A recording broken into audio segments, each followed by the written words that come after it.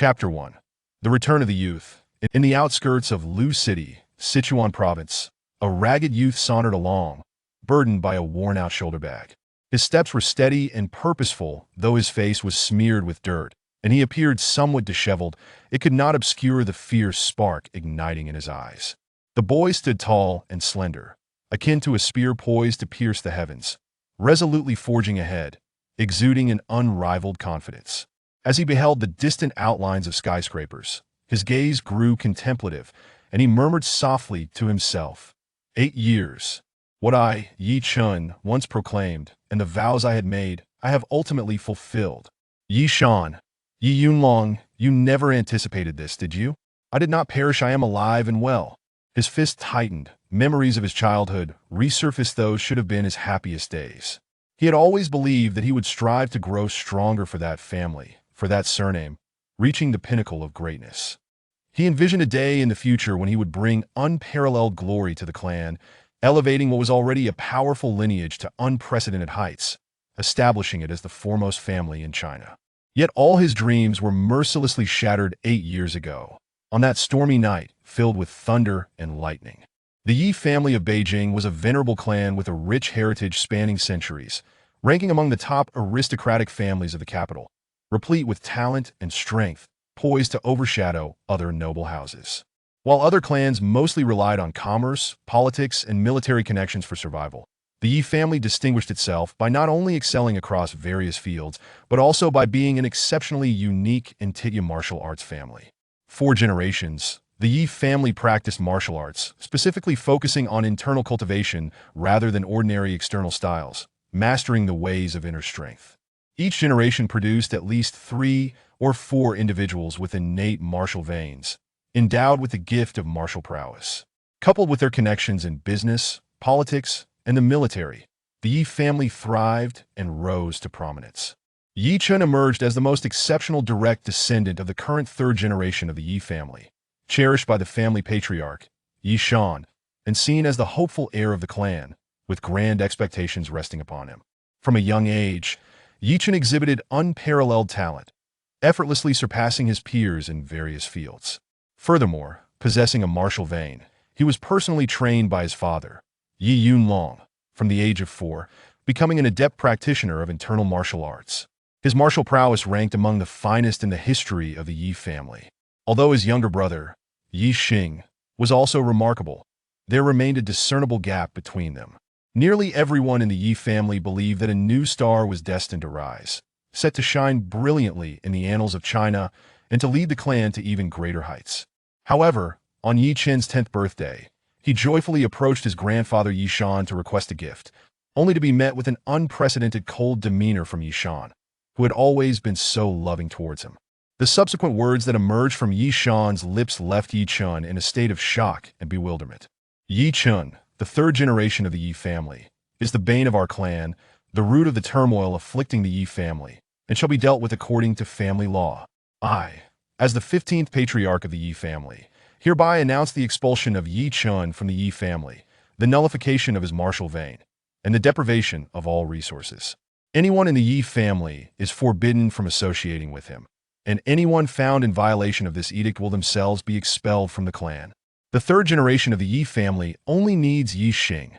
With a face devoid of emotion, Ye Shan regarded Ye Chen as one might view a virus or a pestilence.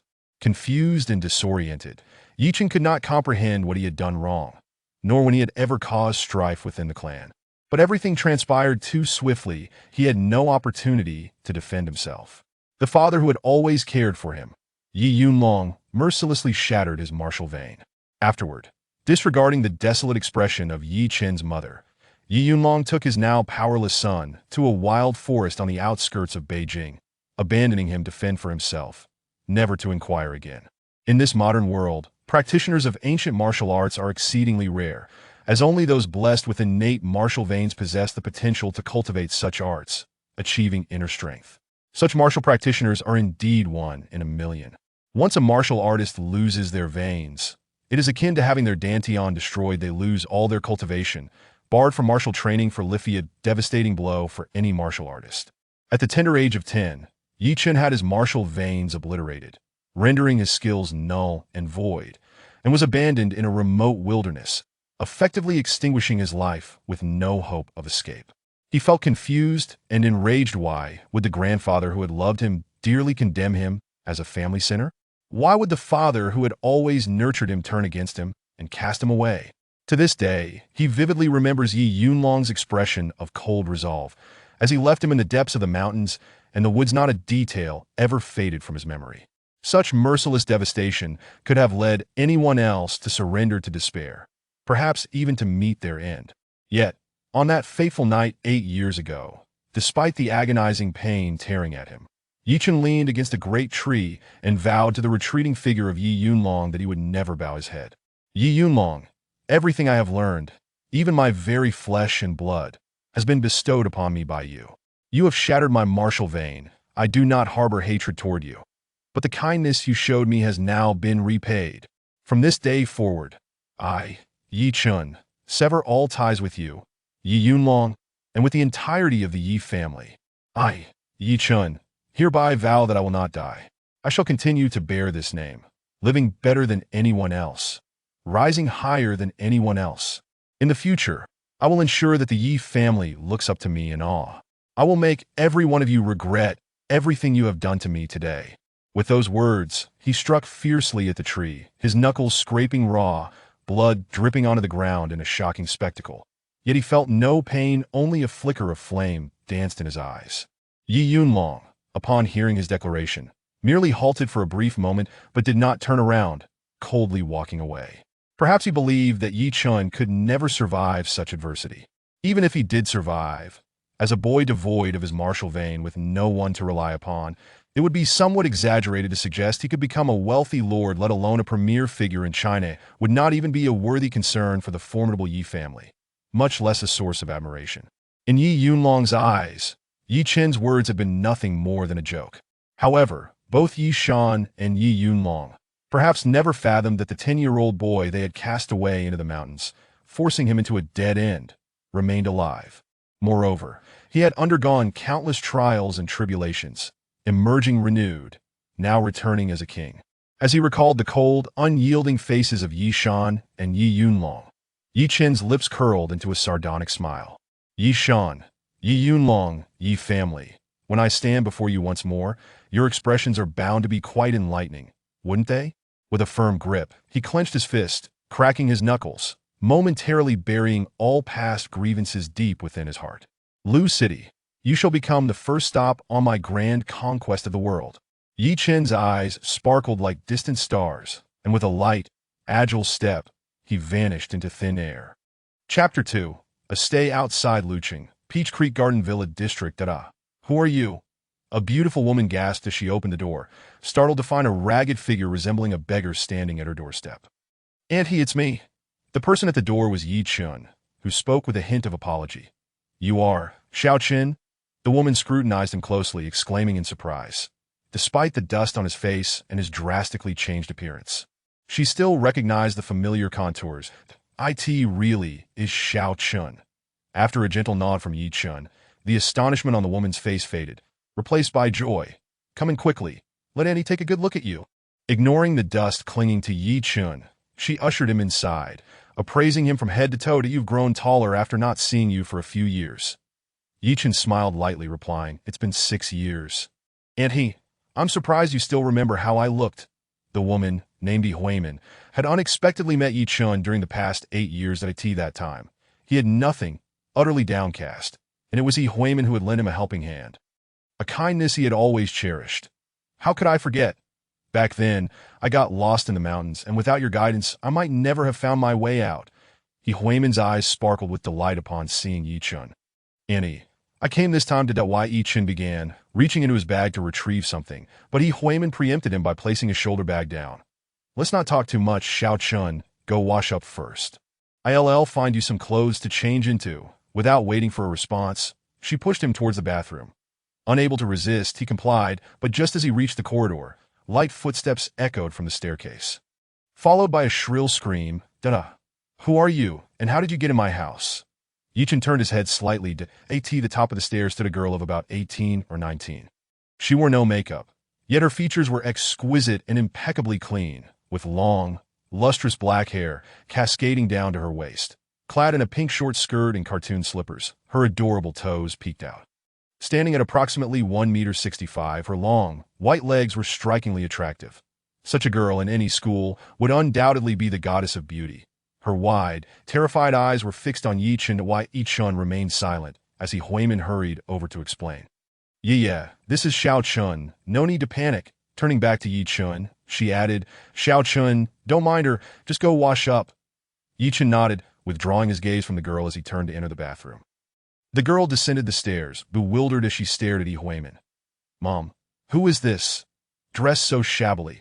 How could he come to our home? Huimin guided the girl to sit on the sofa.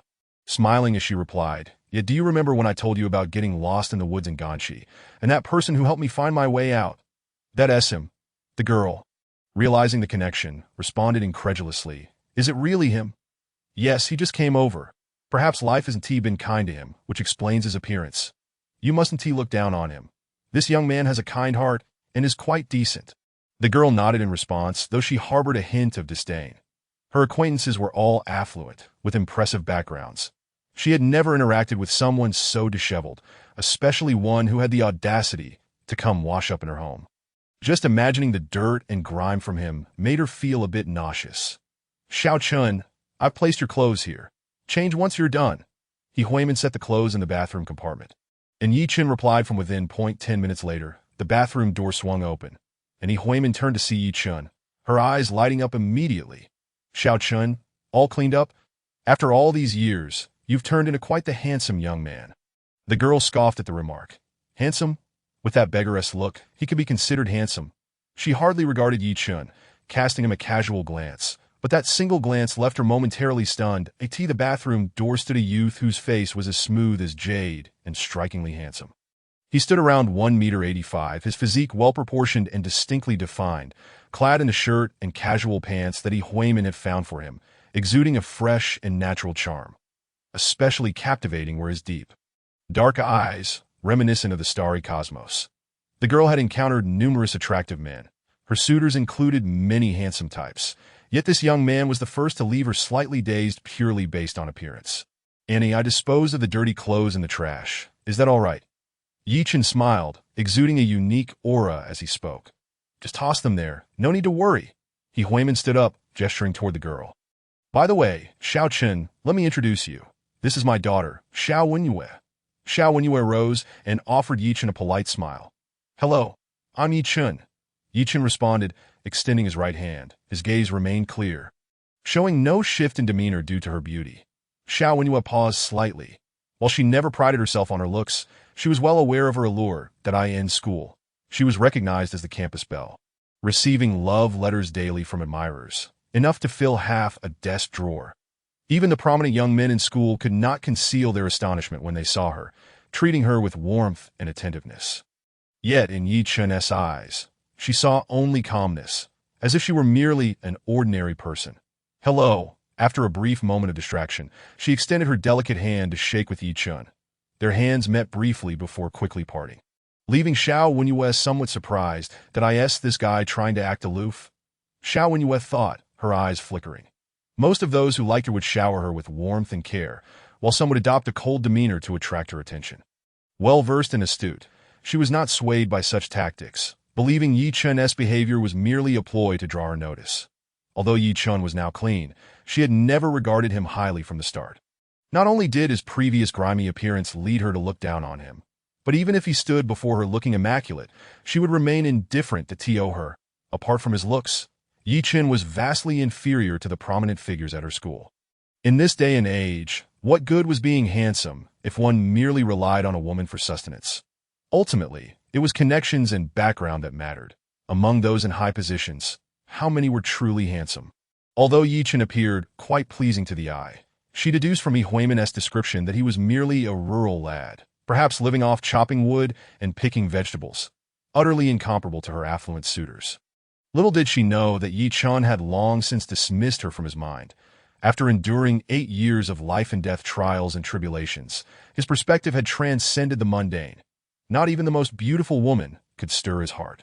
Annie, I came this time to. He turned to Ye Chen, preparing to explain his purpose. All right, no need to say anything to Annie. I understand.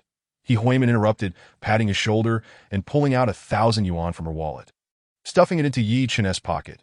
Xiao Chun, take this money for now, that if you need to buy some clothes or necessities, let Ye take you shopping. There are some matters at the company that I must attend to. So I'll be stepping out now. Until you find a suitable place, feel free to stay at my home. Ye Chen spoke hastily and left without giving Ye Chen a chance to respond. Ye Chen wore a peculiar expression, realizing that Ye Chen believed he was in dire straits, with nowhere to go, hence her insistence on providing him with money and a place to stay. He chuckled wryly, feeling somewhat helpless. Indeed, when he first arrived, his appearance was unkempt, and anyone else would likely have thought the same.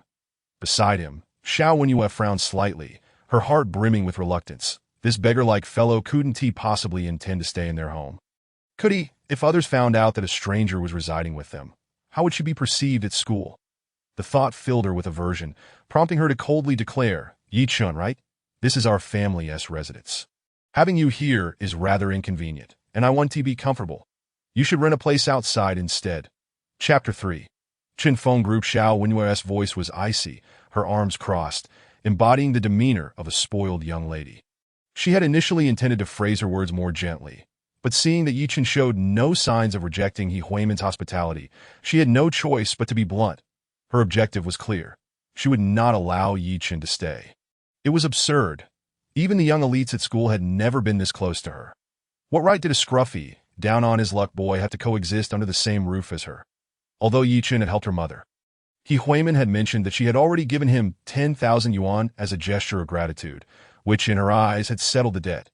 Yet now, Ye Chen, appearing disheveled and unkempt, has come knocking at the door, wearing clothing gifted by Ye Chen. After accepting 1,000 yuan in cash, he shows no intention of leaving, almost as if he intends to take up residence in their home. Surely his audacity is rather excessive?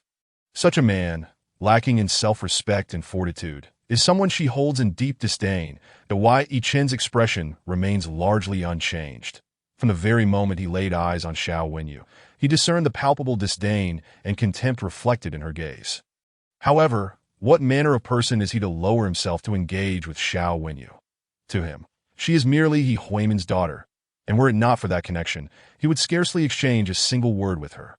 Noting Ye Chen's indifference, Xiao Wenyue furrowed her brows and remarked, You are young and capable. Why do you choose to rely on others instead of toiling with your own hands? If you require assistance, I can arrange for someone to help you find a job. While the pay may not be extravagant, it would at least suffice to cover your basic needs, wouldn't it? She fears that Ye Chen might linger indefinitely, and has resolved that even if it requires enlisting the help of a few friends to secure him a position within their company, she must see him vacate her family's villa. Ye Chen chuckled softly at her words, shaking his head in response. Without casting a single glance at Xiao Wenyue, he casually picked up a pen from the table and penned a note, subsequently retrieving a small, pristine brown paper parcel from his tattered shoulder bag, into which he tucked the note. When Auntie returns, just tell her this is for her. He tossed the worn bag into the trash bin, uttering a final statement before departing the villa. As Xiao Wenyue looked up, she observed Ye Chen walking further away, leaving behind a solitary and proud silhouette. For reasons unknown, a twinge of reluctance surged within her, compelling her to call him back. Yet after a moment's hesitation, she held her tongue, that am I out of my mind, wishing to invite such a bumpkin back home. She shook her head and ascended the stairs to prepare herself. For she had plans to go shopping with her friends that afternoon, that as for the brown paper parcel Ye Chen had left on the chair, she hardly gave it a second thought. After all, what good could possibly come from something extracted from that filthy backpack? Were it not intended for Ye Chen, she would have felt compelled to discard it. Upon exiting the villa, Ye Chen hailed a taxi. Where to, young man? The driver inquired amiably. The Chen Feng Group building. Ye Chen replied nonchalantly. Upon receiving the destination, the driver promptly started the vehicle, curiosity evident in his tone as he remarked, You don't look like someone who works at the Chen Feng Group. Having driven in Lu City for no less than 5 years, the driver had encountered numerous employees of the Chen Feng Group, all of whom were impeccably dressed in suits and formal attire. He had never seen anyone like Ye Chen, clad in casual wear, approach the corporate edifice. Ye Chen smiled faintly. I don't work there. Their president works for me, that I'm merely visiting the group this time. The taxi driver shot Ye Chen a sidelong glance, but chose not to respond, inwardly scoffing. The president of Chinfeng Group was a prominent figure in all of Lu City, frequently mingling with influential elites and wealthy merchants. For anyone wishing to meet him, it was akin to an insurmountable challenge. The audacity of a young man claiming that the president of Chinfeng Group was in his employ was nothing short of absurd. Was he suggesting he was the chairman? It was an outrageous boast, akin to claiming to be the president of the United States. Today's youth truly seemed to speak without a filter, relishing in their grandiose fabrications. He shook his head. Having lost all interest in conversing with Ye Chen, approximately 10 minutes later, the Chinfeng Group building loomed into view while Ye Chen surveyed the towering structure, a singular marvel that soared above its surroundings. Exuding an impressive grandeur, passers-by often found themselves gazing up in awe. After settling the fare, Ye Chen made his way directly to the reception hall. "Good day, sir. How may I assist you?" The receptionist greeted him with a professional smile. "Could you please place a call to Wu Guangfu and inform him that I'm here waiting for him?" The receptionist appeared momentarily taken aback, after mulling over her thoughts for a while. She confessed, "I'm sorry, sir, but could you kindly provide me with his department and position? I'll assist you in locating him." "Position?" Ye Chen replied nonchalantly. "Oh," he asked the president of the group upon hearing this.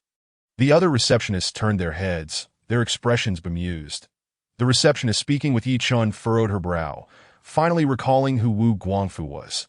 He was indeed the president of their Chinfeng Group. She scrutinized Ye Chen from head to toe, her irritation beginning to surface that Wu Guangfu was a leading figure in Lu City's elite society, acclaimed as the top entrepreneur in the city.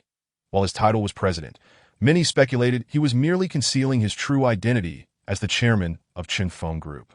Countless individuals sought to meet him, yet Wu Guangfu seldom granted such requests, often refusing to meet with those deemed unworthy, let alone allowing them the privilege of a phone call that Ye Chen, a plainly dressed youth, boldly requesting to meet Wu Guangfu.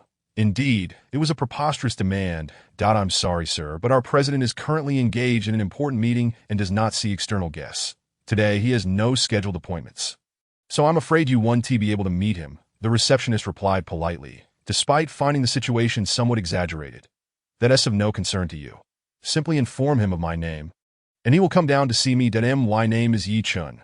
Ye Chen responded, entirely unperturbed, maintaining his nonchalant demeanor. The receptionist hesitated for a moment, concerned that Ye Chen might truly be an esteemed guest of Wu Guangfu, and thus nodded. "All right, please hold on while I make an inquiry." Just as she was about to dial Wu Guangfu's secretary, an alluring young woman in a professional skirt suit approached. The woman, appearing to be in her mid-20s, was adorned in flamboyant attire, her makeup striking, exuding an air of seductive charm that could easily ignite a man's desire. Upon her arrival, all the receptionists turned to greet her. "Manager Chi." The enchanting woman nodded slightly, exuding an air of superiority. She cast a glance at the simply dressed Ye Chen and inquired of the receptionist, "What is going on?" The receptionist recounted Ye Chen's request to see Wu Guangfu, causing the alluring woman to frown. "Xiao Su, have you lost your mind? What caliber of individuals does the president typically meet? A pauper like this. Do you honestly believe he could be a guest of his? If you have to inquire every time someone wishes to see the president, he'll be overwhelmed. Can't you consider that? I suggest you report to the warehouse tomorrow." The alluring woman's expression turned frosty, her words devoid of any courtesy. The receptionist, named Xiao Su, turned pale, repeatedly apologizing. She was acutely aware that the woman before her had the power to dismiss her. The alluring woman chastised Xiao Su a few more times before her gaze shifted to Ye Chen, a hint of mockery evident in her eyes. "Young man, this is the Chinfeng Group's office building, not a place where you can disrupt it. Well, that if you continue this way, I will have security escort you out."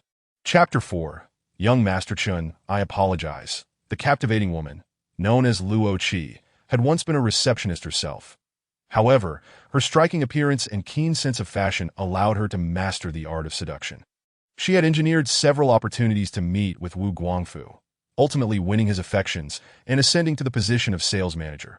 She was undoubtedly the closest individual to Wu Guangfu, yet had never heard of him being acquainted with any young man, let alone someone who could summon him from upstairs with a mere word. Given Wu Guangfu's stature, even the most prominent figures in Lu City were met with polite indifference. Who could possibly warrant his attention? Though her demeanor was charming, Her words carried a veiled threat, and she expected Ye Chen to take the hint and leave. Yet, Ye Chen remained steadfast, unyielding in his stance. He raised his gaze slightly, his tone growing more serious. "That I requested that you notify him. This is part of your responsibilities at the front desk." The receptionist had indeed been preparing to make the call. She had done nothing wrong. Yet, he had the audacity to accuse her and suggest she was unfit for a role. "You haven't even informed him and have already concluded I'm here to cause trouble. Is this how the management at Chunfeng Group operates?" His questioning tone left Luo Qi and her companions momentarily speechless. Luo Qi soon regained her composure, her expression shifting to one of restrained irritation. "Young man, do you think I'm jesting with you? Employees of Chunfeng Group do not take orders from you, a mere child." Ye Chen's expression remained unchanged. "That's so," he replied calmly. "Not only can I comment on your behavior, but I can also have you dismissed. Do you believe me? Dismiss me. You think you can?" Luo Qi believed she had just heard the funniest joke in history. After all, she was the favored one in Wu Guangfu's bed, and the entire Chunfeng Group was under his control. Without his word, even those higher up in the Chunfeng hierarchy dared not speak of her dismissal. What qualifications did a newcomer like Ye Chen have? "Little boy, this is not a place for you to daydream. That if you wish to dismiss me, you might as well wait a few decades." She had completely lost her patience in conversing with Ye Chen. Turning to another receptionist and instructing, "Call security and have him thrown out." After saying this, she stepped into the elevator, heading to the top floor of the group. The other receptionist hesitated for a moment, but ultimately notified security. While Xiao Su, who had previously interacted with Ye Chen, looked utterly perplexed and at a lost point, for burly security guards soon arrived, wielding electric batons, surrounding Ye Chen. "Kid, are you leaving on your own, or do we have to take action?" Ye Chen glanced at the four men and then gently shook his head.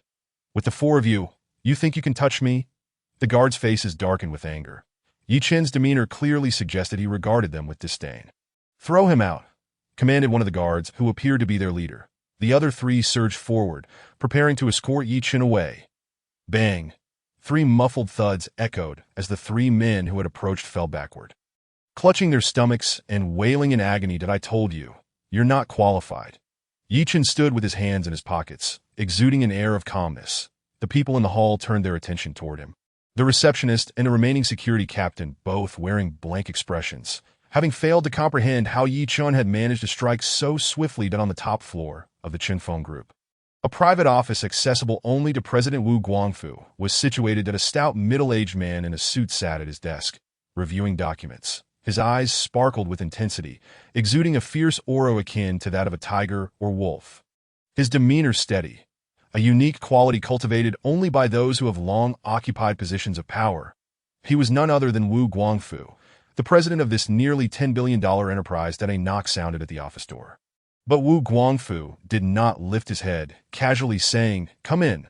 His voice held a commanding authority, brimming with masculinity, causing Luo Qi, who had just entered, to feel weak all over.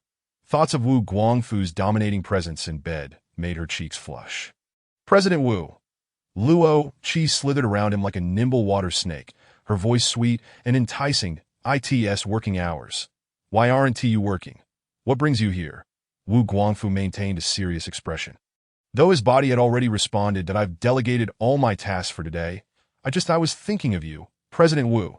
Taking advantage of Wu Guangfu leaning back, Luo Qi smoothly slid into his embrace, adopting a pose that invited indulgence. "You vixen."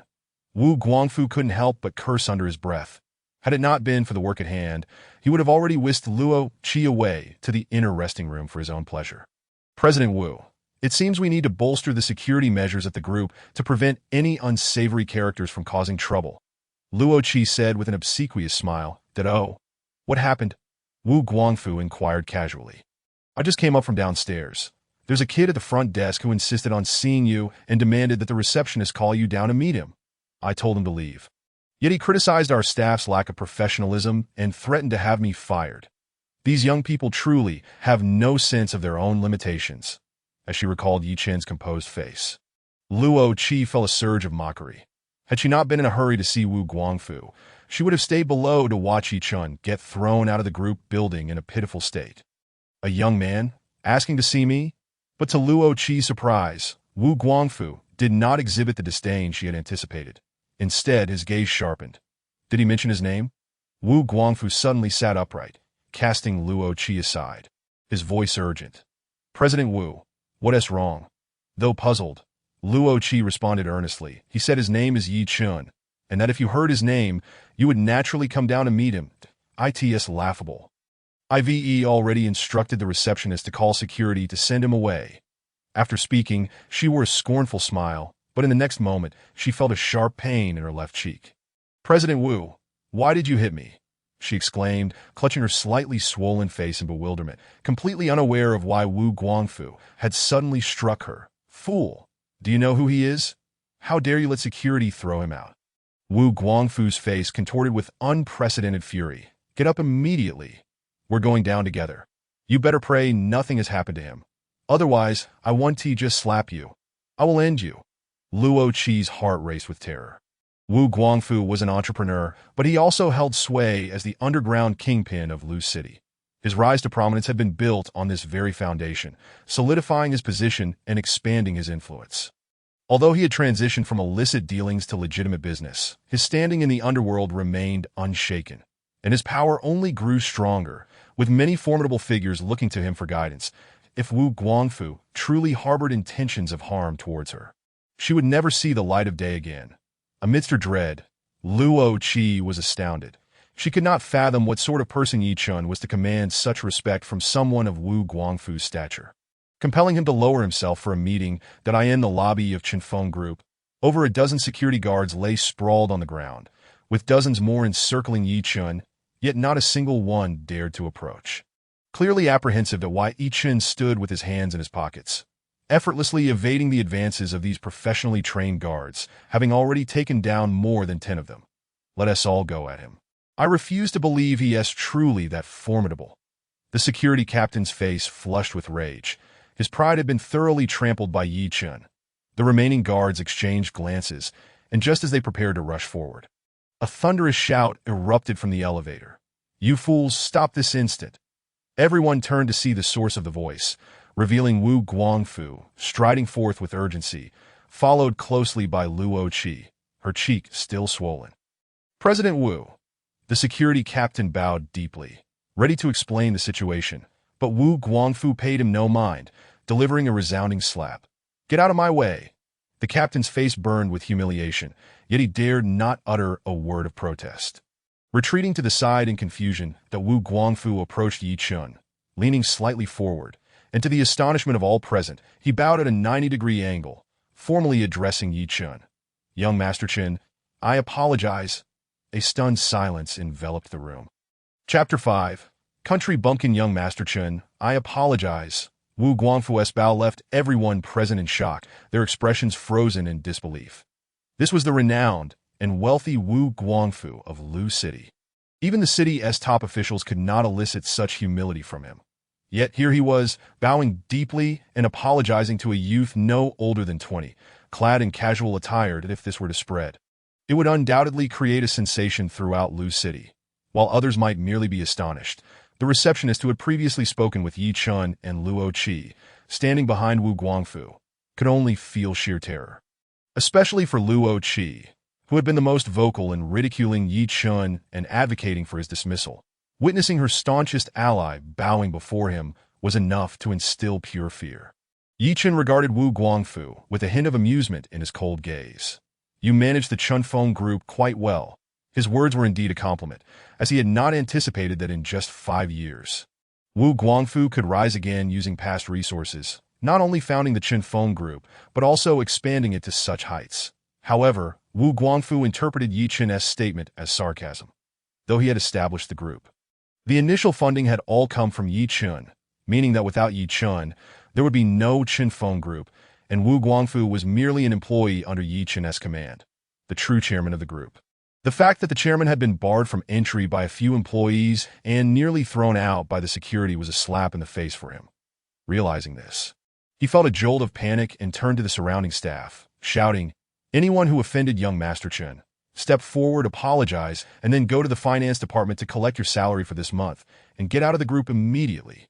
Upon hearing Wu Guangfu's words, the receptionist who had interacted with Ye Chen the manager Luo Qi, and the security guards turned pale, realizing this meant they would be dismissed. The Chunfeng Group was one of the top 10 enterprises in the city, offering the best salaries and benefits, and those employed there could expect a minimum salary starting at over 10,000 a month, making it an ideal workplace. Among this group were many long-serving employees. Yet now Wu Guangfu was prepared to dismiss them all for Ye Chen's sake. The crowd stood frozen, unsure of what to do, their feet feeling as heavy as lead. Even Luo Qi, usually unrestrained, fell silent. As Wu Guangfu was about to erupt again, Ye Chen stepped forward and gestured for him to halt. He cast a fleeting glance at the receptionist, Xiao Su, a smile gracing his lips as he nodded. Xiao Su stood frozen in place, still unable to comprehend the enormous upheaval that had just unfolded, while Ye Chen retracted his gaze and then turned to the visibly anxious Luo Qi. Earlier, I mentioned that I could not only critique you, but also dismiss you. You claimed I lacked the qualifications, suggesting it would take decades for that to change. Do you believe me now? Luo Qi's delicate frame trembled uncontrollably as she cast a pleading glance towards Wu Guangfu, who, typically responsive to her every whim, now bore an expression of indifference, utterly disregarding her plight. Young Master Chen, despair enveloped her heart as she attempted to explain, but Ye Chen raised a hand to silence her. Do not be alarmed. I see you have some connection with Wu Guangfu, so I will not dismiss you. Upon hearing this, Luo Qi's heart soared with joy. It seemed Ye Chen still valued Wu Guangfu's opinion. However, the next words from Ye Chen sent a chill through her entire being. But from today onward, you are no longer the general manager, that if you wish to remain in the corporation, you shall start anew as a receptionist. If you do not wish to continue, then pack your belongings and leave this place immediately. It felt as though she had plunged into an icy abyss, having grown accustomed to wielding power within the corporation. She had long considered herself a successful individual, commanding others with ease. Yet now, she was to descend back to the bottom rungs of the corporate ladder. Moreover, given the current circumstances, her standing with Wu Guangfu had been irreparably damaged. He might not even glance her way again. Was she destined to be a mere receptionist for the rest of her life? Reluctantly, she nodded, realizing that even as a receptionist at Chunfeng Group, her compensation would hardly differ from that of white-collar workers in other enterprises. Having concluded his remarks, Ye Chen did not spare her another glance and turned his attention to the security guards he had just bested. As for you, cover your own medical expenses that I will consider today as events as though they never occurred. Do I have any objections? The security guards dared not utter a word of dissent. Merely avoiding expulsion was a cause for gratitude, and spending a little on medical bills was a trivial matter. Furthermore, seeing how Wu Guangfu treated Ye Chen with utmost respect, who would dare to suggest that Ye Chen should bear those costs?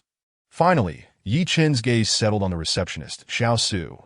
From today onward, you shall take over her position. Chunfeng Group requires employees like you. Ye Chen was, of course, referring to Luo Qi. Xiao Su was momentarily taken aback. Then her face lit up with ecstatic disbelief, nearly fainting from the unexpected windfall. She had anticipated being reassigned to oversee the warehouse, yet Ye Chen's single proclamation propelled her several rungs up the corporate ladder, instantly elevating her to the position of department manager. She repeatedly bowed in gratitude towards Ye Chen, her eyes nearly squinting into crescent moons. That will suffice. Let us proceed upstairs to discuss matters further. Ye Chen inclined his head toward Wu Guangfu and led the way to the elevator. The Wu Guangfu turned to the stunned onlookers and suddenly declared in a booming voice, all of you. Remember this. Young Master Chen is the chairman of Chunfeng Group. The Chen in Chunfeng Group is derived from his name. From this day forward, should a similar situation arise, regardless of who it is or what position they hold, they are to pack their belongings and leave. Wu Guangfu, a man forged in the crucible of the underworld, spoke with an unmistakable air of authority. No one dared question his words. Amidst their trepidation, the crowd was mostly taken aback. This casually dressed youth, not yet 20, was indeed the mysterious chairman of their group. Atop the Chunfeng Group building, Ye Chen sat at Wu Guangfu's desk while Wu Guangfu settled onto the couch beside him, his face alight with joy. Young Master Chen, after 5 years, you have finally returned. To this day, Wu Guangfu had never feared anyone nor genuinely respected anyone. But for Ye Chen, he felt a profound sense of reverence. Years prior, while navigating the streets of Lu City with a band of followers, He had been forced to flee in disgrace after being overpowered by a rival that it was Ye Chen who had appeared, saving his life and providing him with a substantial sum of money, enabling him to return and reclaim his standing in Lu City, ultimately vanquishing his foes, becoming the region's leader, and founding Chenfeng Group, amassing a fortune in the hundreds of millions. Though he now basked in success, he had not forgotten that all of this was made possible by Ye Chen in the world of the underworld. Loyalty was paramount. Thus, even after establishing Chenfeng Group, he had only occupied the role of president, with the chairmanship remaining an interim position that I must admit, I never anticipated that within a mere 5 years you would reach such heights. I truly did not misjudge your potential. Ye Chen sipped his tea, his expression suddenly turning steely, his brows furrowing with an air of commanding authority. 5 years ago, I warned you that if you chose to work under me, you must be prepared to face all challenges. What I intend to accomplish far exceeds your imagination. He drained his cup and rose to his feet. You will manage all affairs of the group. Within a week, I need you to mobilize all available resources to find the most fertile land suitable for cultivation within the province. Inform me immediately once you have secured it. This matter is of utmost importance, and you must handle it with precision to ensure it does not disrupt my plans. Wu Guangfu understood the formidable capabilities possessed by the youth before him, and he nodded vigorously, committing the task to memory. By the way, assist me in investigating a girl named Gu Mingyao. She is a student at Lu City Vocational School. Find out her class and arrange for a student identity for me within her class. A hint of sadness and guilt flickered in Ye Chen's eyes that Wu Guangfu was taken aback. The chairman of a billion-dollar enterprise wished to become a third-year student. Though he was curious, he refrained from probing further and hurriedly set about making arrangements. At Tianyu Plaza, the largest shopping complex in Lu City, a veritable paradise for young shoppers, housing clothing stores, entertainment venues, dining establishments, and fitness centers. A vibrant and youthful Xiao when you sat in a CAF on the 3rd floor with a girl draped in designer labels. Today truly nearly terrified me. A beggar suddenly showed up at my house, and my mother even let him bathe there. It was utterly revolting, Xiao Wenyu declared with a grimace, waving her hand dismissively. The girl beside her, with a fair, doll-like face and an enviable figure, exclaimed in astonishment. What? Your mother actually allowed a beggar to bathe at your home? That's an act of kindness taken to an extreme. Not quite. That fellow apparently assisted my mother once over in Ganshi. Now he seems to have hit rock bottom and come to seek refuge with us. That my mother, bless her heart, had already given him money. But she even allowed him to stay. It's driving me insane. Xiao Wenyu lamented. Ha ha. If Wang Xian and the others learned that a country bumpkin was living in your house, I fear they would go completely berserk. The girl laughed heartily and pressed on. So what happened next? That country bumpkin isn't really living with you, is he? With a resigned shake of her head, Xiao Wenyu replied, who knows? I told him it was inconvenient for him to stay at my place and suggested he rent an apartment instead. I even offered to help him find a job, but I have no idea if he took my advice. He just left with a paper bag. Well, if you return home and he asks back. Won't you feel utterly exasperated? The girl wore a mischievous grin, teasing Xiao Wenyu. Enough already. I'm already feeling overwhelmed. Xiao Wenyu stirred the coffee before her, her face clouded with worry. She genuinely feared that Ye Chen would return. Just then, a figure appeared at the entrance of the safe. Xiao Wenyu instinctively turned her head, her expression shifting dramatically. Wasn't he that the very country bumpkin she had just mentioned? Ye Chen, Chapter 6. I have no interest in knowing you. Ye Chen had indeed spotted Xiao Wenyu. After departing from Chenfeng Group, he sought a nearby shopping mall to pass the afternoon. Upon noticing the CAF's appealing atmosphere, he entered, only to find Xiao Wenyu there, seemingly enjoying coffee with a friend. He merely glanced at her, treating her as an inconsequential stranger. "1 caramel macchiato, please." He made no attempt to greet her and walked past their table. Seeking a more secluded spot, the girl, upon catching sight of Ye Chen's handsome visage, gasped softly. Wow, he is so handsome. More so than those celebrities on TV. The girl, named Li Jingjing, was Xiao Wenyu's close friend, and she had always been drawn to good-looking boys. Seeing Ye Chen, her eyes sparkled with admiration. Humph, what is so handsome about him? Just a country bumpkin wearing clothes my mother bought for him. Xiao Wenyu scoffed, certain that Ye Chen had seen her, but chose to ignore her, acting as though she were invisible. She found his pretentiousness utterly distasteful. Country bumpkin? Li Jingjing quickly connected the dots, her expression shifting to one of surprise. Could it be that the beggar who came to your house today is him? Xiao Wenyu nodded, unable to resist glancing toward Ye Chen again. He remained calm, savoring his coffee with an air of leisure. Li Jingjing scrutinized Ye Chen a few more times before turning back to Xiao Wenyu, rolling her eyes to be fair. He is quite good-looking. But in this day and age, looks alone won't put food on the table. A handsome face, capable hands and feet, yet instead of seeking to work and earn a living, he relies on shortcuts and leans on others. How pathetic! The initial spark of admiration Li Jingjing had felt for Ye Chen evaporated, leaving only disdain in its wake. With that level of ambition, he dares to consider living under the same roof as you? He truly has delusions of grandeur. He ought to know his own worth. Li Jingjing observed the displeasure etched upon Xiao Wenyue's face and resolutely rose to her feet. Fear not, Ye. I shall speak with him and ensure he does not stay at your residence. After declaring this, she strode purposefully toward Ye Chen's table. Xiao Wenyu attempted to call her back, but it was too late. Excuse me, handsome. May I have a word with you? Li Jingjing seated herself opposite Ye Chen, her beautiful eyes glinting with scrutiny. Something to discuss with me? Ye Chen chuckled softly, fully aware of the situation.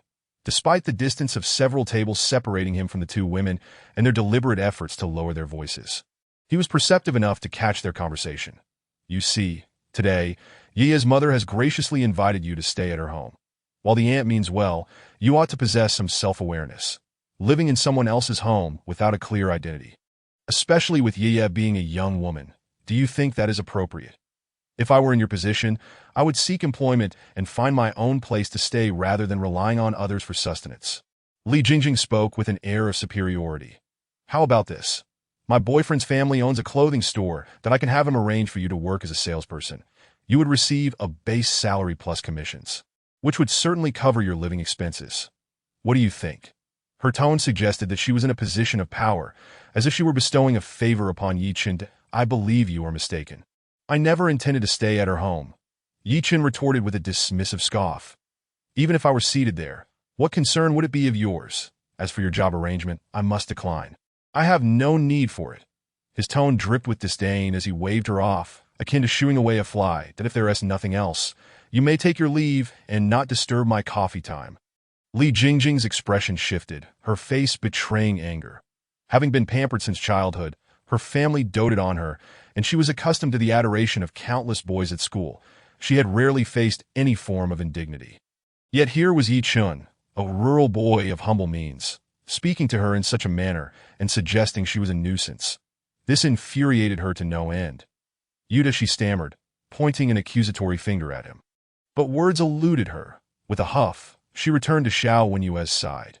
Humph. Yeah, you were right.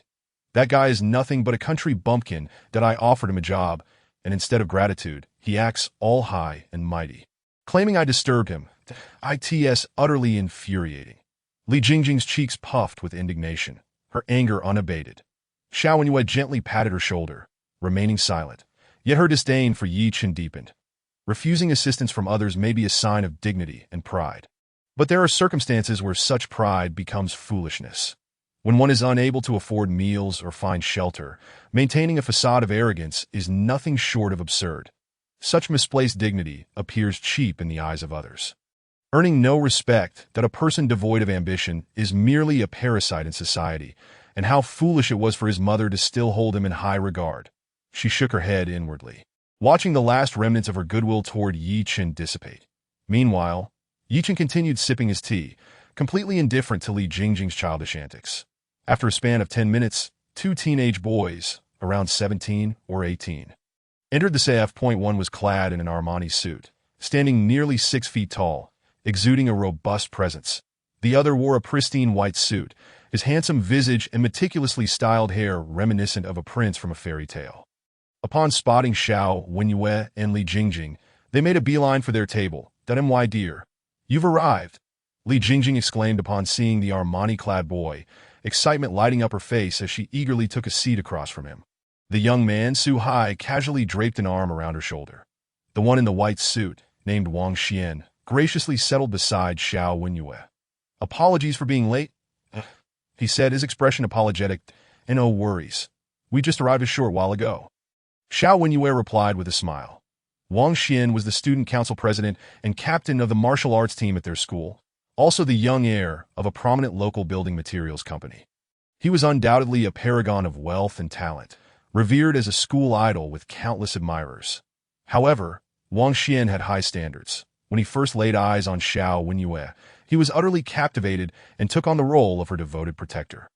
Although Xiao Wenyue did not harbor overwhelming affection for him, she felt a degree of fondness, allowing him to draw near and considering him a good friend, their relationship existing in a state of ambiguity. Seeing Wang Xian's courteous demeanor, Xiao Wenyue couldn't help but glance at Ye Chen, letting out a silent sigh. The contrast was stark. The Armani-clad boy, Su Hai, was Li Jingjing's boyfriend, the captain of the basketball team. Robust and well-off, his family running a successful clothing store, which was precisely why Li Jingjing had taken a liking to him. "Jingjing, what seems to be troubling you?" Su Hai inquired, noticing her pursed lips. It's just that country bumpkin who upset you, yeah. And now he has got me irked as well." Li Jingjing recounted the events, embellishing the tale to paint Ye Chen in a particularly vile light. "Oh, since he has an acquaintance, I'll go invite him over to join us." Su Hai grinned mischievously, rising to his feet and heading toward Ye Chen. Xiao Wenyue's expression shifted to one of concern. Su Hai had a reputation for being troublesome.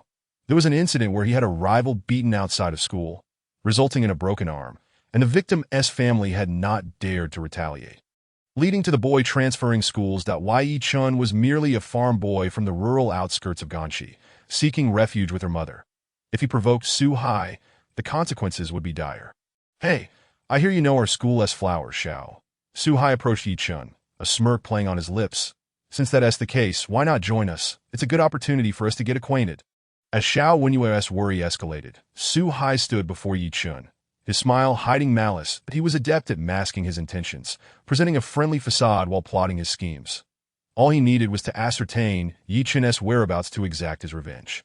Ye Chen placed his coffee cup down, casting a sidelong glance at Su Hai before returning his gaze downward, his tone indifferent. "No need. I'm not familiar with her.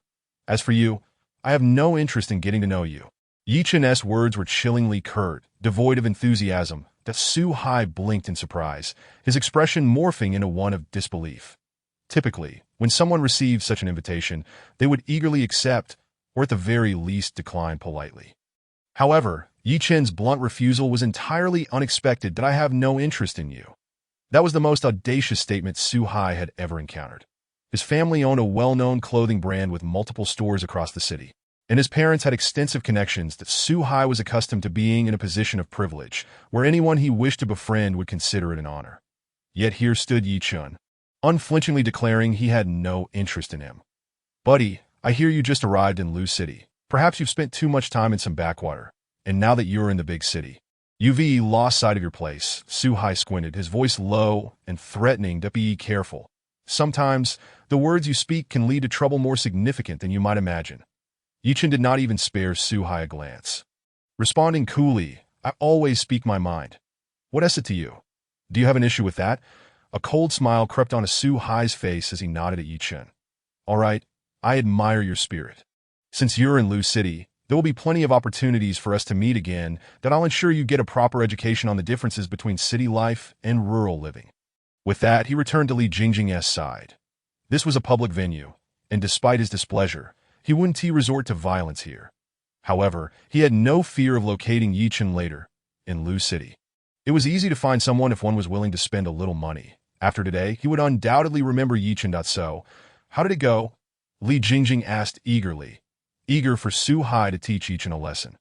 "That guy has a hard attitude. Don't worry, there will be plenty of opportunities to deal with him." Su Hai replied coldly, and Li Jingjing nodded, aware that Su Hai never made empty promises. "Su Hai, don't go too far. He is acquainted with Yi's mother." Wang Xian interjected, his demeanor earnest and composed, garnering Xiao Wenyue's attention. "Xian, there is no need for concern. I know my limits. It's merely a lesson." Su Hai assured him, yet he had already devised a plan to deal with Ye Chen. He would not rest until Ye Chen was thoroughly punished. Meanwhile, Ye Chen continued sipping his coffee, engrossed in his phone, completely disregarding Su Hai to him. This petty character was no more than an ant, and he had no interest in responding to such trivial provocations, let alone heed threats that as he neared the bottom of his cup. Preparing to pay and depart, he suddenly sensed something amiss. His gaze shifted toward the entrance, just as a commotion erupted. "Make way! Clear the path!" Moments later, a cacophony of frantic shouts accompanied by hurried footsteps filled the air. Just as Xiao Wenyue and her companions exchanged puzzled glances, the CAF door was thrust open with force, revealing four menacing figures wielding sharp blades, storming into the establishment. Upon witnessing the commotion, the CAF's waiter promptly ducked behind the cash register. While Xiao Wenyue and Li Jingjing were taken aback, four formidable men, brandishing knives, scanned the CAF, their gaze settling upon the table occupied by Xiao Wenyue and Li Jingjing. They charged directly towards them. Wang Xian, the leader of the kickboxing club, agile and quick-witted, sensed the impending danger and immediately sprang to his feet, executing a swift kick aimed at the foremost burly man. Su Hai, a sports student renowned for his athleticism, reacted with impressive speed, stepping forward to strike another man at the temple. With a resounding thud, Wang Xian's kick was executed with remarkable velocity. Yet to his astonishment, the moment he was about to connect, the man suddenly seized his ankle. What a pathetic display of skill!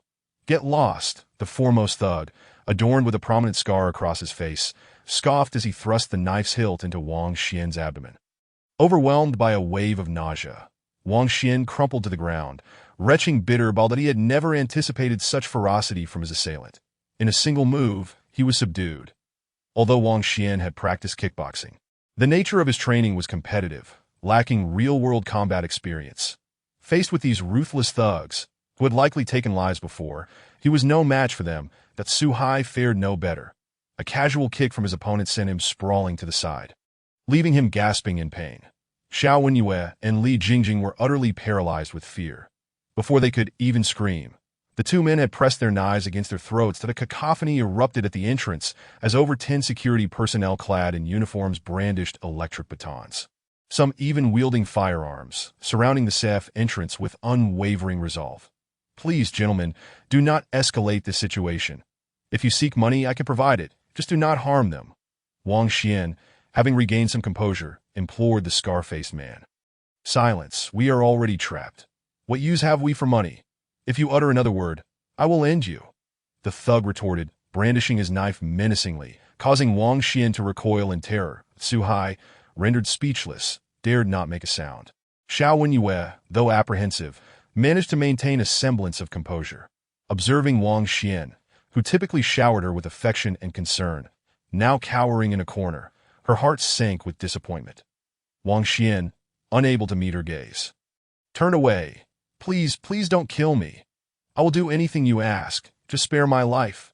Li Jingjing, nearly collapsing from fright, pleaded with tears streaming down her face. "Don't be afraid, little lady," the thug holding her taunted. "We just robbed the jewelry store upstairs and were cornered by these security guards that we need you as temporary hostages to facilitate our escape. Rest assured, we will release you afterward." His sinister laughter sent a chill down Li Jingjing's spine, leaving her skeptical of his words. Xiao Wenyue steeled herself. She knew it was imperative to remain calm in such dire straits. As she inadvertently glanced towards the innermost table, her eyes fell upon Ye Chen. Was he truly oblivious to the chaos unfolding around him? He continued to sip his coffee leisurely, seemingly unaware of the peril, igniting her frustration. "Everyone at the entrance, listen. We have 2 students here that I will count to 10. And if you do not clear a path, I will kill one of them."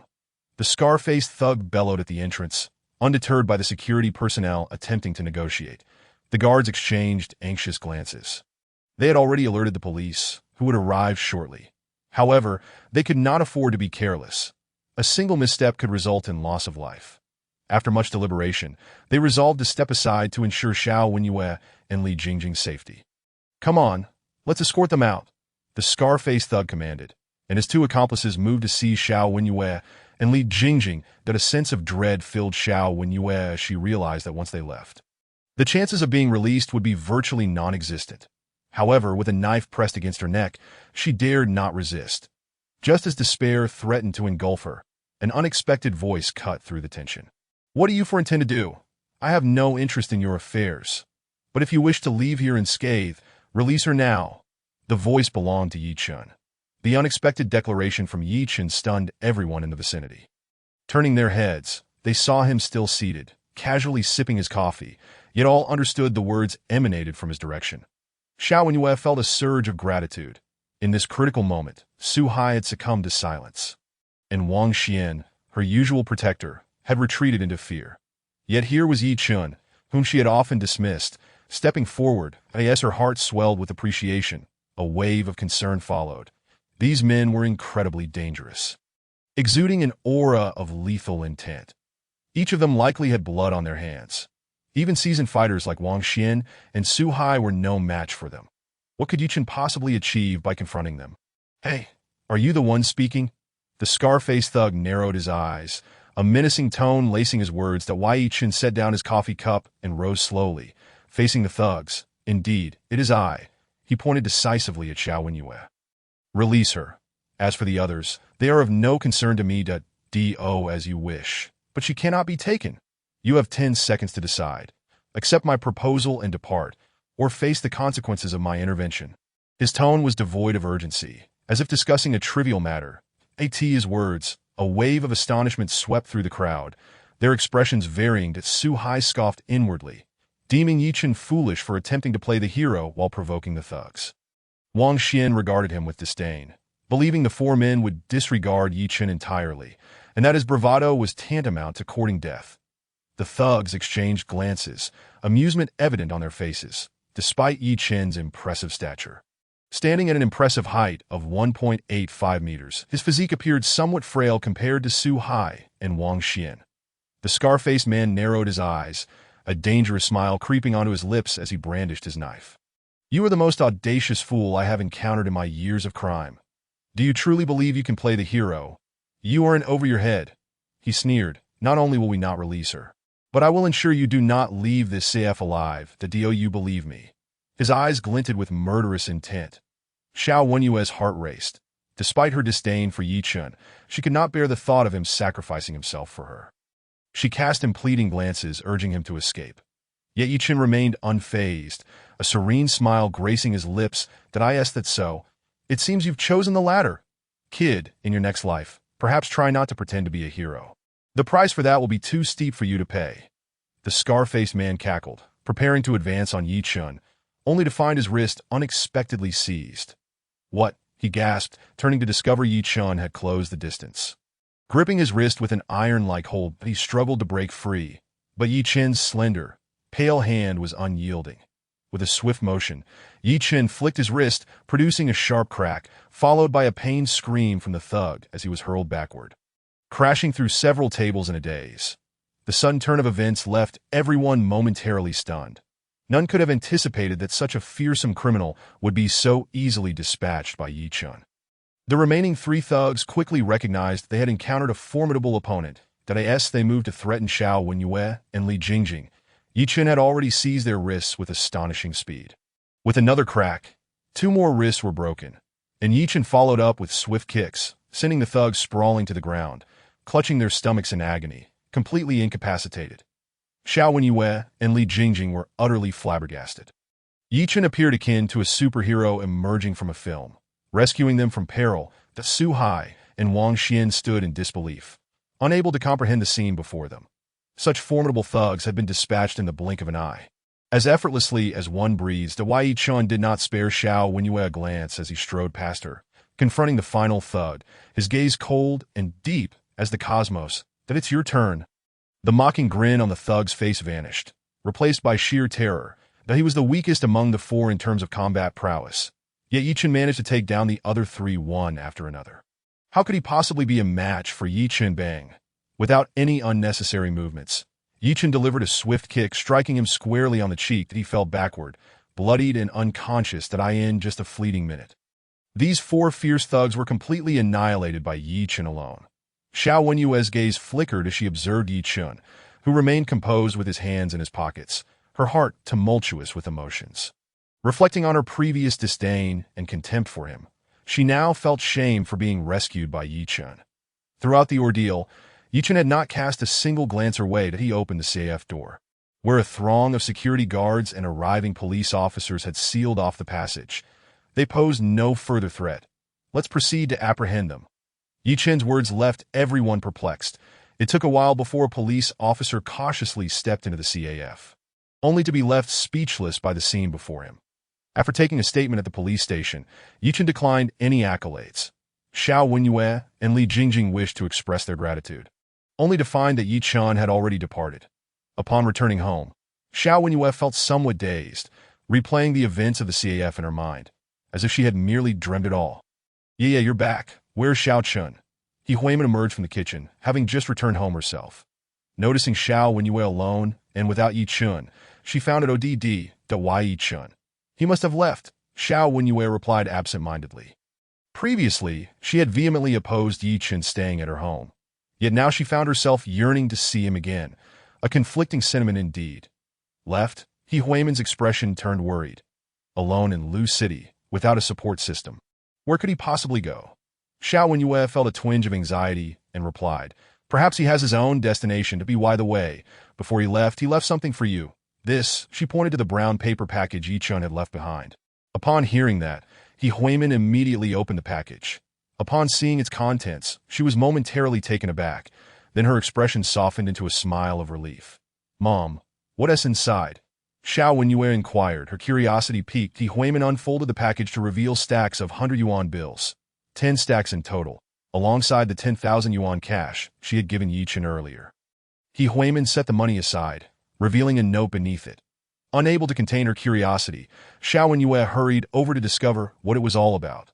The note read, a drop of kindness deserves a fountain of gratitude. He Auntie's benevolence will forever be etched in my heart. This is the repayment of your money. I shall visit again when the opportunity arises. He Huimin reflected, years ago, I lost my way in the mountains, and it was Xiao Chen who guided me back. Afterwards, I gave him 10,000 yuan as thanks, but he insisted it was a loan he would repay. I thought little of it at the time. Little did she know, after several years, he truly returned to repay the debt, and with interest no less. Such a young man is indeed a rarity in this world. Hearing this, Xiao Wenyue felt as if struck by lightning. Her expression frozen in shock. Chapter 9. The Supreme Martial Path. Xiao Wenyue returned to her room, leaning against the balcony, lost in thought. Previously, she had deemed Ye Chen shameless for relying on her mother, even attempting to impose her superiority upon him, chastising him for his lack of self-sufficiency. She had even vented her frustrations to her friend Li Jingjing, who had gone on to lecture Ye Chen. Yet, it turned out Ye Chen was not seeking assistance at all. He had come to repay a debt, and with tenfold gratitude no less. Throughout, Ye Chen had not refuted her nor offered any explanations. He had simply stepped in to rescue her at her moment of peril, and she had yet to utter even a basic thank you. Xiao Wenyue shook her head, never having felt so wretched before. Ye Chen, where have you gone? In the evening, Ye Chen received a call from Wu Guangfu. Young Master Chen, the most fertile land you requested within the province will take some time to filter through. As for the information regarding the girl you mentioned, I've found it. She is a student in Class 3 of her junior year, and I have arranged for her to be enrolled as a transfer student. The student ID will be delivered to your villa tonight. Ye Chen nodded, understood. There is no rush on the land. Precision is of utmost importance. That Wu Guangfu responded affirmatively, and only then did Ye Chen hang up. Whoosh! Just as he turned around, a powerful gust of wind rushed toward him. A steel ball struck the ground beside him, shattering the hard stone into a crater. Child, are you hurt? A middle-aged man approached, offering an apology. His square face and piercing eyes exuded an imposing presence, and his every gesture bore a dignified aura. Beside him stood a delicate girl of 17 or 18, her features exquisite. With porcelain skin and white teeth, clad in black martial attire, gripping an iron ball in her dainty hand. Noticing Ye Chen's silence, she frowned and remarked, Dad, he wasn't hurt. Why apologize? Her tone was somewhat spoiled, suggesting she was accustomed to getting her way. Xiao Yuan, be quiet. The iron ball slipping from your grasp was indeed your fault. Though he was not harmed, you still startled him. Quickly apologize, the middle-aged man chided sternly. Reluctantly, Xiao Yuan mumbled a half-hearted apology to Ye Chen. Lacking any sincerity, Ye Chen glanced at the middle-aged man, then at Xiao Yuan, and calmly advised, if you intend to practice with the iron ball, it would be wise to choose a more secluded location. Xiao Yuan bristled at his words, disregarding the presence of her father, and retorted angrily, I already apologized. Don't push your luck. What place I choose is none of your business. I prefer to practice here. What's wrong with that? Having been spoiled since childhood, she had never been reprimanded by anyone outside her family. Yet, she found it curious how Ye Chen knew she was training with the iron ball. Ye Chen chuckled lightly, shaking his head, and chose not to engage further, hastily departing. What an insufferable person! I grudgingly offered an apology, yet he acts as if he is someone important. As Ye Chen walked away, Xiao Yuan simmered with dissatisfaction, grumbling that had her father not been present, she would have lost her temper. Xiao Yuan, how many times have I told you to change your disposition? The middle-aged man admonished. Do not think that simply because you practice internal martial arts and have our Han family backing you, you can act recklessly and disregard others. There are countless hidden talents in this world, and your attitude will ultimately lead to your downfall. Xiao Yuan dismissed his words, unconcerned. Hidden talents? Dad, do you think that guy looks like a formidable opponent? He seems more like a soft-shell shrimp. What is there to be wary of? The middle-aged man chose not to counter her this time. Indeed, Ye Chen's demeanor seemed casual. His movements lacked the discipline of a martial artist, rendering him unworthy of concern. Ye Chen strolled through the bustling city district for the entire evening, relishing the sensation of returning to urban life. For years, he had either been in deep mountains or perilous lands, and now back in the city, it felt refreshingly novel that he wandered until past 11 o'clock. As foot traffic dwindled, passing through a secluded street, he caught a whiff of delicious aromas emanating from a late-night food stall. With nothing better to do, he settled down at the stall and ordered a bowl of spicy beef noodles. Savoring each bite, shortly after he sat down, two familiar figures arrived. It was the father and daughter he had encountered earlier. The middle-aged man nodded and smiled at Ye Chen as he took a seat at the adjacent table, while Xiao Yuan rolled her eyes, completely ignoring him. What bad luck to run into this guy again. Ye Chen continued to enjoy his noodles, oblivious to their presence. Xiao Yuan, feeling famished after a night of training, devoured her meal voraciously, while her father occasionally smiled at her. Next to the food stall was a construction site, where workers were still laboring despite the late hour. As Xiao Yuan neared the end of her meal, her father stood to fetch some nutritional drinks from a shop across the street, but he had barely walked 100 steps when a loud crash rang out. The middle-aged man looked up in shock, witnessing a crane's cable snap at the construction site, sending several tons of steel plummeting directly towards the position where Xiao Yuan sat. Xiao Yuan, he cried out, his eyes wide with fear. Although he possessed considerable strength, he was still 100 meters away from her, and the steel was descending at a speed akin to a galloping horse. He would never reach her in time. Xiao Yuan sensed the impending danger and stood up to evade. But having squatted in a horse stance for 6 hours and trained with the iron ball, her stamina was depleted, and her reflexes failed her. She could only watch helplessly as the heavy steel bore down upon her. No, she screamed, consumed by despair, closing her eyes in resignation. At that moment, a soft sigh drifted to her side, and simultaneously, she felt a rush of wind. After a considerable time, Xiao Yuan realized she felt no crushing weight upon her. Cautiously, she opened her eyes, only to be left utterly astonished. By her side, a tall and proud figure stood, one hand slightly raised, effortlessly lifting several tons of steel into the air, 100 meters away. The middle-aged man wore an expression of sheer horror, his voice trembling uncontrollably. With an air of grace and ease, as if lifting a feather, this youth revealed himself to be a supreme master of martial arts. Chapter 10. What is a supreme? Ye Chen, with one hand in his pocket, effortlessly supported the heavy steel as if it were a mere feather. Xiao Yuan, coming to her senses from her shock, looked on in disbelief. The seemingly weak individual had single-handedly lifted several tons and saved her. The middle-aged man's face was pale, his heart roiling with turmoil. He understood all too well what Ye Chen's feat represented. With a slight shake of his arm, the steel soared upward for a brief moment, before he gently guided it back down, landing it smoothly on the ground without leaving a trace of a dent. Thank you. Even with her usual arrogance, Xiao Yuan recognized she had encountered a true master and hurriedly expressed her gratitude. Ye Chen cast her a glance, too indifferent to respond, and returned to his seat. Despite Xiao Yuan's haughty demeanor, he had initially hesitated to assist, but he saw a reflection of someone he knew in her, which compelled him to ACT. Ye Chen's nonchalant attitude left Xiao Yuan quite displeased. She frowned, about to voice her thoughts, When the middle-aged man approached briskly, clasping his fist beside Ye Chen and bowing respectfully, esteemed supreme, this humble disciple of the Han family, Han Feng, expresses profound gratitude for your saving grace towards my daughter. Han Yuan. Han Feng's bow left Xiao Yuan utterly astonished that he was her father, the second-generation heir of the Han family, a figure of significant influence. Typically, aside from her grandfather, she had never seen Han Feng treat anyone with such respect. Even the heads of major corporations were met with mere politeness from him. Why would Han Feng display such deference to Ye Chen, a youth not even 20 years old, who had merely saved her life? Ye Chen maintained a calm expression in response to Han Feng's gesture. It's a trivial matter. You need not take it to heart. He took a sip of soup and stood up, preparing to leave. Please, esteemed Supreme, do not depart. Han Feng stepped forward urgently. Might I request your contact information, so my Han family may have the opportunity to repay your life-saving kindness? Ye Chen waved his hand dismissively. No need. I have no ties to the Han family. Consider it no favored. I have matters to attend to, so I shall take my leave. He left with a graceful nonchalance, not considering himself a benefactor simply because he had saved Han Yuan. As Ye Chen departed, Han Feng stood firm, his voice resolute. Xiao Yuan, we must return immediately, by any means necessary. We must find him. The Han family will spare no expense to forge a connection with him. Xiao Yuan, perplexed, asked, Father, why? Even if he saved me, is it truly necessary for the Han family to treat him with such importance?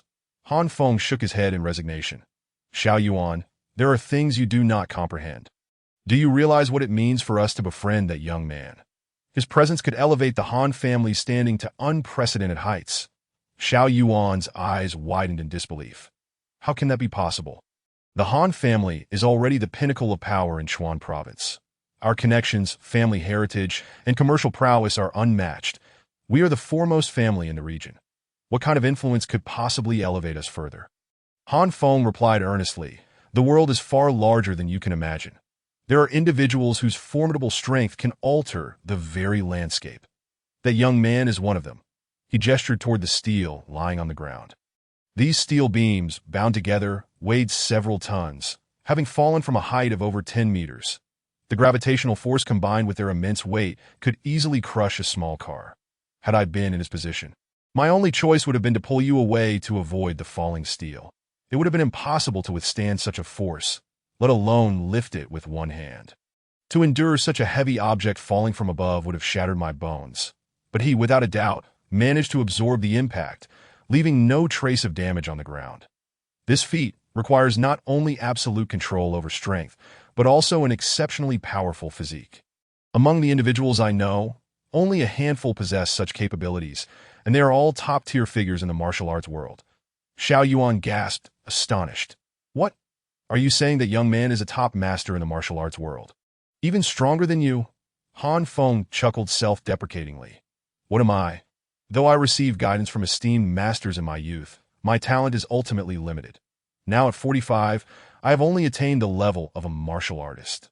The martial arts hierarchy ranks as martial artist, master, grandmaster, and supreme. That youth, if I am correct, is indeed a martial arts supreme, standing at the pinnacle of the martial arts realm.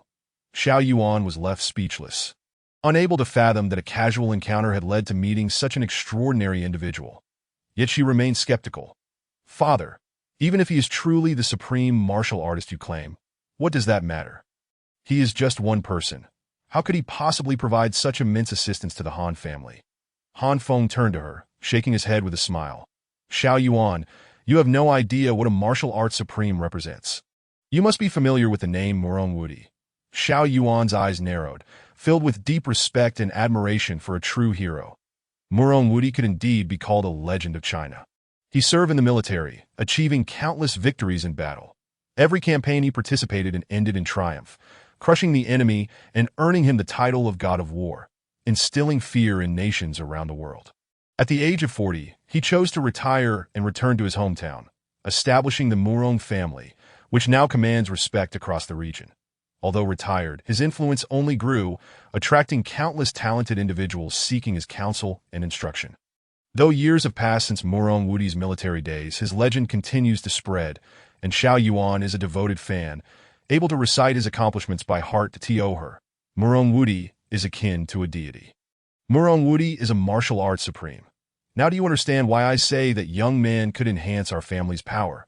Upon hearing Han Feng's words, Xiao Yuan swallowed hard, her thoughts in turmoil. The seemingly refined youth was on the same level as the hero she idolized. Chapter 11. Ye Yunlong. Han Feng gazed in the direction Ye Chen had departed, his voice filled with reflection.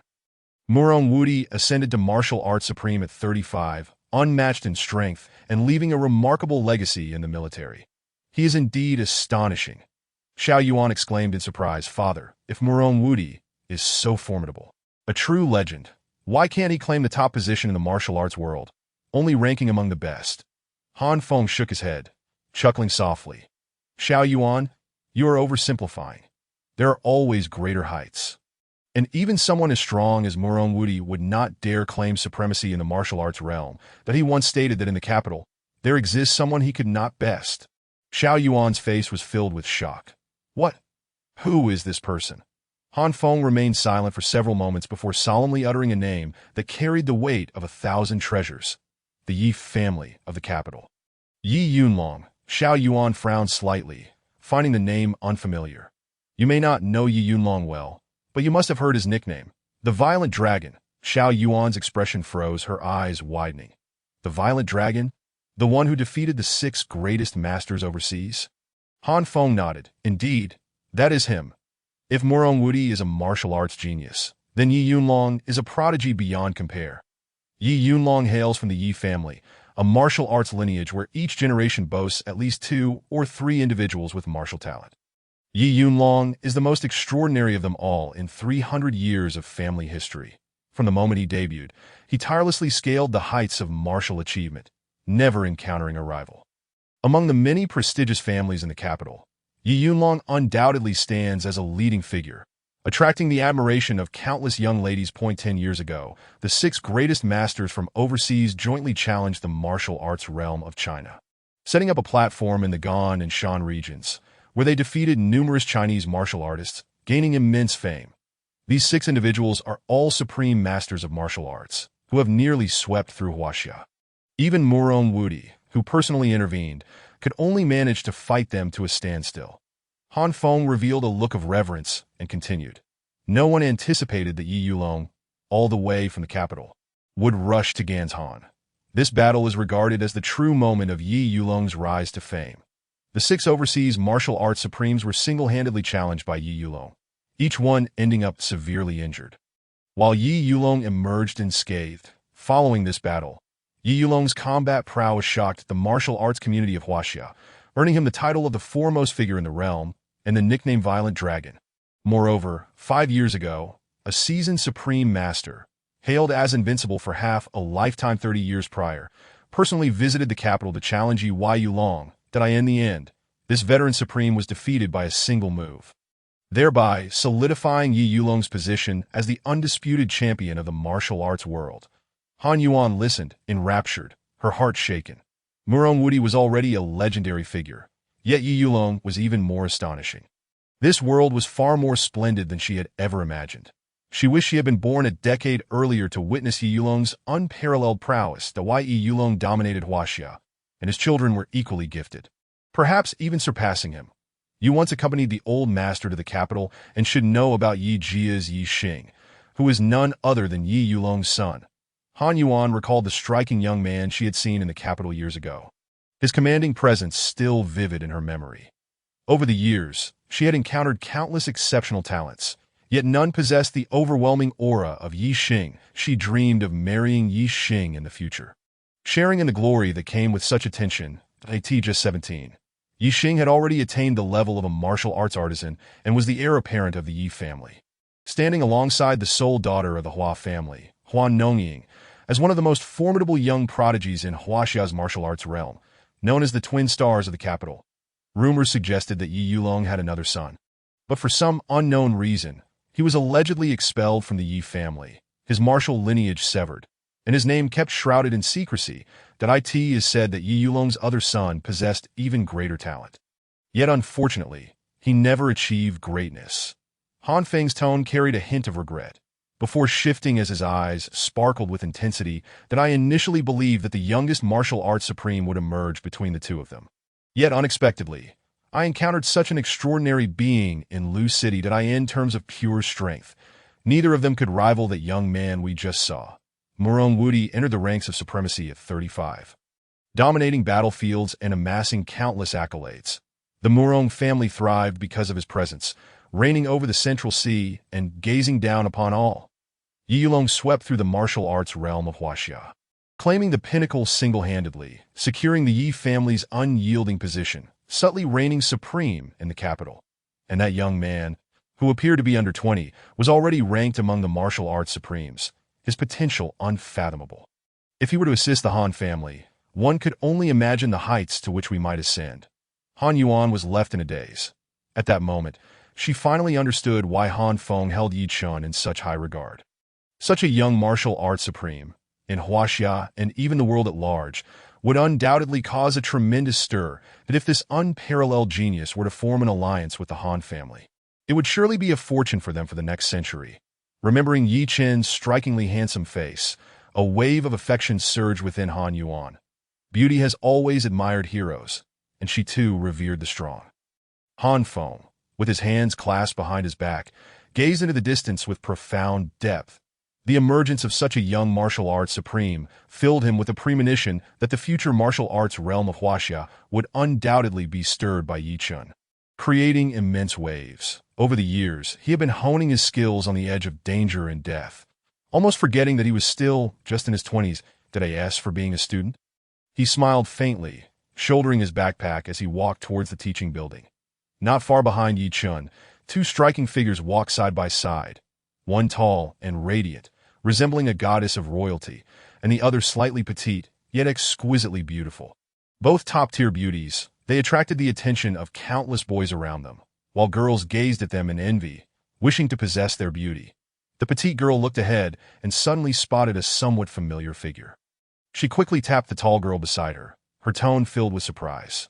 Yeah, look quickly, isn't that Ye Chen? Chapter 12. Arrogance, that is for others. Yeah, look quickly, isn't that Ye Chen? The two girls behind Ye Chen were none other than Xiao Wenyue and Li Jingjing, whom he had saved just the day before. Li Jingjing pointed at Ye Chen, astonished. Xiao Wenyue followed the direction of her finger, her beautiful eyes narrowing slightly. It truly is Ye Chen. She had spent a restless night thinking of how she could thank him, but she had no way to contact him and didn't know where he had gone. She feared she might never see him again. Yet unexpectedly, Ye Chen appeared at their school. Where is he now? In the blink of an eye, Ye Chen's figure had vanished. Xiao Wenyue's heart raced as she hurried forward, but she still couldn't find him. Class 3 to 4 welcomed an unexpected guest today, as soon as Ye Chen arrived. He drew the attention of the entire class. Wow, this boy is so handsome. How come I've never seen him before? Which class is he from? He looks way more attractive than any of the campus heartthrobs in our school. How did he end up in our class? Most of the girls were captivated, while the boys felt a twinge of hostility. There was already one campus heartthrob in their class, which had made them feel uncomfortable enough. And now another, even more handsome guy had come along, leaving them feeling utterly overshadowed. Ye Chen walked into the classroom with an expression of calmness, ignoring the gazes upon him. After just a few steps, a figure blocked his path. Hey buddy, you're not from our class, right? Are you looking for someone? The boy who blocked Ye Chen didn't appear overly hostile. Instead, he wore an inquiring expression that he was fairly good-looking, though dark circles under his eyes suggested he often burned the midnight oil. I'm here to attend class.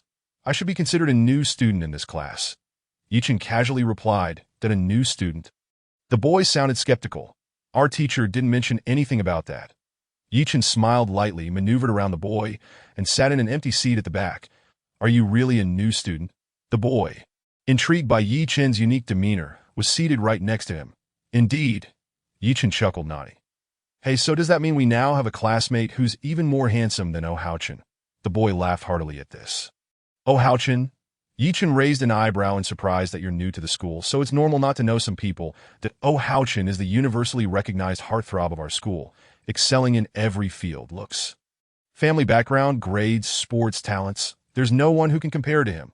He wins first prize every year in the Olympiad, and during the New Year's Eve Gala, He steals the show all by himself, that he tops the grade exams every year and is the mainstay of the Sonda Club, representing the school in numerous provincial and national competitions.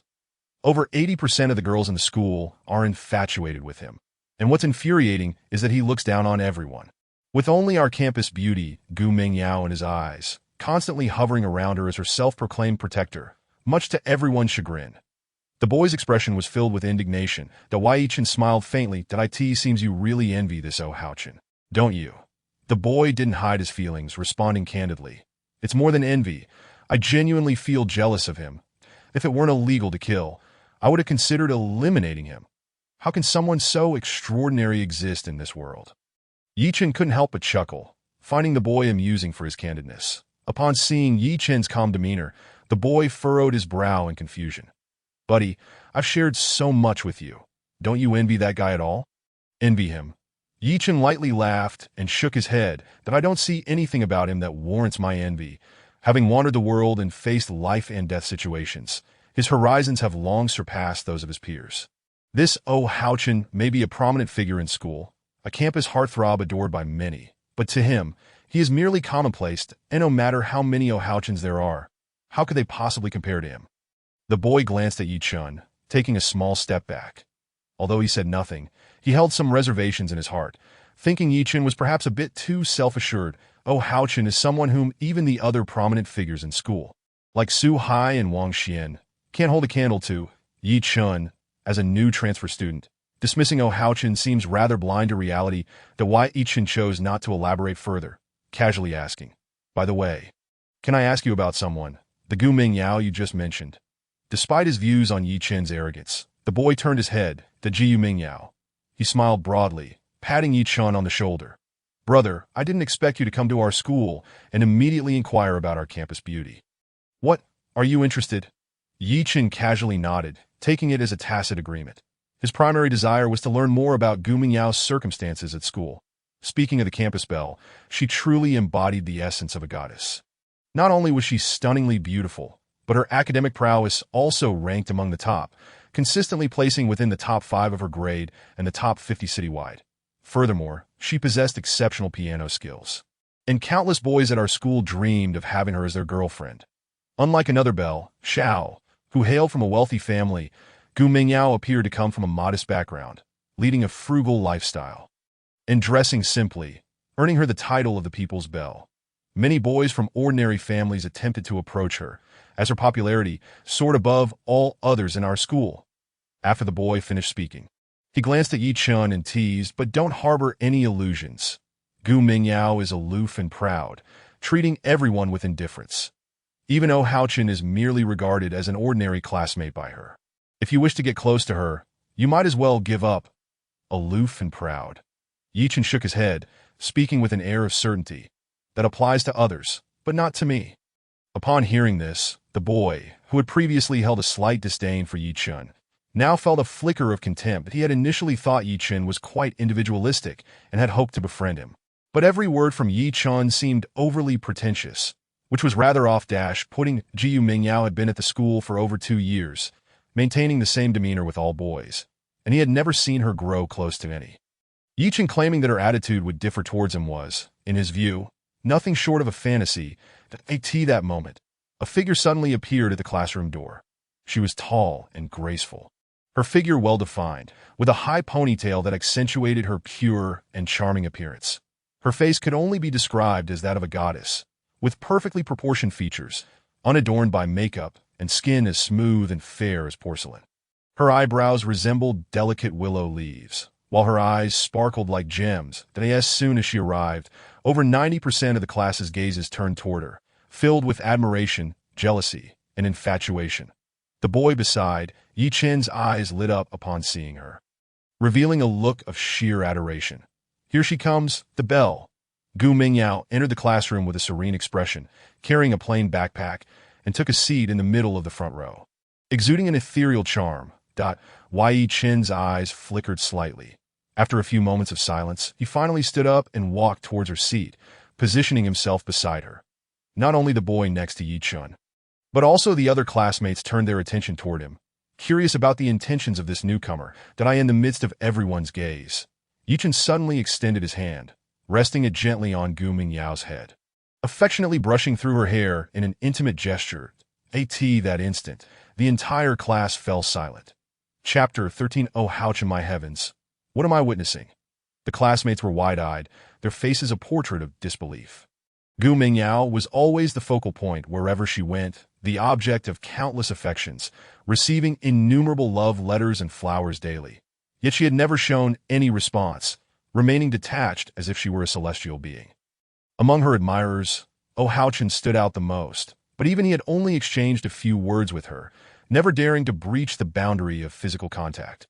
Others lacked the courage altogether. Yet this newcomer dared to lay hands on her and caress her hair, crossing a line that was nothing short of sacrilegious. This guy has gone too far. How dare he treat the goddess this way? Some boys were filled with righteous indignation, eager to teach Ye Chen a lesson, while many others were secretly reveling in the spectacle, silently mourning Ye Chen's impending fate.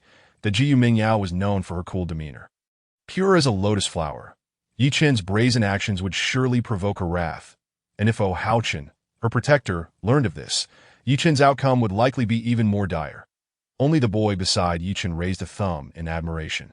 Regardless of Ye Chen's previous arrogance, the audacity to touch Gu Mingyao earned his respect. Feeling the familiar gesture, Gu Mingyao's body stiffened, and a surge of anger coursed through her. She could hardly believe someone in class would be so brazenly disrespectful. Yet, there was something familiar about that hand and gesture, evoking a sense of recognition within her. With a blend of anger and curiosity, she lifted her gaze, her eyes meeting a remarkably handsome face. Though somewhat unfamiliar, there was a hint of familiarity in his features, particularly in his eyes, which stirred a vague sense of nostalgia within her. Just as she pondered this, Ye Chen broke into a smile. "Girl, how is it that you can't recognize me after just a few years?" His voice was playful and affectionate, causing Gu Mingyao's beautiful eyes to flutter in surprise. After a moment of astonishment, she grasped Ye Chen's arm excitedly, like a child exclaiming, "Brother Ye Chen, is that really you?" Her reaction froze the atmosphere in the classroom. Almost everyone was bracing themselves for Gu Mingyao's fury, eager for the spectacle. But the unfolding scene left them utterly dumbfounded. Was this the same Gu Mingyao, known for her icy demeanor and calm indifference towards the opposite sex? This moment was witnessed by a handsome boy who had just entered. His expression abruptly stiffening with shock, his mouth agape, eyes filled with incredulity, Jiu Mingyao, brimming with joy, scrutinized Ye Chen, and despite his significant transformation, she could still discern the familiar contours of his face. "That it's you." Ye Chen affectionately ruffled her hair, smiling. The little girl from back then has grown up. Recognizing him, Gu Mingyao disregarded the classroom dynamics and leapt into his embrace, tears streaming down her cheeks.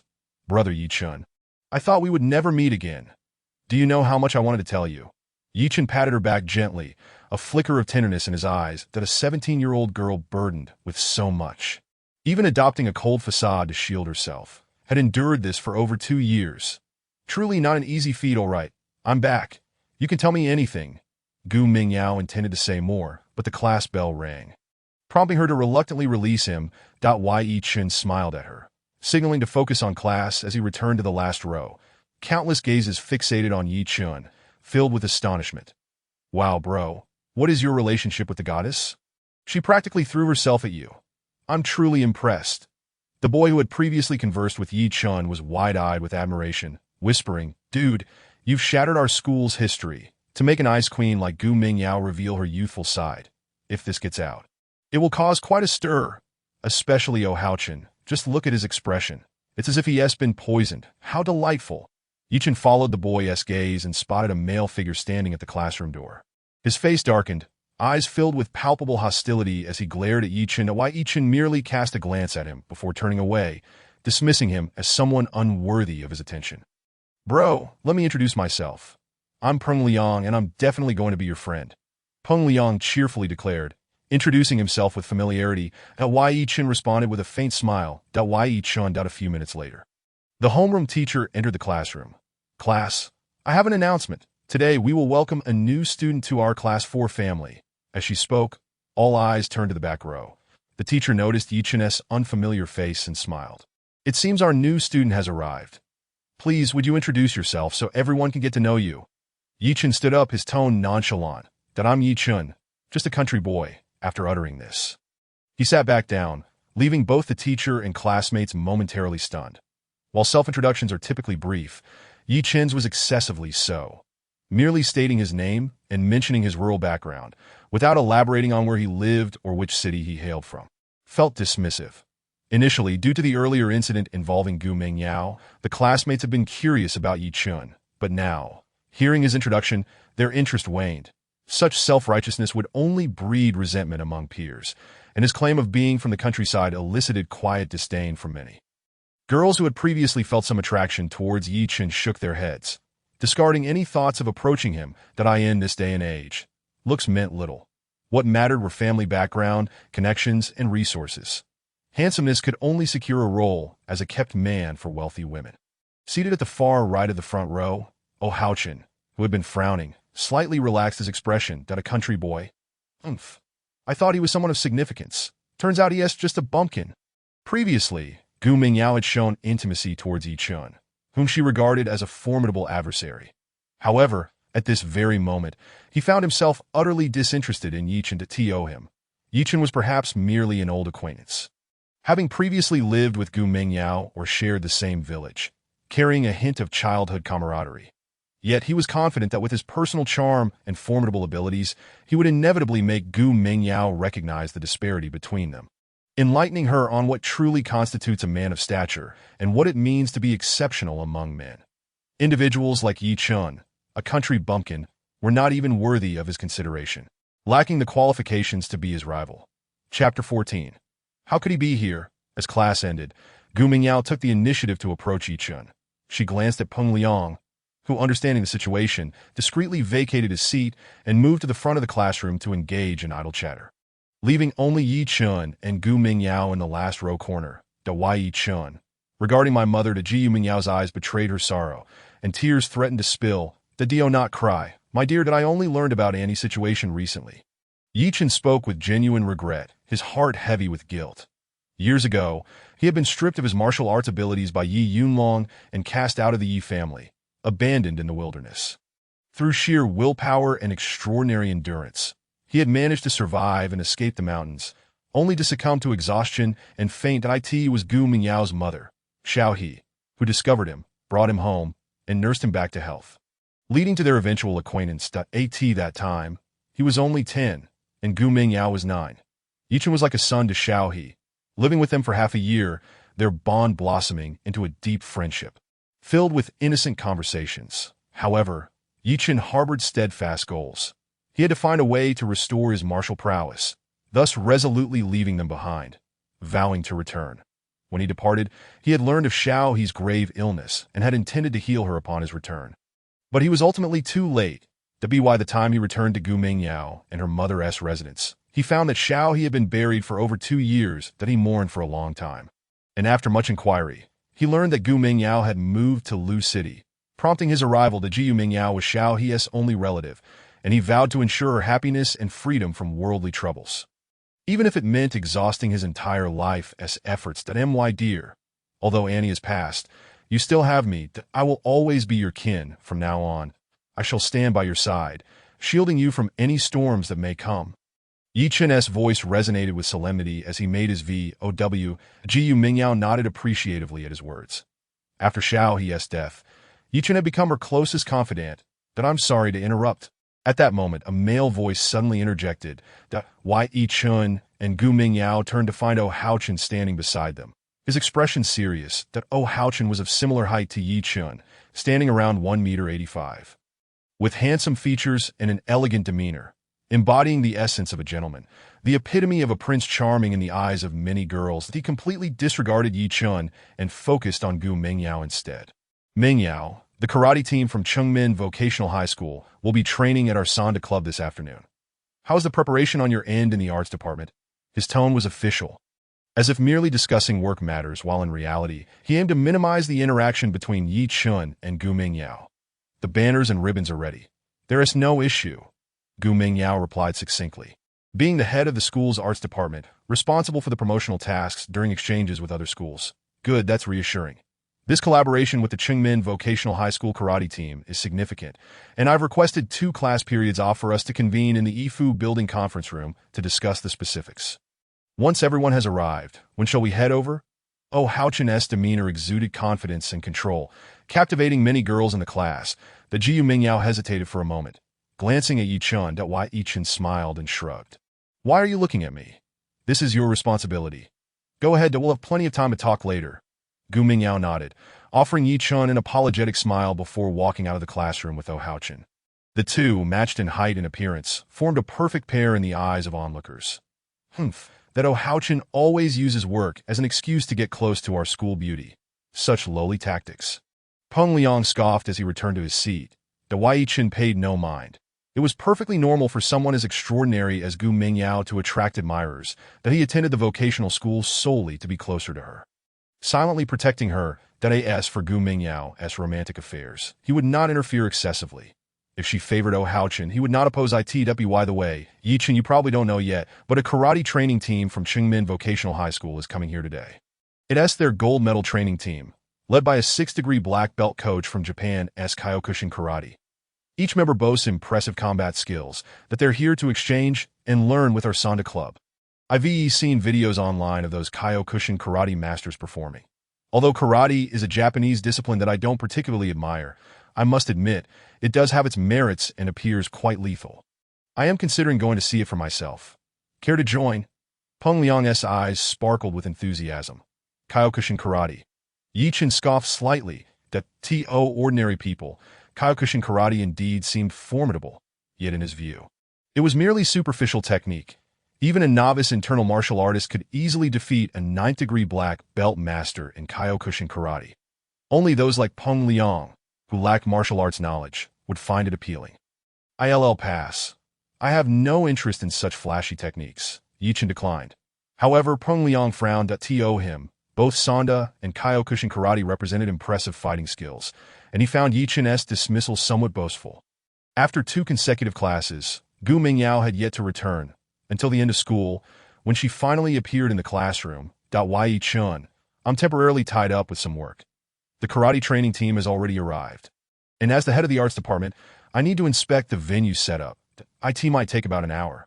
How about you find a place to wait for me, and we can have dinner together afterward? Gu Mingyao said apologetically. She had just reunited with Ye Chen and longed to sit down and share the hardships of the past 2 years. But her responsibilities left her no choice. It's fine. I'll accompany you to take a look. You handle your tasks. I'll wait nearby. Ye Chen replied with a smile. Wonderful. Let us go. Gu Mingyao beamed as she led Ye Chen to the Sonda training hall. The training hall spanned over 300 square meters, incredibly spacious and well-equipped with facilities. Upon entering, Ye Chen noticed a group of boys clad in white karate uniforms. Not only that, the hall was filled with people, both male and female. Blocking the entrance to Hao Chen, in athletic shorts and bare-chested, revealed a strong, sculpted physique, eliciting a chorus of squeals from the girls present. But he stood alongside a number of Sonda Club members, among whom was a familiar face, Wang Xian, who had been seated next to Xiao Wenyu in the CF yesterday. Wang Xian seemed to sense something, and as he looked up, he suddenly locked eyes with Ye Chen, his expression turning pale. How could he be here? Chapter 15. Don't you feel embarrassed? Wang Xian's face was a mask of shock as he swallowed hard, his gaze fixated on Ye Chen. When he first encountered Ye Chen yesterday, he hadn't taken him seriously.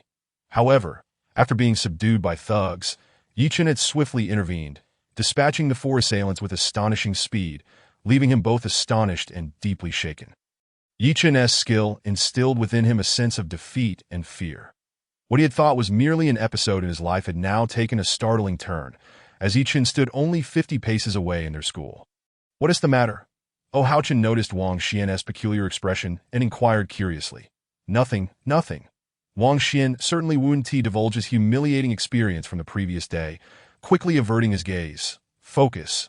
We cannot afford to disgrace the school during the upcoming sparring session. Hao Chen said sternly, prompting Wang Xian to nod silently. Ye Chen, you wait for me here. I'll go handle some matters and return shortly. Gu Mingyao flashed Ye Chen a sweet smile before joining several other attractive girls backstage to begin hanging up banners. Ye Chen stood to the side, and Peng Liang emerged from somewhere. Ye Chen. What do you think of this spectacle? Quite grand, isn't it? He surveyed the surrounding students with a sense of awe. It seems like half the school has come to watch.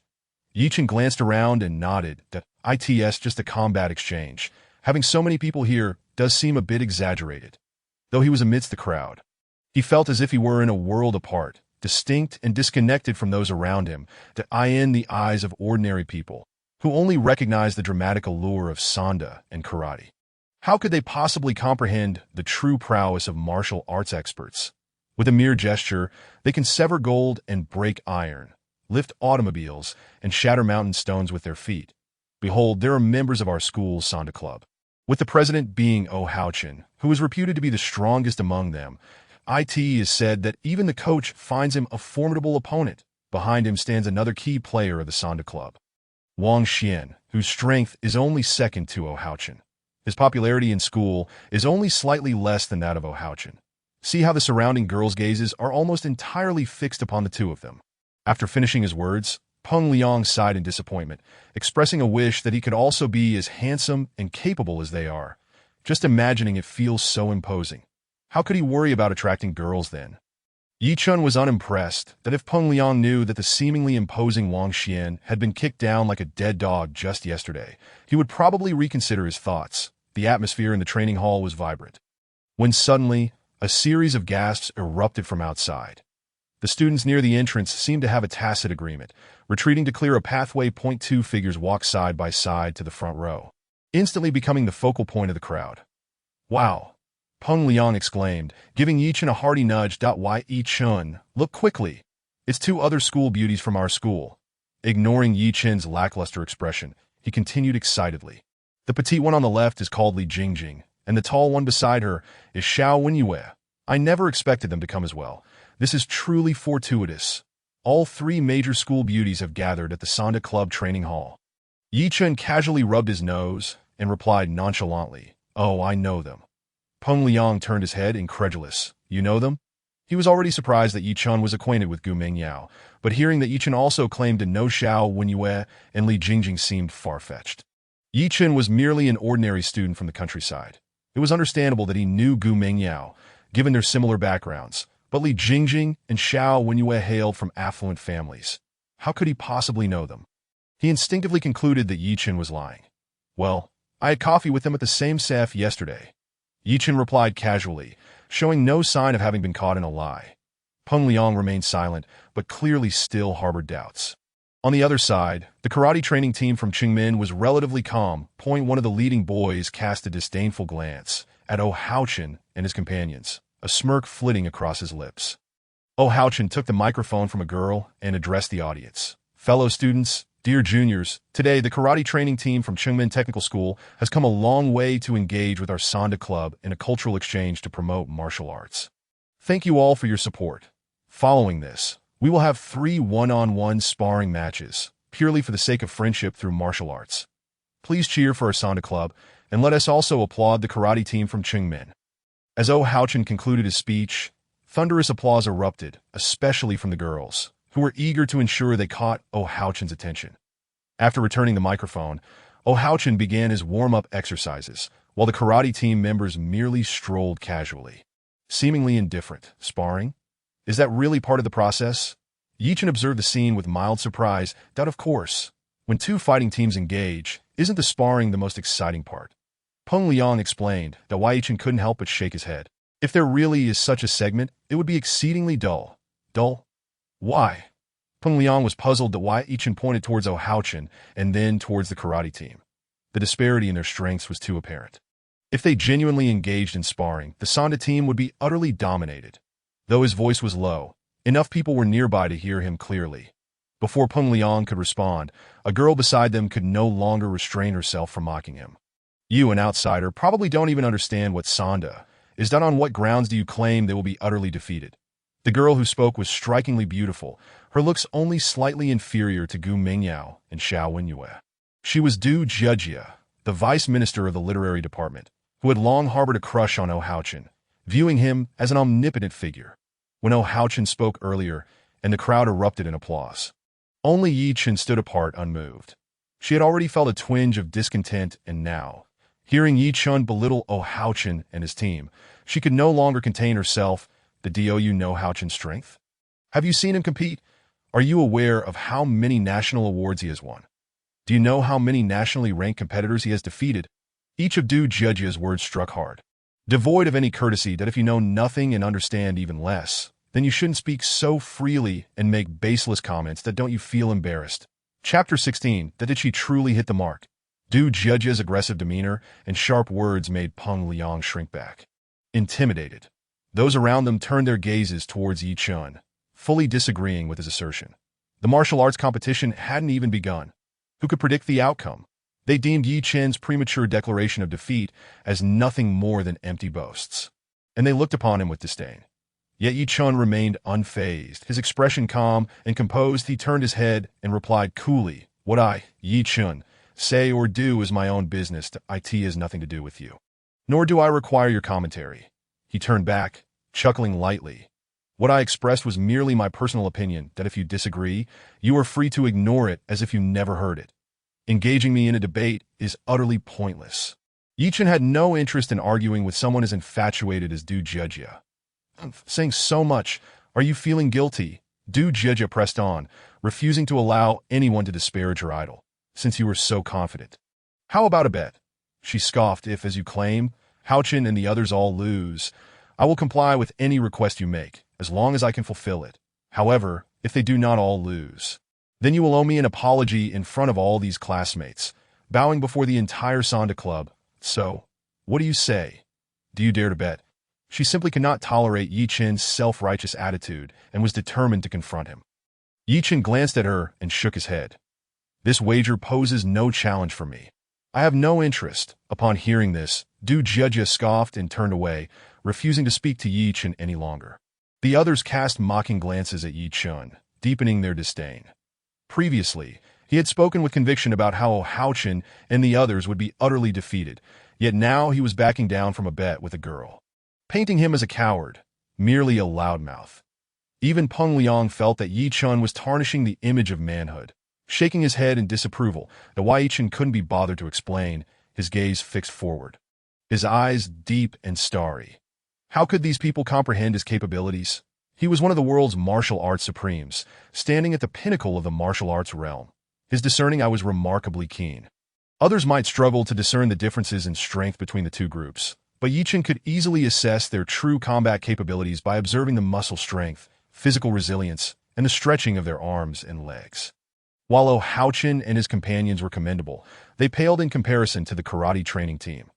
Xiao Wenyue crossed her arms, her gaze cool, though she had not been particularly interested in martial arts. After yesterday's events, she decided to learn some skills for self-defense. She also wished to ascertain Ye Chen's level of skill in the martial arts world, which was why she had come to observe at the training hall today. As Hao Chen warmed up, he executed a series of combination punches and 3 powerful side kicks, each strike infused with tremendous force, causing many girls nearby to scream once more. Xiao Wenyue couldn't help but recall Ye Chen's impressive stance from the CAF the previous day. Beside her, Li Jingjing, with her sparkling eyes, suddenly asked, "Yeah, who do you think is stronger, Hao Chen or Ye Chen?" Xiao Wenyue paused momentarily before shaking her head. She was uncertain of the answer to that question. In the center of the training venue, Hao Chen and the members of the Sonda Club had completed their warm-ups. Hao Chen nodded to the captain of the karate team, a man named Lu Feng, who wore a look of disdain, that he waved to a seemingly ordinary member of the karate team, who promptly understood and stepped forward. On the Sonda team, Hao Chen sent forth a member of moderate strength to compete. The atmosphere in the training hall grew even more charged with excitement. The contestants from both sides bowed to each other before taking their stances. The Sonda member launched the first attack, sliding forward to deliver a kick aimed at the karate team member's head. The angle and power of the kick were precise.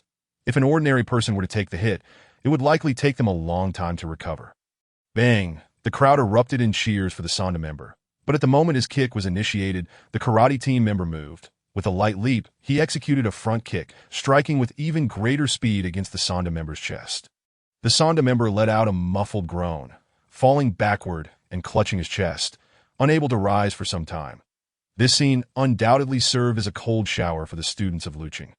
They had been confident in their school's Sanda Club, but who could have anticipated that the opposing team would defeat one of their members with just a single kick? Ao Haching's expression was somewhat displeasing. In the second match, the Sanzhou Club dispatched Wang Xian, while the karate team retained their member, who surprisingly intended to single-handedly take on the second round. Wang Xian, with a grave demeanor, summoned all his focus. Just from that previous kick, he concluded that his opponent possessed formidable strength, compelling him to give his utmost effort. With a disdainful snort, he stepped forward and executed a dual flying kick. The karate player merely retreated a couple of steps. Deftly evading the attack, as Wang Xian turned to unleash a spinning kick, the karate player suddenly exerted force, sidestepping and delivering a side kick that struck Wang Xian's thigh in midair. Wang Xian felt as if he had been struck by a massive pillar. His balance lost as he crashed heavily to the ground, disoriented and unable to continue fighting. Everyone was taken aback, and even Xiao Wenyue furrowed her brows, utterly shocked by the Sanzhou Club's dismal performance. Damn it. Ao Haching cursed under his breath as he witnessed his teammates suffer 2 consecutive defeats, stepping forward to take action. Upon his entrance, the girls in the audience erupted into enthusiastic applause, rallying their support for him.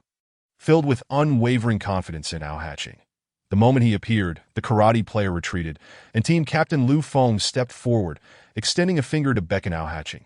How outrageous! This was clearly a provocation. Many girls were incensed by Lu Feng's gesture. Ao Haching, go for it.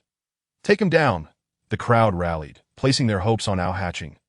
He was momentarily stunned, recognizing the blatant challenge in Lu Feng's gaze.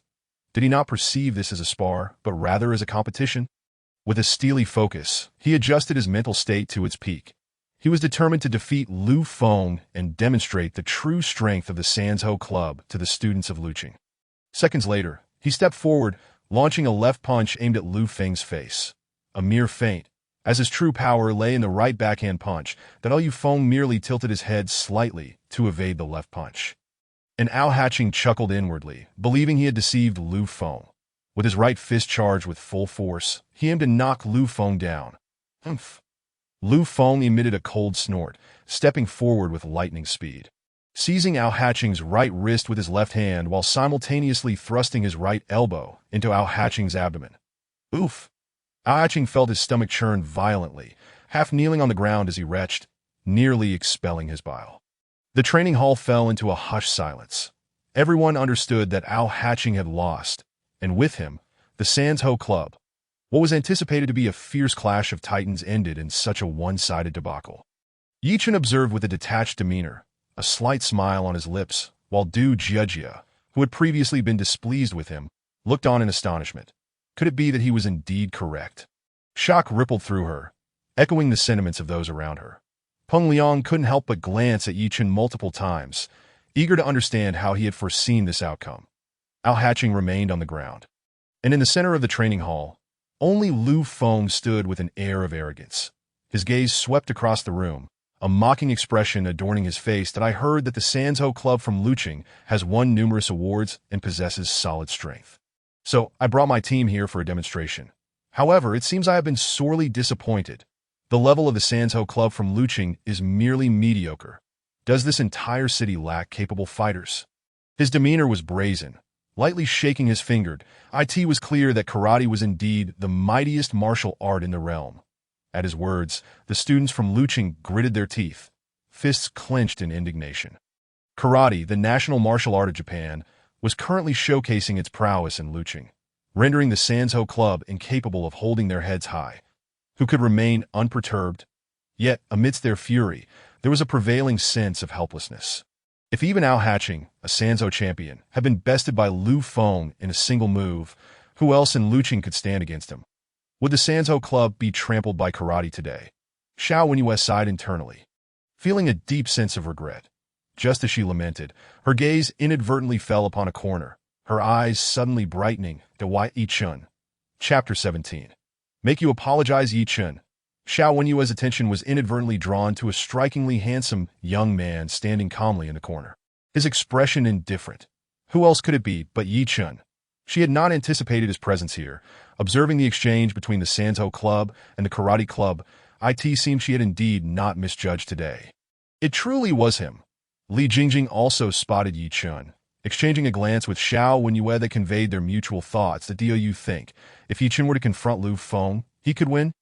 She vividly recalled how Ye Chen had single-handedly dealt with 4 armed thugs in a CAF yesterday, one of whom had effortlessly knocked Wang Xian down. Why Ye Chen had easily overpowered all 4, suggesting that he would have a considerable chance against Lu Feng. Whether he could win was uncertain, but it seemed likely to be a closely matched contest. Yet, judging by his demeanor, he appeared disinclined to intervene. Xiao Wenyue stared at Ye Chen, a wave of guilt washing over her. However, Ye Chen remained focused ahead, seemingly oblivious to their presence. Xiao Wenyue's assumptions were correct. Ye Chen had no intention of intervening. To him, both Ao Hatching and Lu Feng, who had single-handedly subdued the Sanzhou Club, were merely engaging in a child's play. Not worth his interest, he was merely here to wait for Gu Mingyao. Initially, he had hoped to learn a trick or two from Ao Hatching and the others to impress others. Yet now it seemed that the Sanzhou Club was unable to even contend with karate, leaving him thoroughly disappointed. Peng Liang, witnessing the current state of the Sanzhou Club, felt a surge of indignation and muttered a few words. It was not that Sanzhou was inferior to karate, but rather that Ao Hatching and his companions were simply not a match for the opponents. Ye Chen, hearing this, smiled lightly, asserting that in his view, there was no such thing as the strongest martial art in the world, only the strongest individuals. Upon hearing Ye Chen's words, Peng Liang nodded, albeit with a look of vague understanding, while Du Jiajia's expression darkened immediately. Having witnessed Ye Chen's prediction come to fruition, she had already lost face. Now, seeing him comment again, her temper flared. Even if Ao Hatching and his group were not a match for the karate team, it was not his place to critique. His words implied that he could easily win if he fought. Ye Chen's calm and unruffled demeanor only fueled Du Jiajia's disdain. Has anyone told you that you talk too much nonsense? Initially, Ye Chen had no intention of stooping to Du Jiajia's level, yet she continued to provoke him repeatedly. His eyes narrowed slightly, a glint of cold light flashing as he shot a glare at Du Jiajia.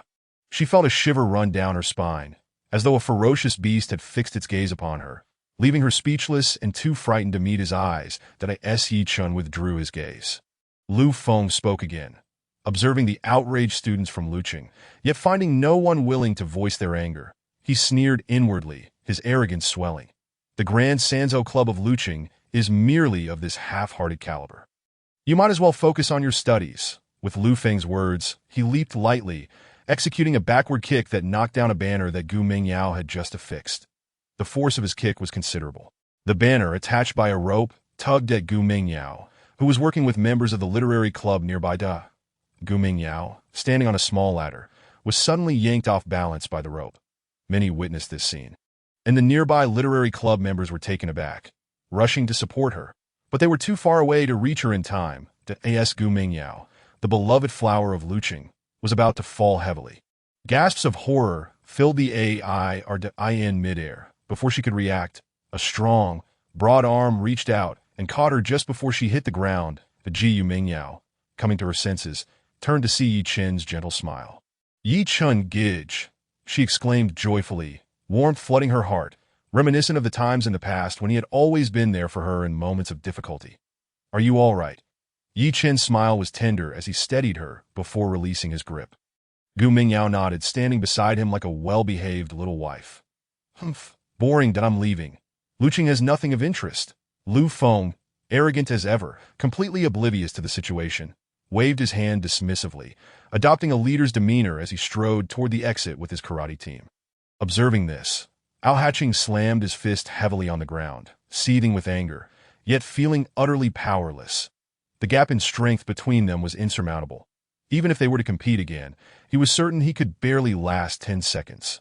The students of Luqing gritted their teeth, helplessly watching Lu Feng stride toward the exit, unable to do anything. That if even the main members of the Sanzhou Club had been effortlessly defeated, who could possibly restore Luqing's honor? Stop! Just as Lu Feng was about to exit, a calm voice called from behind. Lu Feng turned in surprise, only to see a tall, strikingly handsome young man approaching him, Ye Chen, as the youth emerged. Both Xiao Wenyue and Li Jingjing were momentarily taken aback. The young man was Ye Chen, who, with a calm demeanor, approached Lu Feng. Before you leave, you owe her an apology, he stated, gesturing towards Gu Mingyao. His tone was serene, yet carried an undeniable authority that left Lu Feng momentarily stunned. Apologize? Lu Feng thought he must have misheard. He was aware that his earlier kick had nearly caused Gu Mingyao to stumble. But his pride was immense. Even if he were at fault, why should he apologize? Are you instructing me on how to behave? He tilted his head, a smirk playing on his lips, completely disregarding Ye Chen, who was an unknown to him. Unlike the renowned Ye Chen and Wang Xian that I in my entire life, I have never apologized to anyone. What gives you the right to demand it from me? He cast a glance at Gu Mingyao, recognizing her stunning beauty, and suddenly comprehended that he was merely a pawn in this game, that I can understand your desire to defend a fair maiden. But I advise you to consider your own capabilities first. Interfering in others' affairs requires a certain level of skill. With a grin, he turned to leave, convinced that Ye Chen was not worthy of his attention. From the looks of you, it seems you think your punches are invincible, allowing you to act without consequence. Before he could fully turn away, Ye Chen spoke again. The do not assume that having learned a bit of martial arts grants you the right to be arrogant. Your skills are merely mediocre. His eyes sparkled like stars, his words infused with an overwhelming confidence that if you refuse to apologize, I shall force you to. Chapter 18. Fulfill your promise. Ye Chen's words sent shockwaves through the crowd. Although his intervention against Lu Feng was satisfying, many wondered what a newcomer like him could accomplish against someone of Lu Feng's stature, especially after the defeats suffered by Ye Chen and Wang Xian. This fellow truly believed himself to be significant. Du Jieja couldn't help but smirk inwardly. She perceived Ye Chen's actions as nothing but self-inflicted humiliation, overestimating his abilities that in her eyes, Ye Chen was the unrivaled male idol.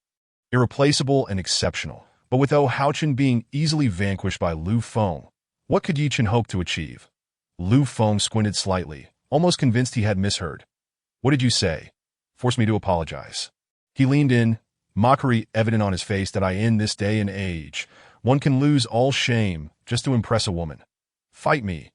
Do you truly believe you are worthy? He pointed disdainfully at Ye Chen, Wang Xian, and others, dismissing them as mere trifles, that if they are not my match, what makes you think you can accomplish anything? Concern flickered in Gu Mingyao's eyes as she grasped Ye Chen's arm, shaking her head.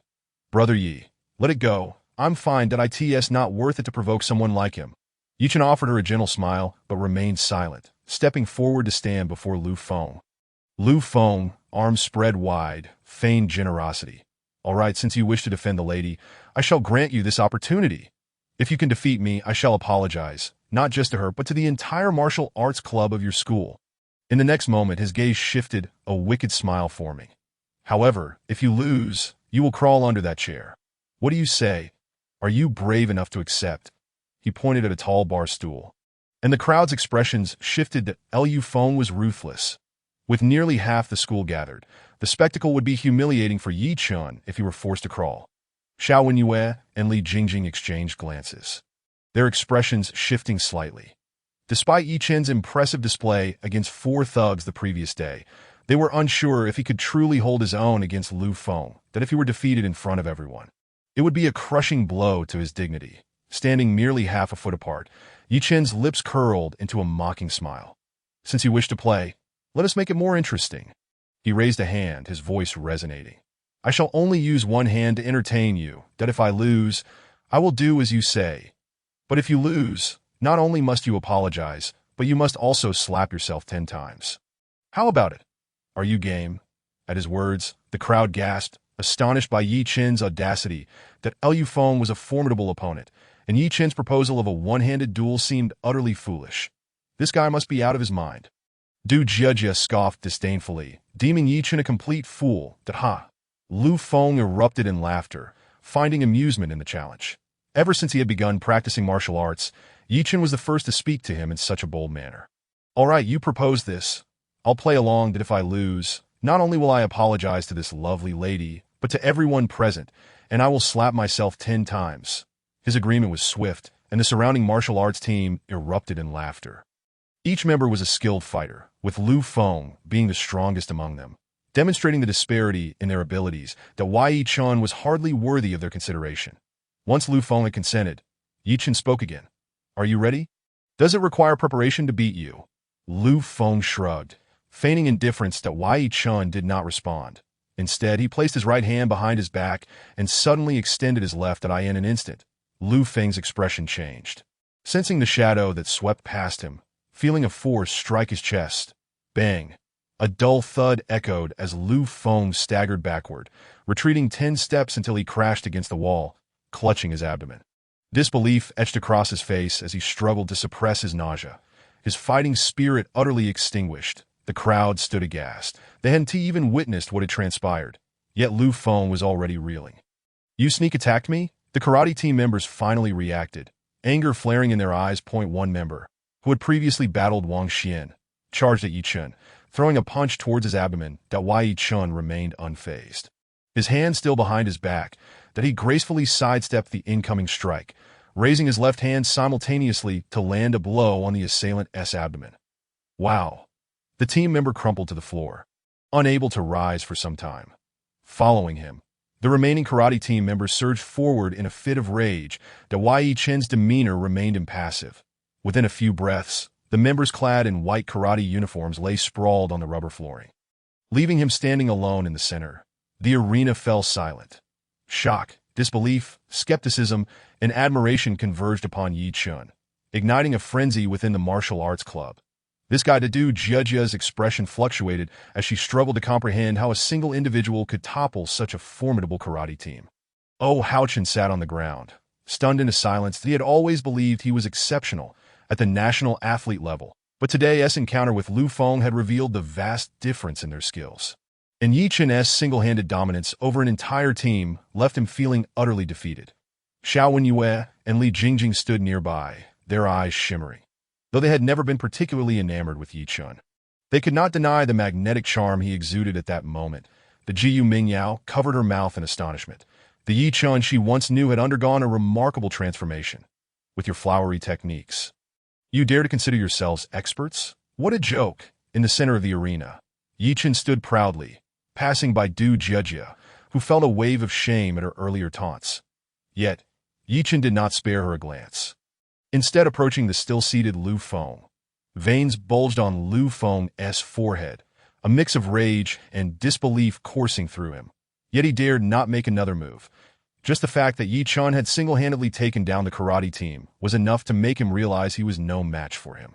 He found it unfathomable to encounter such a formidable adversary in Lu City. With such strength, even his coach would likely pale in comparison. As Ye Chen's gaze bore down upon him, Lu Feng instinctively recoiled.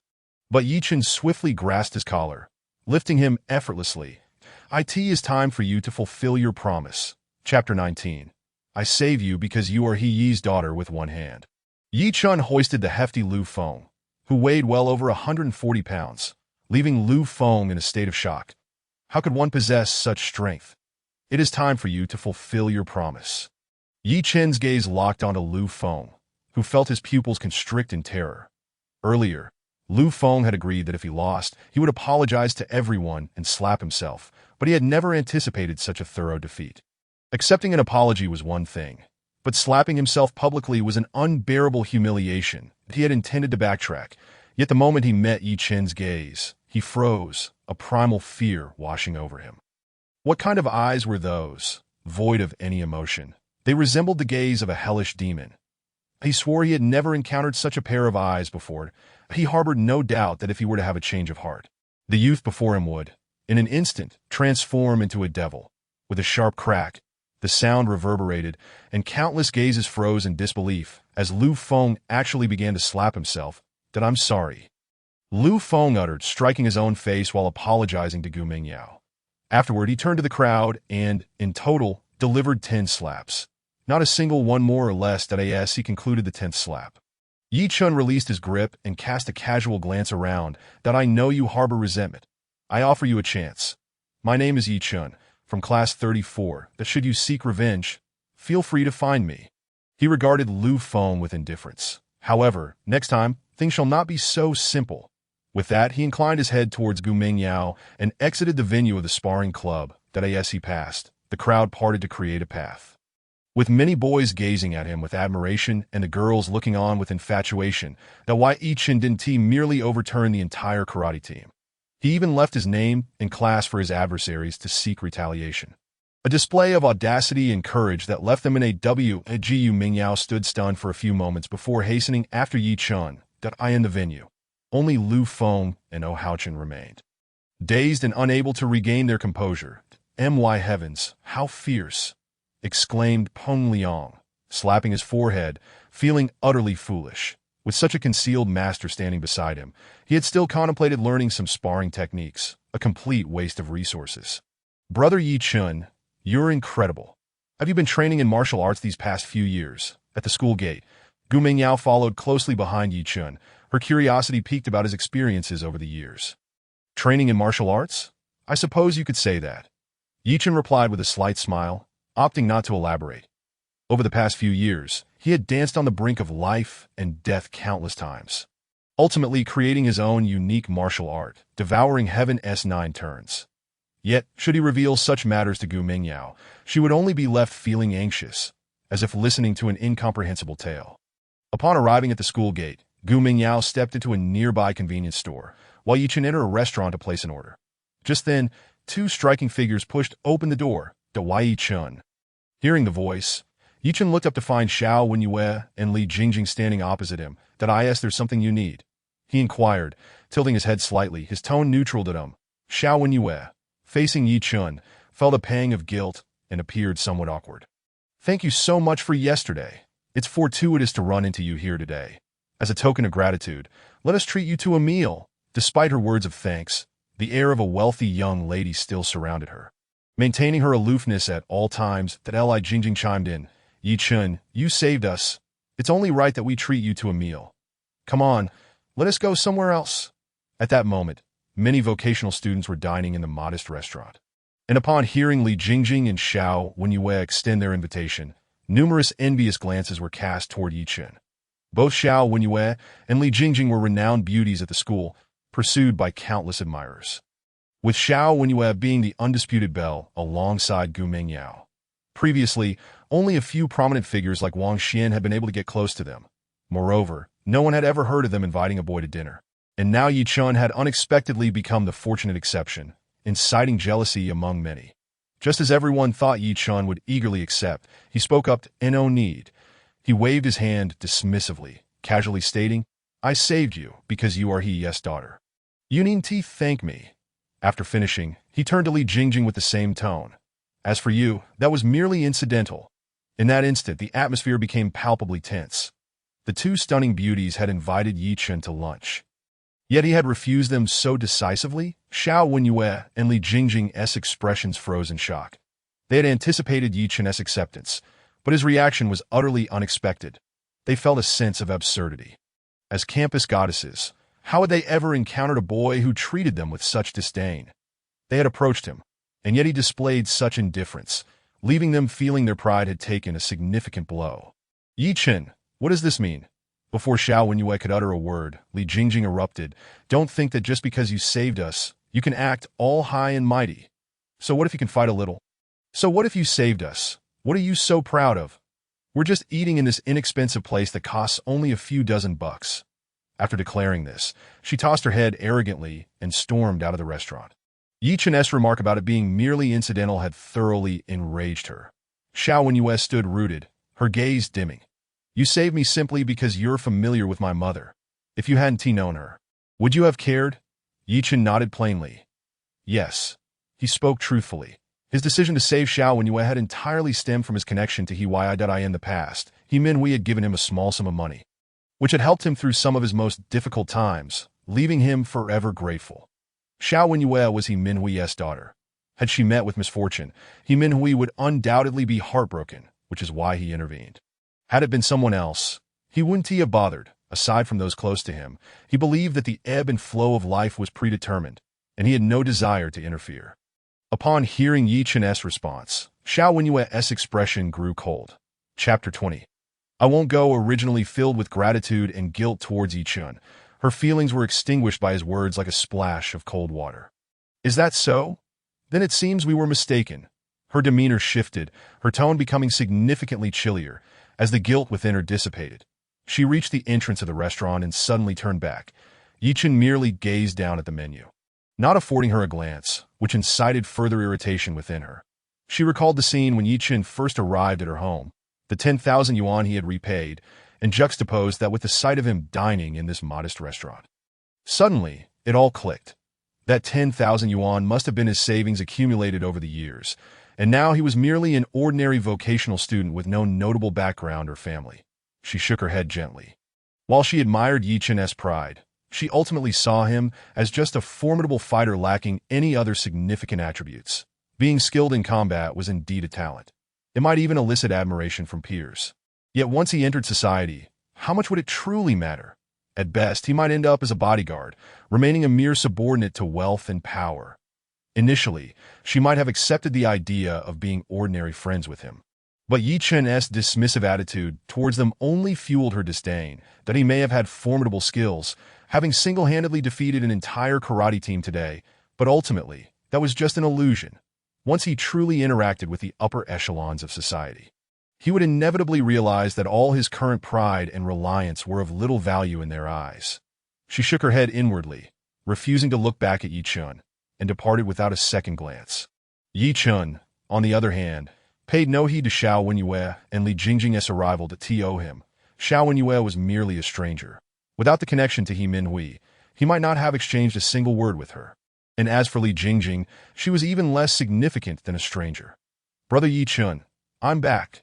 Shortly after they left, Gu Mingyao entered the shop, taking a seat across from Ye Chen. The students nearby wore expressions of indignation, secretly lamenting that Ye Chen had stumbled upon an extraordinary stroke of luck. Not only had he been invited to dine by Xiao Wenyue and Li Jingjing, but now he had Gu Mingyao's company.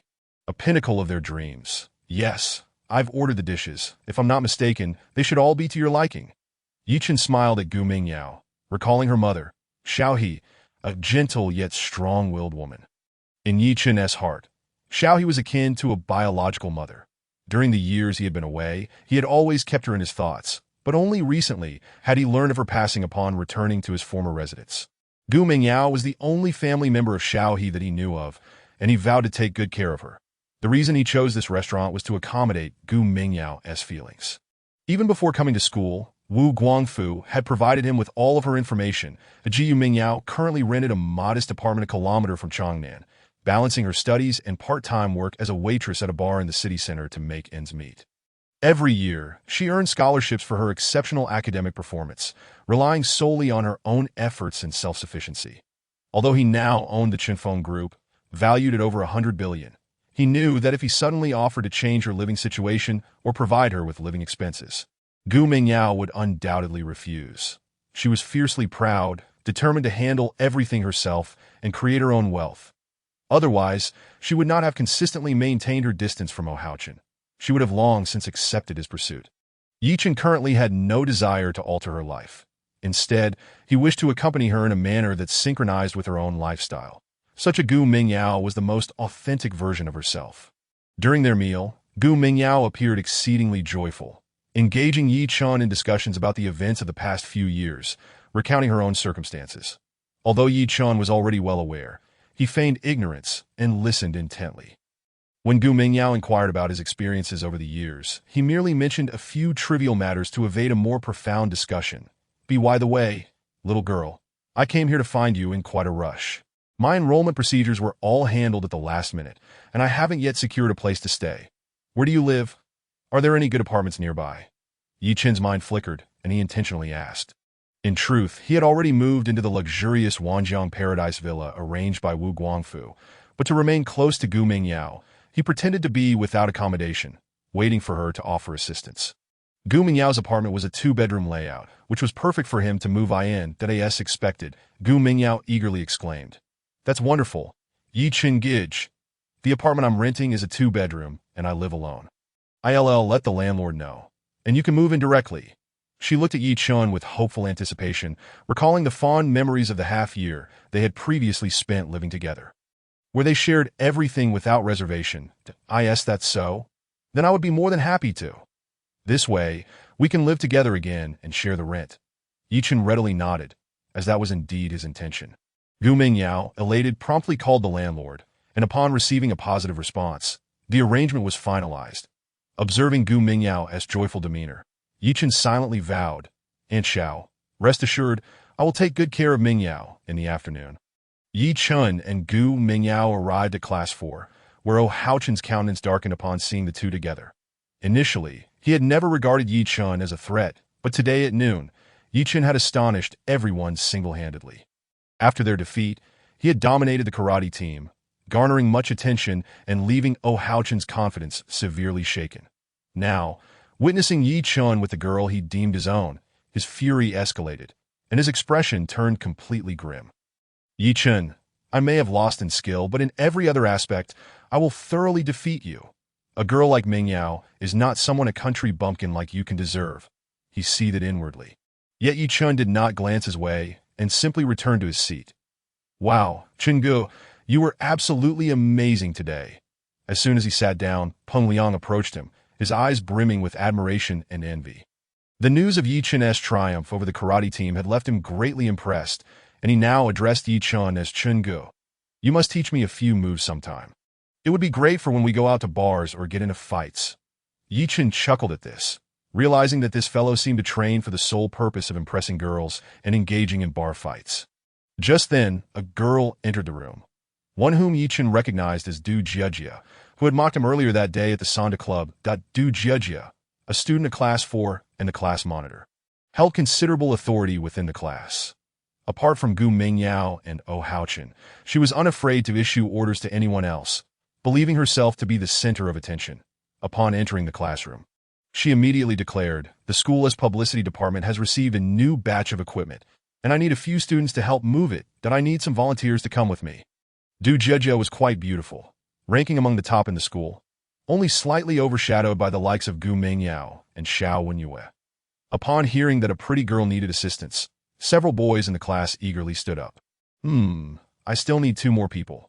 Let us go with Li Bin, and another did. With 5 boys already willing to help, she pondered whom else to choose. Suddenly, her gaze landed on Ye Chen at the back of the class. Her expression darkened as she recalled how he had countered her earlier mockery, but a sly smile crept across her face before her demeanor returned to normal, and she called out to Ye Chen. Ye Chen, you're the last one. You're so skilled. You must have some strength. Come on, let us go help move the equipment. Several classmates turned to look at Ye Chen, their curiosity piqued by the news of his earlier triumph over the karate team. Ye Chen rested his chin on his hand, boredly gazing out the window, and only turned back upon hearing Du Jiejie's voice. Move equipment, he replied, a look of indifference crossing his face as he slightly lifted his gaze. I am not part of the publicity department. Why should I care? I'm not going. At his words, a chill fell over the classroom that Ye Chen's outright rejection of Du Jiejie stunned his classmates. They had never expected this newcomer to defy the class monitor that in Class 4. Apart from Gu Mingyao and Hao Chen, Du Jiejie held the highest standing. She was the class monitor, the deputy head of the literary department, and actively involved in various school clubs, boasting extensive connections throughout the city that in Class 4. Her words were akin to commands. No one dared to disregard her directives that a single misstep could lead to isolation from the class. Such was her influence. Yet Ye Chen was the first to openly refuse her. That guy has some serious guts. Many classmates silently mourned for Ye Chen, who had dared to embarrass Du Jiejie in public, a thought they wouldn't even dare entertain. As expected, Du Jiejie's expression darkened immediately. The Gu Mingyao glanced at Ye Chen, then at Du Jiejie, uncertain of how to respond. Ye Chen, why aren't you following the collective arrangements? Everyone else is going. Why do you feel the need to be special and refuse? Du Jiejie pointed at the boys standing nearby, clearly displeased that they're all going. So must I. Ye Chen scoffed lightly. Besides, are we following the collective arrangement or your personal orders? Du Jiejie furrowed her brow, asserting, I am the class monitor. I have the authority to assign tasks. Ye Chen chuckled disdainfully at her words, shaking his head. Being the class monitor really that impressive? You were appointed to serve the class, not to flaunt your power. I have no obligation or responsibility to move the publicity department's equipment, that if others want to go, that's their business. I refuse to go. And you have no right to force me. Normally, Ye Chen wouldn't have bothered to argue with such a petty girl, nor would he engage in lengthy discussions. However, Du Jiejie had repeatedly provoked him and even attempted to make him a free laborer. So he naturally would not remain silent any longer. Du Jiejie was left speechless by Ye Chen's rebuttal, her face a deep shade of anger. Her chest heaved as she struggled to suppress her fury. Finally managing to speak in a near-hysterical tone, "Ye Chen, what do you mean by that? Are you implying I'm abusing my power? The publicity department is for the entire school. Its affairs concern all of us. How can you say it's none of your business? Would you dare say that to the head of the publicity department, Xiao Wenyue?" Upon hearing Du Jiejie's words, the classmates finally grasped the significance. The publicity department was one of the most popular in the school, largely due to the presence of the stunning Xiao Wenyue, who was also the department head, WY claiming the publicity department's affairs were irrelevant to him. Ye Chen not only offended Du Jiejie, but also disrespected the image of the beautiful Xiao Wenyue. Peng Liang shot Ye Chen a worried glance, signaling that offending Du Jiejie was one thing, but angering Xiao Wenyue could make life in the city exceedingly difficult for him. Xiao Wenyue? So what? Ye Chen responded nonchalantly. Even if Xiao Wenyue were standing right in front of me, I would say the same thing. The classroom erupted into a buzz, with nearly all the students thinking Ye Chen's attitude was excessively arrogant. While refusing to move equipment in itself was not wrong, his blatant disregard for someone as esteemed as Du Jiejie and the beautiful Xiao Wenyue was indeed a show of arrogance. Just then, a commotion erupted at the classroom door. Many students instinctively looked up, including Peng Liang, who was taken aback. Standing at the entrance was a youthful and strikingly beautiful girl, tall and with flowing black hair, undoubtedly a school goddess. The boys in the class widened their eyes with admiration, while the girls looked on enviously, wishing they could swap appearances with her. It was indeed Xiao Wenyue. Gasps of surprise filled the room as Xiao Wenyue entered. Many students cast gleeful glances at Ye Chen, eager to see if he would maintain his defiant attitude in front of her, just as he had claimed. Seeing Xiao Wenyue arrive, Gu Mingyao waved at her, and Xiao Wenyue returned her greeting with a sweet smile. "Yeah, my dad is returning from a business trip tonight, and my mom is cooking. Would you like to come over for dinner?" Gu Mingyao and Xiao Wenyue have been close friends for over 2 years, so it was only natural that she would not refuse and simply nodded in agreement. The Du Jiejie's gaze was icy as she swiftly approached Xiao Wenyue, embellishing the recent events while gesturing towards Ye Chen. This was troublesome. Peng Liang felt a pang of anxiety as he observed the scene. Xiao Wenyue had always taken her school responsibilities seriously, and the publicity department was meticulously managed under her oversight. Many activities had been sponsored through her personal efforts, making her something of a formidable woman that if Xiao Wenyue were to discover that Ye Chen disregarded the publicity department, the consequences for him within the school would be dire. "I understand." Xiao Wenyue nodded after hearing Du Jiejie's words, her gaze lifting to fixate directly on Ye Chen, her expression somewhat pensive. Offending Du Jiejie was one thing, but now to incur Xiao Wenyue's displeasure as well. This fellow was indeed having a streak of bad luck. The classmates quietly shook their heads, casting sympathetic glances towards Ye Chen. Gu Mingyao was about to explain, but Xiao Wenyue had already taken a decisive step towards the last row of the classroom. Xiao Huahua, that's not what he meant. He was just... Peng Liang noticed Xiao Wenyue's fierce approach and feared that Ye Chen's cold demeanor would exacerbate matters further. He attempted to defend Ye Chen. But before he could finish, Xiao Wenyue opened her mouth, uttering a statement that rendered the entire class forced speechless. "That why, Ye Chen, come to my house for dinner tonight. My mom insists you must come." In an instant, all eyes converged upon Ye Chen, reflecting shock, envy, and disbelief in equal measure. What had they just heard? The typically aloof and proud Xiao Wenyue, revered as the goddess of Qinglian by her peers, was openly inviting a boy to her home for dinner. Only figures like Wang Xian, the school's elite, had ever enjoyed such closeness with Xiao Wenyue, yet even they had never been honored with an invitation to her household. And here was Ye Chen, a newcomer from the countryside, seemingly familiar with Xiao Wenyue's family. Gu Mingyao's beautiful eyes widened in astonishment. She truly hadn't anticipated that Ye Chen was acquainted with Xiao Wenyue. And it seemed even Xiao Wenyue's mother recognized him. Peng Liang was already in a daze, recalling Ye Chen's mention of having coffee with Xiao Wenyue and Li Jingjing the previous day. He had thought Ye Chen was merely boasting, but now reality left him utterly flabbergasted. Du Jiejie's expression froze. Caught in a state of shock, Hao Chen's hands trembled slightly, his gaze growing somber. He had assumed Ye Chen was just a rustic bumpkin. While his physical prowess was impressive, it was ultimately inconsequential in the grand scheme of society, where knowledge, talent, and connections mattered most. Thus, he had never regarded Ye Chen with any seriousness. However, Xiao Wenyue's words had irrevocably altered his perception. This fellow was a formidable opponent, indeed. Chapter 22. You, stand up. Under the collective gaze of his classmates, Ye Chen finally raised his head to meet Xiao Wenyue's beautiful eyes. Understood. He replied nonchalantly, nodding slightly before promptly resting his head on the desk, adopting a posture that suggested he was ready to sleep. His reaction left the students of class 4 momentarily stunned. Ye Chen clearly displayed a lack of interest in Xiao Wenyue that in the entire Lu City Vocational School. He was undoubtedly the first to exhibit such indifference towards her. Xiao Wenyue frowned slightly.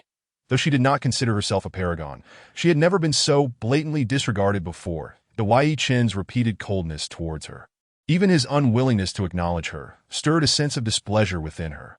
The more he behaved this way, the more her distaste for him grew. Why should I care about his attitude?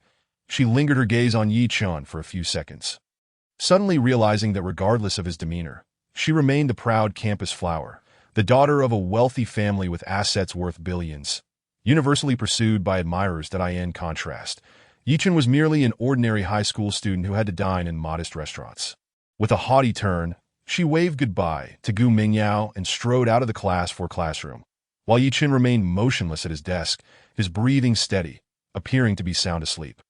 The first 2 classes had been ancient literature, where the teacher was generally lenient. Ye Chen's sleeping had gone largely unnoticed. However, as the bell rang for the 3rd period, Peng Liang finally realized something and intended to rouse Ye Chen.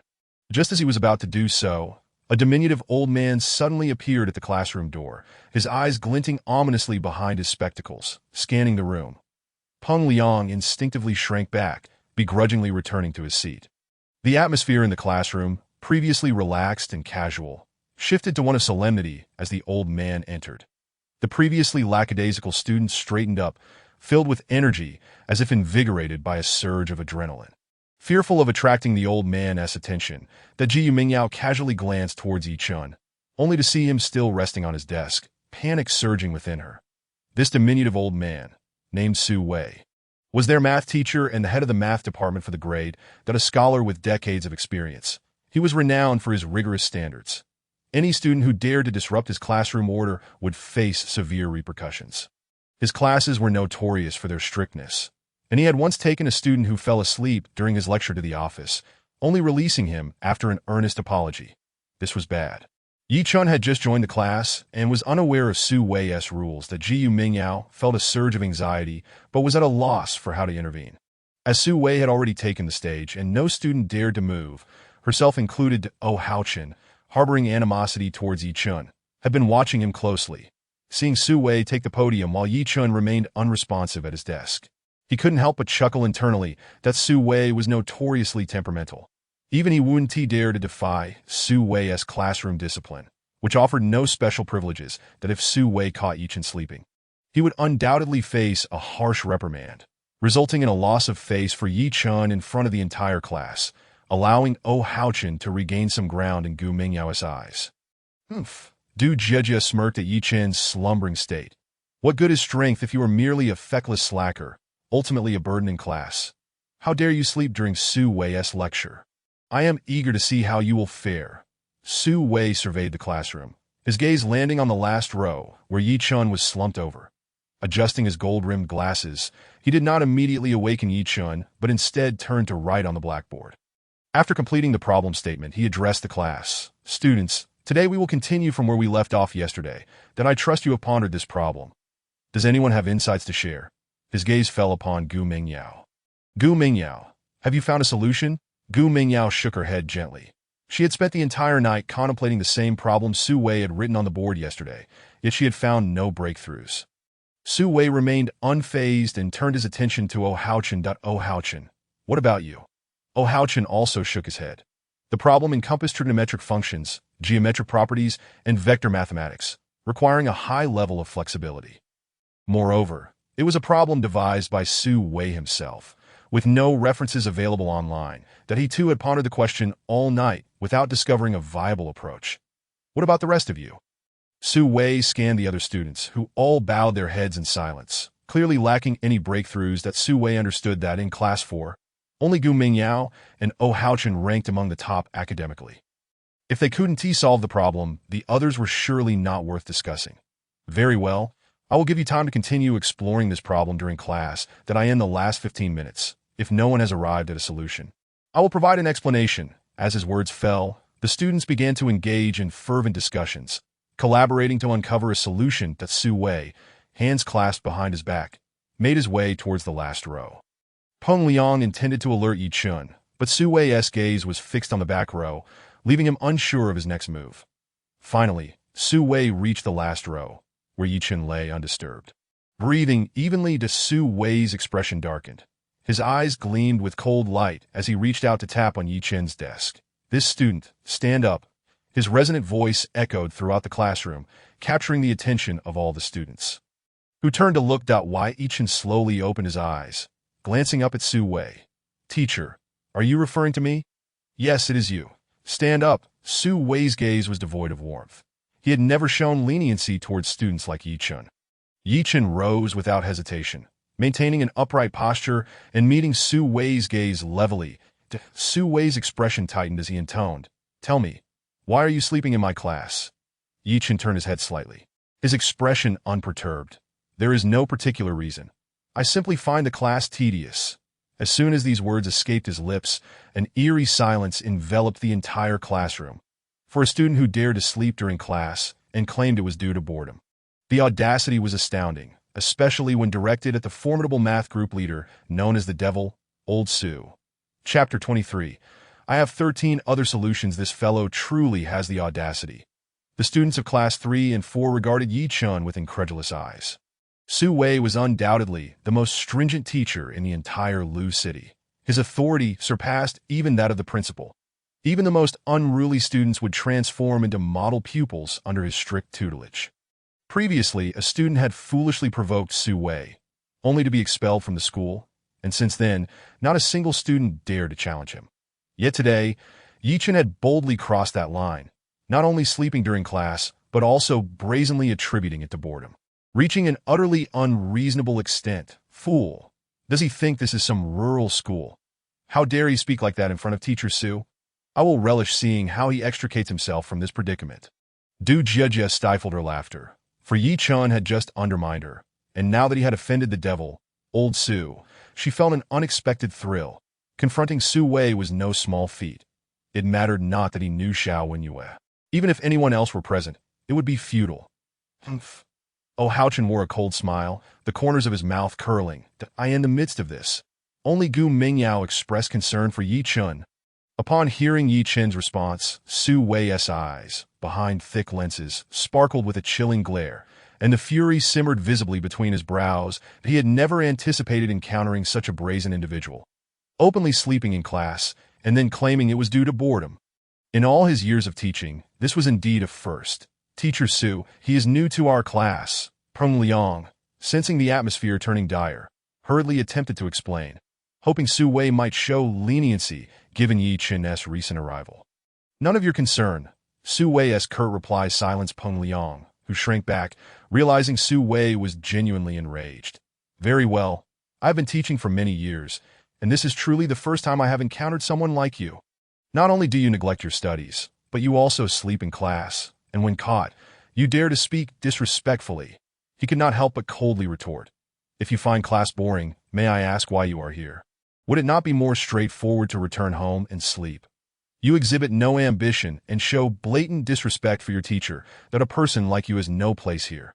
After today, you need not attend class any longer." As the head of the math group and the director of education, Su Wei certainly had the authority to decide a student's fate. The Du Jie nearly burst into laughter, feeling immense satisfaction. Su Wei's words were tantamount to a death sentence for Ye Chen. What could he do? Knowing Xiao Wenyue made no difference. He would still have to leave. The thought of never having to see this insufferable person at school again brought Du Jie immense joy. He wouldn't last a day and still hoped to be in the same class as Meng Yao. Oh, Hao Chen scoffed internally, realizing he had perhaps overestimated Ye Chen as an opponent. Esteemed teacher, I just arrived today. Sleeping in class was my fault, and I apologize, but to expel me over this seems excessive. In the face of Su Wei's expulsion declaration, Ye Chen remained remarkably composed, his gaze calm and steady. Indeed, sleeping in class is not grounds for expulsion, but since you state that sleeping is due to boredom, it implies the class holds no significance for you. So why remain here? Su Wei snorted coldly, showing no sign of reconsideration. Teacher, I have my reasons for being here. Ye Chen replied, his gaze unwavering. As for finding class boring, I certainly have my rationale. You have stated that we attend class to acquire knowledge. Upon hearing Ye Chen's question, Su Wei answered without hesitation, "Of course. It is to learn knowledge, achieve good grades, and eventually gain admission to a prestigious university to forge a successful career." His response echoed the sentiments of over 90% of students. Flawless in its reasoning, Ye Chen did not refute him, nodding in agreement before continuing. You have already stated that class is for learning knowledge. But what if I feel I am not learning anything in class? At this proclamation, the room fell into a sudden stillness. My heavens, what is he saying? The classmates cast bewildered glances at Ye Chen, incredulous. Initially, his claim of boredom had been audacious enough, but now he was asserting that he was not learning anything. Was he not indirectly criticizing Su Wei's teaching abilities? Are you implying that my teaching is inadequate, rendering you incapable of learning? Su Wei's eyes narrowed dangerously. That is not my intention. Ye Chen waved his hand dismissively. What I mean to say is, regardless of how you teach, there is nothing for me to learn. In other words, he was asserting that he had already mastered the material being taught. Arrogant. This was the unanimous verdict of the classmates regarding Ye Chen. Even Gu Mingyao covered her mouth, unsure of how to react. Though Ye Chen spoke little, his words were consistently astonishing that Su Wei was renowned as the most skilled mathematics instructor in Lu City's vocational school. A mentor to many teachers, and a prominent figure in the entire Sichuan province. His mathematical prowess ranked among the best nationally, and he was one of the rare top-tier educators, having produced numerous gold medal students. Many mathematics scholars from prestigious universities had once been under his guidance. For someone from a rural background like Ye Chen to claim he had mastered all that Su Wei taught was nothing short of preposterous.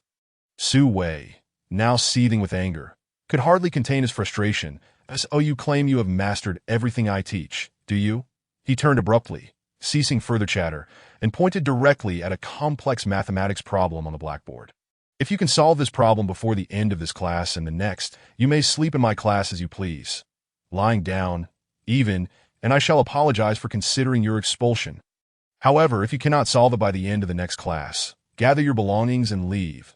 This vocational school does not welcome students who speak empty words. As Su Wei's declaration echoed through the room, many students shook their heads, sighing. Had Ye Chen merely admitted his fault and offered a sincere apology, Su Wei would not have been unreasonable. Yet, Ye Chen's arrogance, insisting he no longer needed to learn from Su Wei, was a clear path to his own undoing. Warranting no sympathy whatsoever, Ji Mingyao bit her lip, her palms clenched tightly, uncertain of how to proceed. The situation had clearly escalated to an irretrievable point. Despite her excellent grades allowing her some standing with Su Wei, she could not alter his current decision. That's so? Then it simplifies matters. Ye Chen appeared entirely unperturbed by the looming threat of expulsion. Instead, grinning confidently as he walked up to the podium, took up the chalk and began to write fervently on the blackboard. What a show! Du Jie sneered at the sight. This problem had stumped even the likes of Ye Chen and Gu Mingyao, top mathematics students who had spent an entire night grappling with it. How could Ye Chen possibly solve it so quickly? To her, his actions on the blackboard were merely a facade, a desperate attempt to cling to his dwindling pride. Ye Chen chose to lower his head, uninterested in the spectacle, preferring to dedicate time to solving the problem himself for the applause of his classmates and Gu Mingyao's admiration. Su Wei stood with arms crossed, observing Ye Chen's progress on the board with indifference. This problem would certainly require over 10 minutes even for the brightest students in the nation, and Ye Chen's hurried scribbling was nothing more than chaotic nonsense. However, as Su Wei cast a glance, he noticed Ye Chen had already filled half the blackboard. As he scrutinized the initial steps, his expression shifted abruptly. He could not help but continue observing, his eyes widening in disbelief with each passing moment. By the end, his expression had completely frozen. A minute later, Ye Chen halted his writing, casually tossing the remaining chalk, which arced perfectly into the chalk holder. I'm done. Yet Su Wei seemed to have heard nothing. His gaze fixed intently on the blackboard, filled with incredulity. How is this possible? The board displayed meticulously organized rows of mathematical terminology, each necessary formula and theorem glaringly evident, with flawless coherence, each step interlinked and irrefutable, leading directly to the final answer. This answer was indisputably correct, and the method was far simpler and more direct than his own, with a clearer thought process that struck at the heart of the problem. Devoid of unnecessary complications, his gaze narrowed as he instinctively turned to Ye Chen, momentarily rendered speechless. Those classmates who had initially anticipated a spectacle were now left utterly dumbfounded, their expressions akin to witnessing a ghost. Class 3 and 4 is one of the top classes in the entire school, comprised entirely of students ranked within the top 150. Naturally, they are capable of comprehension. Upon observing the problem-solving steps penned by Ye Chen, they felt as if a fog had been lifted, revealing a clear sky. All previous confusion had been dispelled. Ye Chen and Du Jie were left utterly stunned, unable to regain their composure for an extended period. Gu Mingyao, on the other hand, was filled with delight, her earlier concerns vanishing like mist. Ye Chen turned to Su Wei with a nonchalant tone. I have 13 more methods to solve this problem. Do you wish for me to write them all out? Chapter 24. Xiao Wenyu as fiancé teacher. I have 13 different solutions for this problem. Would you like me to enumerate them all? Ye Chen inquired, his voice calm as he glanced at Su Wei. No, that's unnecessary. Su Wei finally snapped back to reality, rigidly shaking his head. He found it hard to fathom that Ye Chen could solve the problem in such a brief span of time. Could it be that he had encountered this problem before and retained it in his memory, allowing him to write it out so swiftly? Many students exchanged bewildered glances, still unable to comprehend the situation at hand. How could a new transfer student solve a problem that even the top students like Ye Chen and Gu Mingyao could not unravel after a night of contemplation? This was the only explanation they could muster. However, while others thought along these lines, Ye Chen felt a jolt in his heart, his gaze vacant, as a profound sense of defeat washed over him. This problem had eluded him despite his intense pondering the previous day, leading him to scour the internet for the original question or similar types. But to no avail. There were simply no comparable problems online. That he later discovered that this problem had been devised by Su Wei himself, intended to expand the students' mathematical thinking, urging them to think more broadly and deeply. He had assumed that if he couldn't solve it, neither could anyone else. Yet unexpectedly, the very person he most resented, Ye Chen, had managed to crack it. Du Jie felt a lump in her throat, her heart clenching as she realized that her previous mockery of Ye Chen as a fool now reflected more upon herself. So, teacher, may I take a nap? Ye Chen shrugged, and Su Wei was left utterly speechless, finally exhaling a sigh of resignation and nodding earnestly. I will keep my word. From now on, you may sleep through my classes without any objection from me. My earlier decision to expel you was hasty, and I sincerely apologize. Ye Chen waved his hand lightly. Sleeping in class was my fault. There is no need for you to apologize. Having said that, he made his way back to his seat, offering a reassuring smile to Gu Mingyao as he passed her. That Su Wei's previous disdain and anger towards Ye Chen dissipated entirely. He didn't mind a student possessing a bit of personality, provided they had the capability to back it up. Students who, despite lacking abilities, believed themselves superior were the ones he found most intolerable. Yet, Ye Chen had now unequivocally demonstrated that he possessed the merit to sleep in class. Aside from Su Wei, the other teachers turned a blind eye to Ye Chen's napping during lessons. The afternoon class passed in a haze of slumber for him. Brother Ye Chen, Gu Mingyao roused him as school let out in the afternoon. Let us go. We're heading to Ye's house for dinner. She is waiting for us at the school gate. Ye Chen nodded slightly, stretching his neck as he departed the classroom alongside Gu Mingyao, all the while under the envious gaze of countless classmates. How outrageous! Ye Chen clenched his fists, his eyes almost ablaze with fury as he watched their retreating figures that he had not anticipated that within the span of a single day, he would be utterly overshadowed by Ye Chen, not only in physical prowess but also academically in mathematics. This was an immense blow for someone like him, who always strived for excellence. Ye Chen, just you wait. I will undoubtedly crush you before Mingyao. Only I deserve to be with her.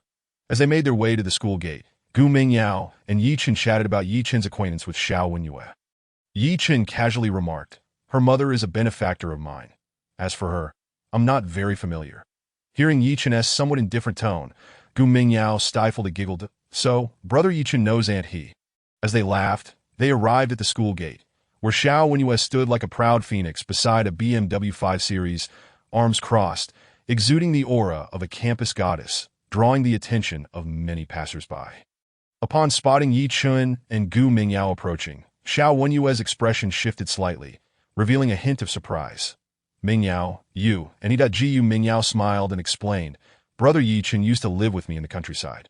We are childhood playmates. Xiao Wenyue was taken aback, not having realized that Ye Chen and Gu Mingyao shared this connection. She didn't pry further and opened the car door. All right, let us get in. Xiao Wenyue ushered Gu Mingyao into the back seat before taking her own place, then turned to Ye Chen and said, Ye Chen, you can sit in the front. Ye Chen nodded and settled into the passenger seat. At which point the driver started the vehicle. Upon arriving at Xiao Wenyue's villa, she led Gu Mingyao inside, while Ye Chen followed at a distance, his expression calm. Mom, Mingyao is here. As soon as they stepped inside, Xiao Wenyue announced, Oh, it's Mingyao.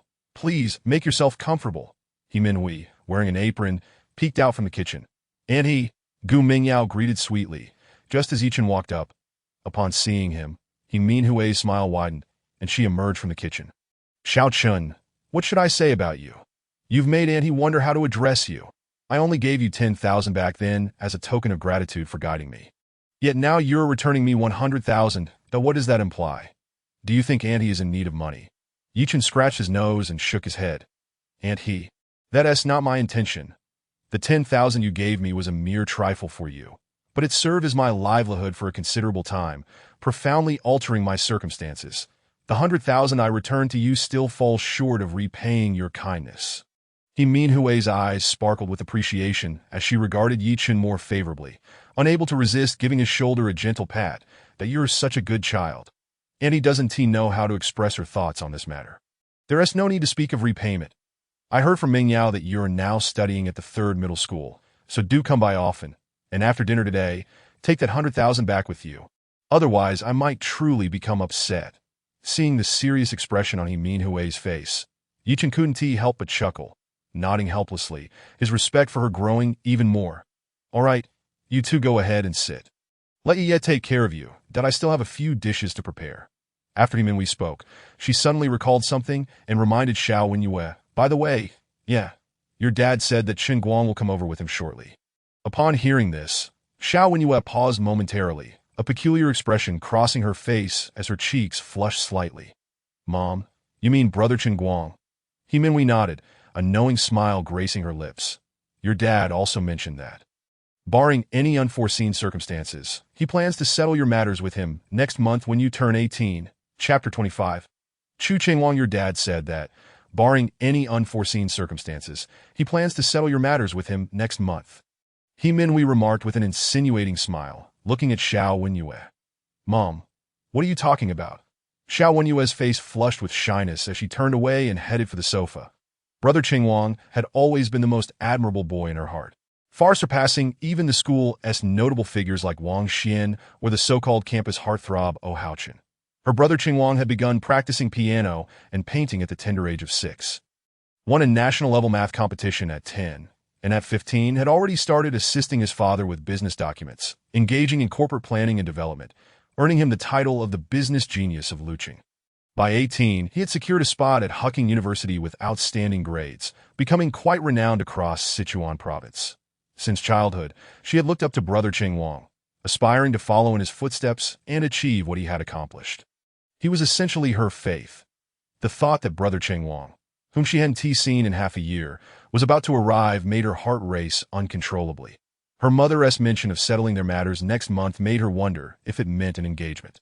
Recalling He Minhui's words, her heart stirred with a whirlwind of emotions that in her younger years, she had fantasized about marrying Brother Chengwang, envisioning herself as his bride, that as she grew older, her yearning for this dream intensified. Normally, such discussions would fill her with delight, but instead, she felt a sense of disarray. Unconsciously, she glanced at Ye Chen, who was reclining on the sofa with his eyes half closed, seemingly indifferent to the matter. As if he hadn't heard a thing. For some inexplicable reason, a slight displeasure welled up within her. Mingyao, I recently bought several new outfits. Could you give me some advice? Xiao Wenyue looked at Gu Mingyao, pointing upstairs. Sure. Gu Mingyao nodded eagerly and followed Xiao Wenyue upstairs. Although they had only met at the vocational school, their bond had grown as close as sisters, sharing everything like best friends that I end the room. Xiao Wenyue was critiquing her newly purchased clothing for Gu Mingyao while casually inquiring, "By the way, Mingyao, how did you come to know Ye Chen? Did you both grow up in the same village?" After a moment's contemplation, Gu Mingyao replied, "To be precise, brother Ye Chen is not from our village. He was rescued by my mother deep in the mountains." Subsequently, Gu Mingyao recounted the circumstances of her acquaintance with Ye Chen. Upon hearing this, Xiao Wenyue furrowed her brow slightly and remarked, "So, he is an orphan without parents." Gu Mingyao nodded. "Indeed, brother Ye Chen has no parents. Since the very first time I met him, he has always been alone. However, he seems never to care. He approaches life with unwavering confidence, harboring his own thoughts and steadfastness, that in his eyes, I have never witnessed any semblance of sorrow." Xiao Wenyue refrained from voicing her opinion, as she had only known Ye Chen for a mere 2 days and knew little about him. Yet, the notion that he was without family stirred a sense of sympathy within her. Just then, her gaze fell upon a business-oriented Bentley approaching the villa, where a middle-aged man and a young man in his 20s exited the vehicle and made their way toward the villa. "Mingyao, my father is back. Let us go downstairs," Xiao Wenyue exclaimed, grabbing Gu Mingyao's hand as they hurried down the stairs and swiftly opened the grand door of the villa. "Father," the middle-aged man, dressed impeccably in a suit and bearing a resemblance to Xiao Wenyue, was none other than her father, Xiao Lin. Upon seeing Xiao Wenyue, he offered a gentle smile and proceeded into the house. "Yeah, look who I brought back." Following him was a young man in a wine-red checkered shirt, who approached with a gentlemanly and amiable smile. "Yeah, long time no see." The young man possessed an elegant demeanor, radiating the aura of a scholar, yet he displayed no hint of timidity. Rather, there was an underlying air of command, a confidence that starkly contrasted with his peers, indicating a wealth of experience. "Brother Qingguang." Xiao Wenyue greeted him politely, welcoming both men into the villa. "Father, you've seen Mingyao many times, so I want to introduce her. This is Ye Chen. You must have heard about him from Mother." "Oh, Ye Chen." Xiao Lin, having hung his suit jacket on a coat rack, turned his gaze toward Ye Chen with a mix of curiosity and scrutiny upon hearing Xiao Wenyue's words. "Hello, Uncle Xiao." Ye Chen, who had already opened his eyes, rose slightly and nodded respectfully at Xiao Lin. Hello. Your auntie has mentioned you to me several times, saying you are her savior." Xiao Lin smiled, though inwardly he shook his head. Indeed, he Minhui had spoken highly of Ye Chen multiple times, claiming that he was a rather extraordinary boy, vastly different from the average person. However, after a careful examination, he felt that Minhui had exaggerated. 20 years prior, he had arrived in Lu City alone, establishing Feiyu Clothing Company, which had rapidly flourished into the now thriving Feiyu Group, valued at over $1 billion, that the tumultuous journey through the business world over the past 2 decades had sharpened his acumen. At this moment, aside from Ye Chen's impressive demeanor and articulate speech, his attire and mannerisms bore no distinction from an ordinary university student, lacking any remarkable qualities. Xiao Lin could not help but glance at the young man beside him. The difference in stature was immediately apparent. "Your auntie is overstating. I merely assisted her with a small favor. Nothing so grand." Ye Chen chuckled, dismissing the praise without any intention of seeking recognition. "All right then, I shall call you Xiao Chen. Please take a seat and don't stand on ceremony." Despite his internal reservations about Ye Chen, Xiao Lin maintained a cordial demeanor, appearing as a benevolent elder. Just as Ye Chen was about to sit down, Xiao Wenyue interjected, "By the way, Ye Chen, let me introduce you." She gestured to the young man who had remained silent beside her. "This is the young heir of Xiongfeng Group. Chu Qingguang, brother Qingguang, this is Ye Chen." Xiao Wenyue explicitly mentioned Xiongfeng Group to ensure Ye Chen was aware of Chu Qingguang's true identity, fearing that Ye Chen's prideful nature might lead to any unintentional offense between them. "Oh, hello." Upon hearing the name Xiongfeng Group, Ye Chen displayed no visible reaction, merely nodding with indifference that so, "It's brother Ye, a pleasure to meet you for the first time." Chu Qingguang maintained a smile, extending his hand toward Ye Chen. But beneath his cheerful facade lay a glimmer of disdain. What qualifications did a penniless youth, dressed in rags worth less than 500, have to associate with him? Chu Qingguang. Chapter 26. The isolated Ye Chen. Chu Qingguang felt an overwhelming sense of contempt. Who was he? He was the young heir of Xiongfeng Group, with his father, Chu Xiong, at the helm of a publicly listed company worth tens of billions, ranking among the 10 most outstanding entrepreneurs in Lu City. On par with Xiao Lin, from a young age, he had received the highest caliber of education, far surpassing his peers in knowledge, capability, and experience. He was indeed a true young prodigy. The individuals he associated with were invariably wealthy. Their backgrounds equally formidable. Only such individuals piqued his interest for camaraderie. Someone like Ye Chen, an apparent ordinary student from a modest family, was not worthy of his attention. Yet, given Ye Chen's affiliation with the Xiao family and his familiarity with them, Chu Qingguang, despite his reluctance, felt compelled to play the part of the gracious host. So it's brother Ye, a pleasure to meet you for the first time. He extended his hand with a facade of cordiality. Aiming to showcase his magnanimous demeanor in front of Xiao Wenyu, Ye Chen, however, was no ordinary individual. He possessed an acute awareness that rendered him impervious to disingenuous gestures, even though Chu Qingguang's attempt at concealment was nearly flawless. Ye Chen discerned the contempt and disdain in his eyes at a glance. Ignoring Chu Qingguang's outstretched hand, Ye Chen simply sat back down on the sofa.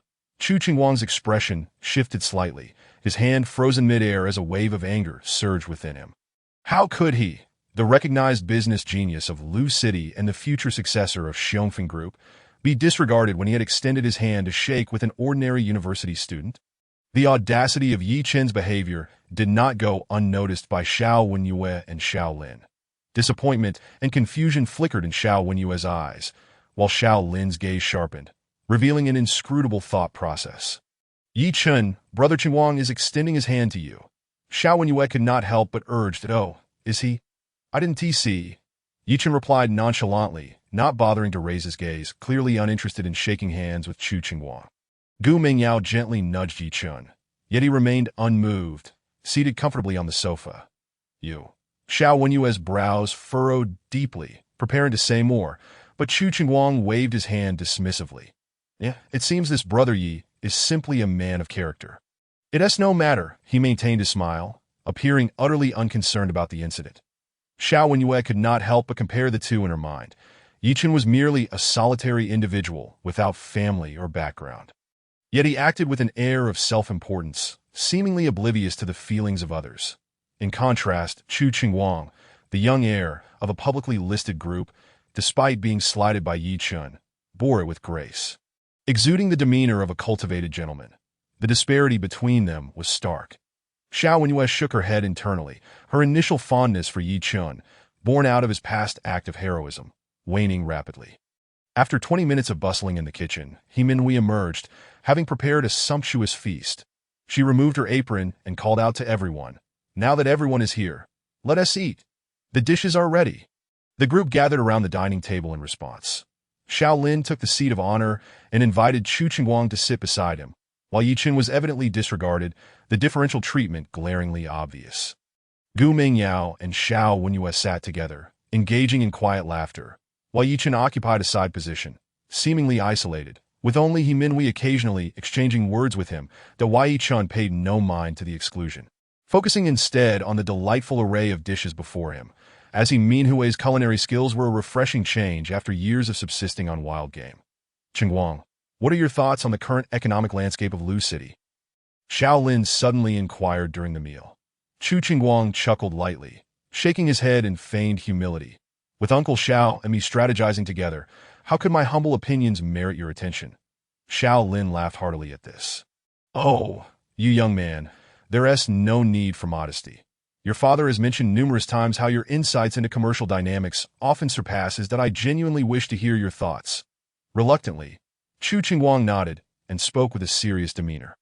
Recently, the Economic Times published a list of the top 10 enterprises in Lu City, with the chairpersons of those companies included among the 10 outstanding entrepreneurs. Both Uncle Xiao and my father occupy a place on that list. However, from the current situation, I believe the strongest corporate leader in our city is not among those 10. Xiao Lin's expression remained unchanged as he awaited Chu Qingguang's elaboration. The current economic structure of Lu City can be summarized in one phrase: 10 strong and 1 exceptional. The 10 strong refer to the recently announced top enterprises of Lu City, while the exceptional one is the Chinfeng Group. Though Chinfeng Group was established only a few short years ago, Its rapid rise and remarkable success in navigating various channels is astonishing. Presently, the market value of Chen Phone Group is conservatively estimated to have exceeded 100 billion, making it the unrivaled leader in Lu City. The comparative objects of Luqing Group are no longer confined within Luqing itself, but rather, they must now encompass the entirety of Sichuan province. After Chu Qingwang finished speaking, a glimmer of approval appeared in Xiao Lin's eyes as he nodded emphatically. Well said. He patted Chu Qingwang on the shoulder and praised him sincerely. Qingwang, your thoughts align perfectly with mine. To perceive the grand strategy of Luqing and to discern clearly the strengths and weaknesses within it is indeed a rare vision among the younger generation. I can assert with confidence that given another decade, you could very well become the wealthiest individual in Luqing. And even among the top 10 affluent figures in Sichuan province, you stand a chance to be counted among them. Chu Qingwang felt a swell of pride within him, but modestly waved his hand. Uncle Xiao, you flatter me that I still have much to learn and improve upon, and I hope you will continue to enlighten me whenever necessary. Upon hearing the analysis of the Luqing situation from Xiao Lin and Chu Qingwang, both Xiao Wenyue and Gu Mingyao were filled with admiration. They were indeed exceptional among their peers in Luqing, consistently achieving top marks, and it was practically a certainty that they would gain admission to one of the top 10 prestigious universities in Huaxia. Yet in comparison to Chu Qingwang, they undeniably lagged far behind. Even Ye Chen, who was of the same generation, could not hold a candle to him. Chu Qingwang was merely a year older than them, yet he was already capable of engaging in economic discussions and analyzing situations with the chairman of a major corporation, while their conversations still revolved primarily around shopping and dining, which was a stark contrast. Unable to suppress her curiosity, Xiao Wenyue turned to glance at Ye Chen, only to find him engrossed in his meal, seemingly indifferent to the dialogue between Chu Qingwang and Xiao Lin. She sighed softly, feeling a twinge of ridicule at her prior feelings of attraction and guilt towards Ye Chen. The two were simply not from the same world. After dinner, Ye Chen and Gu Mingyao lingered briefly at the Xiao residence before rising to take their leave. Uncle Xiao, and he, thank you for your hospitality, that I have matters to attend to this evening. So I must take my leave that I hope to visit again at a later date. Xiao Lin offered a perfunctory response, while He Minhui attempted to persuade them to stay longer, but Ye Chen and Gu Mingyao were determined to depart. Shortly after they exited, Chu Qingwang also made excuses to leave, and Xiao Wenyue accompanied him to the door. That as she returned home, Xiao Lin's voice echoed through the house.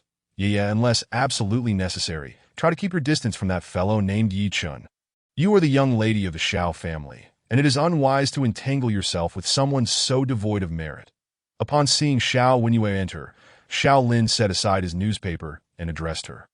Xiao Wenyue paused in surprise at his words, while He Minhui furrowed her brow in discontent, retorting, What do you mean? What is wrong with Xiao Chen that you want Ye to stay away from him? Xiao Lin scoffed dismissively. I understand that the boy has assisted you, but to be frank, based on his performance during our meeting tonight, he does not impress me at all. That I spoke with him briefly, and he has evidently never pursued education seriously. Now he merely occupies a position in a vocational school. What accomplishments could he possibly achieve? Xiao Lin continued earnestly, it is true that many successful individuals possess little in terms of academic credentials, but they at least grasp the concept of resources and the importance of managing interpersonal relationships. That boy lacks any noteworthy traits and even failed to acknowledge the gesture of camaraderie when Qingwang extended his hand for a handshake. He clearly lacks an understanding of social etiquette.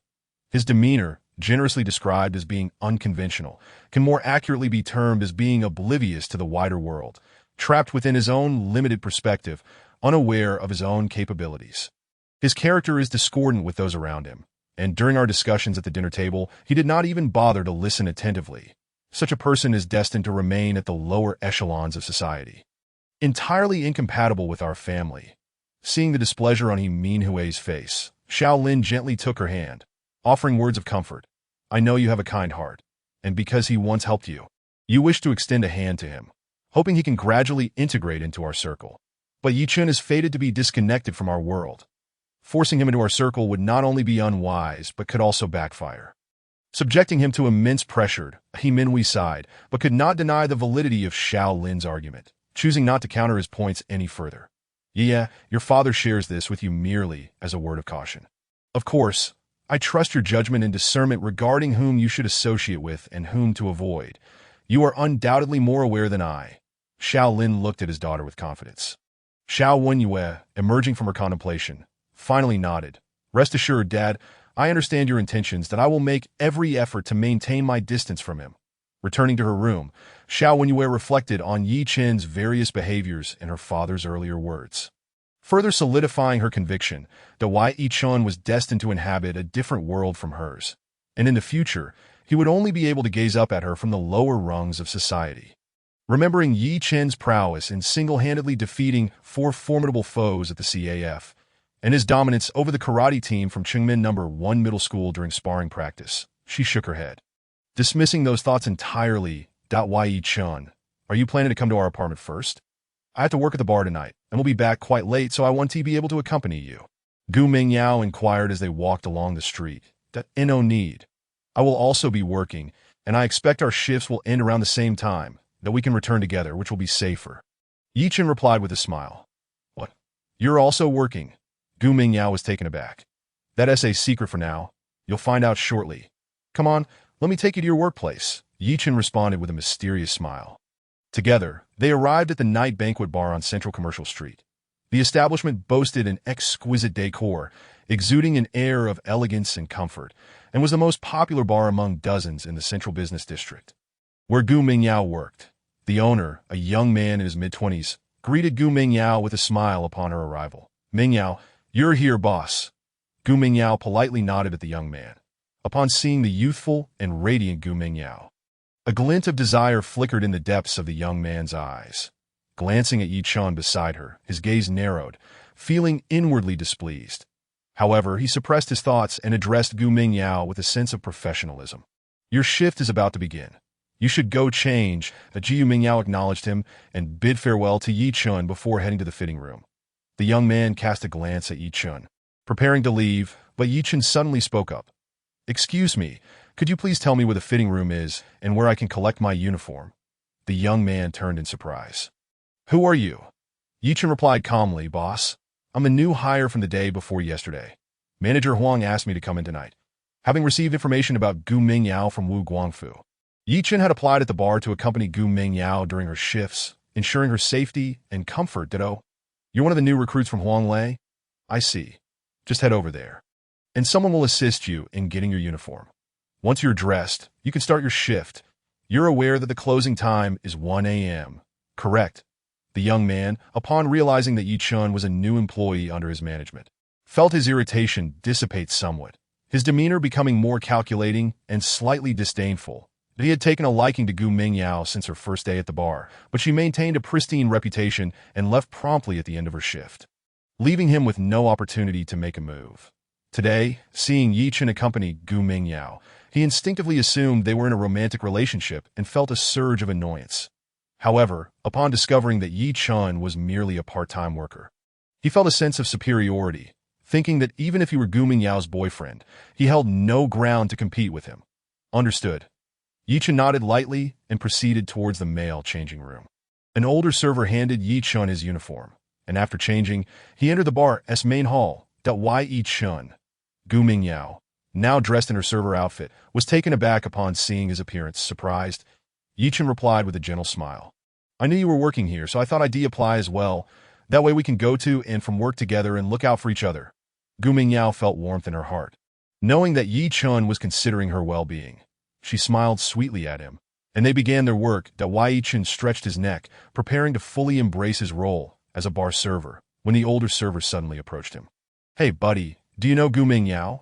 You seem quite close. Ye Chen nodded nonchalantly. Yes. Is there a problem? The older server glanced around and leaned in closer, lowering his voice to whisper, Just a heads up, it's best to keep your distance from Gu Mingyao here. Our boss has had his eye on her for a while and treats her particularly well.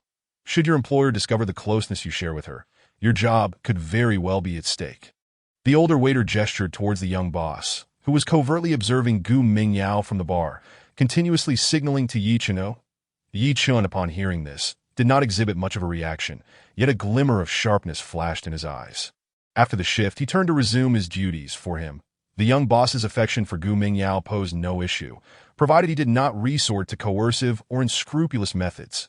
he would simply ignore it. However, should any nefarious intentions arise, he would not hesitate to quash them without mercy. Initially unfamiliar with the waiteress role, Ye Chen, after a brief period of observation and adaptation, had become exceedingly proficient. Fully embodying the essence of a competent bar server, numerous seasoned waiters nearby nodded in silent approval, secretly commending this zealous newcomer. Ming Yao, a vibrant and youthful figure, entered the bar, selecting a somewhat secluded spot, and then waved gently at Gu Ming Yao. It was Xiao Wenyue. Dressed in a black suit, she exuded an air of purity and beauty, intermingled with a hint of wildness and aloofness. Originally intending to retire early that night, she found herself stirred by Xiao Lin's remarks about Ye Chen, prompting her to visit Gu Mingyao at her workplace for a couple of drinks to ease her mind. Wenyue, Gu Mingyao smiled sweetly as she approached. What brings you here tonight? You have class tomorrow. Xiao Wenyue shrugged casually, replying, Oh, it's nothing. Even if I have class, I can enjoy a couple of drinks as long as I don't get drunk. She waved at the young boss at the bar, smiling. Boss Liu, may I have Mingyao join me for a couple of drinks? Her tone was relaxed, clearly suggesting that this was not her first visit, and she was quite familiar with the young boss. The young boss, named Lu Zitian, had taken a liking to Gu Mingyao from the very first day she started working in her sophomore year, planning to court her throughout her 3 years at the vocational school. Xiao Wenyue, being Gu Mingyao's close friend and the daughter of Xiao Lin, one of the city's 10 outstanding entrepreneurs, received a polite nod of agreement from him. No problem, Mingyao. Feel free to sit with Miss Xiao over there tonight. There is nothing pressing on this side for him. The bar was sufficiently staffed, and since Gu Mingyao had completed her tasks, he certainly would not refuse this small favor. Had he not feared appearing too conspicuous by approaching, he would have gladly joined the 2 stunning women for drinks and conversation. Thank you, boss. Gu Mingyao expressed her gratitude as she took 4 bottles of Budweiser and joined Xiao Wenyue at the booth. The 2 sipped delicately while chatting, and about 10 minutes later, another radiant young woman entered and joined their table. It was Li Jingjing. Come on, admit it. How much did you 2 drink while I was away? The 3 shared a close bond, and Li Jingjing teased them. She looked at Xiao Wenyue and suddenly inquired, Wenyue, I heard that Chu Qingguang is back today. So, what is the status between you 2? Her expression was filled with mischief, as she was most curious about the relationship between Chu Qingguang and Xiao when Yu Mingyao suddenly recalled, Oh right, Mom mentioned that once you come of age, she intends to settle the matter between you 2. Is that true? Xiao Wenyue's face flushed slightly, and she retorted, You 2? Why ask such questions? I'm only 18 this year. Why rush into such things? Li Jingjing, however, was unfazed, reminding her, Wenyue, as your close friend, I feel compelled to warn you that a remarkable young man like Chu Qingguang is rare in this world. You want to find another in Lu City who is as exceptional as he is. You must seize the opportunity. Marrying Chu Qingguang would undoubtedly make you a wealthy lady with a fortune in the billions. Where else would you find such a man? Gu Mingyao nodded in agreement. Indeed, Chu Qingguang is truly outstanding, but he is 2 years older than us and already comparable to those business elites and tycoons. His future is boundless. Xiao Wenyue was well aware of what they were discussing. She had long harbored dreams of marrying Chu Qingguang one day. Yet upon seeing him tonight, she realized that her previous yearning had diminished, and instead, Ye Chen's figure suddenly flashed through her mind. What is wrong with me? Why am I thinking of that guy? She shook her head in self-deprecation. In terms of background, family, knowledge, and achievements in the business realm, Ye Chen was utterly outclassed by Chu Qingguang, who surpassed him by leaps and bounds. The IT struck her as absurd that she would think of Ye Chen when considering Chu Qingguang. That moment, Li Jingjing suddenly exclaimed, Isn't that Ye Chen? She pointed ahead, and Xiao Wenyue turned to look, spotting Ye Chen dressed as a waiter, serving beer and snacks to a table of customers, appearing humble and subservient. What is he doing here? Xiao Wenyue's brow furrowed as she glanced at Gu Mingyao. Ye Chen said he wanted to find a job to support his studies, and since I work here, he applied for the waiter position so we could look out for each other. Gu Mingyao replied truthfully, I thought he was something special. He refused our invitation to lunch, and yesterday at the CAF, when I offered to help him find a good job, he acted all high and mighty, claiming he didn't need it. Turns out he just came to work as a waiter at the bar. Li Jingjing scoffed, finding his arrogance laughable, that Ye Chen always acted as though he were superior to others. But here he was, serving drinks and snacks. She had no disdain for proud individuals. but only if they had the corresponding capability. She looked down upon those who were inept yet deluded themselves into thinking they were above others. Gu Mingyao was unaware of the underlying story between Ye Chen, Xiao Wenyue, and Li Jingjing. She looked at the two, hesitating to speak that Ye Chen had already noticed Xiao Wenyue and Li Jingjing as arrival. But he didn't pay them much mind. After serving the snacks and beer, he intended to return to the bar, coincidentally passing by their table that Ye Chen, Xiao Wenyue suddenly called out to him. "What's up?" Ye Chen turned his head slightly, maintaining a nonchalant demeanor. Xiao Wenyue's gaze flickered as she glanced at Gu Mingyao before asking, "Why are you working here as a waiter?" Ye Chen casually replied, "What's wrong with working here as a waiter?" Xiao Wenyue raised her eyes slightly and continued, "If you genuinely seek work to sustain yourself, both Jingjing and I mentioned yesterday that we could help you find something. Any job we suggest would offer a far better environment and salary than waiting tables at a bar. Mingyao has stayed on for over 2 years, reluctant to leave, but what about you? I know you refuse our help because of your pride, thinking that our assistance would undermine your dignity as a man. I must tell you, that perspective is rather naive and stubborn. You helped my mother, saved both Jingjing and me, and you're an acquaintance of Mingyao. Since you know us, we can be your network of resources. Given such valuable connections, why persist in struggling alone? Finding you a good job is merely a matter of words for us. Easily achievable, that if you fail to utilize your social connections and networks, how will you establish yourself in society in the future?" She spoke with an air of condescension, hoping to enlighten Ye Chen on the importance of leveraging his connections and recognizing his shortcomings. Ye Chen stood still for a few seconds, and a cold smile suddenly crept across his lips. "Xiao Wenyue, do you truly understand me?" Xiao Wenyue was taken aback by his sudden question and shook her head. She had only known Ye Chen for a little over 2 days. How could she claim to understand him? Yet, she could not fathom why he would ask such a question. Seeing her shake her head, Ye Chen's smile deepened, his tone growing colder. "But if you do not understand me, why act as though you know me so well? Working here is my own affair, that I have my own thoughts and choices. And I am quite satisfied with my current situation. Perhaps you truly could offer me a better job, but so what? I do not need it. I have never regarded you as any form of resource. To put it simply, I only know Aunt He. As for you, we are not acquainted." Holding a tray in one hand, his expression turned increasingly frigid. He dismissed Xiao Wenyue's words entirely. "Miss Xiao, if you have time, perhaps you should focus more on your own matters or direct your energies towards others, rather than constantly pointing fingers at me. I, Ye Chen, do not require your guidance in my endeavors." Ye Chen's words were undeniably blunt. He, the chairman of a company worth over 100 billion, had powerful connections through a subordinate, Wu Guangfu, a business mogul with extensive ties across both legitimate and illegitimate spheres.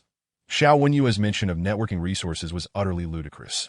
He showed no regard for her, and after speaking, he strode away without a backward glance. Xiao Wenyue stood frozen in place, while Ye Chen's sharp retort left her utterly speechless. After a moment, she regained her composure and stomped her foot in frustration. Typically, she embodied the archetype of an ice queen, rarely expressing amusement and never displaying anger. Yet Ye Chen's recent remarks had stirred a tempest within her. "Yeah, disregard that insufferable fellow. Did you not see his expression? He always carries himself as if he's the best in the world. Engaging him in conversation is akin to playing music to a cow." Li Jingjing chimed in, her dissatisfaction with Ye Chen palpable from the moment she laid eyes on him. Although he had once rescued them, her initial fondness had quickly soured due to subsequent events, leaving her with a profound aversion to him and a desire to avoid any further interaction. Who would bother with someone who failed to appreciate kindness? As Xiao Wenyue observed Ye Chen's nonchalant departure, she let out a soft huff through her nose.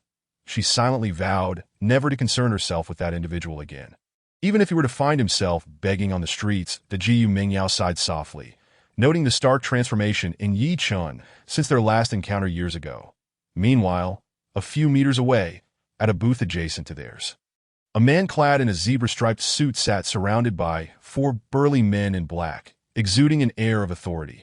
The zebra-clad man lounged on the sofa, yet his gaze frequently drifted toward Gu Mingyao's table. Xiao Wenyue, tall and striking, exuded an exceptional presence. Li Jingjing, petite and charming, showcased a devilish figure. And even though Gu Mingyao wore a waitress uniform, her natural beauty was undeniable. The man had been eyeing the trio for quite some time. "Go, He slightly tilted his head towards one of the black-clad giants, who immediately understood and approached Gu Mingyao's table. "Ladies," the giant intoned, "my boss wishes to invite you to join him for a drink." The three women were momentarily taken aback. They had frequented this establishment countless times, often encountering suitors who approached with gentlemanly manners. Invariably, when they declined, the suitors retreated graciously, but this was the first time someone had so brazenly demanded they come over for drinks. Li Jingjing, with her fiery temperament, waved her hand dismissively. "Mister, don't joke with us that we don't even know your boss.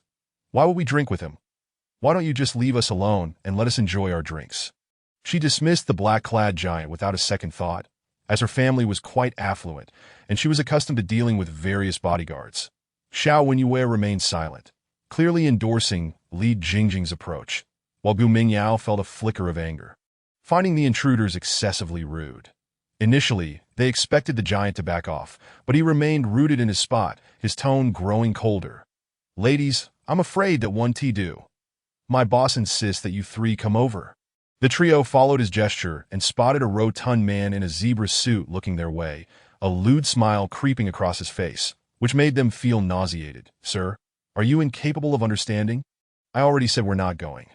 "Okay," Li Jingjing reiterated with an irritated expression. "Not going." The giant remained unmoved. "Then I'll have to force you to come with me," realizing the giant's intentions. Xiao Wenyue and her companions exchanged glances, their expressions darkening. As the cherished daughter of Shaolin, Xiao Wenyue had never faced such a situation before. Before she could speak, the bar owner, Lu Zetian, appeared beside the giant. His demeanor grim. "Mingyao, what's the matter? Does this gentleman have business with you?" He had sensed something amiss and rushed over, fearing for Gu Mingyao's safety. Owning a bar in a bustling commercial district with a thriving business, he undoubtedly had formidable backing. Seeing someone harass the women he had deemed his own, he would not stand idly by. "Boss Lu, this man insists that his boss wants us to join him for drinks. But we have no intention of going, and he is trying to force us." Li Jingjing relayed the situation directly to Lu Zetian, knowing he wielded considerable influence, though. "Is that so?" Lu Zetian's expression turned icy as he glanced at the black-clad giant. "My friend, in my establishment, we do not engage in coercive behavior, and I certainly do not tolerate my friends being pressured. If they are unwilling to go, then this matter ends here. Kindly return and refrain from disturbing them.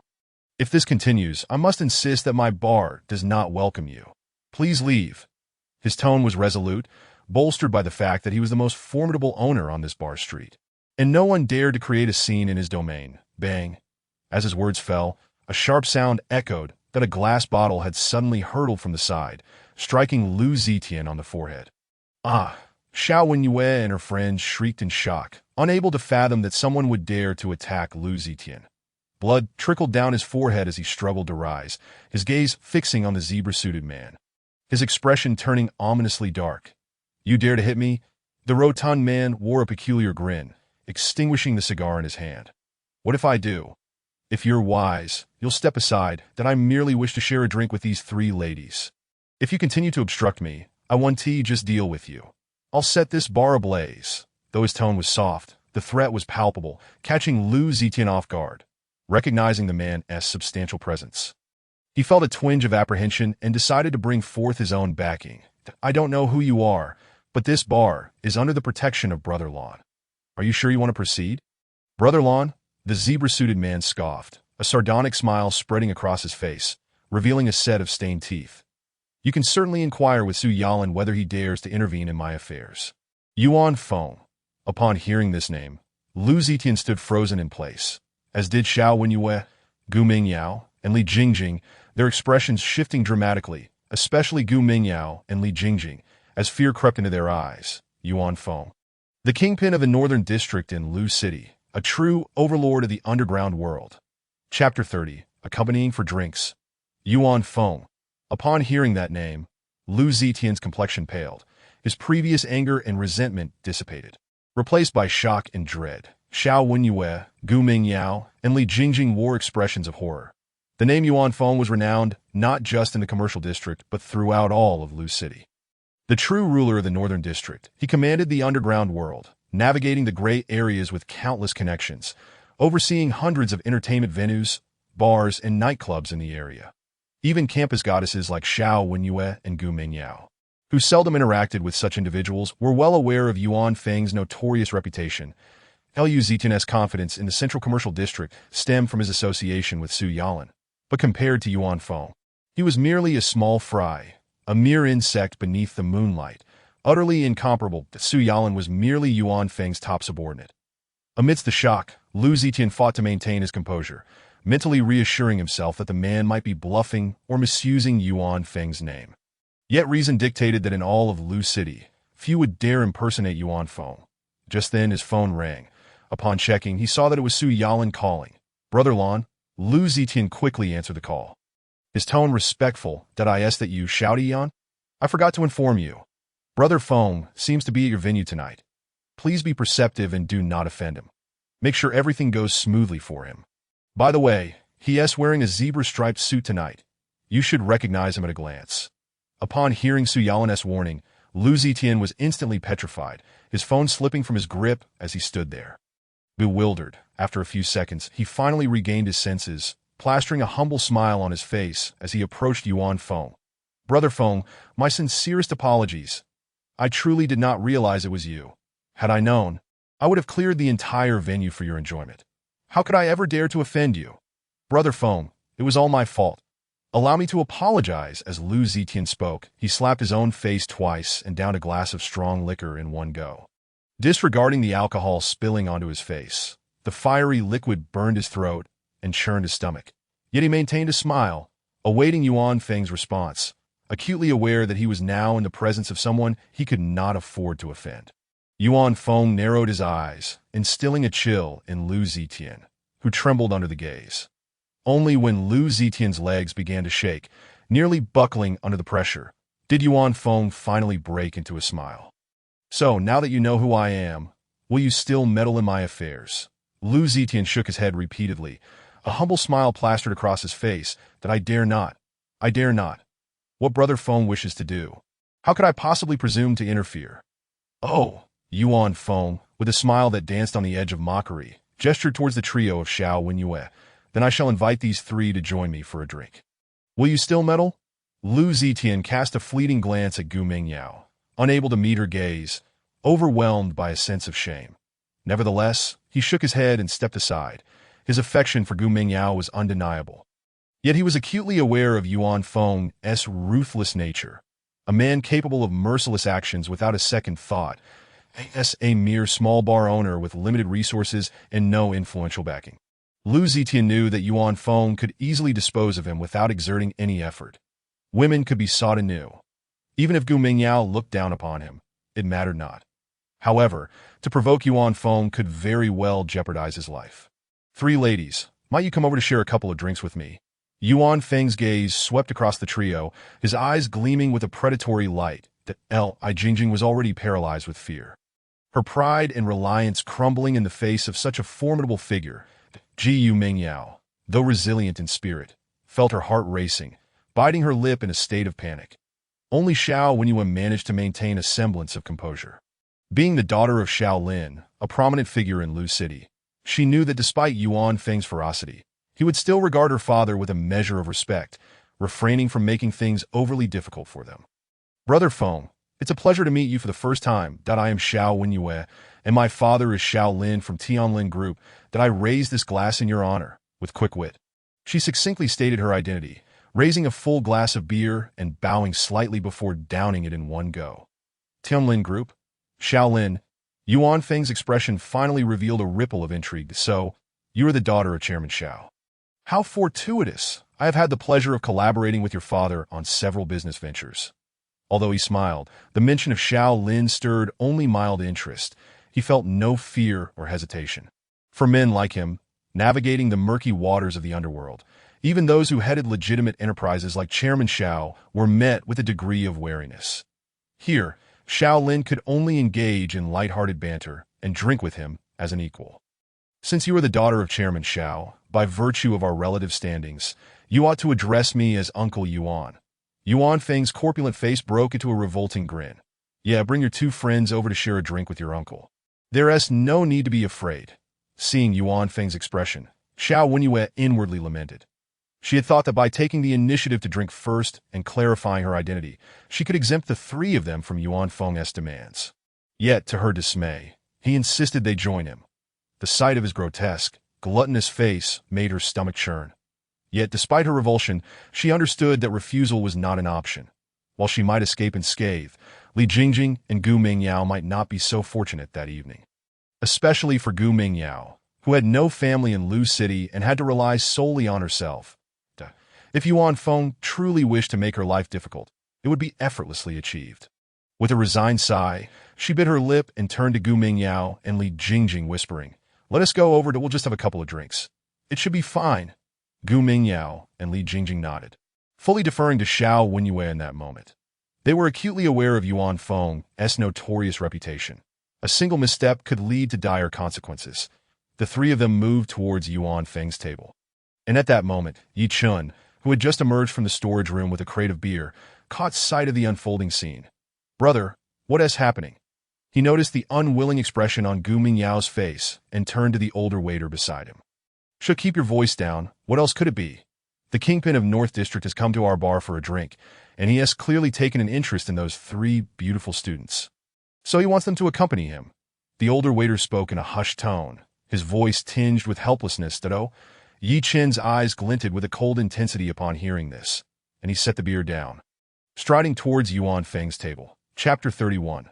The consequences. As Xiao Wenyue and her companions approached Yuan Feng's table, a voice suddenly rang out from behind. "Wait a moment." The three turned to see Ye Chen, dressed in his waiter uniform, walking towards them with measured steps. "Brother Yi." Gu Mingyao's beautiful eyes flickered, a wave of grievance swelling within her, yet she stifled it. She was aware of Ye Chen's unwavering protectiveness towards her. Earlier that day in the martial arts club at school, he had single-handedly taken down the entire karate team just because she had nearly stumbled, forcing their captain to apologize to her. Yet now, she felt an urge to hope that Ye Chen would simply avoid the confrontation, treating the situation as though nothing had occurred.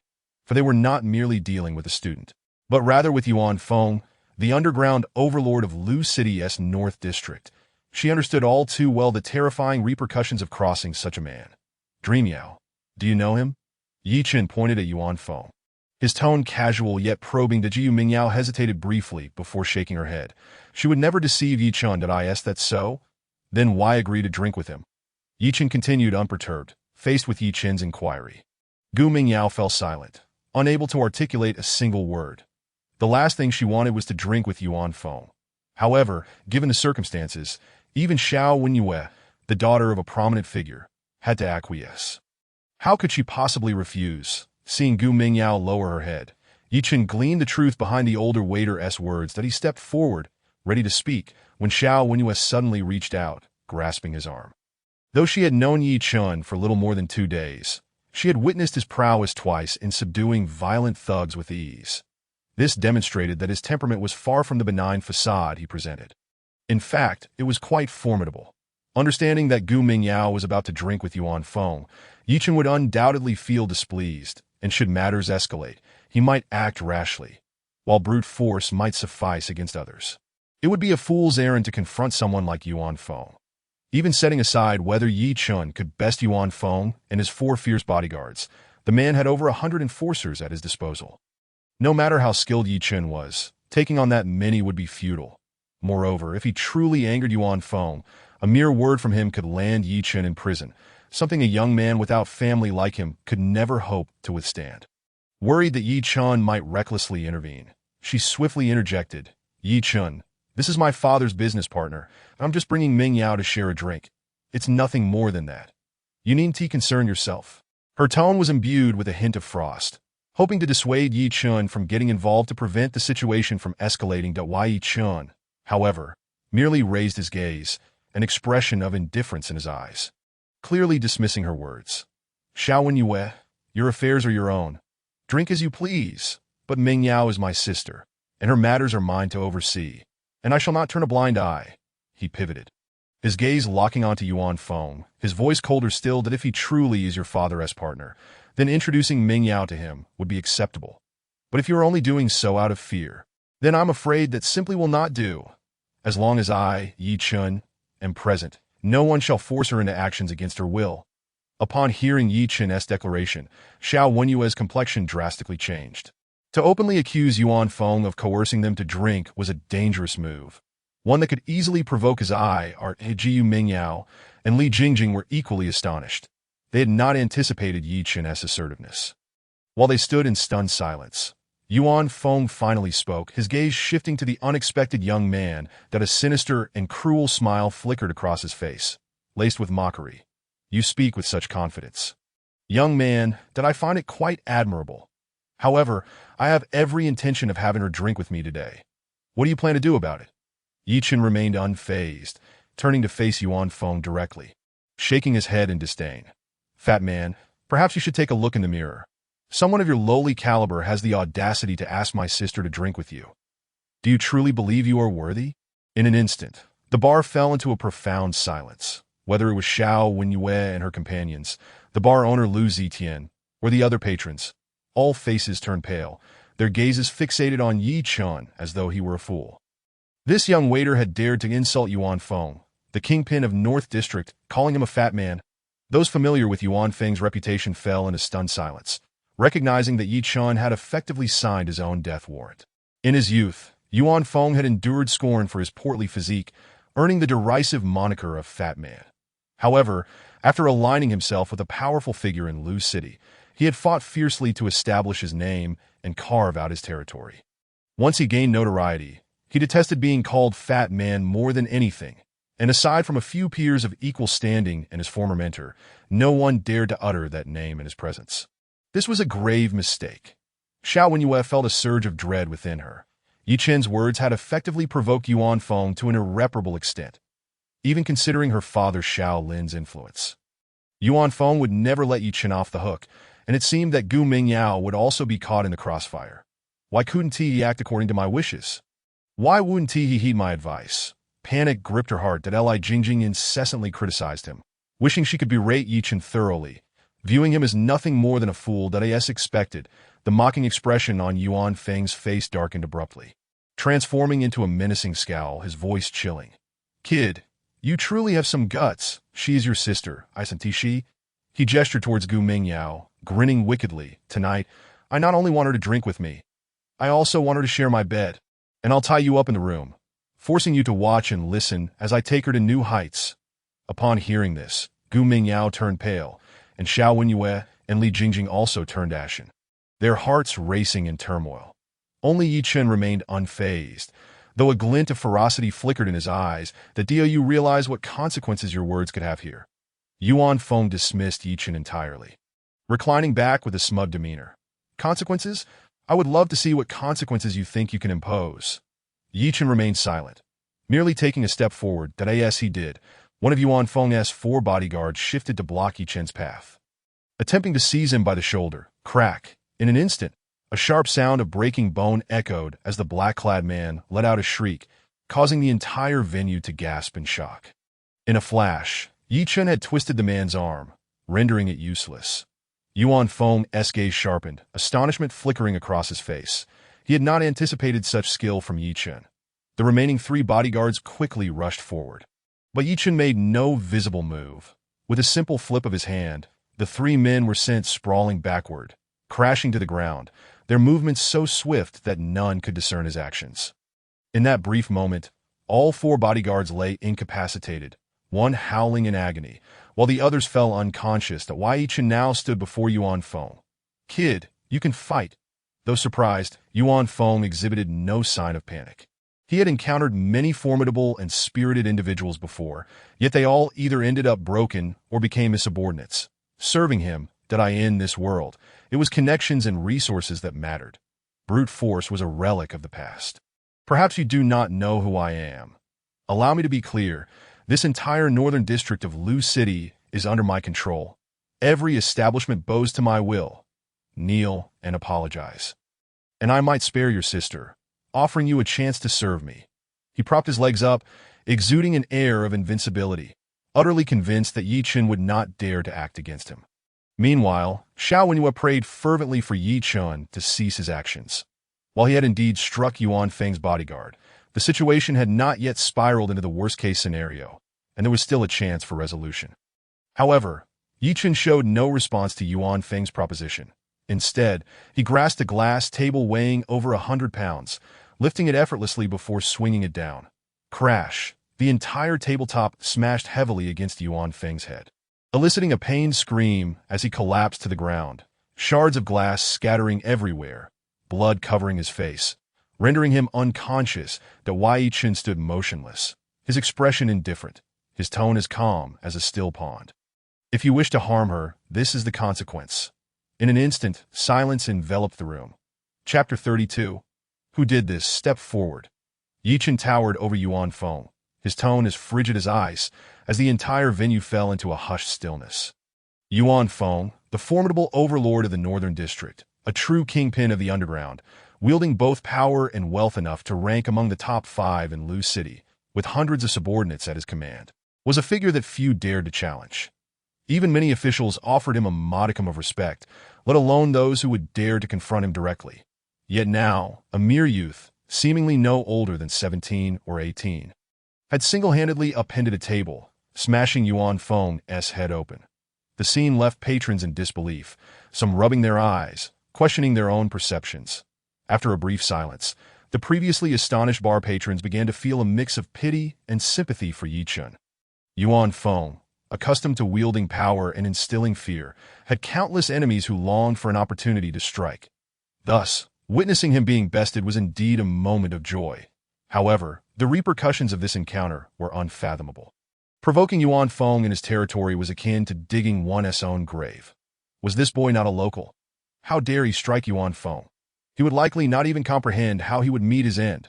The youth of today often acted impulsively, seeking to display their bravado only to squander their promising futures.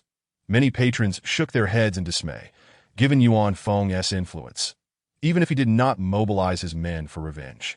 A mere whisper to the authorities could easily result in Ye Chen being framed with a grave accusation, effectively ruining his life. Ye Chen, what have you done? A shrill cry shattered the bar's almost frozen atmosphere. Xiao Wenyue glared at Ye Chen, indignation etched on her face. Do you even realize what you've done? Do you know who he is? Even my father treats him with the utmost respect, toasting him as a distinguished guest, calling him Brother Feng. You struck him. Do you have any idea what repercussions await you? Can you bear the consequences? Her tone grew increasingly agitated. Just a few words and some drinks could have diffused the situation. Why did you have to play the hero and resort to violence?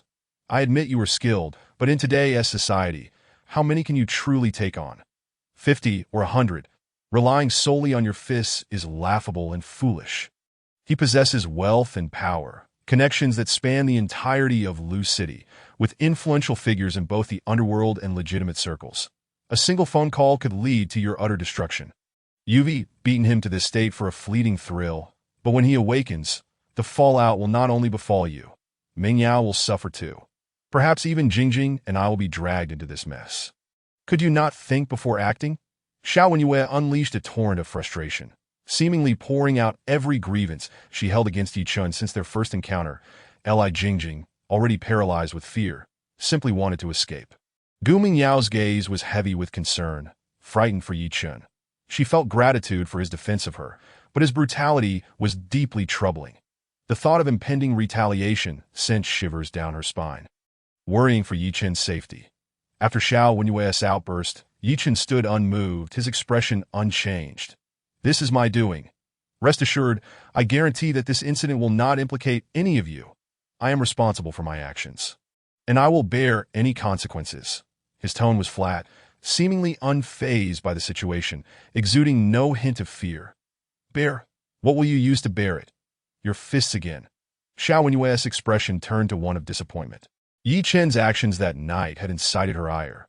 Her feelings for him had transformed into disdain. In her eyes, he was nothing but a rural bumpkin, relying solely on brute force, foolish and arrogant. How I bear it is none of your concern. Ye Chen replied, not even glancing her way, simply waving his hand to indicate they should leave. You all go, take Mingyao with you. This matter does not concern you. I will remain to resolve it. In Ye Chen's view, characters like Yuan Feng were beneath his notice. He had no intention of allowing Gu Mingyao to learn of his circumstances too soon, as it would disrupt her life trajectory. Thus, he wished for her and the others to depart. Brother Ye Chen, now that this has happened, I will face it with you. I want to leave. Gu Mingyao, though frightened, could not bear the thought of Ye Chen facing the storm alone and shook her head vigorously. Mingyao, don't worry. I will be fine, that I will handle this matter, so you should leave. Ye Chen replied, offering her a reassuring glance before turning to Xiao Wenyue. Xiao Wenyue, please help me take her away. Li Jingjing could no longer withstand the pressure. She grabbed Gu Mingyao and hurried toward the exit. Xiao Wenyue hesitated, her gaze flickering with anger, but ultimately softened as she asked, "What will you do? Are you truly going to stay alone? Just return home with me. Tell my parents. They should have ways to negotiate and prevent this from escalating." Upon hearing this, Ye Chen shook his head, "And no need for that I will resolve what I have done myself. Do not inform Aunt He. You all leave quickly." Seeing Ye Chen's calm demeanor, as though he had everything under control, Xiao Wenyue could only sigh helplessly. She had already offered her advice, yet Ye Chen remained obstinately set on solving the matter by himself. Such behavior could be described, in a flattering light, as having backbone. But in a less generous interpretation, it was simply an expression of overconfidence. With this thought in mind, she decided to disregard Ye Chen further and, together with Li Jingjing, took Gu Mingyao away from the bar. As the three women departed, Ye Chen appeared utterly unfazed, reclining casually on a sofa with his hands behind his head, exuding an air of leisure as if awaiting something. Moments later, the bar's entrance was forcefully pushed open, and a throng of over 30 individuals poured in, blocking the establishment completely. A tall, robust man clad in a trench coat, appearing to be in his 30s and exuding an intimidating presence, swiftly approached Yuan Feng, who was barely regaining consciousness, bloodied and dazed. "Brother Feng, are you all right?" Yuan Feng, barely roused from his stupor, was still disoriented. The trench-coated man's expression darkened, his eyes ablaze with fury and murderous intent. He entrusted Yuan Feng to his subordinates for care and turned to address the numerous patrons inside. His voice booming. "Who did this? Step forward." Chapter 33. "The person I called has arrived. Who did this? Step forward." The trench-coated man was seething with rage, his eyes ablaze with wrath. He had only recently received word that Yuan Feng was drinking at this bar on his turf, and had intended to settle some trivial matters before joining Yuan Feng for a few drinks to strengthen their bond and enhance his influence under Yuan Feng's command. However, mere moments later, news arrived that Yuan Feng had been knocked unconscious in the bar. Without a second thought, he rushed over with over 30 of his men. Seeing Yuan Feng in such a state stirred a primal fury within him. It was a disgrace that someone dared to lay hands on Yuan Feng in his domain. The bar owner, Lu Zitian, hurriedly approached the trench-coated man and whispered a few words in his ear. The trench-coated man immediately turned his gaze towards Ye Chen. "You brat, did you do this?" His eyes flickered with fury, narrowing dangerously. This young man was in deep trouble. Having assaulted Yuan Feng, he would surely face the wrath of Su Yalan, the overlord of Central Commercial Street, who would not let this transgression go unpunished. Many keen observers in the bar recognized the trench-coated man as Su Yalan, the powerful figure of Central Commercial Street. Su Yalan regarded Ye Chen with surprise. He had not anticipated such audacity from someone so young, daring to strike at Yuan Feng with such ferocity. "It was me. And what of it?" While others would have quaked in fear under Su Yalan's glare, Ye Chen remained unfazed, responding with a calm indifference. "What of it?" Su Yalan sneered. "You dare to touch Brother Feng on my turf? If I don't cripple you today and toss you to the authorities." ILL write Su Yalan's name backward. With that declaration, he gestured to his 30-plus men, who began rolling up their sleeves, preparing to unleash a brutal assault on Ye Chen. Yet, Ye Chen remained reclined on the sofa, his expression unchanged, seemingly oblivious to the impending violence. Just as Su Yalan's men were about to strike, Ye Chen's phone suddenly rang. Ignoring the approaching mob, Ye Chen answered the call nonchalantly. "Chen Xiao." The caller was Wu Guangfu, his tone respectful. "Just an hour ago, Su Yuanting from Pan City unexpectedly arrived in Lu City and has come to our group for a secret negotiation. He is currently waiting in the conference room." "I thought you might want to come over to Su Yuanting." Ye Chen recalled hearing about him a few times. He was the underground kingpin of Pan City, akin to Wu Guangfu's status in Lu City. Su Yuanting had risen from the streets, gradually seizing significant territories, and now dominated various industries, including entertainment, tourism, real estate, and international trade, amassing vast wealth. Sure, I'll head over, Ye Chen replied, then casually added, but I'm dealing with something at the moment. I'll come after I handle it. You can manage things for now. What is going on? Wu Guangfu inquired immediately. Where are you? I can send Ahu right over to handle it and pick you up. Ahu is Wu Guangfu's personal driver and trusted aide. Did I ask that so? That works. I'm at the night banquet bar on Central Commercial Street. Send him over to pick me up. After hanging up, Ye Chen noticed the 30-odd black-clad men had turned their attention to Su Yalan.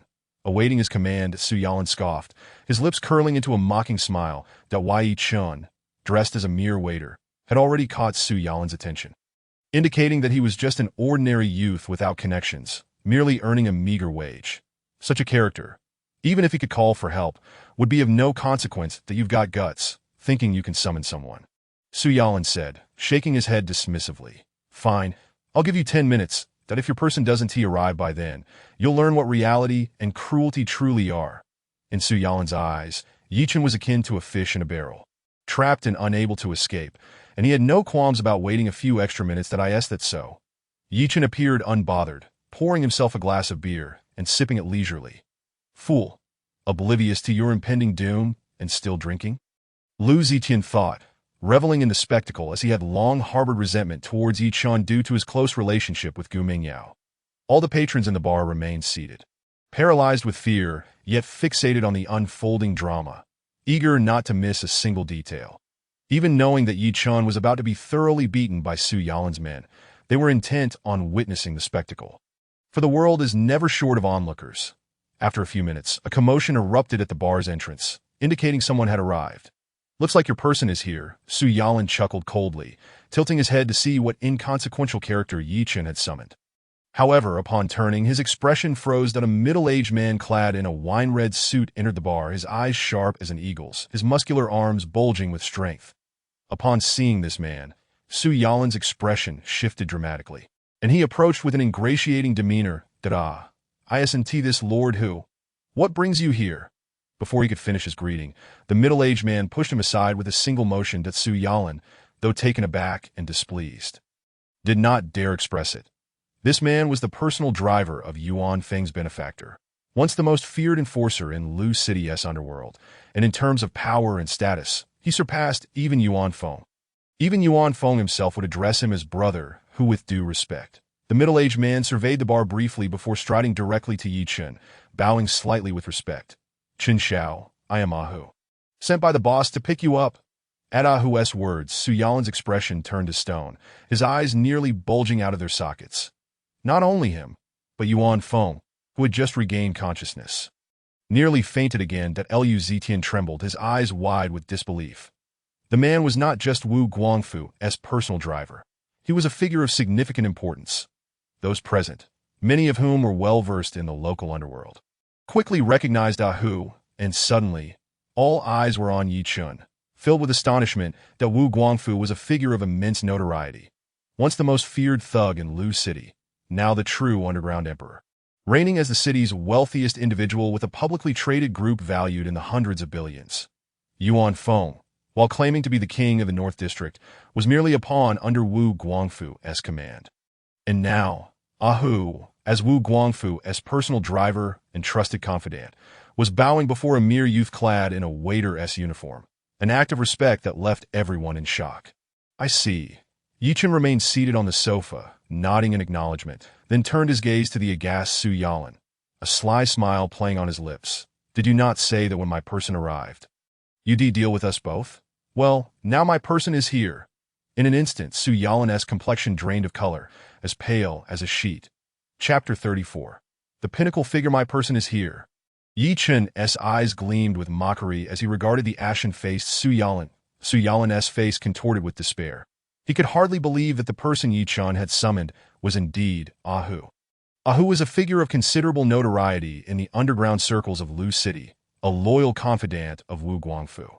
Although he appears merely as a driver, his influence and resources place him above many, far surpassing the likes of Yuan Feng in the early days. When Wu Guangfu was still navigating the streets with a group of miscreants, Yuan Feng was merely a subordinate of Ahu. However, as Wu Guangfu ascended to prominence and became the wealthiest individual in Lu City, Ahu transitioned into his personal chauffeur. Yuan Feng and his faction also rose to prominence, supported by Wu Guangfu, securing their position as leaders in the northern district. Yet, despite their formidable presence, they must show utmost respect to Ahu, offering him drinks and tea. He is truly a personage one cannot afford to offend. It baffles him how Ye Chen, a mere bartender, could summon someone of Ahu's stature. Yes, Ahu heard Ye Chen speak. His eyes narrowed, and he turned to Su Yalan. What is the meaning of this? Have you offended young Master Chen? Su Yalan's pupils dilated, cold sweat trickling down his cheek, his complexion paling dramatically. Did Ahu I? He faltered, unsure of how to explain, rendered speechless by Ahu's piercing gaze. Having once fought fiercely on the streets, Ahu was known as Wu Guangfu's most fearsome enforcer, instilling dread in countless individuals that he feared that Ahu, in a fit of anger, might lash out against him. With anger flickering in his eyes, Ahu stepped forward and struck Su Yalan across the face with a resounding slap. Possessing immense strength, capable of lifting weights exceeding 100 pounds, his blow sent Su Yalan crashing to the side, leaving one cheek swollen and bloodied, having lost 2 teeth.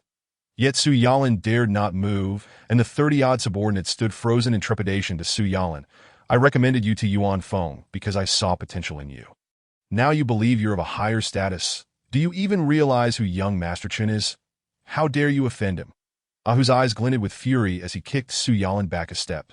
He is the benefactor of the boss, and even the boss holds young Master Chen in high regard. Do you wish to gamble with your life? Su Yalan's back was drenched in sweat, his heart racing with fear. Just days prior, whispers emerged of a mysterious figure backing Wu Guangfu, an elusive benefactor associated with the Chunfeng group. Many speculated about the identity of this enigmatic individual, unaware that it was, in fact, Ye Chen. Ahu, I didn't know it was young Master Chen. Su Yalan lamented, wishing for nothing more than to vanish. Initially, when Yuan Feng encountered trouble, he had gathered a crew to come to Yuan Feng's aid, hoping to curry favor. But now, he had inadvertently offended the boss's superior. Forget about gaining favor. He would be fortunate to leave the bar alive. Did you say you didn't know? Allow me to enlighten you. Ahu was known for his ruthless decisiveness. That Su Yalan's offense against Ye Chen could very well provoke Wu Guangfu's ire in a moment of resolve. Ahu seized a nearby metal stool, poised to bring it down upon Su Yalan. Su Yalan, feeling as though the very ground had fallen away, could only brace himself as he awaited the blow. That instant, a slender, pale hand intercepted the stool's descent. Ahu was taken aback, halting his action. The one who intervened was none other than Ye Chen. Ahu was struck with astonishment. The force of his blow was tremendous, yet Ye Chen had effortlessly stopped it with a single hand. There is no need for such severity, Ye Chen said, retracting his hand and shaking his head lightly, that I merely wish to avenge my superior. Though I might have chosen the wrong target, it is understandable. Turning his gaze towards Su Yalan, Ye Chen's expression was devoid of warmth. That I shall consider this incident a result of your ignorance, and I will spare you this time. However, should you wish to seek vengeance in the future, ensure you are capable of handling the consequences. That I in an instant. Su Yalan felt as though he had been delivered from the depths of despair to the heights of salvation, hastily kneeling and nodding fervently. Young Master Chen, I understand now. I shall never dare to offend again. Ye Chen's expression remained impassive as he suddenly grasped Su Yalan by the collar, lifting him as though he were a mere toy. Those present were taken aback, including Ahu, whose gaze wavered in astonishment. He had assumed Ye Chen was merely a wealthy young man investing in Wu Guangfu, but it was evident now that Ye Chen was far more formidable than he had anticipated. From this day forth, I want you to oversee this bar. There is a waitress named Gu Mingyao. You are to ensure her safety without fail, 24 hours a day, should she suffer even the slightest indignity or come to harm. I will hold you accountable first and foremost. Su Yalan nodded vigorously, eager to comply. Rest assured, young Master Chen, I will ensure that within this central commercial street, my word is my bond. Ye Chen nodded, finally releasing Su Yalan, before delivering a kick that sent the feigning Yuan Feng sprawling several meters away. Yuan Feng, who had pretended to be unconscious upon Ahu's arrival, realized the situation had worsened as Ye Chen's kick elicited a pained cry from him. I do not care who you are or what role you play under Wu Guangfu. By midnight tonight, I want you out of Lu City.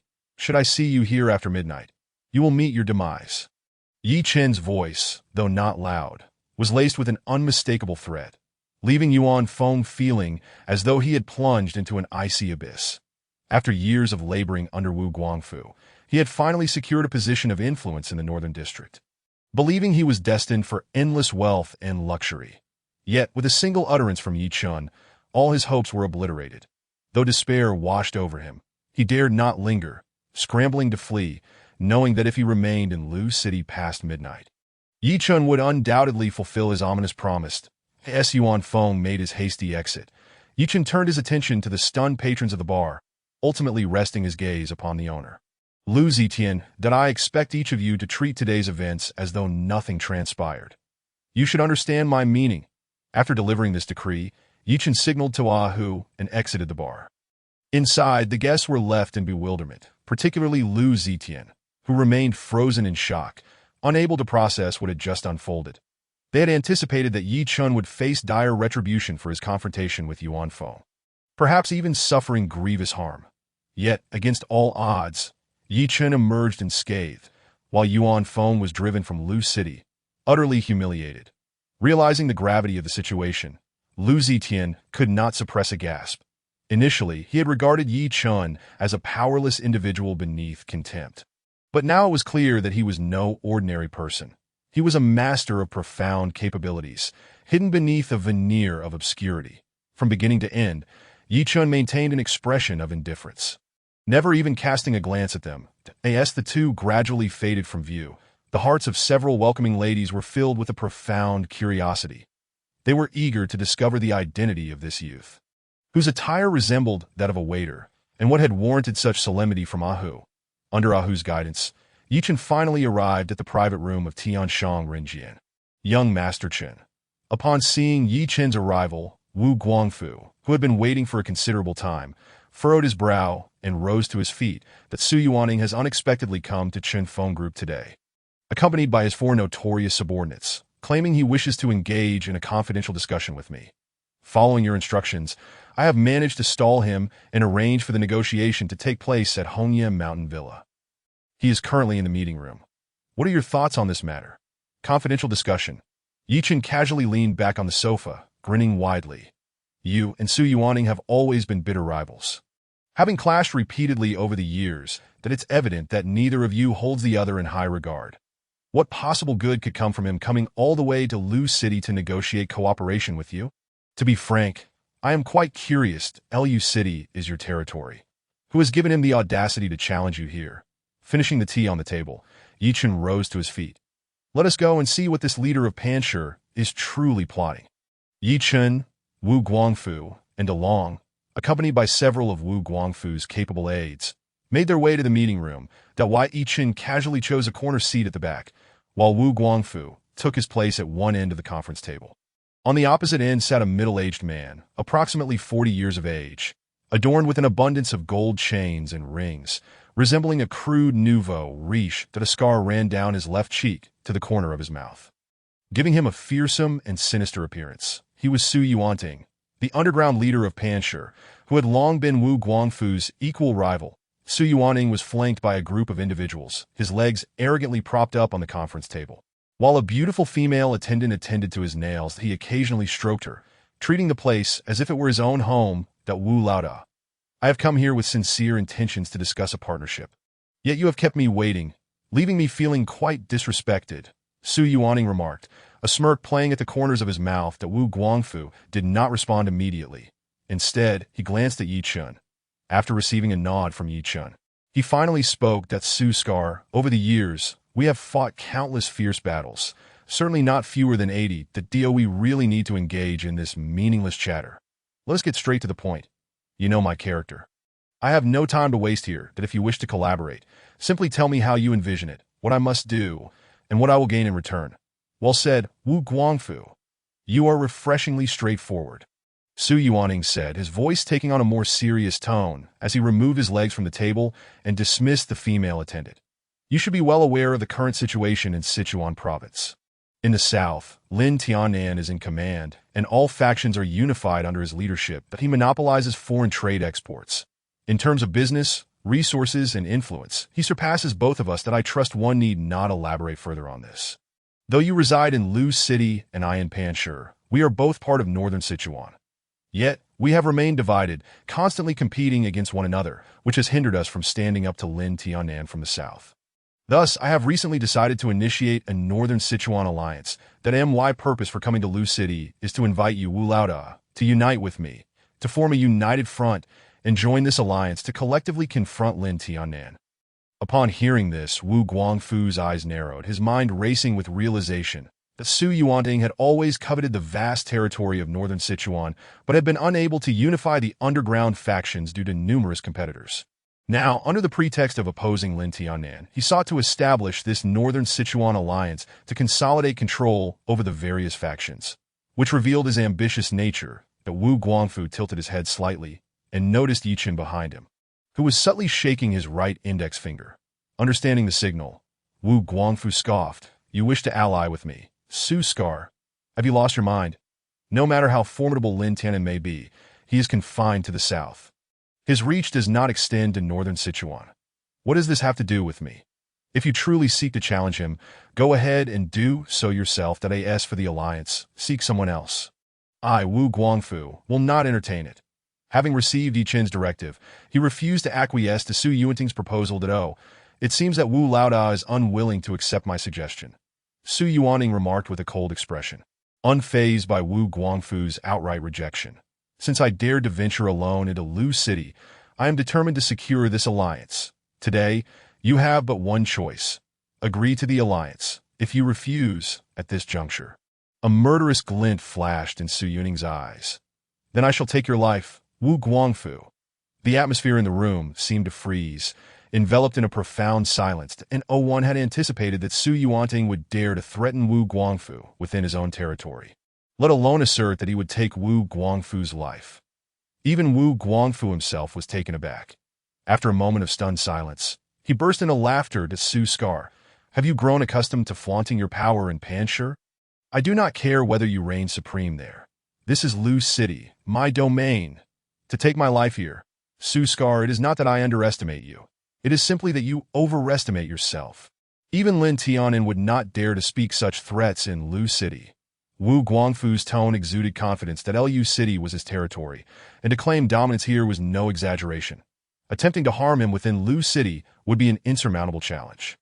At that very moment, the entirety of Hongya Mountain Villa was filled with Wu Guangfu's men, that if a confrontation were to arise, he was certain that even with Su Yuanting and his 4 formidable subordinates present, they would not return unscathed. That's so. Su Yuanting smiled, neither confirming nor denying, that he then turned toward the back. "Master Hong, it seems Wu Guangfu is unwilling to cooperate. That I trust you will lend a hand." Upon hearing this, everyone in the meeting room turned their attention to the figure behind Su Yuanting. Sitting on a chair not far behind was a middle-aged man of unremarkable appearance and slender build. Despite his ordinary looks, his eyes gleamed like those of a hawk, akin to a predator skilled in the art of the hunt. In that moment, everyone present felt like prey. "Master Hong," Wu Guangfu's expression momentarily faltered, and in the next instant he seemed to recall something, suddenly exclaiming in horror, "Pilai Hall? Hong Fei?" For years, Wu Guangfu had dominated Lu City, yet upon seeing this seemingly unremarkable middle-aged man, his expression transformed dramatically, causing him to retreat 3 steps in fear. His face darkened, revealing his profound apprehension. Half a year prior, a figure had emerged within the borders of Sichuan province, known for seeking out martial arts schools to challenge, specifically targeting masters at the level of school leaders. That he had traversed over 60 cities, defeating countless martial arts schools without ever facing defeat. Those who faced him, the masters of martial arts schools, could barely withstand 3 moves before being defeated without exception. His strength had reached an alarmingly formidable level, with rumors circulating that he could bend steel bars with his bare hands and shatter iron doors with a single punch. After appending the martial arts schools across Sichuan province, he opened a martial arts school called Pilai Min in Panshur, where he served as the master, attracting a steady stream of apprentices and earning a reputation that spread throughout the province. This man's name was Hong Fei. Wu Guangfu's heart trembled. From Su Yuanting's tone, it was evident that this seemingly unremarkable middle-aged man was indeed the undefeated master of Pilai Min. Hong Fei, that he could hardly fathom that Su Yuanting had managed to enlist the aid of such a formidable figure. "Wu Guangfu, you are a powerful figure in Lu City, and we have no enmity between us. However, since I have been entrusted by Su Yuanting, I must resolve this matter thoroughly. I will not lay a hand on you. But should your subordinates act, I will deal with them one by one. Hong Fei finally rose from his chair, his tone indifferent that as he stood, Ahu standing beside Wu Guangfu, instinctively took a step back. His face filled with apprehension, as if he had encountered a formidable adversary. The elite bodyguards who had fought alongside Wu Guangfu in the past sensed a palpable tension, their movements becoming stiff. Clearly feeling the overwhelming power concealed beneath Hong Fei's unassuming exterior, Wu Guangfu's men were engulfed in a state of intense anxiety and trepidation, yet they failed to notice that at the moment Hong Fei stepped forward. Ye Chen's lips curled into a knowing smile. Ahu, take action. Wu Guangfu, known for his ruthless decisiveness, had already made his decision the moment Hong Fei appeared, casting a knowing glance at Ahu. Ahu immediately understood, his body propelling forward like a leaping leopard, throwing a punch toward Hong Fei's chest. Simultaneously, several elite bodyguards drew their firearms, aiming at Hong Fei. They were well aware that Su Yuanting had come prepared, and this matter could not be resolved amicably. They could only strike first to seize the advantage. Ahu unleashed a punch, the wind from his fist howling, showcasing his formidable strength. Should this strike connect with an ordinary person, it could instantly shatter their bones. However, in the face of this swift blow, Hong Fei regarded it with disdain, letting out a cold snort as he suddenly reached out, his hand darting like lightning to grip Ahu's wrist. With a sharp crack, a sound echoed, causing Ahu to break into a cold sweat and emit a pained cry as he collapsed to the ground, his wrist having been broken by Hong Fei in an instant. The excruciating pain in his wrist paled in comparison to the shock and terror that gripped his heart. Having followed Wu Guangfu for many years and experienced countless battles, Ahu had honed his skills through fierce combat, capable of taking down over a dozen adults with ease. Yet, in just one move, Hong Fei had severely injured him. What kind of power was this? The several elite bodyguards beside Wu Guangfu also looked astonished. And in the next moment, they regained their senses, fingers instinctively curling around the triggers of their guns. Hong Fei, do not move. 3 handguns pointed simultaneously at Hong Fei, yet he appeared unfazed, merely smirking mockingly. Such toys are of no use to me, as his words echoed. Glints of cold light flashed from his sleeves, and with a swift motion of his arm, the 3 elite bodyguards found their handguns slipping from their grasp, each now impaled by a finely crafted throwing knife that pierced through the palms of their hands. Aside from Ye Chen, everyone present wore expressions of shock, especially Wu Guangfu, who found it utterly unbelievable. In the past 6 months, rumors of Hong Fei had spread throughout Sichuan province, embellished to the point of legendary status. While Wu Guangfu believed about 80% of it, he still thought the remaining 20% was exaggerated. Yet, witnessing it firsthand, he had no choice but to concede that Hong Fei was indeed more terrifying than the rumors suggested. The notion of throwing knives that could pierce through palms was unfathomable. Had those knives been aimed at throats instead, could it not mean he could take a life in the blink of an eye? Are you a master of ancient martial arts? Wu Guangfu, shaken from his astonishment, finally managed to ask. Though he was not well versed in ancient martial arts, he had heard of a special group of individuals possessing extraordinary power, yet he had never encountered one until today. He was certain that Hong Fei stood before him as a master of ancient martial arts. After retracting his hand, Hong Fei smiled coldly. It seems you, Wu Guangfu, possess some knowledge of ancient martial arts. This statement was tantamount to an indirect admission of his own identity as a master of ancient martial arts to Wu Guangfu.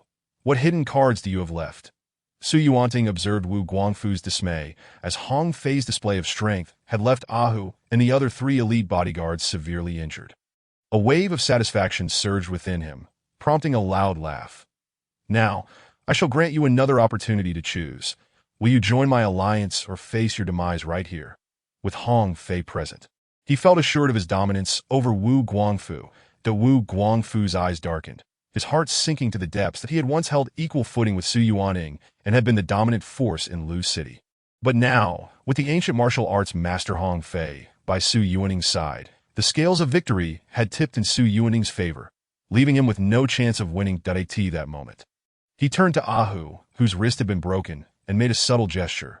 Ahu hesitated for a moment before immediately retreating to stand beside Ye Chen, whispering, "Young Master Chen, the boss wants me to send you away first." "Oh," Ye Chen displayed a hint of surprise, not expecting Wu Guangfu to take such action, thinking of sending him away in a moment of crisis. Young Master Chen, hurry! Ahu urged anxiously, fully aware that while Ye Chen possessed some skills, they were now facing the ancient martial arts practitioner Hong Fei, that a master of ancient martial arts was worlds apart from an average external martial artist. The opponent's internal strength rendered them incomparable in terms of explosive power and precision. If Ye Chen did not leave soon, Su Yuaning would surely launch a full-scale attack, making escape nearly impossible. No, I want to see how this unfolds. Ye Chen replied with a light laugh, shaking his head as if unable to comprehend the situation, leaving Ahu feeling both anxious and helpless. Surely, he could not force Ye Chen to leave. Seeing Ye Chen remain unfazed, Wu Guangfu felt a surge of urgency, yet he could not spare any attention. For Su Yuaning had already closed in that Wu Guangfu. A wise person knows when to yield. Today, you are at the end of your rope. With Master Hong here, you lack the leverage to bargain with me. Agree to join my alliance and relinquish all your resources, and I can assure you that your position within the alliance will be second only to mine. What do you say? Su Yuaning was aware that Wu Guangfu had reached a dead end and was casting out bait to lure him in. After all, his primary goal was not to eliminate Wu Guangfu, but to seize his resources and wealth in Lu City, thereby gaining an advantage against Lin Tiannan in the future to Su Yuaning. Do not dare to dream. Wu Guangfu's expression hardened as he retorted coldly, I admit that you have managed to enlist an ancient martial arts master to stand for you, and I, Wu Guangfu, concede that point. But to demand that I, Wu Guangfu, submit to you and hand over my resources for you to manipulate is utterly impossible. Even if you were to kill me, I would never compromise. Though Wu Guangfu feared death, he had his own principles that he could bow to Ye Chen. For the one who had granted him everything was Ye Chen himself, that why Ye Chen was not merely his benefactor. He was akin to a second father. Without Ye Chen, there would be no Wu Guangfu of today. But Su Yuanting was different. He was a sworn enemy, and their conflicts had been relentless over the years. To surrender to an enemy was no different than inviting his own demise to Wu Guangfu. It seems you are truly stubborn. Since you refuse to yield, allow me to grant you your wish. Su Yuanting's gaze turned cold, his patience waning. Master Hong, I must trouble you to strike once more. Hong Fei nodded, having received a substantial sum from Su Yuanting, naturally obliged to comply. For those who practiced ancient martial arts, killing an ordinary person was as simple as child's play. A flash of cold light darted from his sleeve, and a throwing knife appeared in his grasp, ready to be hurled. Suddenly, a youthful and magnetic voice rang out from behind Wu Guangfu, that a mere peak martial artist dares to kill me. Do you think you are worthy? Chapter 37. Kneel and bow. Spare you from death that a mere peak martial artist dares to kill me. Do you think you are worthy? At this critical juncture of life and death, tension hung in the air, yet a youthful voice broke through, sounding oddly out of place. Everyone turned to look at the figure behind Wu Guangfu, and both Su Yuanting and Hong Fei cast curious glances. Ahu's face turned pale with fear as he tried to stop Ye Chen, but it was already too late. Ye Chen rose from his seat and slowly walked towards Wu Guangfu. Why is young Master Chen standing up at this moment? Wu Guangfu shook his head internally, wishing for Ye Chen to leave first. Even if he were to encounter a mishap, at least the Chen Feng group would remain in Ye Chen's hands, ensuring minimal issues. As long as Ye Chen's support for him remained undisclosed, Su Yuanting, perplexed, wondered why a young man would suddenly appear in such a life-threatening situation and seem to speak with such audacity. Hong Fei, on the other hand, narrowed his eyes, astonished that he was currently at the peak of the martial artist realm and could not fathom how a youth who appeared to be merely 17 or 18 could discern his level of cultivation. Ye Chen approached, standing beside Wu Guangfu, and lightly patted his shoulder. Wu Guangfu, well said. When working under me, one must possess this spirit of blood and guts. In the face of an enemy, one may lose. But surrender is not an option. This is the principle by which I, Ye Chen, operate. Ye Chen's tone was indifferent as he suddenly looked up at the imposing figure of Hong Fei. Moreover, I have never believed that anyone in this world could defeat me. Wu Guangfu was utterly baffled, not understanding why Ye Chen would utter such nonsensical words at such a critical moment. Young man, who are you? Hong Fei squinted his eyes, scrutinizing Ye Chen. You seem to have knowledge of the peak martial artist level. Perhaps you possess some understanding of the martial arts world. Could it be that you are also a practitioner of ancient martial arts? Although Hong Fei asked, his tone left no room for refusal, as if Ye Chen was obliged to answer. Meanwhile, Su Yuanting observed coldly from the side, intrigued by Ye Chen's identity. Judging by Ye Chen's words, he appeared to hold a position above Wu Guangfu, who seemed merely to be his subordinate, yet he was entirely unaware of this fact. Do you think you are worthy to ask me who I am? Ye Chen's expression remained indifferent, his words unyielding, showing no regard for Hong Fei at all. Upon hearing this, Wu Guangfu, Ahu, and the others turned pale. Hong Fei was a practitioner of ancient martial arts who had single-handedly challenged countless martial arts schools in Sichuan province. His terrifying strength rendered firearms ineffective against him. Even earlier, Wu Guangfu had been too intimidated to respond to his threats. Yet now, Ye Chen openly scorned Hong Fei, effectively putting himself on the path to destruction. The deadly throwing knife in Hong Fei's hand was no mere trifling matter. You seek death. Hong Fei's expression morphed into one of fierce rage, having already endured 2 humiliations from Ye Chen, who showed no respect in his words. That he cultivated his inner strength through self-study, and upon returning to Sichuan province after achieving remarkable skills, he swept through martial arts schools wherever he went, earning the respect and awe of all. Now, having established a flourishing PL men, he is revered from all directions, with even contemporary titans like Su Yuanting seeking to curry favor and coax him back into the fray. How could a mere youth like Ye Chen dare to look down upon him? Although Ye Chen had the audacity to utter phrases like the pinnacle of martial arts, suggesting a level of martial prowess, it only made him wary, yet he felt no fear. Even if Ye Chen truly had formidable experts backing him, did he not also have a master to bolster his standing? However, Ye Chen's disdainful words and offensive tone were intolerable to him. Even if he refrained from killing Ye Chen, he would at least ensure that Ye Chen suffered a severe setback and learned a lesson. With a swift motion of his arm, he unleashed a punch, one far more ferocious than the one thrown by Ahu. The sound of the punch sliced through the air, a powerful gust of energy surging forth, aimed directly at Ye Chen. This punch was capable of breaking Ye Chen's bones, leaving him bedridden for a year and a half.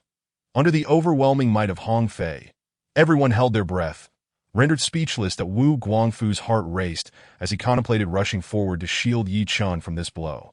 He would gladly sacrifice his life for his benefactor, unwilling to witness Ye Chen's demise before his eyes. Yet, Hong Fei's punch was too swift, and before Wu Guangfu could move, the fist was already at Ye Chen's chest.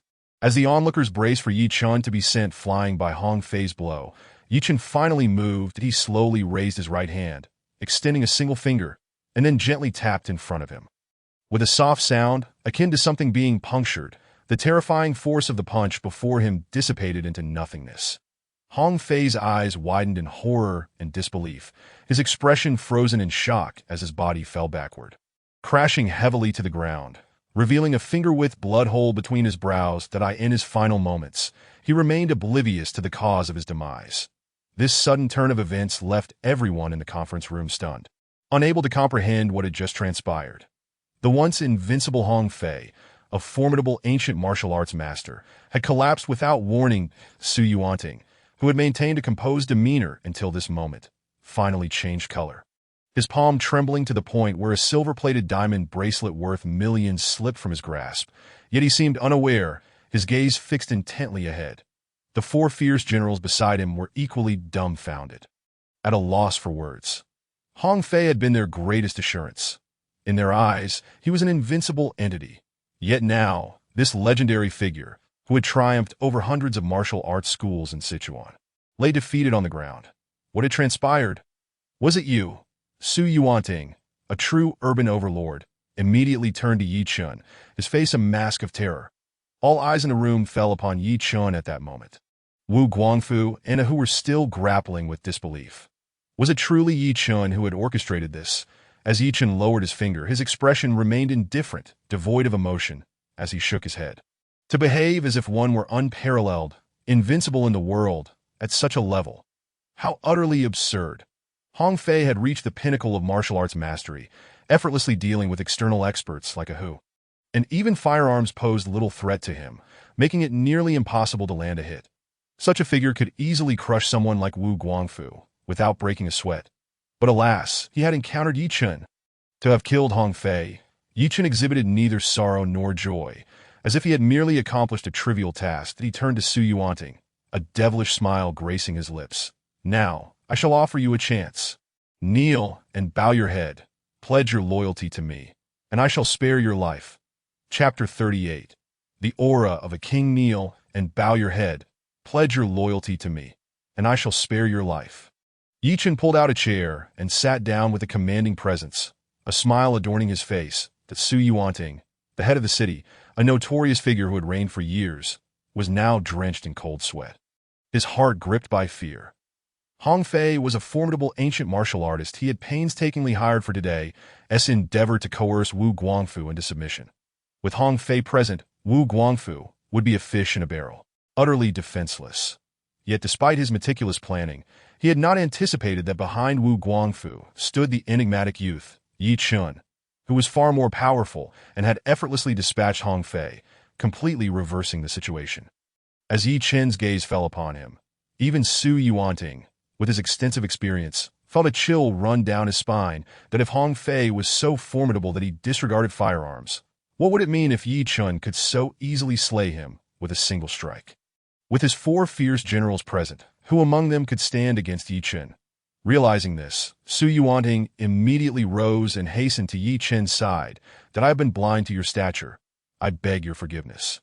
Spare my life. Not knowing Ye Chen's name, he resorted to addressing him as Sir, and then, bowing his head to the ground, he offered 3 deep bows, visibly trembling. Ye Chen's eyes narrowed slightly, offering no response. When Su Yuanting raised his head, he was met with an expression that made his heart race. He prided himself on his ability to read people and situations, but Ye Chen was an enigma. Impossible to decipher. Ye Chen seemed like an unfathomable abyss. That I have heard you established a Northern Sichuan alliance. After several seconds of locking eyes with Su Yuanting, who averted his gaze, Ye Chen finally spoke. Ah yes, Su Yuanting responded, forcing a smile as he explained. This is for the prosperity of Northern Sichuan.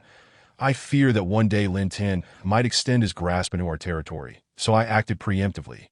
I never truly intended to harm Wu Guangfu. With Ye Chen's overwhelming power, Su Yuanting was naturally quick to show submission, eager to deflect blame, terrified that Ye Chen might, in a fit of rage, execute him as he had Hong Fei. Humph. Ye Chen scoffed, suddenly reaching out to grasp Su Yuanting's collar, lifting him effortlessly. Let me introduce myself. My name is Ye Chen, but you may call me Young Master Chen. I do not appreciate idle chatter. I have taken my seat as the head of the Northern Sichuan Alliance, and if you wish to live, you must obey my commands from now on. Su Yuanting felt as though a vice were tightening around his neck, his face turning a deep shade of crimson. Sensing the pressure on his life, he dared not resist and nodded eagerly. Once Ye Chen saw him acquiesce, he released his grip, allowing Su Yuanting to stagger back down. Take your people and leave. Within 3 days, gather all members of the Northern Sichuan Alliance at Hongye Mountain Villa. Su Yuanting felt as if he had been granted a reprieve, quickly agreeing and gesturing for his 4 fierce generals to follow him back to their territory. Facing Ye Chen felt like standing before a demon from hell, capable of devouring him at any moment. He wished to leave without delay. He silently rejoiced, knowing that once he returned to the city, he would once again be the fearsome head of the region. As for his earlier pledge of loyalty to Ye Chen, it was merely a temporary strategy.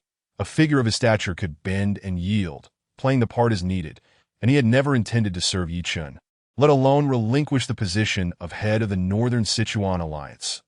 Wait! Just as Su Yuanting reached the door of the conference room, Ye Chen suddenly spoke, causing him to freeze in place. His heart racing, that he feared Ye Chen had changed his mind and intended to take his life. That Su Yuanting, I know what you are thinking, Ye Chen said with a smile that was more sinister than amused. Without warning, he struck out with his palm. The moment he did, a light sound echoed through the air, and everyone felt a wave of energy sweep past them. That a tea table more than 10 feet away from Ye Chen exploded into splinters. The crowd turned pale, their eyes wide with shock. Struggling to speak, that Su Yuanting's heart sank, paralyzed by fear. Was this the legendary external manifestation of an ancient martial artist's inner strength? Ahum murmured softly, his expression shifting constantly, that he had heard that ancient martial artists could inflict harm from 10 paces away, a phenomenon shrouded in mystery. And now, with Ye Chen's palm shattering the tea table from such a distance. Was this not the legendary external manifestation of inner strength? Remember, since I have allowed you to return to the city today, I have the power to take your life at any moment. If you wish to play games with me, I hope your head is harder than that tea table. Ye Chen grinned, his hand forming a chilling arc. Su Yuaning had previously harbored his own intentions. But at this moment, all such thoughts were obliterated, that if Ye Chen possessed the strength to shatter a tea table with a single strike, then if that hand were to fall upon him, would it not mean his bones would break, and he would die on the spot?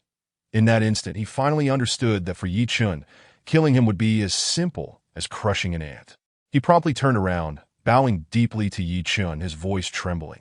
Young Master Chen, you can rest assured, within 3 days, the main members of the Northern Sichuan Alliance will gather at Hongya Mountain Villa.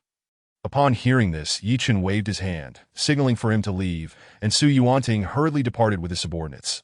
The conference room fell into a profound silence, with Wu Guangfu, a Hu, and the others completely awestruck by Ye Chen's strength and methods. Wu Guangfu recalled the first time he encountered Ye Chen, when he was destitute and had been driven out of Lu City by his adversaries. That time, Ye Chen was merely a boy of 12 or 13, still youthful in appearance. Yet he had exhibited a remarkable audacity, directly offering him 10 million, enabling him to rise again, clear out his opponents in Lu City, and establish the Chenfeng group, claiming dominance in the region. In his heart, there resided an unwavering respect for Ye Chen, whom he regarded as his benefactor, akin to a rebirth. However, he did not perceive Ye Chen as a true powerhouse. After all, Ye Chen was exceedingly youthful. At such an age, most were still ensconced in their studies, naive to the ways of the world, and thus ill-equipped to wield control over a vast conglomerate, but he felt it necessary to guide Ye Chen, to mold him into a formidable force in the future. Yet, at this very moment, he realized the enormity of his error. He was gravely mistaken that Ye Chen's prowess surpassed his wildest imaginings. With a single strike, he vanquished the ancient martial artist Hong Fei, and with but a word and a gesture, he subdued Su Yuanting, absorbing the Chuanbei alliance into his sphere. What audacity and resolve! Who could rival him? If this is not the mark of a king, then who is? Wu Guangfu. Take care of this situation. Once Su Yuanting gathers the members of the Chuanbei alliance, inform me. Having completed his tasks, Ye Chen spoke nonchalantly and departed the conference room. Brother, our young Master Chen is remarkable, Ahu exclaimed, drawing closer to Wu Guangfu, unable to contain his admiration. Though he had previously shown Ye Chen deference solely due to Wu Guangfu, he had not truly regarded Ye Chen with respect. However, Ye Chen's actions that evening had completely conquered him. Indeed, he was a born ruler. His dominance and strength were beyond dispute. All we need to do is follow him with unwavering faith that I have a premonition that one day he will elevate us to heights we cannot even dream of. Wu Guangfu nodded emphatically, his gaze growing ever more resolute. After leaving Hongya Villa, Ye Chen returned to the modest rental apartment he shared with Gu Mingyao, only to discover she was not home, that he promptly dialed her number. The Xiao family villa. Xiao Wenyue, Gu Mingyao, and Li Jingjing were seated on Xiao Wenyue's large bed, their emotions in turmoil. Wenyue, do you think Ye Chen has truly encountered some misfortune? Gu Mingyao expressed her deep concern. Earlier, she had genuinely wished to stay and face everything alongside Ye Chen, but she had been unable to resist the insistence of her two friends. Both Xiao Wenyue and Li Jingjing remained silent, acutely aware that even the most prominent figures and wealthiest elites in Lu City would think twice about confronting Yuan Feng without dire consequences, that a young man like Ye Chen, lacking any connections or backing, would surely be devoured by Yuan Feng, leaving no trace behind. And no matter how skilled Ye Chen was, how could he withstand the countless subordinates and the intricate web of connections that Yuan Feng commanded? Reflecting on Ye Chen's steadfast expression when he had urged them to leave, Gu Mingyao sighed.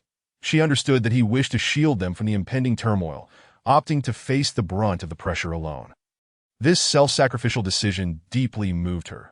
Yet the reality of the situation would only subject Ye Chen to brutal repercussions, leading him down a path of destruction. As the three women harbored their thoughts, Gu Mingyao's phone suddenly rang. She picked it up and her face lit up with surprise. Xiao Wenyue and Li Jingjing turned to look, their eyes wide with astonishment. That is Ye Chen. All three women recognized the name on the caller ID. It was indeed Ye Chen. They had left the bar 3 hours prior, ample time for anything to transpire. Yet Ye Chen chose this moment to call. Can Ye Chen really still make a phone call? Li Jingjing pondered. Incredulous, she had assumed that he had likely been severely beaten by Yuan Feng's men, either thrown into prison or worse.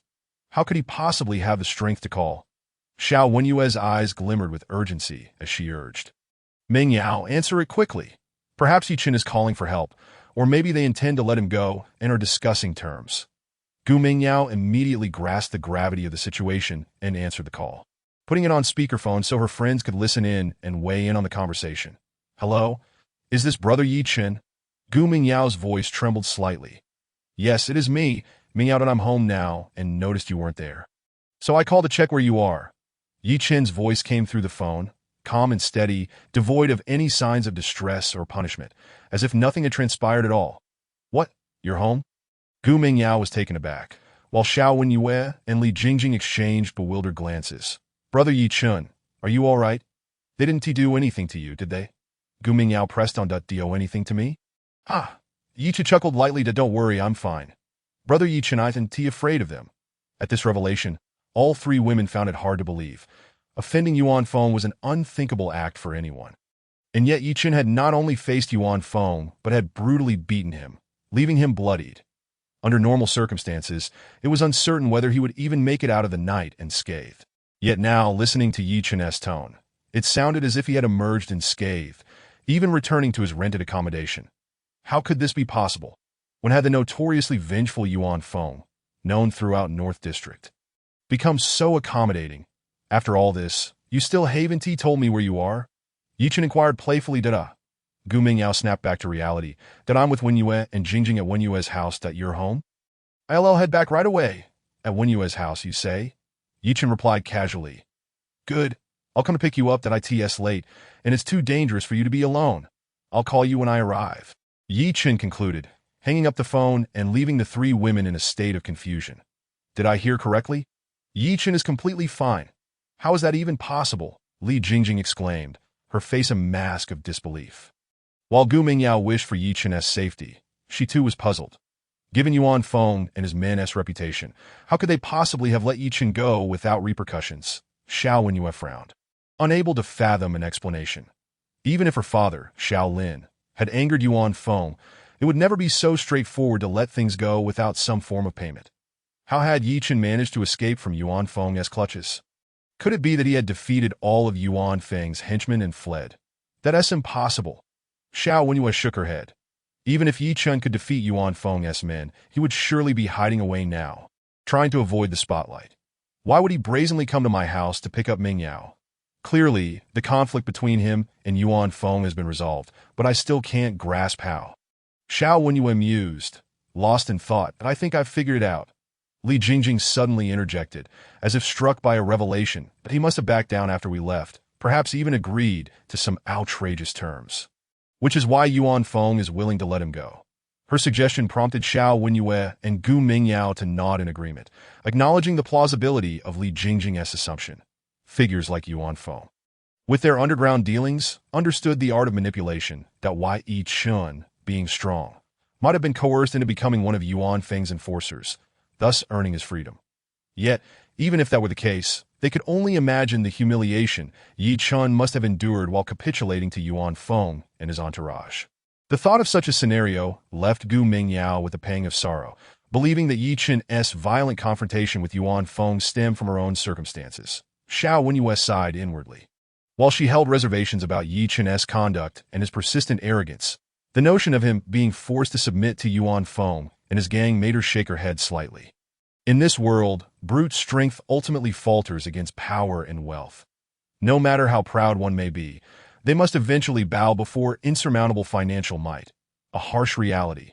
Little did they know, all their conjectures were merely fanciful musings.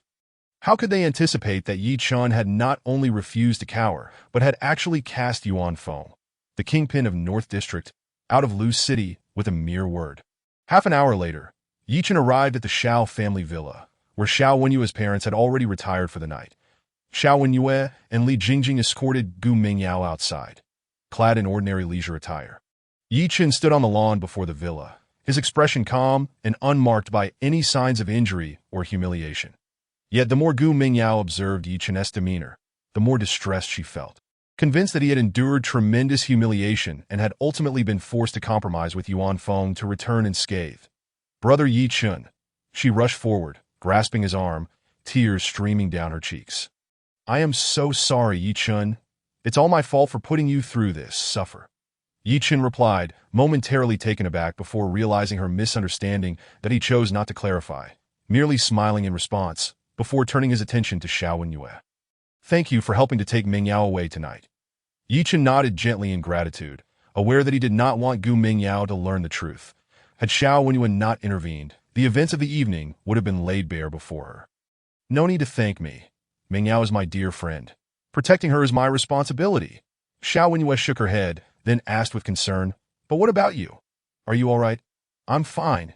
Ye Chen waved his hand dismissively. "You all should head back to rest and I'll take Mingyao home." Having spoken, he prepared to take Gu Mingyao away, but at that moment, Xiao Wenyue stepped forward and called out to Ye Chen. "Ye Chen, wait a moment." Xiao Wenyue quickly walked a few steps and positioned herself beside the villa's entrance, "that I have a few words to share with you." Ye Chen glanced at Gu Mingyao before striding toward Xiao Wenyue. "Is there something you need?" Hearing Ye Chen's indifferent tone, Xiao Wenyue's brow furrowed, her voice taking on a colder edge. "Why, Ye Chen? I am aware that you share an apartment with Mingyao, that you have known her for 10 years, and that you are like a protective brother to her.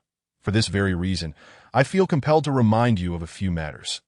Turning to face Ye Chen directly, her voice, though lowered, resonated with strength and determination. "I recognize your fighting prowess and the immense pride that resides within you. However, there are times when I hope you can temper that pride and consider how to interact with those around you, how to cultivate relationships and seize opportunities. When faced with challenges, I also wish you would reflect more on the consequences of your actions." At dinner in my home today, Brother Cheng Wang extended his hand to you in greeting. Yet you remained unresponsive, dismissing it entirely. Do you understand who Brother Cheng Wang is? He is the heir of the Guangyao Group, the son of Chairman Chu Yaowen. His willingness to shake your hand signifies his desire to know you, which is an opportunity for you. Establishing a connection with him may not guarantee your future success, but at the very least, it opens another pathway, another choice, and you may find yourself in need of his assistance later on. Yet, you chose to ignore his gesture, pushing that opportunity away, demonstrating your lack of understanding in managing interpersonal relationships. Xiao Wenyue continued. "Moreover, tonight at the night banquet, I originally planned to enjoy a couple of drinks with Jingjing and Mingyao, hoping to pass the evening without conflict. Yet, you perceived Mingyao's distress and immediately resorted to violence, injuring Yuan Feng. Do you think such behavior is appropriate? I understand your concern for Mingyao and your fear for her safety, but one must discern the occasion and context. Yuan Feng is not someone you can simply confront. After we left tonight, whatever transpired, I will not inquire. However, you should be acutely aware of the cost you paid to emerge unscathed. This is the consequence of your thoughtless actions." Each word she spoke was reminiscent of a mentor admonishing a prodigy that Ye Chen. Possessing pride is commendable, but pride does not equate to stubbornness. When faced with forces beyond your control, feigning strength is not bravery. It is foolishness and overestimation of oneself. In this world, wealth, connections, and relationships are the foundations of survival. Only by acquiring these can you better protect Mingyao, rather than living in a self-satisfied bubble. Her intent in conveying these thoughts was to awaken Ye Chen to the reality that wealth and power are of utmost importance, hoping he would learn from this evening's lesson and adapt, understanding when to yield and when to stand firm. She anticipated that her words would resonate with him. Yet upon observing him, she noticed his gaze remained entirely placid, even harboring a hint of derision. "Are you finished?" Ye Chen's tone was devoid of warmth as he shook his head. "Xiao Wenyue, you are excessively presumptuous." Chapter 40. The twin stars of the capital. Xiao Wenyue, you are excessively presumptuous. Ye Chen reiterated, his demeanor cold as he shook his head. "What you speak may hold some relevance for others, but for me, it is utterly meaningless. You consider knowing Chu Chengwang to be an opportunity? Let me be blunt. I do not require such opportunities, that I rely solely on my own strength for everything, and Chu Chengwang extending his hand does not necessarily imply he wishes to be acquainted with me." Regarding the events at the bar that evening, he continued, "Since I dared to act as I did, I possess the confidence to manage it. I do not require your reminders. Xiao Wenyue's expression shifted slightly. Yet Ye Chen maintained his course, asserting, Xiao Wenyue, your perspective is far too limited. What you perceive is merely the tip of the iceberg. The things you deem important, wealth, power, connections, status, are of no value in my eyes. With that, he turned away, beckoning to Gu Mingyao, leaving behind a final remark. Compared to the things you cherish, there exists one element that remains eternal, transcending all. That is power. The power to command everything. Xiao Wenyue stood frozen for several seconds before regaining her senses. When she looked up again, Ye Chen had already departed the villa with Gu Mingyao, leaving no trace, reflecting on Ye Chen's earlier statements. She could not help but shake her head, disappointment evident in her eyes. Her well-intentioned warnings, meant to encourage Ye Chen to acknowledge both himself and the world around him, to foster change and avoid future pitfalls, were met with ingratitude. He had labeled her presumptuous and short-sighted. The notion that wealth, power, connections, and status were inconsequential, while the ability to control everything was paramount, struck her as an absurd jest. This is a modern society. Could it truly resemble ancient times where martial prowess dictated one's rise to power? Even if such a notion held truth, it would not apply to Ye Chen, who, despite possessing some combat skills, was far removed from the legendary martial artists of the past. It seemed that the lesson he received from Yuan Feng that evening had not sufficed. With a heavy heart, she sighed, I have said all that I needed to say. If you persist in your obstinacy, one day you will pay a far greater price for your Na'vi beliefs. Under the cover of night, Ye Chen and Gu Mingyao walked side by side along the street. As for Xiao Wenyue's earlier admonitions, Ye Chen paid them no mind, that in his view, wealth and power were merely superficial trappings. True paragons of excellence and titans of the age wielded unimaginable strength. Take the Yi family of the capital, for instance. While they boasted a formidable foundation in commerce, politics, and the military, it was their time-honored martial tradition that truly sustained their legacy, that as long as the Yi family's martial prowess remained unyielding, so too would their prominence endure. Ever since his biological father, Yi Yunlong, had severed his martial lineage and abandoned him in the wilderness, he had vowed to become the strongest in existence. Over the past decade, he traversed treacherous terrains, lingering on the precipice of life and death, ultimately forging a unique and unparalleled martial art, the heaven-devouring 9 turns, endowing him with unparalleled strength. Regardless of wealth or power, he regarded them all with disdain, easily tearing through any barriers that stood in his way. Brother Ye Chen, are you truly unscathed? Gu Mingyao queried, trailing closely beside him, still harboring concerns. Foolish girl, what could possibly be wrong with me? Can't you see I'm perfectly fine?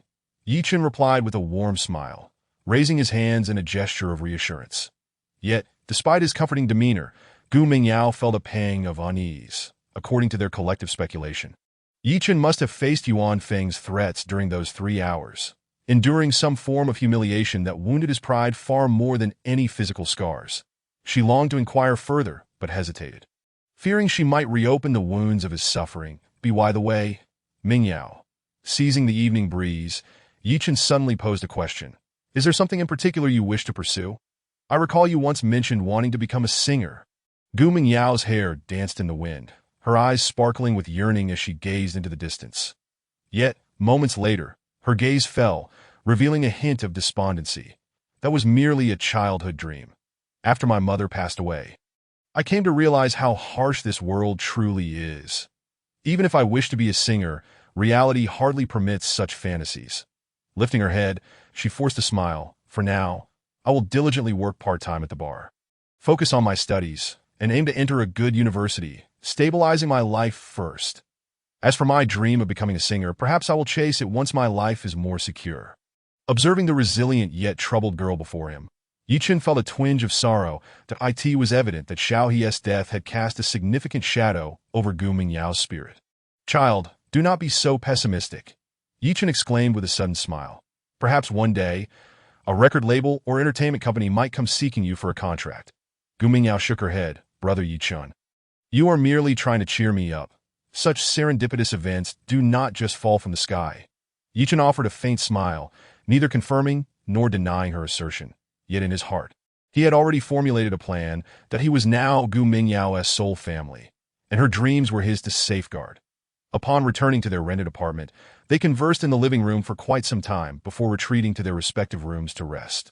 The following morning, they set out together for school, while at the same time, over 1,000 kilometers away in the capital, a pair of young individuals also traversed the streets with their backpacks.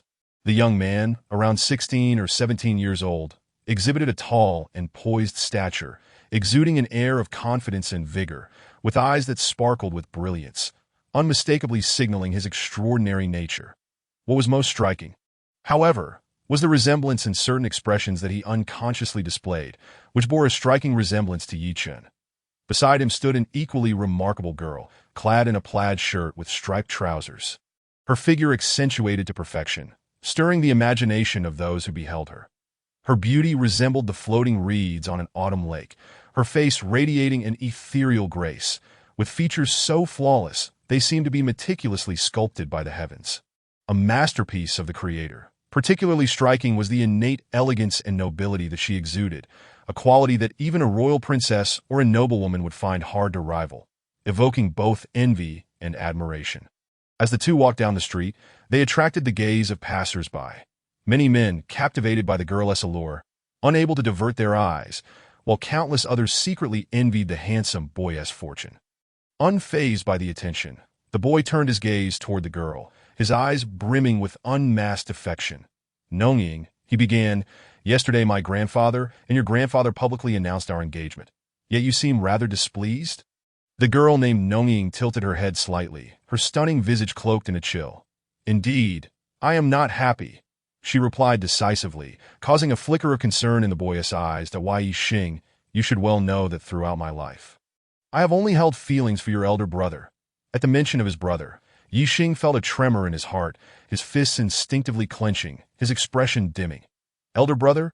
Ye Chen was acutely aware that this breathtaking girl, lauded as the most enchanting maiden in the capital, had always harbored feelings for that person, the very man whom their grandfather had condemned as the bane of the Ye family a decade prior, and whose martial abilities were ruthlessly stripped away by their father, leading to his exile. Despite his brother's disappearance for 10 long years, this girl had never forgotten him, and even after a decade of separation, he remained an indelible presence in her heart. That Ye Chen, you must understand that your current esteemed status within the Ye family, and the admiration from the young elites of the capital, is rooted in what? The girl's eyes were deep, her tone icy, that if your elder brother had not been cast out with his talents, do you truly believe you would possess all that you do now? Ye Chen fell silent, unable to refute her words. Even as a child, his brother had displayed extraordinary abilities that far surpassed those of their peers, making Ye Chen feel inadequate in comparison. Had his brother not been exiled, all the accolades and future prospects that now belonged to Ye Chen would undoubtedly have been rightfully his. Nongying quickened her pace, her tone growing even colder. "I am the only daughter of the Hua family, and our families have always maintained a cordial relationship that my grandfather arranged for our marriage, and while I will not oppose it, this is for the sake of our families. I must make it clear that even if I become your wife, I will never love you, not now nor ever. In my heart, there is only him." Ye Chen followed closely behind, his eyes filled with resentment. "But your elder brother is dead. He has been gone for 10 years. It was unfathomable for him to imagine that a 10-year-old boy, stripped of his martial abilities and cast into the wilderness, could have survived." Upon hearing his words, the girl abruptly lifted her gaze to the clear blue sky. Her eyes filled with boundless hope that he will not be dead. With his stubbornness, he could never perish. A smile blossomed on her lips, breathtakingly beautiful, leaving Ye Chen momentarily entranced. "Ye Chen, I know you are still alive. I believe you are still out there." Huan Nongying once vowed that as long as you utter that one phrase to me, I would follow you without hesitation, regardless of opposition from anyone. I shall wait for you in the capital, for you to say those words to me. Ye Chen seethed with jealousy at her words that he had known Huan Nongying for over a decade, spending nearly every day together. Yet he had never seen her smile so radiantly until the mere mention of a man who had vanished a decade ago. It was unbearable for him to witness her warmth towards another. Clenching his fists, he felt a surge of power within him, his heart echoing with unrelenting determination. "Nongying, you are mine. One day, I will stand at the pinnacle of the world, surpassing my father and all those formidable beings that reign supreme. I will prove to you that I am stronger than your elder brother. I am the one worthy of you at this moment." He possessed two martial veins, one his own, and the other transplanted from Ye Chen, having been extracted by Ye Yunlong and grafted onto him. Ever since the procedure, his cultivation had soared, and at such a young age. He had already reached the pinnacle of martial mastery, merely a step away from the realm of supreme martial prowess. He was confident he could demonstrate to Huan Nongying that he was the most exceptional martial genius of their time. A future pillar of the martial world, as for his elder brother, Ye Chen, he had long since become a relic of the past. Even if Ye Chen were alive, stripped of his martial abilities, how could he ever hope to compete with Ye Xing? Meanwhile, in a classroom far away in Chuan Province, Ye Chen was absently gazing at a pull tab from a soda can, lost in thought. Chapter 41. The Han family of Qingmen. In Ye Chen's palm lay an old pull tab, which, thanks to his constant nurturing with true energy, remained as pristine as the day he received it. This pull tab was given to him by a fiercely independent girl when he was 9 years old. She was only 8, but remarkably resolute, even daring to plant a kiss on his cheek. This memory had lingered in his mind for a decade. "Huan Nongying, I hope you are well in the capital. Once I complete my tasks, I will come to see you," he murmured softly, tucking the pull tab into his pocket. That day in class was devoid of any highlights. For Ye Chen, who had long mastered the material, attending lectures was a tedious affair. At midday, two campus beauties, Xiao Wenyue and Li Jingjing, approached class 34, inviting Gu Mingyao to lunch, completely disregarding Ye Chen. "Brother Yi, shall we go together?" Gu Mingyao asked, wanting to include Ye Chen, but he shook his head in refusal. Xiao Wenyue and Li Jingjing were Gu Mingyao's close friends. Their lunch outing was perfectly normal. However, Ye Chen felt no interest in them, and attending would merely be a formality, without any meaning. As he prepared to leave the classroom, he suddenly received a call from Wu Guangfu. "Young Master Chen, the location you requested has been confirmed. The most fertile and suitable land for cultivation in all of Chuan Province is Huajian Valley in the central mountain region of Cotton City. I will send you the relevant images shortly." "Huajian Valley?" Ye Chen mused, noting the location. "All right, send me the pictures. Thank you for your hard work." Wu Guangfu acknowledged and hung up, shortly thereafter sending several images via WeChat. Ye Chen opened them and briefly scanned through, his heart swelling with joy. The images depicted a vibrant valley brimming with colorful flowers, lush green grass, and an abundance of fragrant blooms and birdsong, radiating vitality. This was the place. Ye Chen nodded approvingly, pulling from his pocket a bag of glimmering seeds. These seeds, always by his side, had been nurtured by the Shitian Jiuzhuan technique he practiced, awaiting the day they could be planted. These seeds were procured through immense effort from treacherous lands, integral to his vital plan, and he could not afford any mishap. "Soon, I will ensure that all of you bloom magnificently." Revealing your extraordinary efficacy, gazing at the crystalline seeds, his eyes burned with fervor. Ye Chen lingered in the classroom for a moment before finally stepping out. As he exited the school, he encountered a tall woman wearing sunglasses at the street corner. The woman exuded a mature charm, clad in elegant attire and crystal high heels, striding confidently towards Ye Chen. "Mr. Yi, it has been a few days. Do you still remember me?" Her voice was sweet and melodious, accompanied by a charming smile. "I at you." Ye Chen lifted his gaze. Despite her sunglasses obscuring much of her face, he recognized her immediately. "Do you need something?" The woman appeared slightly taken aback, admiration evident in her voice. "Mr. Yi, you are indeed a supreme martial master." Recognizing me with just a glance, she removed her sunglasses, revealing a delicate and rosy face. It was Han Yuan, the girl Ye Chen had rescued a few nights prior. Since their encounter, Han Yuan had mobilized all her family's resources to trace Ye Chen's whereabouts upon returning home. For the Han family, locating someone within Chuan Province was not a daunting task. After several days, they finally discovered Ye Chen's location, prompting her visit. "Mr. Yi, I have been meaning to express my gratitude for your assistance the other night, and I sought to find you to repay your kindness. I hope you do not hold it against me." Han Yuan, shedding her previous haughty demeanor, now spoke with great poise, politeness, and respect. "I already mentioned that it was nothing to fuss over. It was merely a casual act on my part." Ye Chen replied casually, attempting to walk past her. Han Yuan's expression was one of shock. As a stunning beauty, she was accustomed to being pursued, yet Ye Chen treated her as if she were invisible. "Mr. Yi, please wait a moment." Han Yuan hurried to catch up with him, her eyes pleading, "Mr. Yi, I am a humble young woman named Han Yuan, a member of the esteemed Han family of Qingmen. Our family has long upheld the tradition that if one receives a favor, it is imperative to invite that benefactor into our home and treat them with the utmost respect. This has been our custom for centuries. I sincerely hope that you, Mr. Yi, will grant me the opportunity to express my heartfelt gratitude for your life-saving assistance. As for the family rules of the Han clan, such notions are mere fabrications. The significance of Ye Chen is indeed too great to overlook. Han Feng has already instructed that once Ye Chen is located, he must be brought back without fail." The Qingmen Han family, upon hearing Han Yuan introduce herself, Ye Chen paused momentarily that he had previously inquired with Wu Guangfu about pharmaceutical enterprises, learning that there are a total of 11 pharmaceutical giants in Huaxia, one of which, Han Rong Pharmaceutical Group, is based in Sichuan and is controlled by the Qingmen Han family. In the blueprint of his forthcoming plans, he requires a prestigious pharmaceutical enterprise to pave the way for him. He had intended to visit the Han family in person, but unexpectedly, he had saved a young woman who turned out to be a member of that very family, that if he were to visit the Han family as a distinguished guest, it would undoubtedly yield far greater results than if he were to go there himself. Strengthening ties and negotiating cooperation would become a more natural endeavor. With this thought in mind, he finally turned back to her. "Are you suggesting that I visit the Han family?" Han Yuan nodded, and upon noticing Ye Chen's softened expression, she was filled with delight. "Very well." Ye Chen feigned a casual acknowledgement, saying, "I shall pay a visit to the Han family this evening."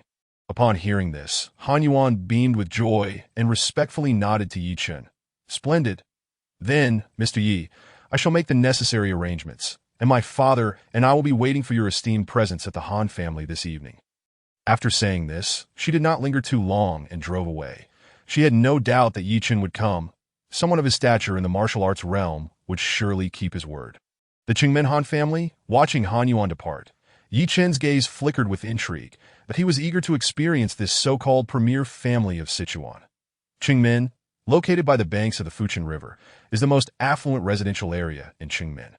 Any property here easily commands tens of millions, and the most prestigious estates surpass a valuation of hundreds of millions, qualifying as super-luxury residences reserved for those of the highest status among them. The grandest estate belongs to the Qingmen Han family. News of Han Yuan and Ye Chen's impending visit reached the Han family, where Han Feng sat on the living room sofa, his eyes gleaming with excitement. "Fantastic! Mr. Yi has graciously agreed to visit the Han family. This time, we must seize this opportunity. Even if we cannot cultivate a friendship with Mr. Yi, we must ensure he feels the sincerity of our family." Since their last encounter, Han Feng had viewed Ye Chen as a chance to elevate the Han family to new heights and had long sought to befriend him. "Father, I have arranged for a lavish man-in feast." Han Yuan whispered. "Excellent. Mr. Yi is a martial arts master. Ordinary banquets would not suffice. Only a man-in feast is worthy of his stature." Han Feng nodded in satisfaction. However, at that moment, a somewhat mocking voice interjected, "Brother, what martial arts master? I think you've been seeing things in the dark." Even if he were indeed a martial arts master, he would be at least in his 40s or 50s. How could a mere lad of under 20 be a martial arts master? Sitting on the side of the sofa was a middle-aged man with a scruffy beard, resembling Han Feng to some extent. He was Han Feng's younger brother, Han Yun. Han Yun was a true martial arts enthusiast, having been obsessed with ancient martial arts since childhood, that he had received guidance from the same esteemed mentor as Han Feng and had persisted in his studies for over 20 years.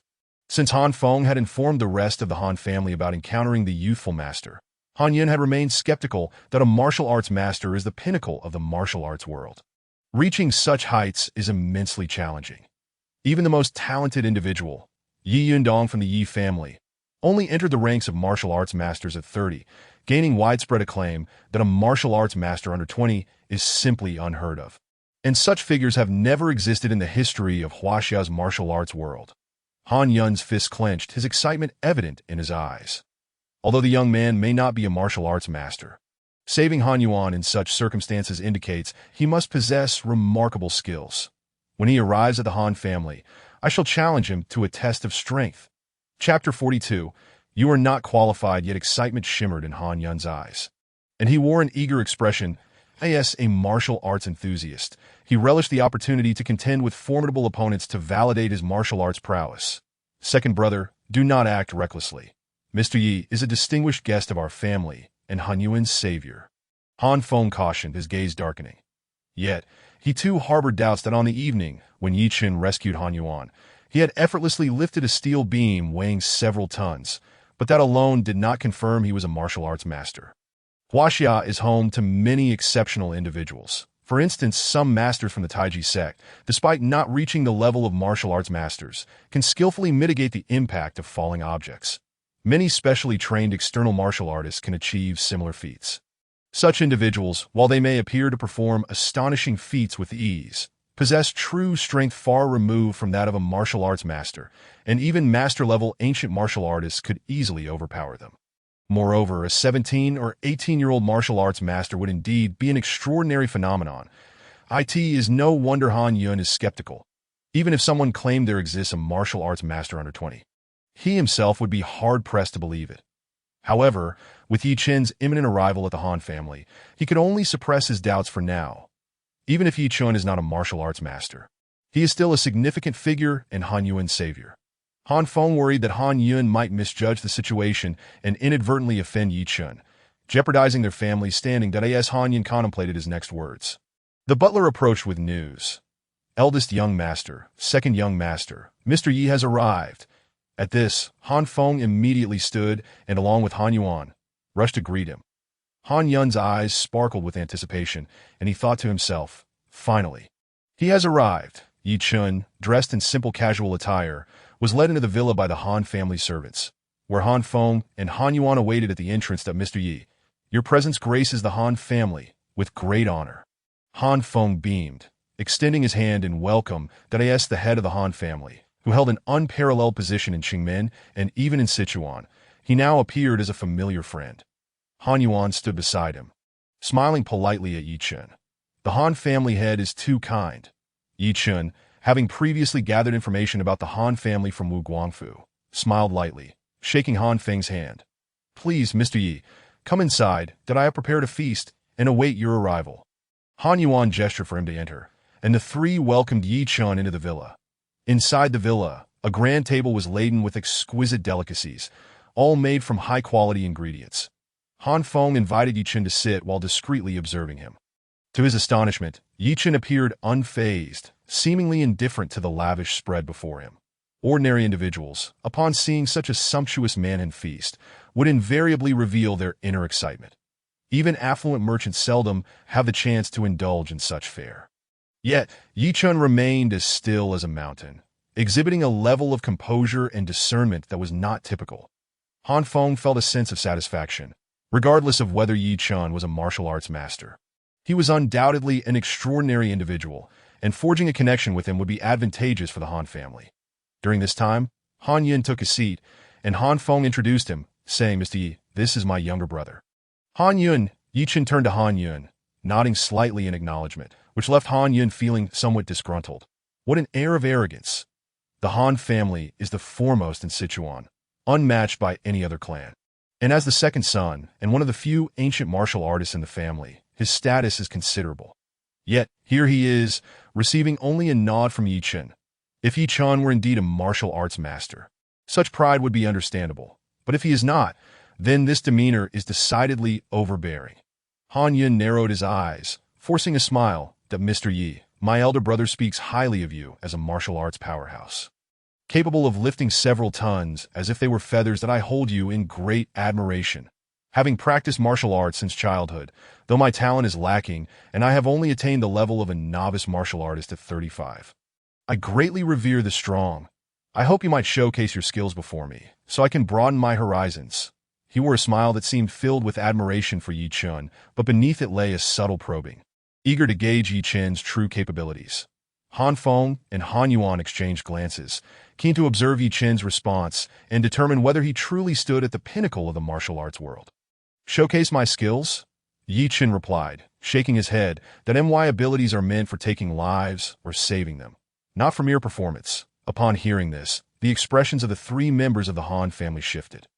Though Ye Chen spoke softly, his words carried an air of lethal intent, declaring life and death with a grandiosity that was astounding. "Humph, this young man is merely putting on a show." Upon witnessing Ye Chen's refusal, Han Yun let out a cold huff. The notion of killing to save was not meant for performance. He believed it was merely an excuse fabricated by Ye Chen's cowardice that if he truly possessed genuine skill, what harm would there be in revealing it? Moreover, upon their initial encounter, Han Yun had meticulously observed Ye Chen, who appeared calm and unassuming, resembling an ordinary university student rather than a practitioner of ancient martial arts. Where was the slightest hint of a martial arts master in him? Not to mention a supreme martial artist. Any true martial artist, like Yi Yunlong or Murong Wudi, exuded an overwhelming presence that commanded respect. Ye Chen, on the other hand, was an unknown entity, a mere shadow in the realm of martial arts that Mr. Yi, please, do begin your meal. Han Feng, feeling a tinge of disappointment, hurriedly interjected, fearing that Han Yun would persist in his relentless pursuit. Mr. De Yi, I am deeply grateful for your assistance in saving Xiao Yuan last time. Your life-saving grace is immeasurable, and from this day forth, you shall be regarded as a benefactor of the Han family. Allow me to offer you a toast. Han Yuan also raised her glass in timely support. Your words are excessive. Ye Chen replied nonchalantly, lightly clinking his glass with Han Feng's before downing its contents. During the banquet, Han Feng engaged in casual conversation with Ye Chen, attempting to glean details about his background and lineage through subtle inquiries, but Ye Chen skillfully evaded all of them, leaving Han Feng with no useful information to grasp. After the meal, just as Ye Chen sought an opportunity to broach the subject of collaboration with Han Feng, Han Yun spoke up once more to Mr. Yi, since you were reluctant to showcase your skills. I would not dare to impose. I have been tutored by a martial arts master since childhood and have learned a palm technique. Alas, my talent is mediocre, and I have yet to grasp its essence. Han Yun's eyes glimmered with determination as he rose, cupping his fist towards Ye Chen at Mr. Yi. As a martial arts expert, your cultivation is extraordinary, that I humbly request your guidance. Han Feng's expression shifted to one of concern. While Han Yun's words were eloquent, any astute observer could discern that he was clearly seeking to challenge Ye Chen. Ye Chen, cradling his teacup, savored the tea, and after a prolonged silence following Han Yun's declaration, he finally set down his glass with a smirk. What, do you wish to spar with me? Unfazed, Han Yun continued, I asked for your instruction. He had long harbored dissatisfaction with Ye Chen's aloof demeanor and could not fathom that someone so young could possess prowess comparable to a supreme martial artist. He yearned to engage Ye Chen in a duel to temper his arrogance. Ye Chen turned to face Han Yun and shook his head. With your current cultivation, you are not qualified to challenge me. Chapter 43. If he cannot be cured, I can. Ye Chen's gaze remained calm, his tone dripping with the condescension of a superior addressing an inferior. Han Yun's eyes darkened, his voice low. Mr. Yi, what do you mean by that? Do you think so little of me? Ye Chen turned away again, seizing his teacup and nodding curtly. Indeed, fury ignited within Han Yun, though his cultivation was merely that of a junior martial artist. He nonetheless considered himself a third-rate expert in the martial arts community. Yet Ye Chen appeared to regard him as insignificant, unworthy of attention. Just as he was about to erupt, Han Feng interjected sharply. Enough, second brother. What manner of individual do you think Ye is, that he would engage you so easily? Han Feng understood that if Han Yun continued his tirade, it would spell disaster. Although he harbored doubts about Ye Chen's true abilities, he could not afford to take risks. Should Han Yun persist in antagonizing Ye Chen, only to discover that he truly was a formidable martial artist, it would mean irrevocably offending someone who could alter the fate of their family. A situation that would leave them utterly distraught. Han Yun huffed in frustration, suppressing his ire. Nevertheless, he had already deemed Ye Chen a mere pretender, devoid of real substance and merely a braggart. Had it not been for Han Feng's intervention, he would have exposed Ye Chen's true nature without hesitation. Han Yuan rested her chin on her palm, gazing at Ye Chen's handsome profile, beginning to harbor doubts about his true capabilities. She even found herself wavering. The carefully prepared words to win Ye Chen over now lodged in her throat. Mr. Yi, I sincerely apologize. My second brother is overly enamored with ancient martial arts, and upon encountering a master, he cannot help but itch for a contest. If there has been any offense, please forgive us. Han Feng bowed apologetically to Ye Chen. Merely a trifling matter. Ye Chen waved his hand dismissively, adopting a tone of admonition. However, there is one thing your second brother must remember. While it is commendable to honor martial arts and seek to spar, one must choose opponents wisely. At the very least, find someone of comparable strength. To challenge someone of vastly superior ability is not a contest. It is an invitation to humiliation. Han Yun's pupils dilated in fury. Unable to contain his rage, was Ye Chen implying that his skills were so paltry that he was inviting ridicule? Had Han Feng not restrained him with a mere glance, he would have erupted in anger. Ye speaks truly. Han Feng offered a slight smile, refraining from arguing, before turning to Han Yuan, signaling her to retrieve the grand gift they had prepared for Ye Chen. Just then, his phone rang unexpectedly. Upon answering the call, Han Feng's expression transformed dramatically after just a few words. "What did you say?" He paused for a moment, thoughts racing, before commanding, "Immediately move the medical equipment and bring my father back to the Han residence. It must be done swiftly." Witnessing his usually composed elder brother's sudden change in demeanor, both Han Yun and Han Yuan were taken aback. Han Feng hung up, his gaze troubled. "Father has had an incident. Just 10 minutes ago, he suddenly began convulsing, his body frozen as if covered in layers of frost. The veteran doctors at the First People's Hospital have examined him, yet they are at a loss for a diagnosis. The illness afflicting my father is most unusual. Therefore, I have instructed them to transport him back. I will seek the assistance of Master Chen on Shuamu Mountain." Upon hearing this, both Han Yun and Han Yuan were struck with shock. Their faces pale. Han Daoru, the patriarch of the Han family, was their spiritual cornerstone, having single-handedly elevated their clan from obscurity to prominence in Sichuan province. In his youth, he had fought valiantly alongside the military, earning accolades and attaining a high rank. Though now retired and no longer managing family affairs, his influence remained unmatched across various sectors in Sichuan, making him the undeniable soul of the Han family. 3 days prior, Han Daoru had felt unwell and sought medical attention, where doctors diagnosed him with malnutrition, leading to his hospitalization for treatment. Han Feng, Han Yun, and the others had not paid it much mind. But just moments ago, the hospital director had called to report that Han Daoru's condition had suddenly deteriorated, with no discernible cause found and resuscitation efforts proving ineffective. Even though Han Feng had long since cultivated a commanding demeanor in managing the Han family, the news of his father's critical condition left him unable to maintain his composure. "Mr. Yi, I sincerely apologize. My father is gravely ill, and I must go to Shuamu Mountain to summon Master Chen to treat him. Please make yourself comfortable at the Han residence, and I shall return to discuss matters with you." Han Feng bowed respectfully to Ye Chen, instructing Han Yuan to attend to their guest before hurriedly departing. Ye Chen's purpose for visiting the Han family remained unfulfilled, and he certainly had no intention of leaving. Shuamu Mountain, Master Chen? Ye Chen mused, the name somewhat unfamiliar to him, before turning to Han Yuan and inquiring, "Who is this Master Chen?" Before Han Yuan could respond, Han Yun interjected, "Master Chen is the title we in Sichuan province bestow upon him. His name is Chen Shixing, a true master of traditional Chinese medicine. Undeniably a miraculous healer, that he has cured countless perplexing ailments, and resides atop Shuanu Mountain in Qingmen, that he is indeed a person of great capability."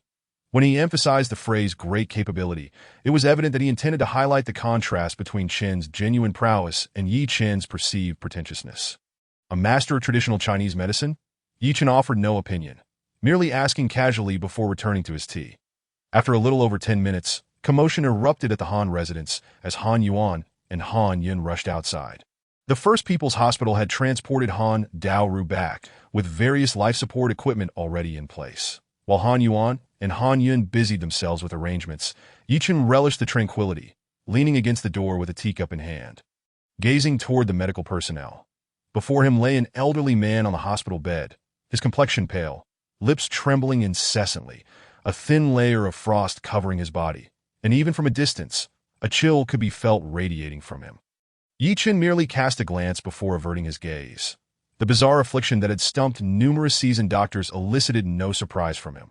The medical team hurriedly maneuvered the elderly man into the most luxurious room in the Han residence. And after 20 minutes, Han Feng returned, accompanied by a middle-aged man clad in a Taoist robe, reminiscent of ancient Chinese physicians. The middle-aged man exuded an air of indifference, his brows carrying an extraordinary pride. Even Han Feng, a figure of considerable influence in Sichuan, appeared unremarkable in his presence. Han Feng, however, lowered himself and smiled. Gesturing respectfully, it seemed this man was indeed the so-called master of traditional Chinese medicine. Chen Shixing, Master Chen, my father is in dire straits. I implore you to lend your aid. Han Feng addressed Chen Shixing with utmost reverence, his tone pleading. Rest assured, since I, Chen Shixing, have descended from the mountain, I shall not return empty-handed. However, the resources I require must be prepared by the Han family. Chen Shixing spoke with an air of superiority, nodding in acknowledgement that as Han Feng listened, a flicker of difficulty crossed his brow. Yet upon recalling his father's precarious condition, he ultimately acquiesced. Just as the two were about to pass through the main entrance of the living room, Ye Chen suddenly stepped forward, positioning himself in front of Han Feng. Mr. Yi? Han Feng uttered, slightly taken aback. Head of the Han family. Ye Chen's eyes sparkled like stars as he gestured towards Chen Shixing. I have examined your father's illness, and this Master Chen cannot cure him. I possess the capability to heal him, but I require your family to agree to one condition. What say you? Before Han Feng could respond, Chen Shixing, standing beside him, suddenly turned icy, his gaze fixed intently on Ye Chen. You insolent young pup, what did you say? Chapter 44. The Bet. You insolent young pup, what did you say?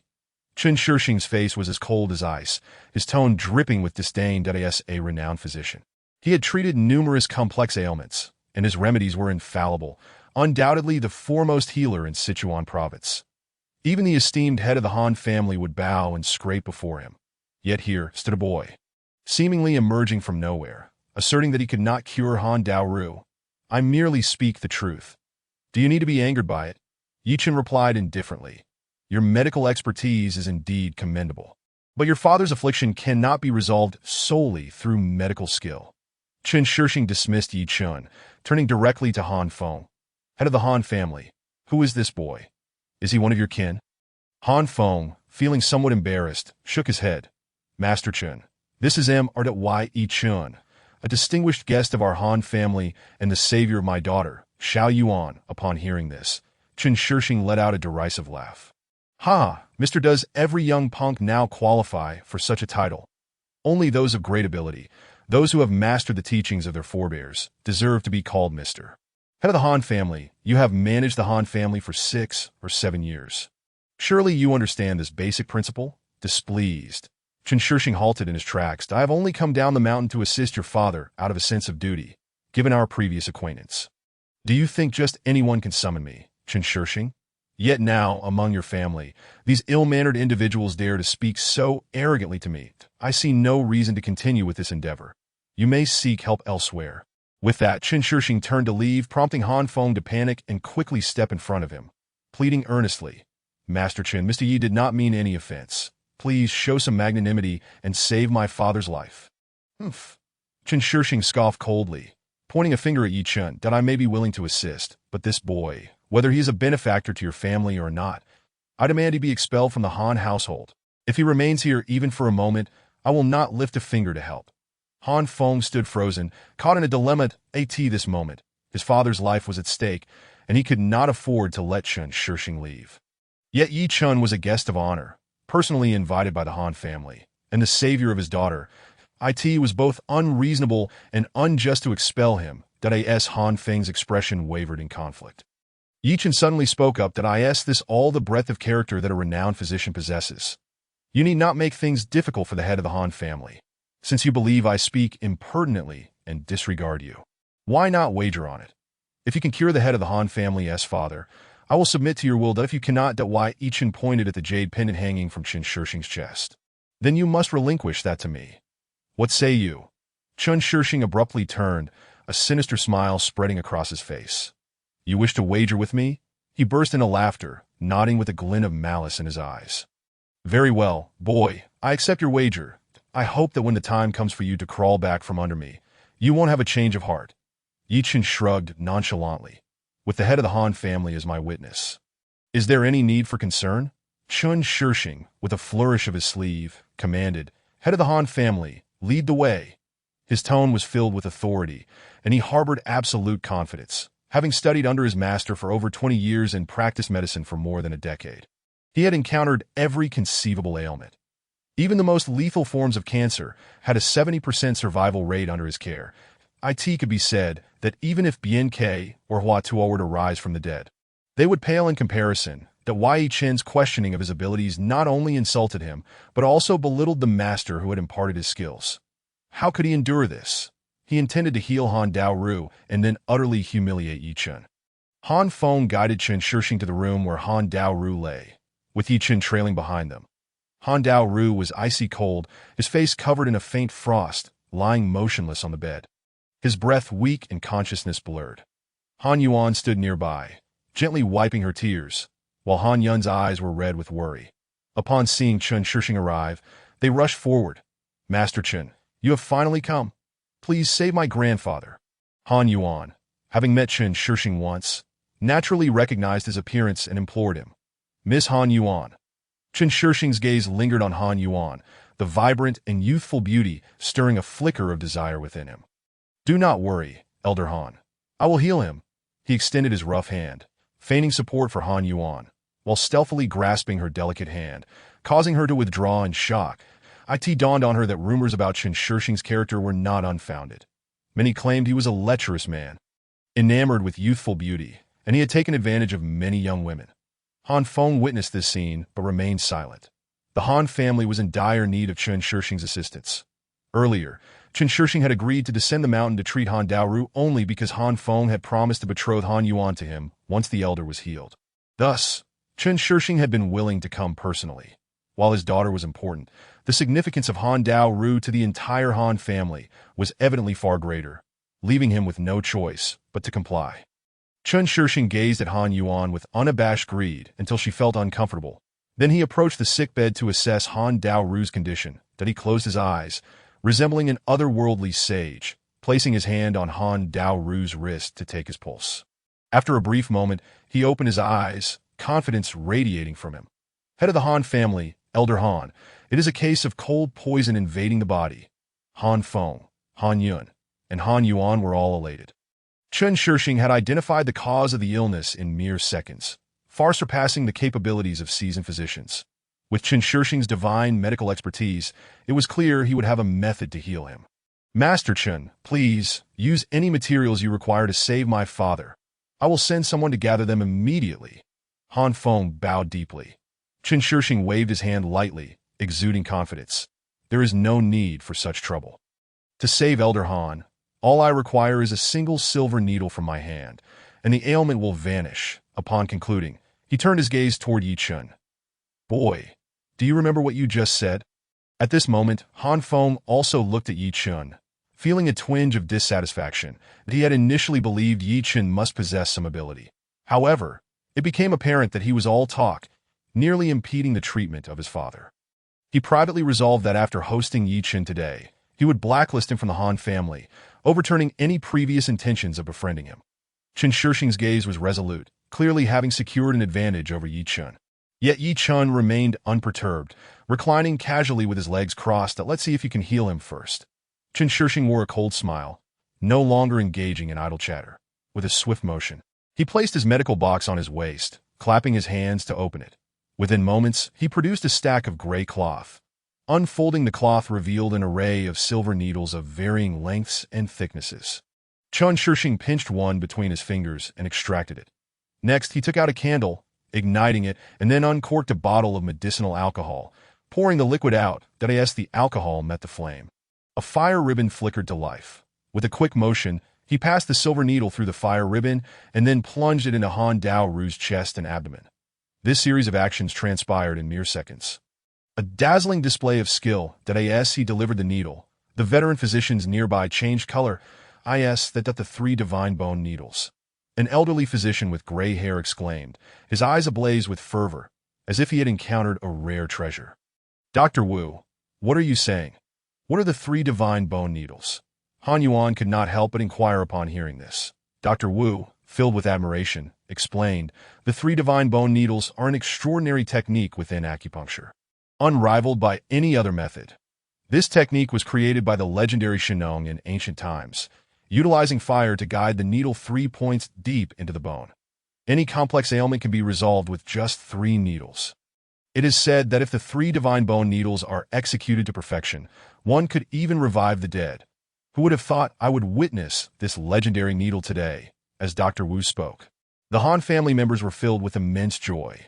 With such formidable medical skills, Chen Shixing would undoubtedly be able to cure Han Daoru's ailment. Hearing the recognition of the 3 divine bone needles, Chen Shixing's expression swelled with pride. After taking a moment to focus, he inserted 2 more needles, his fingers deftly maneuvering. Minutes later, he withdrew the needles and stood upright. The esteemed Elder Han has recovered, and it is advisable to prepare him some light meals. He should consume fresh fruits and vegetables thrice daily, morning, noon, and night at a week's time. His vitality will be fully restored. The trio of Han Feng hurriedly approached to observe.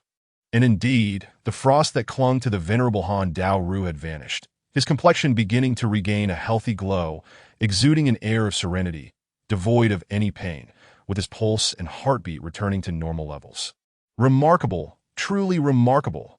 Several elderly physicians promptly bowed in reverence to Chen Shixing, regarding him as a miraculous figure. The ailment that had stumped them was effortlessly resolved by his 3 needles. What else could he be but a divine being?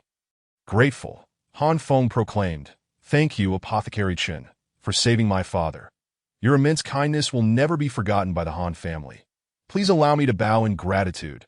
As he spoke, Han Feng attempted to bow before Chen Shixing, who raised a hand to stop him. "There is no need for such formalities, Master Han.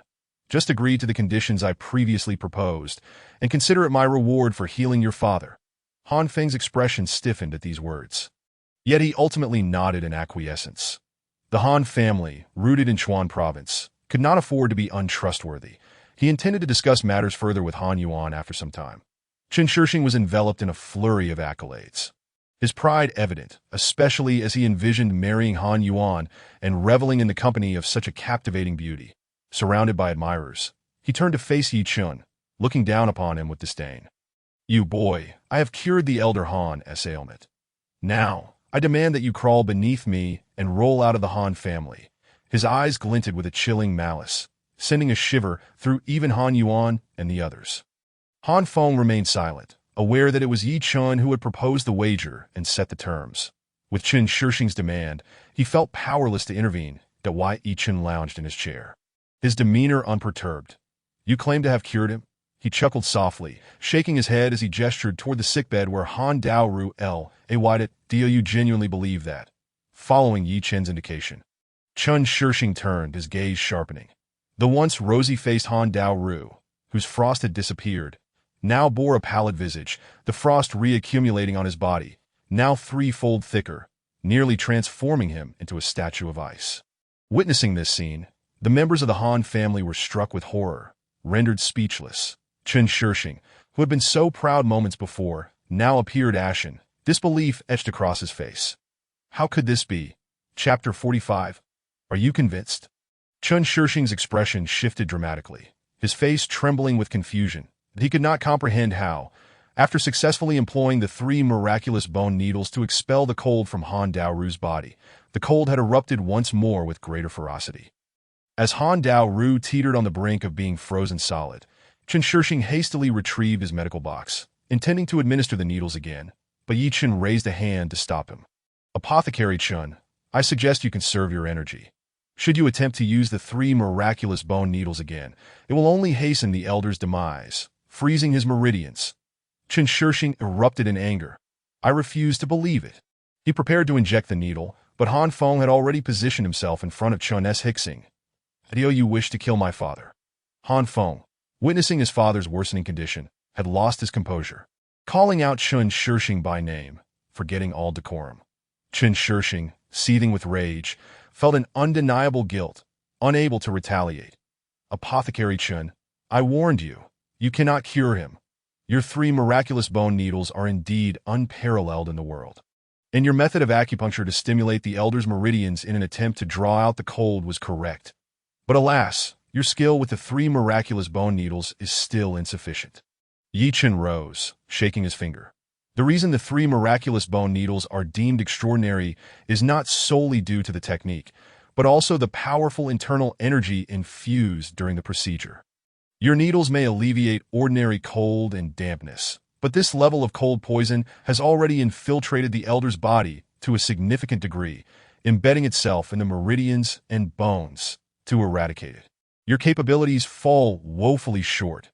Chen Shixing stood frozen, recalling his master's words upon his departure from the mountain, that his current mastery of the 3 miraculous bone needles was only at 30%. Yet he had dismissed those words, believing himself accomplished, and had subsequently healed many difficult ailments, basking in self-satisfaction while overlooking his own shortcomings. Now, however, Ye Chen had laid bare his deficiencies. Each of Ye Chen's words left the onlookers aghast. Your skills are insufficient. By forcibly using the 3 miraculous bone needles to guide the cold out of the elder, you have provoked a backlash, causing the cold to erupt with even greater intensity. 90% of his meridians and marrow are now frozen. In just a quarter of an hour, his internal organs will be completely encased in ice. Even a divine being could not save him. Chen Shixing's expression solidified, disbelief clouding his mind that he could not fathom that he had erred in his practice, not only failing to save the patient, but hastening his death instead. This revelation struck a blow to his already inflated pride, leaving him in a state of shock, as if his very essence had been siphoned away. After several agonizing seconds, he finally reacted, nearly frenzied as he shouted at Ye Chen, "I refuse to accept it. I, Chen Shixing, do not accept this. You claim my skills are inadequate to save him. Can you succeed where I have failed?" Ye Chen smiled slightly, his tone dripping with arrogance that my methods are beyond your imagination. Han Feng, upon hearing this, suddenly realized, pivoting to bow respectfully before Ye Chen, that Mr. Yi, you previously mentioned having a way to save my father. I implore you to intervene and save him. The entire Han family will be eternally grateful, though we shall comply with any request you make. In that instant, Han Feng fully comprehended that the one capable of saving his father was not the illustrious Chen Shixing, but rather Ye Chen, whom he had deemed useless only moments ago. Ye Chen gently lifted Han Feng, that I will save him first. As for the terms, we shall discuss them later. As his words fell, he suddenly aligned his fingers and pointed toward Han Daoru's chest, producing 2 soft sounds. Are you performing acupressure from a distance? Witnessing this, Han Feng and Han Yun gasped in astonishment, while Chen Shixing's eyes widened in disbelief.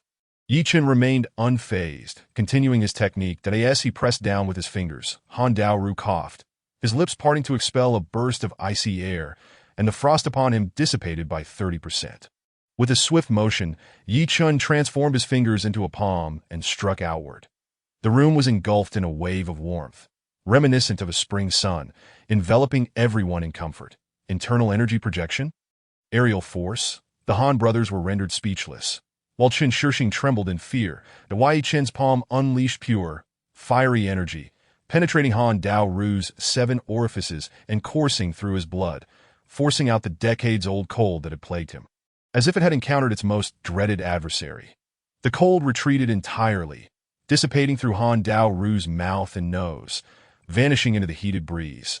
The frost upon Han Daoru melted away completely, his complexion returning to a healthy hue, and as Ye Chen's palm made contact, the elder involuntarily let out a contented sigh, his pulse and heartbeat stabilizing further. Ye Chen's actions left the onlookers in stunned silence, each person wide-eyed, expressions varying from disbelief to awe. If Chen Shixing's earlier display of the 3 miraculous bone needles had been shocking, then Ye Chen's ability to heal from a distance, without any physical contact with the patient, was nothing short of fantastical. Even as incredulous as they were, this scene unfolded before their very eyes. Han Yuan's lips parted slightly, her gaze fixed upon the young man standing confidently, her thoughts momentarily adrift, her beautiful eyes sparkling with intrigue. She had encountered numerous young talents, many of whom had fervently pursued her, yet none had exuded such an overwhelming aura of dominance as Ye Chen did with his every gesture. The depth of Ye Chen's abilities was unfathomable, igniting a curiosity and admiration that could not be contained. Han Yun, who had always maintained a neutral stance towards Ye Chen, suddenly knelt on one knee, bowing deeply with respect and reverence. I pay my respects to the martial Tao Supreme. In that moment, Han Yun fully grasped that Ye Chen was indeed a genuine martial Tao Supreme. Ye Chen chuckled playfully. You no longer wish to challenge me with your half-baked jus sha palm? I dare not. Han Yun quickly shook his head, lowering it even further that a martial Dao Supreme could effortlessly shatter his meridians with a single strike. To engage in combat with Ye Chen would be tantamount to courting death. Ye Chen merely smiled, not pursuing the matter further, instead turning his attention back to the stunned Chen Shixing. Now, do you concede? Chapter 46. I am Ye Chen. Chen Shixing's gaze was vacant. His lips parted as if he had lost his very soul, since he descended from the mountain after mastering his art. He has consistently intimidated the province of Sichuan with his medical skills, his reputation resonating throughout the upper echelons of Sichuan society, and his status rising correspondingly when summoned to heal the sick. His appearance fee is casually in the tens of millions. Even a prominent family like the Han family, the foremost in Sichuan, is not regarded by him. Whether he chooses to assist depends solely on his mood. One could say he is truly a person who flaunts his talents without restraint. He has always believed that his medical prowess is nearly divine. While it may not quite match his master's extraordinary skills, few in the world can rival him. However, today, he was thoroughly awed by Ye Chen. Not only does Ye Chen possess medical expertise comparable to that of his master, but his internal strength has also reached an impressive level that Ye Chen's gaze, tinged with indifference yet laced with condescension, prompted Chen Shixing to instinctively clasp his fists and BOW'd. It turned out he was in the presence of a supreme being. Chen Shixing was convinced, wholeheartedly. This was indeed a martial arts supreme. Previously, he had underestimated Ye Chen, dismissing Han Feng's reference to him as M.R.Y.E. with a scoff. However, now he felt no trace of contempt, only profound fear. Observing Ye Chen's age, merely 17 or 18, yet with cultivation already at the transformation stage. A martial arts supreme under 20. If this were to spread, it would undoubtedly cause a tremendous stir, not just in Sichuan, but throughout the entire martial arts community of Huaxia, due to his master's connections. He had some understanding of the existence of martial arts supremes, that he knew all too well the immense effort required to achieve such a status. To become a martial arts supreme, one must ascend to the pinnacle of the martial arts world, where talent, diligence, time, and opportunity are all indispensable. Over the past 20 years in Huaxia's martial arts realm, the universally acknowledged prodigy has been Ye Yunlong from the capital, who is recognized as the strongest in Huaxia today. Yet, even with Ye Yunlong's extraordinary talent, he only attained the status of martial arts supreme at the age of 30. Furthermore, the current martial arts community in Huaxia is becoming increasingly robust, with a plethora of talents emerging, including youngsters like Yi Xing and Huan Nongying, who, at merely 16 or 17 years of age, have already reached the pinnacle of the master stage, just one step away from becoming a martial arts supreme. However, even with their exceptional talents, achieving the supreme status will likely not be possible until they surpass the age of 20. That a martial arts supreme is young, as Ye Chen has already surpassed all talents. An unparalleled figure throughout history. How could this not leave him in shock? Since you have surrendered, hand over the item. Ye Chen pointed to the jade pendant on Chen Shixing's chest. Chen Shixing's expression changed drastically. He clutched the pendant tightly, unwilling to part with it. Observing this, Ye Chen narrowed his eyes slightly, a dangerous curve forming at the corner of his mouth. What? Have you forgotten our wager? Chen Shixing's expression shifted repeatedly, suddenly adopting a smiling facade. Supreme Yi, this jade pendant was personally handed to me by my master when I descended the mountain. It serves as a token between us, holding great significance. I implore you to exercise leniency. Aside from this jade pendant, I am willing to relinquish anything else I possess. How does that sound? His meaning was clear. He was unwilling to part with the pendant. When we established our wager, I did not coerce you. You agreed willingly. Now that the outcome is determined, do you wish to renege on your promise? I do not care whether this jade pendant is a token between you and your master. The wager has been set and cannot be altered. Do you think my words are a jest?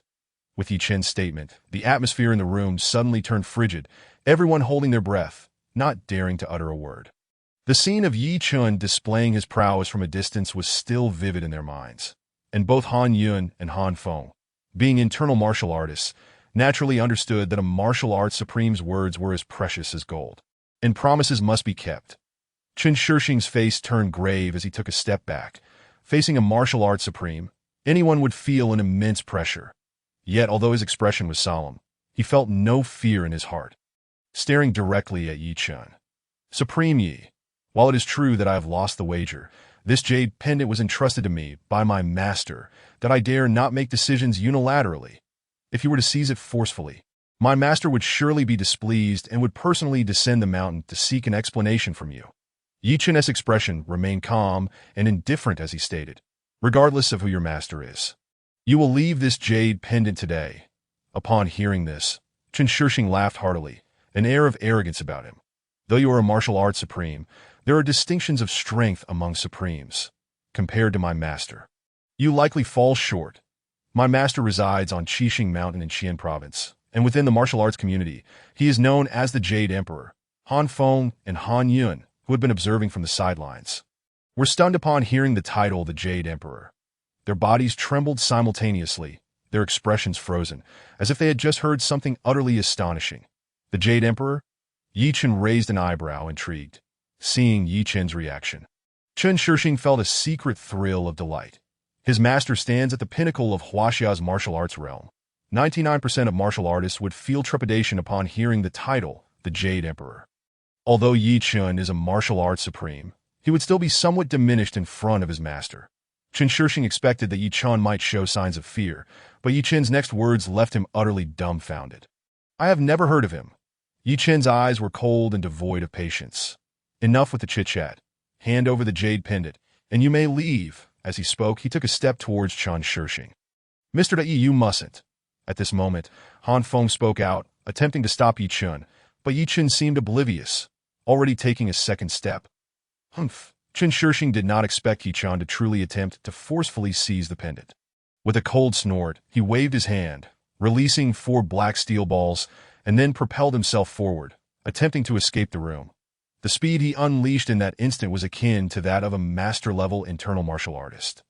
Covering 10 yards in a single stride, using the black steel balls as cover to flee the room. These black steel balls were self-made explosive devices containing gunpowder capable of detonation. Even when facing a martial arts supreme, he was confident he could delay his opponent long enough to escape, but Ye Chen stood rooted in place. Raising his hand slightly, fingers splayed, and effortlessly caught the 4 steel balls between his fingers. Then he launched a punch towards Chen Shishing's back. Although he was 10 yards away, the force of his punch instantly reached Chen Shishing's back, striking him squarely between the shoulder blades. Pooh! Chen Shishing spat out a mouthful of blood. Crashing heavily to the ground, Ye Chen casually tossed the steel balls into the trash bin and walked over to Chen Shishing, removing the jade pendant with an air of dominance. The jade pendant is now mine. Go back and tell your master that if he has any grievances, he can come find me in Lu City. His name is the Jade Emperor, and mine is Yi Ling Tian. Chapter 47. North Long, South Xiao, West Zhuge, East Murinji. Yi Ling Tian. This was the name Ye Chen had chosen for himself amidst the countless life-and-death battles, forged through blood and fire over the years.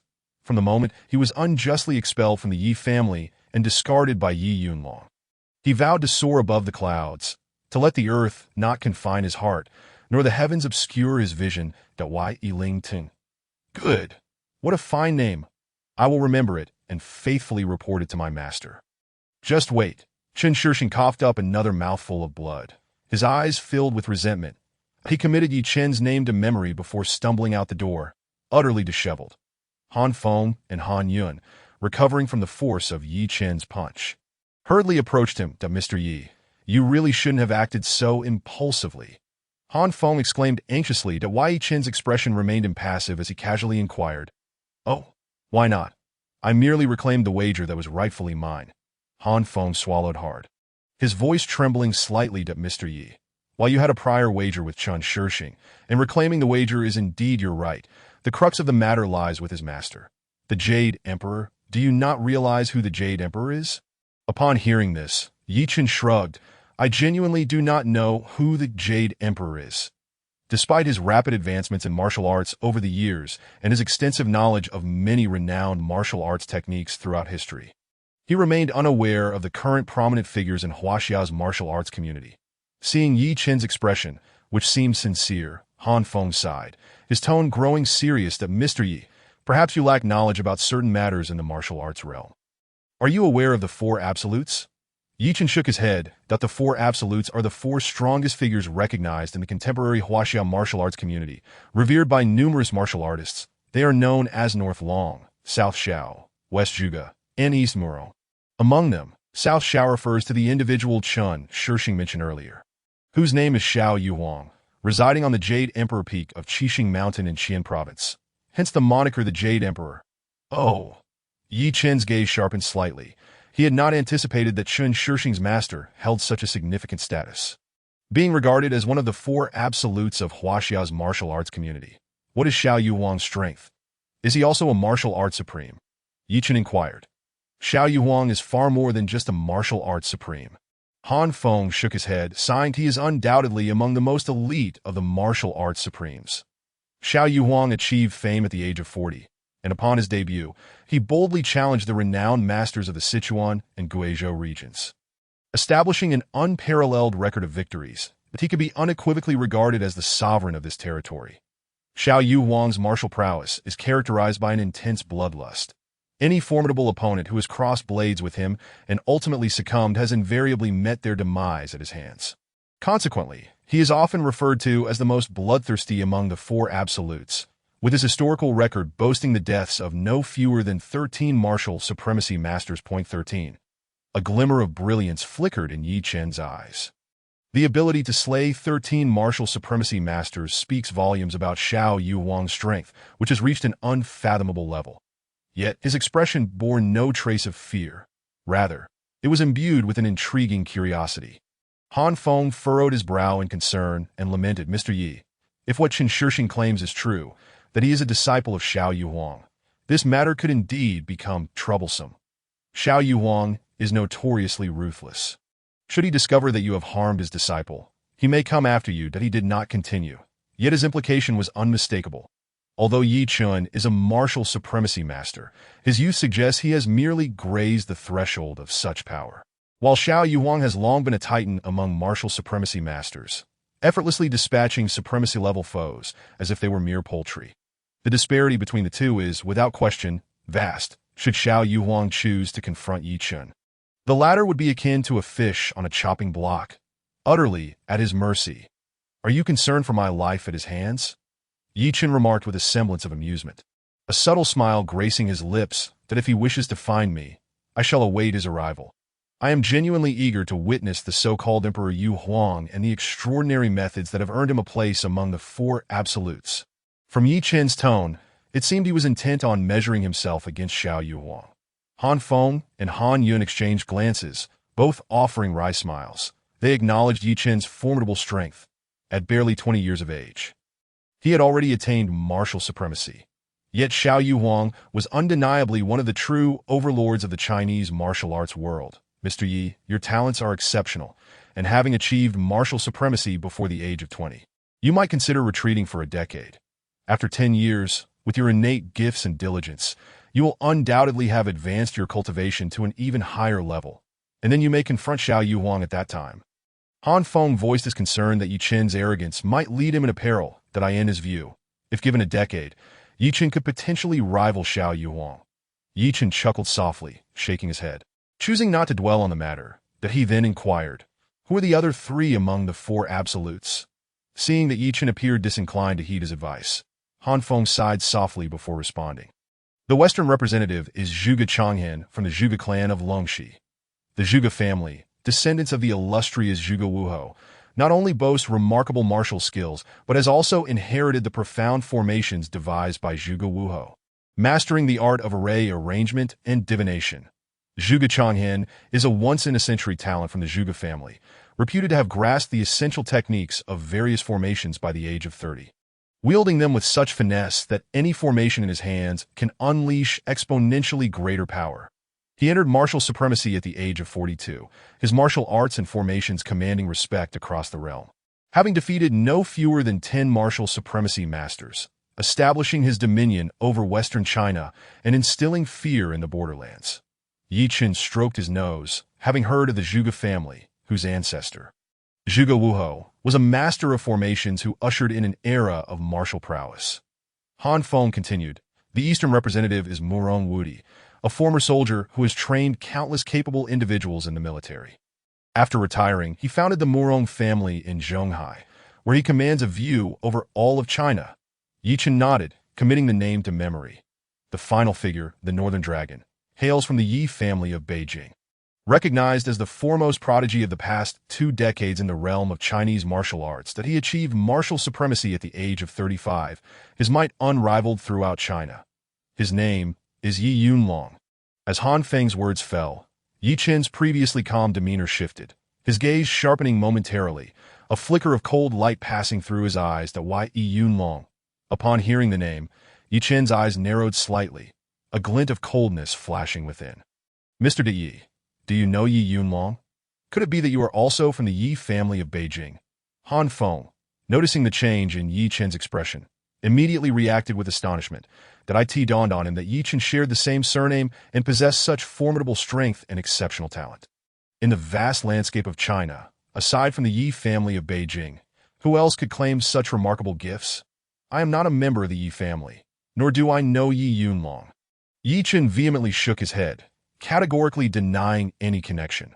From the moment he was expelled from the Ye family by Ye Shan and had his martial veins severed by Ye Yunlong, he ceased to be a part of that lineage, severing all ties with them. In fact, even though Ye Yunlong is his biological father, after all that transpired, Ye Yunlong became a mere stranger in his world.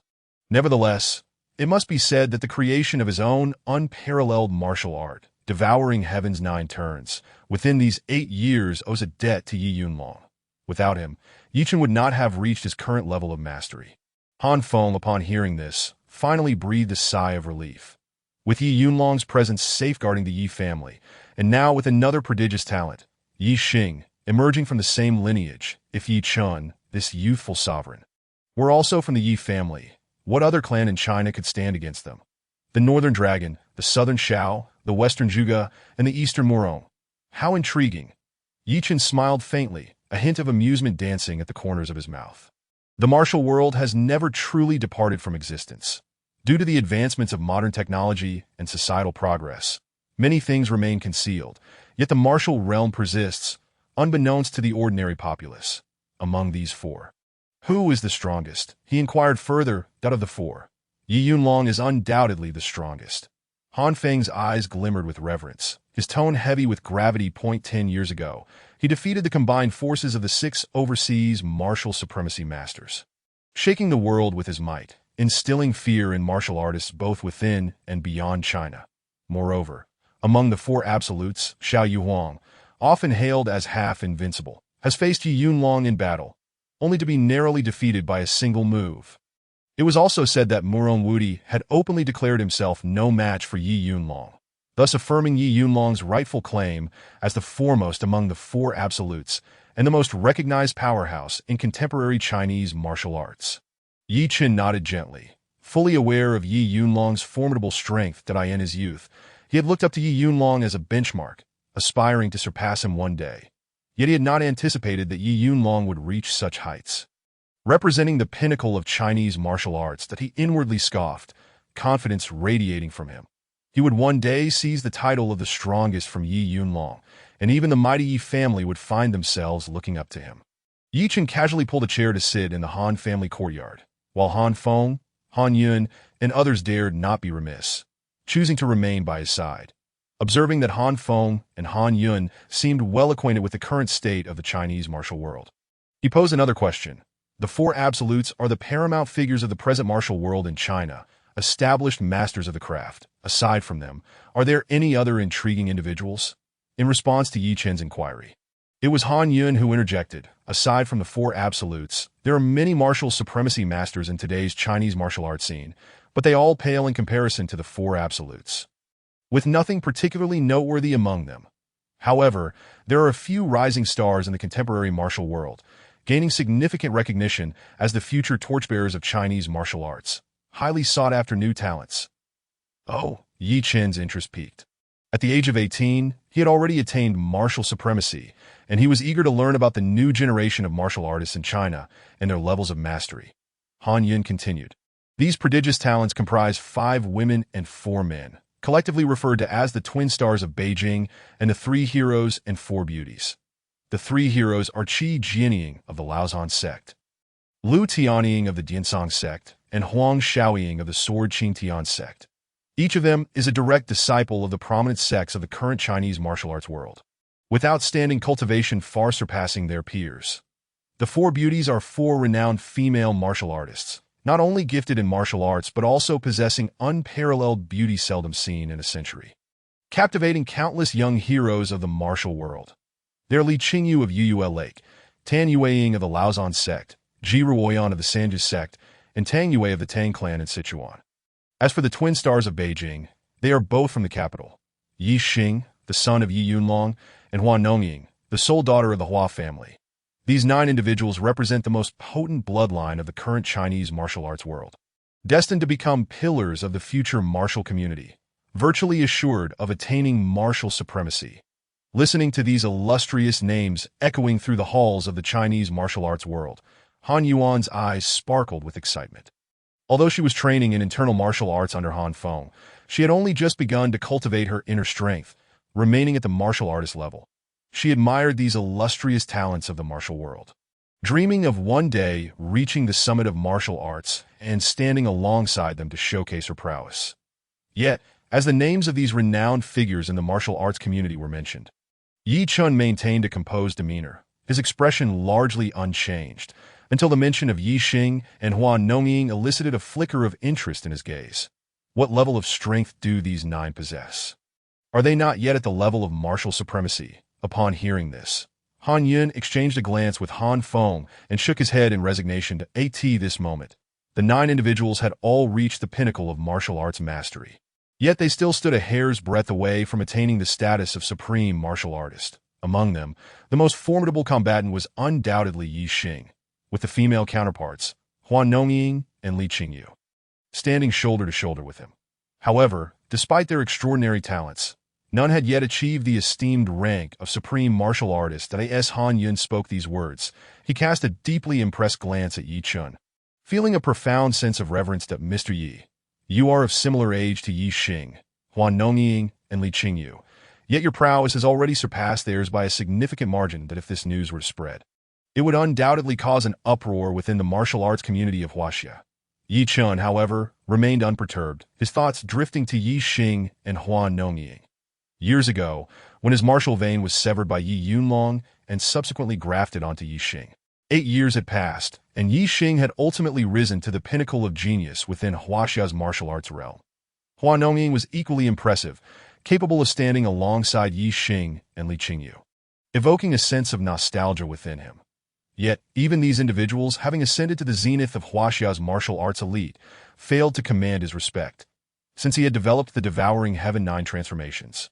His perspective had transcended that of his contemporaries, gazing instead at the predecessors and the world at large. Though figures like the twin stars of Jing City and the 3 heroes and 4 beauties of the present era were remarkable, they paled in comparison to him. His true adversaries were at least of the caliber of Yi Yunlong and Xiao Yuhuang. Master Han. Ye Chen suddenly raised his head, his gaze sharp as he directed it towards Han Feng. Today, I intervened to save old Master Han. Your family owes me a favor. Han Feng immediately rose, cupping his hands in a gesture of respect. That of course, Mr. Yi. Whatever you command, my Han family shall comply without hesitation. Ye Chen nodded in acknowledgement. That I have matters to attend to tomorrow and must return to Lu City in the future, when I require assistance from the Han family. I hope you will not forget the promise made today. Han Feng promptly shook his head, bowing deeply towards Ye Chen. That Mr. Ye's great kindness shall never be forgotten by the Han family. Should you have any requests in the future, we shall exert ourselves to the utmost. Even disregarding Ye Chen's status as a supreme martial artist, the fact that he had saved Han Yuan and old Master Han meant that the entire Han family felt immense gratitude towards him. Eager to grant any request, that Ye Chen smiled faintly as he strode out, exuding an air of nonchalance. Once Ye Chen vanished through the doorway, Han Feng and Han Yun regained their senses, while Han Yuan seemed to awaken from a dream, staring blankly at the entrance. Reflecting on the moment when Ye Chen had struck Chen Shishing from afar, causing him to vomit blood and sustain grave injuries, Han Feng felt a tremor within his heart. His tone grave that if he can survive Xiao Yuhuang's grasp, this young man will undoubtedly become a legend. Chapter 49. Class gathering. Upon returning to his modest rental apartment in Lu City, it was already past 1 in the morning. Gu Mingyao, having returned from her shift at the bar, was fast asleep. Ye Chen tiptoed into his room and retrieved a bag of glistening seeds from his pocket. He placed the seeds beside his bed, then took out the jade pendant he had acquired from Chen Shishing. The reason he had brought this jade pendant was that it was a rare and exquisite piece of fine jade, a treasure of immense value, highly sought after yet rarely found. The jade, deep within the earth, was nurtured by the essence of the earth itself, that a raw stone the size of half a room might yield a thumb-sized piece of this precious jade, making it exceedingly rare. Within it lay a pure and natural energy that could invigorate the muscles and nourish the body, exactly what Ye Chen required. With a single grasp, he crushed the jade pendant into powder, from which a faint blue liquid began to seep out. Then, with his fingers slightly spread, a brilliant flame erupted from his palm, engulfing the droplet of water. The blue liquid quickly dissolved, transforming into a gentle stream that cascaded over the translucent seeds. The hundreds of seeds suddenly radiated brilliance, their vitality surging. Observing the plump and luminous seeds, Ye Chen nodded to himself. "It seems it is time to plant you." The following morning, Ye Chen prepared breakfast early. Upon seeing him, Gu Mingyao's face lit up with joy. "Brother Yi, you're back from Qingmen?" Ye Chen had previously informed her of his trip. "Yes, eat your breakfast quickly. It's time to head to school." With a gentle smile, he handed her a glass of milk. During breakfast, Gu Mingyao inquired about his trip, and Ye Chen concocted some casual excuses to deflect her questions. The two made their way to class, where Ye Chen sent a text message to Wu Guangfu, requesting him to arrange a planning location in Huajian Valley. That Wu Guangfu promptly replied, assuring him that he would take care of it immediately. Ye Chen glanced toward Gu Mingyao in the front row, recalling her dreams from the previous night, and sighed softly. "It seems I need to expedite matters for Mingyao before I can focus on planting the silver scale grass in Huajian Valley." As he contemplated how to pave the way for Gu Mingyao, Peng Liang approached with an air of mystery. "Brother Chen, our class is having a gathering tonight, and I've arranged for someone special to join us." Ye Chen furrowed his brow, puzzled at a class gathering. "I wasn't aware of this." Peng Liang chuckled and explained, "This has been a tradition for our class since freshman year. Monthly gatherings on the last weekend of each month." Yuri knew, so of course, you wouldn't know. Ye Chen shrugged, casually asking, "Who are you introducing me to?" Peng Liang's excitement was palpable as he grinned. "It's someone I've had a crush on for several years, my desk mate from middle school. She agreed to join us today, Brother Chen. I'm not exaggerating. Although she may not rival the beauty of Xiao and Gu, she is definitely class flower material. I plan to win her over after tonight." Seeing Peng Liang's enthusiasm, Ye Chen couldn't help but smile. "You seem quite confident. Do you really think you can pull it off?" Peng Liang patted his chest, brimming with confidence that of course, after all, "I hang out with you, Brother Chen. You know so many beautiful girls at our school, I can't fall behind." Ye Chen chuckled, waving his hand dismissively. "All right, enough of this banter. I'm not a ruffian. Just bring her along later." The day dragged on in the monotony of lectures until, at the end of the day, Gu Mingyao nudged Ye Chen awake. "Brother Yi, let us go. It's the class gathering. We should eat." With a sweet smile, she linked her arm with his. The sight stirred envy among the boys in the class, particularly Ye Chen, who clenched his fists in anger. Yet the impression Ye Chen had left on him during their previous encounter at the sparring club loomed large, and he hadn't yet found an opportunity to reclaim his pride. Noticing Ye Chen's expression, Du Jijia quickly approached to offer comfort. "Ye Chen, don't pay any mind to that guy. He is just a bit skilled in martial arts, muscle-bound." Today, the gathering's expenses were covered by Gu Mingyao, and Du Jijia continued, "Someone like him isn't worth your attention. Once we graduate, you'll be on entirely different levels no matter how hard he tries. He can't catch up to you." Ye Chen's expression remained grim. He was well aware of his future prospects. With his grades, he would undoubtedly enroll in one of Huaxia's top universities after graduation. He would return to take over his father's enterprise, positioning himself as a leading figure among his peers. How could Ye Chen compare? Yet, the memory of losing to Ye Chen at school still gnawed at him. The class gathering was held at the Sanshui restaurant, adjacent to the Lu City Convention Center, a common venue for their class events. The organizer, Du Jijia, had reserved 2 adjoining private rooms, accommodating over 50 people comfortably. As Gu Mingyao and Ye Chen arrived, several girls who were close to Gu Mingyao gathered around her. Ye Chen found the scene rather unappealing and chose a seat in a corner. Were it not for Gu Mingyao and Peng Liang's insistence, he would not have attended such a mundane gathering. Sitting beside Ye Chen, Peng Liang engaged in casual conversation for about half an hour until his phone rang. "Hello, sure, are you here? Great, I'll come down to get you now." After hanging up, Peng Liang's face lit up with excitement. "Brother Chen, she's here. I'm going down to meet her." With that, he quickly exited the room, returning a few minutes later with a girl in tow. The girl was impeccably dressed, fashionable, and possessed a tall, slender figure, exuding an alluring neighborly charm. Though her beauty did not rival that of Gu Mingyao, she was certainly more striking than Du Jiejie, a true gem among beauties that as she entered, the classmates erupted in applause. Peng Liang beamed with pride, introducing her to the group. "Everyone, let me introduce my middle school deskmate, Wei Sure." Wei Sure greeted everyone with poise. "Thank you for having me." Beautiful faces are always warmly welcomed, and the classmates responded with smiles. Afterward, Peng Liang invited Wei Sure to sit next to him, right by Ye Chen. Sure, let me introduce you to my good buddy, Ye Chen." Peng Liang gestured towards Ye Chen, having already mentioned on the way that he would introduce a remarkable friend. Wei Sure's sparkling eyes turned towards Ye Chen, who smiled and nodded in greeting. She politely returned the gesture, though her gaze subtly scrutinized him. Upon catching sight of Ye Chen's strikingly handsome visage, she momentarily found herself entranced. However, her gaze dimmed with disappointment as she noted his unpretentious and casual attire. In Chapter 50, The Rival, Wei Sure's eyes flickered slightly. She merely nodded at Ye Chen before swiftly turning away, her heart heavy with disillusionment. Just yesterday, Peng Liang had extended an invitation to her, inviting her to attend a class gathering that evening for a meal, and had promised to introduce her to a remarkably influential friend. She had harbored a slight fondness for Peng Liang, and hearing of his intention to introduce someone formidable filled her with hope. She yearned for this connection to assist her family in overcoming their current plight.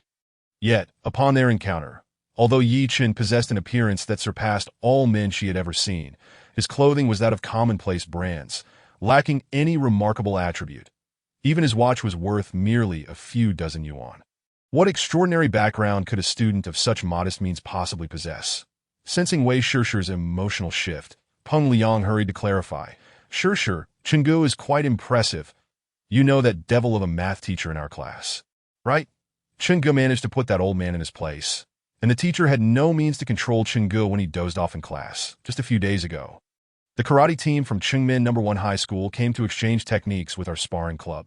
None of us were a match for them, but Chenggu stepped up and single-handedly took down more than 10 of them. Peng Liang, anxious that Wei Sure might doubt him, vividly recounted the scene. She feigned rapt attention, nodding occasionally, yet in her heart, she remained utterly indifferent. The feats of solving problems in class and defeating karate practitioners seemed to her mere child's play, lacking any merit worth boasting about. With a grandfather who once held a minor official position in a county and a father engaged in business for many years, she had matured early. Viewing the realities and values of society with a pragmatic lens that to her, the accomplishments Peng Liang mentioned were hardly noteworthy. If such trivialities could be deemed impressive, then the world was rife with remarkable individuals. As her thoughts returned to her family's troubling situation, waves of anxiety surged within her, yet she found herself unable to voice her concerns to Peng Liang. Was it truly the case that her connection with him could only reach this point? Had she misjudged her choice? She sighed inwardly. Since middle school, she had developed feelings for Peng Liang, which had persisted until now, though their mutual youth had prevented them from acknowledging it. Additionally, there was another suitor who pursued her, boasting superior qualities in every regard compared to Peng Liang. Yet she had not made a decision, feeling a stronger inclination towards Peng Liang. However, recent upheavals in her family had taken her by surprise. And with Peng Liang mentioning that he wanted to introduce her to someone formidable today, she clung to a dwindling hope that if this individual truly possessed great capabilities, perhaps through Peng Liang's connection, he could assist her family, and she would not hesitate to accept Peng Liang as her boyfriend. Yet at this moment, it appeared to be nothing but empty talk. Ye Chen, this so-called formidable figure, was merely a man of flashy skills. With a soft sigh, though reluctant, she recognized the necessity of making a choice. After today, she might distance herself from Peng Liang and consider the advances of her other suitor. In contrast, this other suitor was far more likely to help her navigate her family's difficulties. Noticing Wei Sure's demeanor cool somewhat, Peng Liang grew anxious, yet he could not discern the cause, leaving him to sit idly by, while Ye Chen remained oblivious, engrossed in his meal. After several rounds of dining, a sudden knock echoed at the door. Du Jejia went to open the private room's entrance, revealing a young man clad in an Armani suit, grasping a glass of wine. Lu Xiao, is that you? Upon recognizing the visitor, Du Jejia hurriedly stepped aside. The Armani-clad young man nodded slightly at Du Jejia before stepping into the room, raising his glass towards Hao-Chen Go. You come to eat here without telling me? If it weren't for the manager, I wouldn't have known. Here, let me toast you. The young man's name was Lu Heng, the son of the restaurant's owner.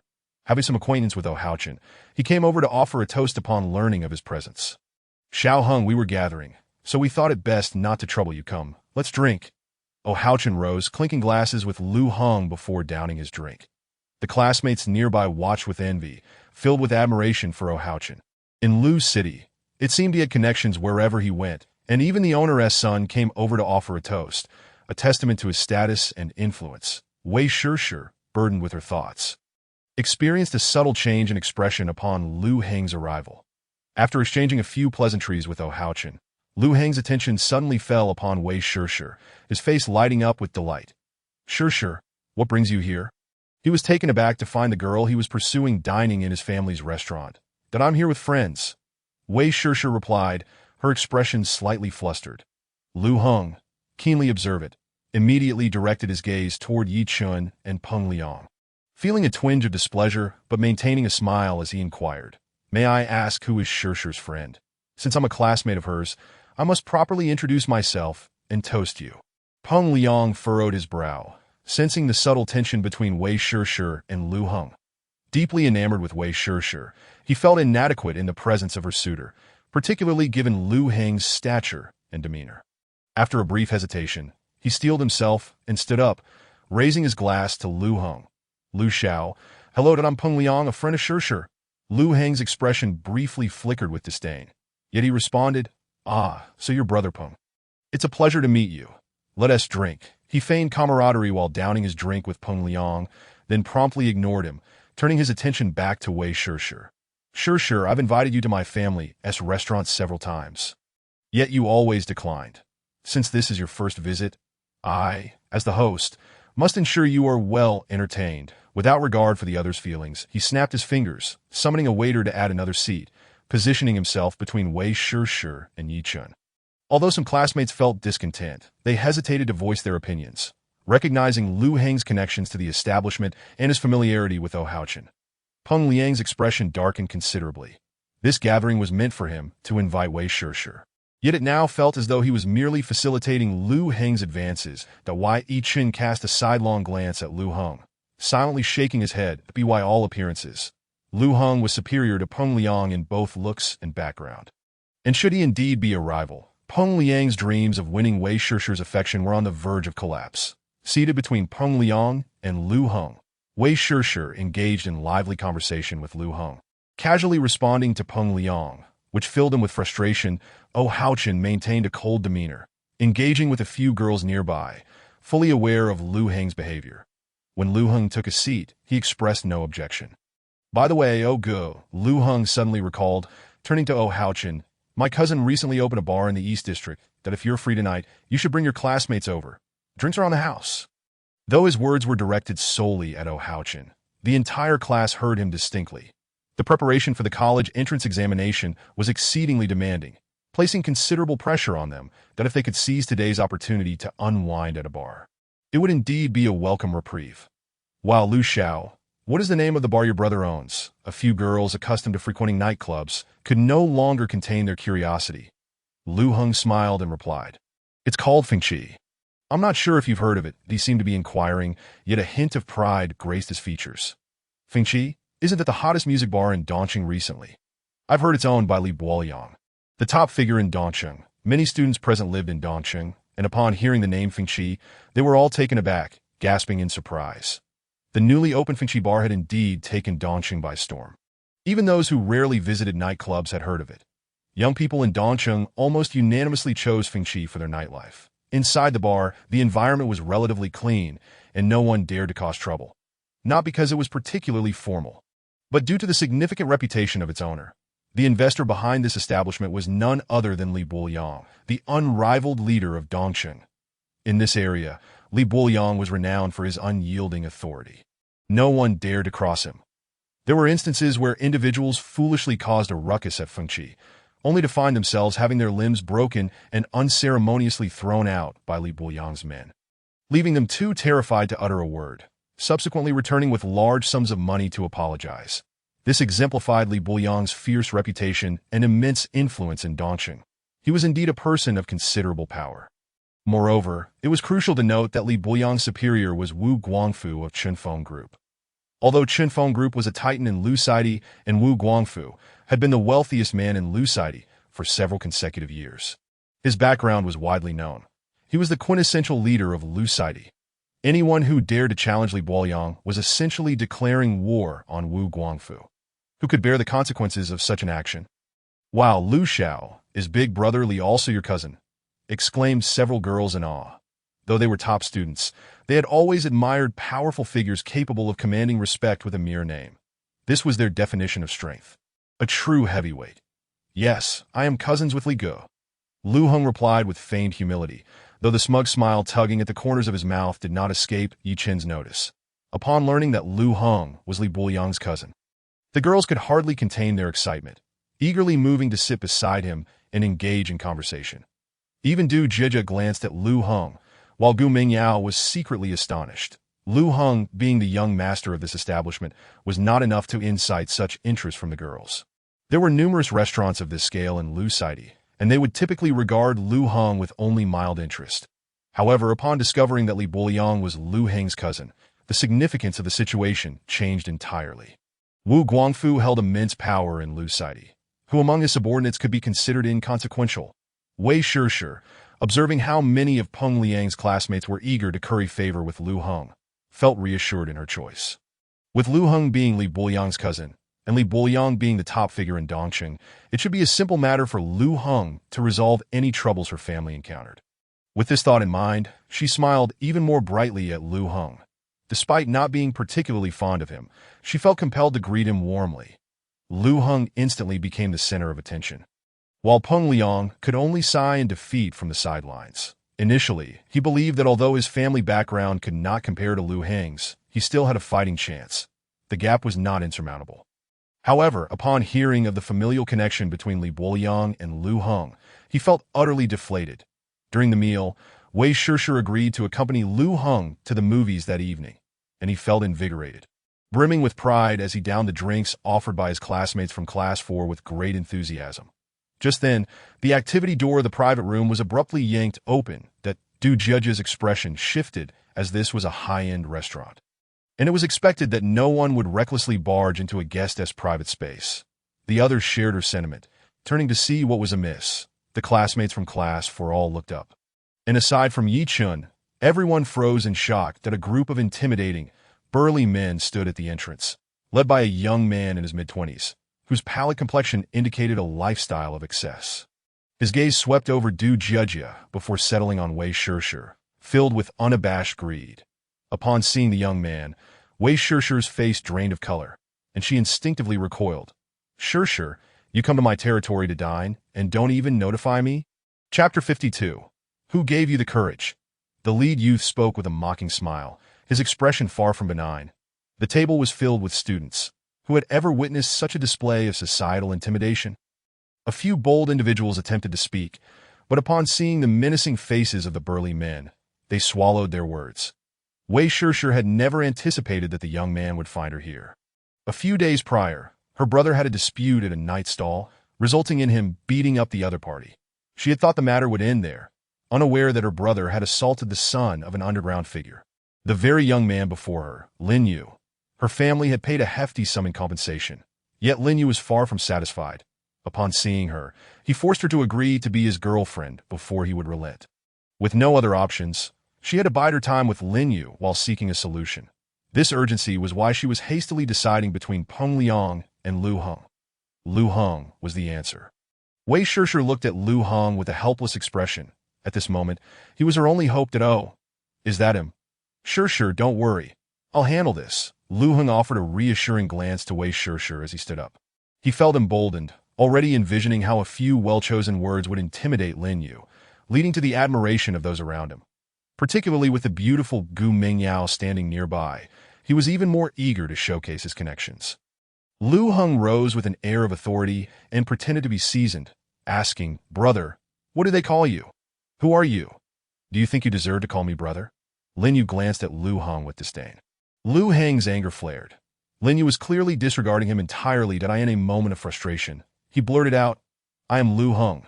This restaurant is owned by my family, and Li Buoyang from Dongcheng is my cousin. I wonder if that qualifies me?" Lu Heng's tone turned icy as he revealed his trump card to Li Buoyang. Lin Yu's brow furrowed slightly at the mention of the name.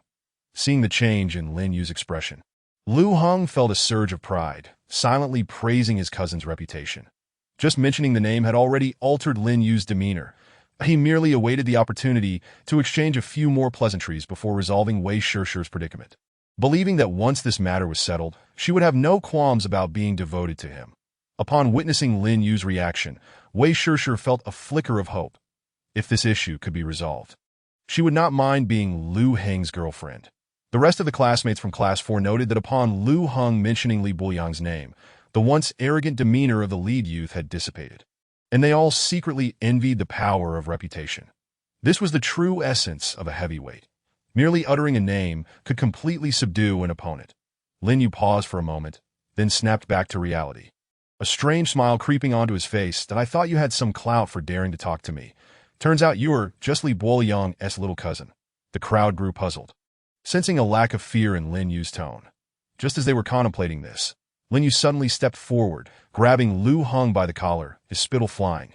"Kid, even your cousin Li Buoyang speaks to me with courtesy. When I go to Dongcheng, he even offers me girls to sleep with. You think you can intimidate me with him?" Lu Heng was instantly dumbfounded, as were the others in the private room, including Ye Chen, who found the situation unbelievable. Ji Mingyao's eyes widened in shock. Li Buoyang was on the same level as Yuan Feng, whom Ye Chen had recently provoked. One dominated the north of the city, the other the east. This arrogant youth seemed to dismiss Li Buoyang entirely. Just who was he? Lu Heng struggled to comprehend, trembling as he fumbled for his phone to call his cousin Li Buoyang. "Is it Xiaoheng? What do you need?" came a rugged voice from the other end. "Cousin, I've encountered a bit of trouble at the restaurant.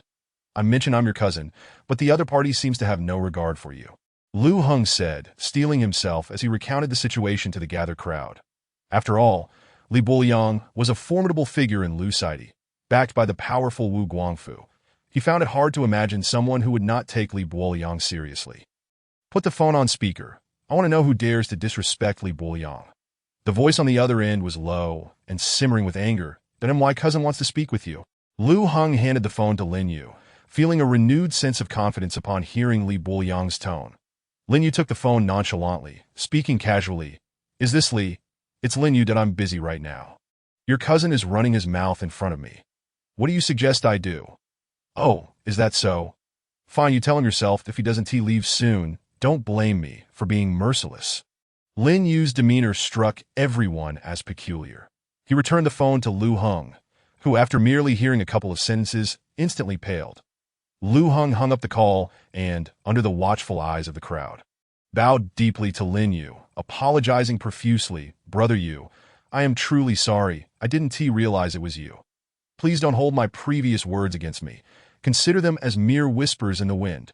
His face was now a portrait of panic, completely devoid of his earlier bravado. Lin Yu, with a mocking grin, inquired, "Do you still intend to meddle in my affairs with Wei Shishir?" Lu Heng glanced at Wei Shishir, and upon meeting her pleading and disbelieving gaze, felt his face flush with shame. All his prior bluster evaporated. He shook his head, offering a wry smile. "Brother Yu, my relationship with Wei Shishir is merely that of ordinary classmates. What business do you have with her? How could I dare involve myself?" Lin Yu laughed with unabashed arrogance. "If you know what's good for you, then scurry away. You are Li Buoyang's cousin, and I have no intention of making things difficult for you." Lu Heng obediently retreated to the side, unable to bear the weight of the crowd's stares, hastily exiting the private room. Wei Shishir was engulfed in despair. She had hoped Lu Heng's connection to Li Buoyang might ease her predicament with Lin Yu. Yet she now realized Lin Yu's influence was far-reaching, even intimidating Li Buoyang. Had they truly entangled themselves with such a formidable individual? Was there any escape left? Sure, you've been contemplating this for 3 or 4 days now. Since you've come willingly today, I can't possibly let you leave again. Can I? Lin Yu chuckled sinisterly, knowing Wei Shishir was now entirely at his mercy. Dado Haochen, the young heir of a conglomerate, remained silent, fully aware of Li Buoyang's stature, an underground tycoon whom even his father respected. This young man, who instilled fear in Li Buoyang, was not someone he dared to confront directly. Da Jiyu Mingyao and Du Jiejia, along with others, were rendered mute, paralyzed by the overwhelming pressure Lin Yu exuded. That in that moment, no one could extend a helping hand to Wei Shishir. Who would dare? Suddenly, Peng Liang, who had been seated beside Wei Shishir, stood up and my dear brother, has Shishir offended you in any way? I apologize on her behalf. Whatever you require, just ask that I will do my utmost to fulfill your request. I beseech you, spare her. Peng Liang slightly bowed to Lin Yu, a rare gesture of humility for the sake of Wei Shishir. Wei Shishir looked at Peng Liang in astonishment, clearly not expecting him to stand up for her at such a moment. Feeling deeply moved, however, Lin Yu regarded Peng Liang with cold indifference, dismissing him outright. Who do you think you are to speak on her behalf? This is none of your business. Step aside. He had already grown impatient. Gesturing for his subordinates to seize Wei Shishir, Peng Liang gritted his teeth, positioning himself protectively in front of Wei Shishir, while the others in the room retreated, afraid of getting involved, not daring to take a single step forward. As a burly man advanced, Peng Liang steeled himself. He was determined that even if he were beaten to a pulp, he could not allow Wei Shishir to be taken so easily. The man's eyes glinted dangerously, and as a seasoned enforcer, he could dispatch 10 university students like Peng Liang without breaking a sweat. Just as Peng Liang was about to confront the brute, a voice suddenly resonated throughout the room. Who gave you the audacity to seize someone in my presence? Chapter 53. The overwhelming presence. Everyone in the room froze in disbelief.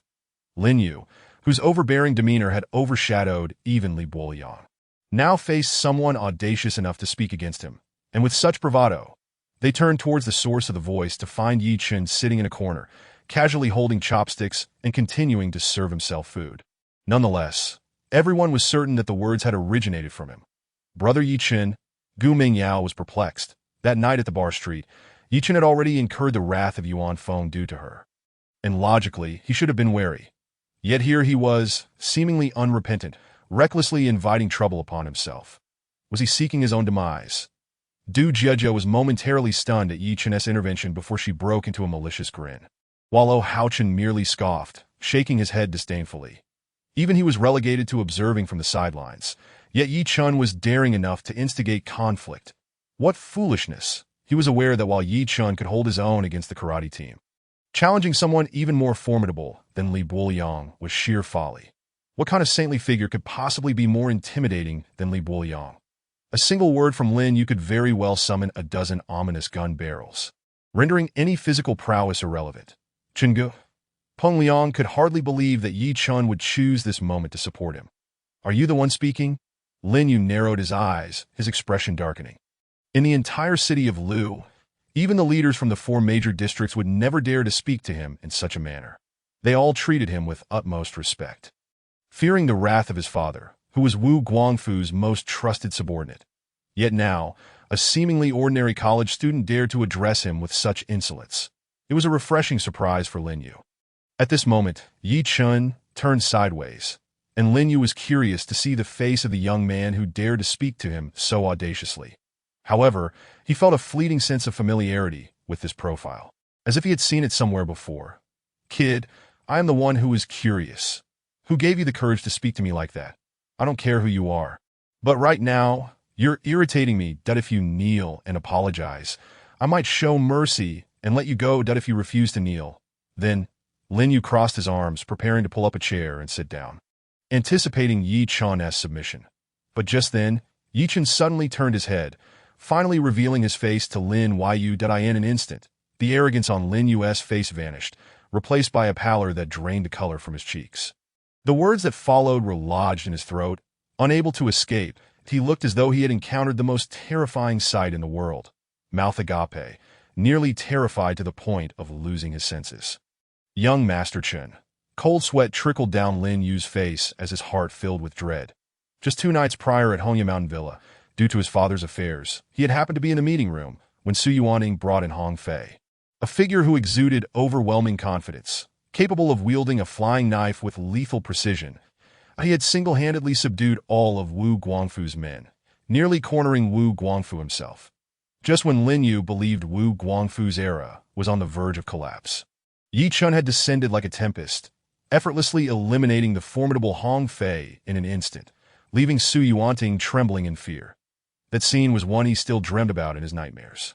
Afterward, he had inquired about Ye Chen's identity from his father and learned that Ye Chen was the true master behind it all, with Wu Guangfu serving him.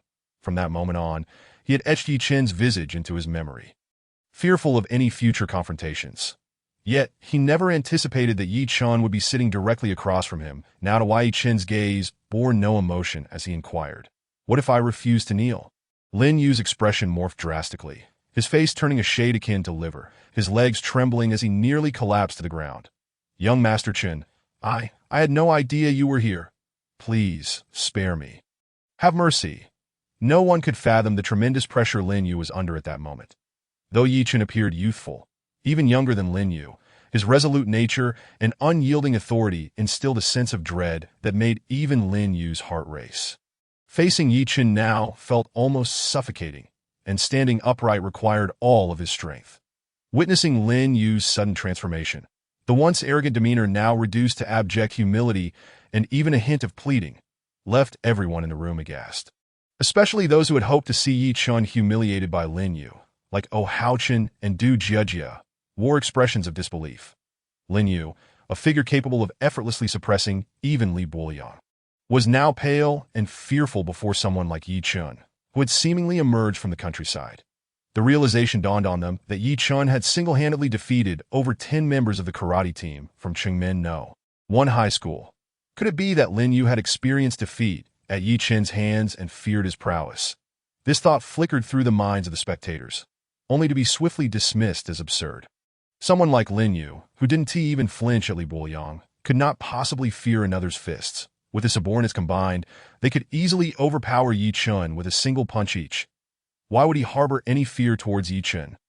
Peng Liang, bewildered, had initially braced himself for a brutal beating, but was astonished to see that Ye Chen's mere words had reduced Lin Yu to such a state of disarray. Do you recognize me?" Ye Chen took a bite of his food, chewing leisurely, his words barely intelligible. Lin Yu, trembling in trepidation, replied, "I am the son of Lin Hu. It was an honor to witness young Master Chen's prowess in the meeting room last night." Ye Chen swallowed his food and, with a thoughtful expression, asked, "Lin Hu? Your father is Hu?" Lin Yu nodded hurriedly. His father was none other than Lin Hu, the most trusted aide of Wu Guangfu and his personal chauffeur. Lin Hu held the highest status among Wu Guangfu's subordinates, unmatched by any. This was also the reason why Li Buoyang harbored such apprehension towards Lin Yu.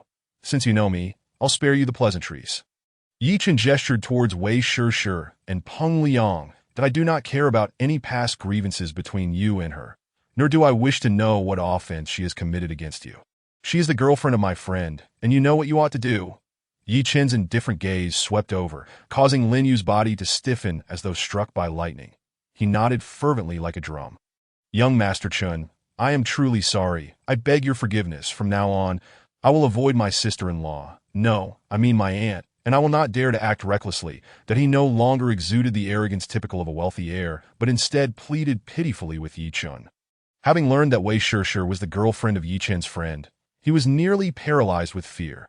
Even referring to Wei Shi as his aunt, that a single word from Ye Chen could determine the fate of both his father and Wu Guangfu. And with a mere slap, he could end Lin Yu's life. How could he not tremble in fear? Even Hong Fei, a martial arts master unafraid of firearms, had been swiftly felled by Ye Chen. What was he in comparison? Wei Shi felt as though she were in a dream. Moments ago, she faced despair, feeling that no one could assist her, yet the predicament she confronted was effortlessly resolved by Ye Chen's few words. She had previously deemed Ye Chen as unremarkable, lacking any noteworthy capabilities, but in that instant, she felt utterly ashamed and regretful for her blindness. "That I will remember you, son of Lin Hu. Let me give you one last warning. You would do well to steer clear of such bullying behavior in the future. Should I hear of it again, you should be aware of the consequences. Ye Chen added another bowl of rice. Now, take your people and leave. As Ye Chen's words fell, Lin Yu felt as if he had been granted a reprieve. Forcing a smile as he bowed and retreated to the door of the private room, before hastily escaping with his subordinates, but he had no desire to linger even a second longer in this place. For Ye Chen's utterly indifferent gaze filled him with genuine fear. With Lin Yu's departure, the entire room descended into a profound silence, everyone staring at Ye Chen, rendered speechless. Chapter 54. Who is the young man? Ye Chen and Du Jie exchanged glances, both astonished by the disbelief reflected in each other's eyes. Lin Yu clearly had an impressive background and terrifying connections. Even Li Buoyang dared not confront him. Yet, such a formidable figure fled in a panic at Ye Chen's mere utterances, not even daring to utter a sound. They could hardly fathom the extent of the terrifying influence that could command such fear. Ye Chen furrowed his brow deeply, suddenly realizing that he must have made a grave error. He had underestimated Ye Chen from the very beginning, or perhaps misjudged him entirely that a person capable of intimidating Lin Yu, whom even Li Buoyang feared, could hardly be dismissed as a mere impoverished student from the countryside. The Du Jie's complexion paled as she recalled her previous confrontations with Ye Chen, feeling a pang of dread. If Ye Chen were to harbor resentment against her, merely whispering to Lin Yu or Li Buoyang could spell her doom. The other classmates were equally dumbfounded, still reeling from the shocking turn of events. The room was enveloped in silence until Peng Liang finally managed to speak. "Brother Chen, did you really scare him off? My goodness! How could he be so afraid of you?" The other classmates turned to Ye Chen, eager to uncover the truth. "It's nothing dramatic, so there's no need to display such exaggerated expressions." Ye Chen replied with a faint smile, "I just happen to know that scoundrel's father. If I were to inform him of his misdeeds, that boy would receive a thorough reprimanding, which is why he fears me." Peng Liang was momentarily taken aback before comprehending the situation. Being somewhat simple-minded, he accepted Ye Chen's explanation without question. The other naive classmates nodded in agreement, believing it to be true. Only Ye Chen and Du Jie, the campus elites, harbored their own thoughts. Wei Shirshi's beautiful eyes flickered. She too found it hard to believe Ye Chen's narrative. While it was indeed possible that he knew Lin Yu's father, to claim he could frighten Lin Yu into fleeing in terror seemed utterly implausible. Even if that were the case, Ye Chen's connection to Lin Yu's father indicated that he possessed unimaginable influence. Regardless of the truth, it signified that Ye Chen was a potential figure of great significance, eliciting both awe and admiration from her. Realizing that Peng Liang was quite close to Ye Chen, she promptly altered her demeanor, becoming exceptionally attentive and smiling warmly at him during the remainder of the meal. Much to his delight, Ye Chen recognized that Wei Shirshi's change in attitude was due to him. But he refrained from commenting that if his involvement today could enable Peng Liang to win the heart of a beautiful woman, he would be more than pleased. Meanwhile, the classmates who had previously kept their distance from Ye Chen, even disapproving of his unconventional style, began to approach him, offering friendly gestures and toasting him. After all, Ye Chen's earlier display of power against Lin Yu was undeniable. Who would dare to underestimate him? Forming a bond with Ye Chen could only benefit them in the future.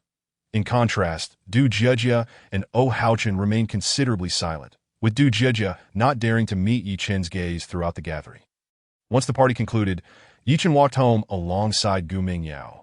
Along the way, Gu Mingyao suddenly stopped and inquired, "Brother Ye Chen, why was Lin Yu so afraid of you? I doubt it was for the reason you mentioned." "Right." Ye Chen smiled, aware that this clever girl would not buy into that explanation, but he flexed his wrist, the sound of cracking knuckles echoing. "Indeed, that is not the reason. The true reason is that he fears my fists." Gu Mingyao frowned, still skeptical. "Brother Ye Chen, a person like Lin Yu, who isn't even afraid of Li Buoyang, surely has many fierce subordinates. How could he possibly fear your fists to such an extent?" Ye Chen gently ruffled Gu Mingyao's hair, turning to gaze into the distance, and said softly, "Mingyao, there exist many things in this world that you cannot begin to imagine. If a person's fists possess the power to obliterate everything, what would there be to fear?" Gu Mingyao nodded thoughtfully, choosing not to press further. Yet she remained puzzled. Even the mightiest fists could hardly dismantle a world built upon wealth and power, instilling fear in all corners.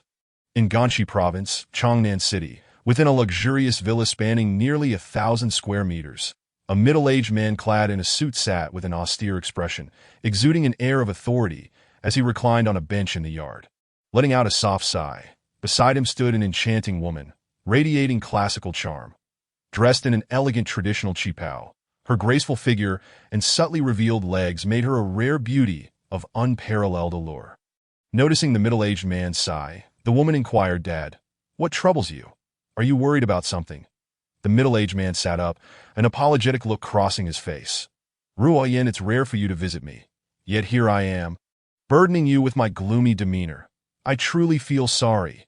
The woman smiled sweetly, shaking her head as she gently massaged his shoulders. "Dad, the last time I saw you so troubled was when my sister went missing. Now that she's back and has achieved such remarkable success, known far and wide, why do you still appear so disheartened?"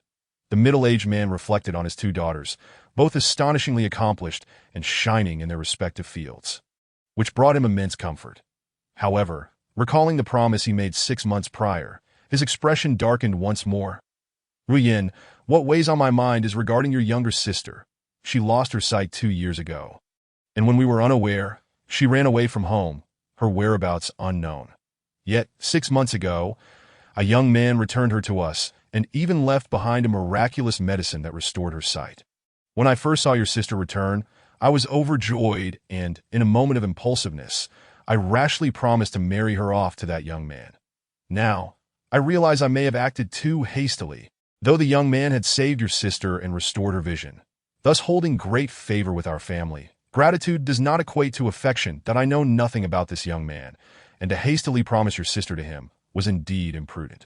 Although he possesses striking looks and an admirable demeanor, his attire is rather shabby, suggesting his family background is not particularly distinguished. Considering your sister's current influence in Huaxia, her future husband should at the very least be the son of a wealthy magnate or a scion of high-ranking officials. An ordinary person simply does not measure up to her." The middle-aged man sighed again, saying, "But you know I always keep my word. Having made that promise, how can I take it back? This is why I am troubled." The woman finally understood the source of her father's distress. After pondering for a moment, she replied, "Dad, there is no need to fret over this matter. Allow me to handle it. Just tell me where he is. He brought back my sister and cured her sight.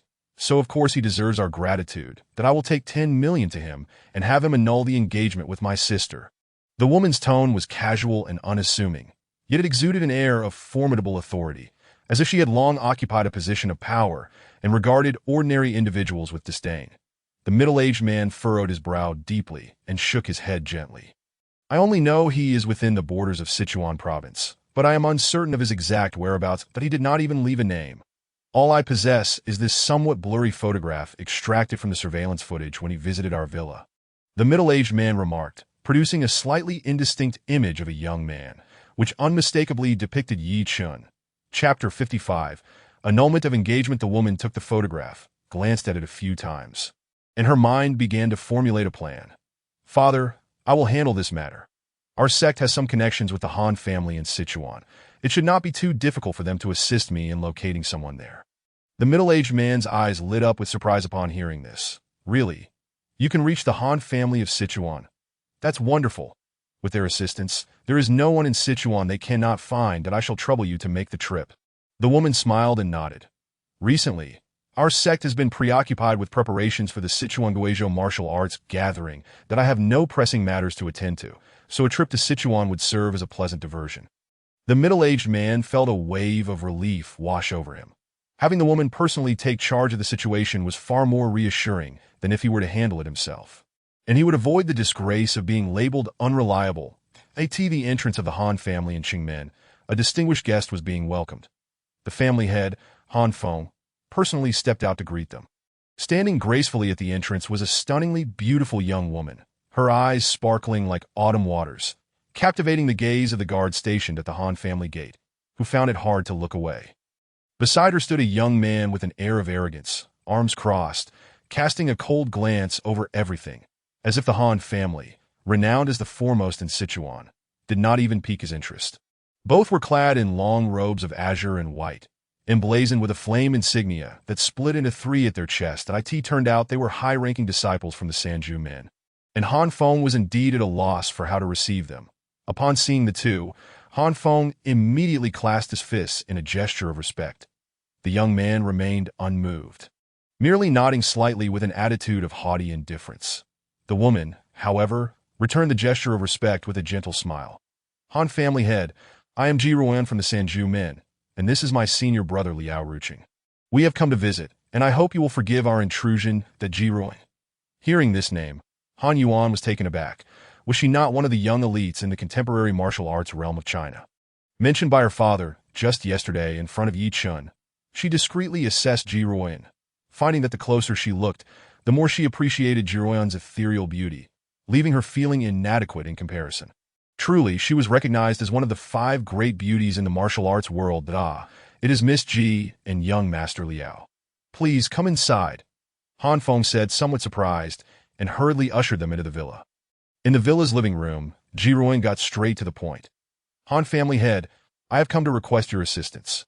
Han Feng's brow furrowed slightly, although the Han family ranked first in Sichuan. They held little renown in the martial arts community. Their supposed friendship with the Sanju men was merely superficial. The Sanju men had never regarded the Han family highly, or else he would not have gone to such lengths to curry favor with Ye Chen. Yet today, the chief disciple of the Sanju men, Liao Ruching, and the beauty Ji Ruan had unexpectedly come to his doorstep, which puzzled him greatly. Nevertheless, he smiled and nodded. Miss Ji, please speak today as long as it is within our capacity. We shall assist. Ji Ruan wasted no time, producing a photograph and placing it on the table. Han family head, I need your help to find this person in Sichuan. Han Feng leaned forward, and his gaze suddenly sharpened.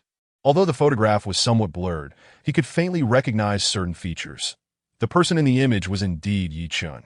Lowering his head, Ji Ruan and Liao Ruching did not notice the change in his expression. Han Feng quickly concealed his surprise and raised his head, maintaining a neutral demeanor. Miss Ji, finding someone in Sichuan is not a challenge for our Han family. However, may I be so bold as to inquire about the nature of your interest in this young man? Liao Ruching suddenly snorted, displaying his discontent. Just find the person as requested. The details are none of your concern. Why ask so many questions? Upon hearing this, Han Feng's expression stiffened. Though he felt a surge of anger, he dared not show it. The Sanju men were too powerful, with martial arts masters in their ranks, and Liao Ruching, being their chief disciple, was among the top tier of his peers. Should he truly provoke him, there would be no one in the Han family capable of standing against him. Seeing the atmosphere grow tense, Ji Ruan exchanged glances with Liao Ruching and then turned to Han Feng with a smile. Han family head, to be candid, this is a personal matter of mine. I need to locate this young man for a clear resolution. I see. Han Feng nodded thoughtfully. In that case, please allow me to arrange accommodations for you both at my home. I will send someone to investigate immediately, and I shall inform you as soon as I have news. How does that sound? Ji Ruan nodded with satisfaction, producing a delicate box from a rope. Thank you, Han family head, for your assistance. This is a nourishing pill crafted by my master. Though it is not an extraordinary elixir, it serves to strengthen one's foundation and replenish vitality. It is but a small token of my gratitude. Han Feng accepted it without hesitation and then instructed his subordinates to arrange lodging for Ji Ruan and Liao Ruching. As soon as they departed, he promptly dialed Ye Chen's number to AT that moment. Ye Chen was at the Chen Feng group discussing matters regarding an entertainment company with Wu Guangfu. Upon seeing an unfamiliar caller, he answered casually. Hello, is this Mr. Yi? This is Han Feng from the Han family. I have something to discuss with you, Han Feng replied. Today, Ji Ruan and Liao Ruching from the Sanju men unexpectedly visited me and provided me with a photograph, requesting that I utilize the Han family's resources to locate the person in the photo. If I am not mistaken, that person is you. What do you suggest I do about this matter? Since Ye Chen had previously saved Han Yuan and the elderly head of the Han family, showcasing his extraordinary martial prowess, Han Feng had come to regard him as a benefactor and sought to forge a closer relationship with him. Hence, he contacted Ye Chen immediately after sending Ji Ruan and Liao Ruching away. Sanjuman, Ji Ruan? Ye Chen was slightly taken aback. He had never had any dealings with the Sanju men, while he had occasionally heard of them during his training in recent years. He had never interacted with any of their members, but he could not fathom why they would seek him out. After a brief moment of contemplation, he still could not arrive at an answer. Finally, he replied, since they wish to find me, Let them come. I am quite curious to know what they want. Please inform them of my whereabouts, he instructed. Han Feng acknowledged this and hung up, turning to relay Ye Chen's location in Luqing to Ji Ruoyan. Upon receiving the news, Ji Ruoyan's beautiful eyes sparkled with joy. After expressing her gratitude to Han Feng, she immediately set off for Luqing. 3 hours later, Ji Ruoyan and Liao Ruqing arrived at Ye Chen's modest rental apartment. Ye Chen opened the door, pretending to be oblivious, and simply asked, "Who are you?" Ji Ruoyan and Liao Ruqing scrutinized Ye Chen, and Liao Ruqing scoffed, turning his head away as if Ye Chen did not even qualify for a second glance. Ji Ruoyan, however, stepped into the room, her mesmerizing eyes shimmering with a cold light.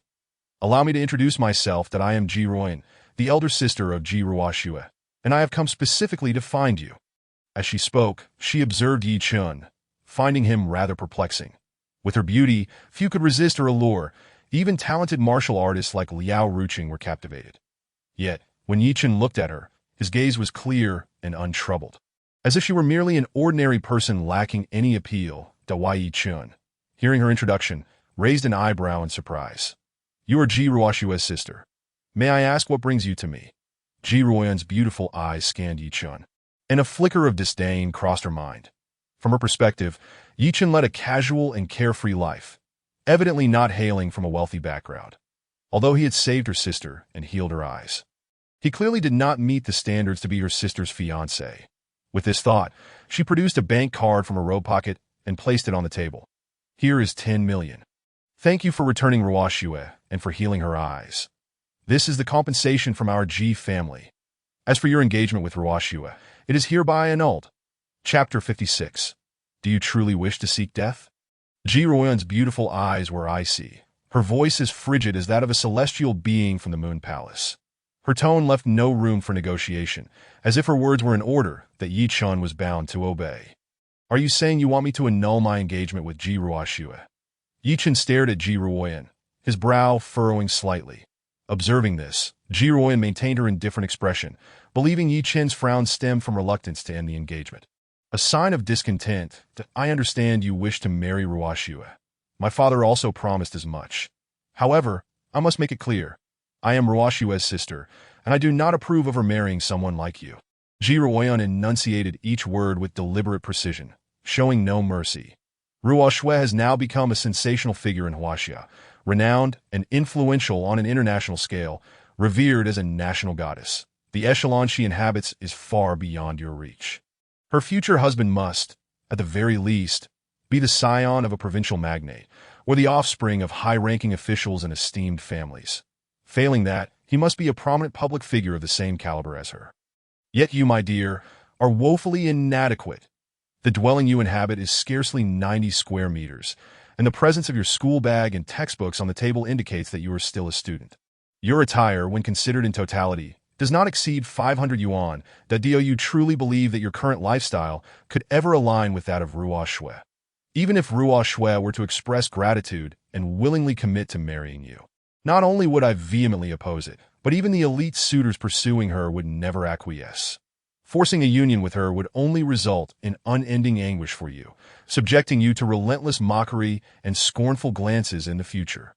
Ji Ruoyan has been chosen by the master of the Sanju sect at the tender age of 8 and has entered the ancient martial arts sect. The ambition of a practitioner of ancient martial arts is inherently loftier than the heavens, causing them to disregard ordinary individuals entirely. Not even provincial governors, the wealthiest men in the region, or top celebrities carry any weight in her eyes. She has never regarded them with any seriousness, let alone someone as commonplace as Ye Chen. The only individuals worthy of her attention are the formidable masters within the martial arts realm. She has no intention of considering whether Ye Chen can accept these harsh truths.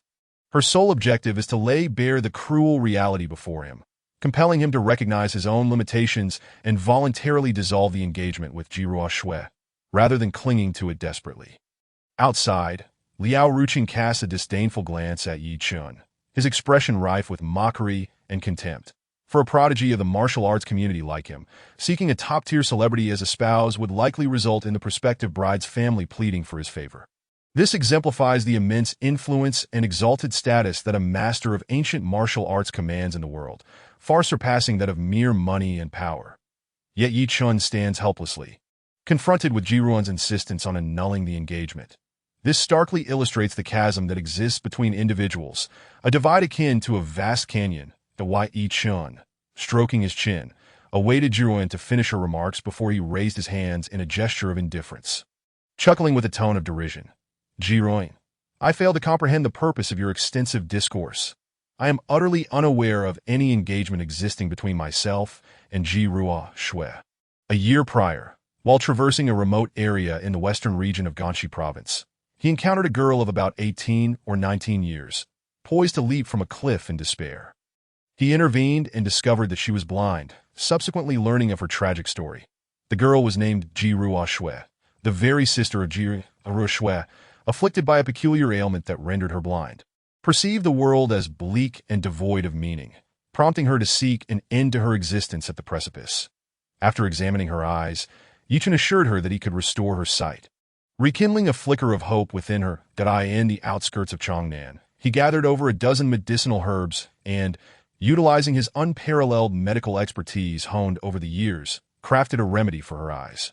Following that, he returned Ji Ruan Shui to her family, leaving the medicine behind before taking his leave. He had met her father briefly, but had no recollection of any mention of a marriage contract. In other words, he was entirely oblivious to the existence of such an engagement that Ji Ruan.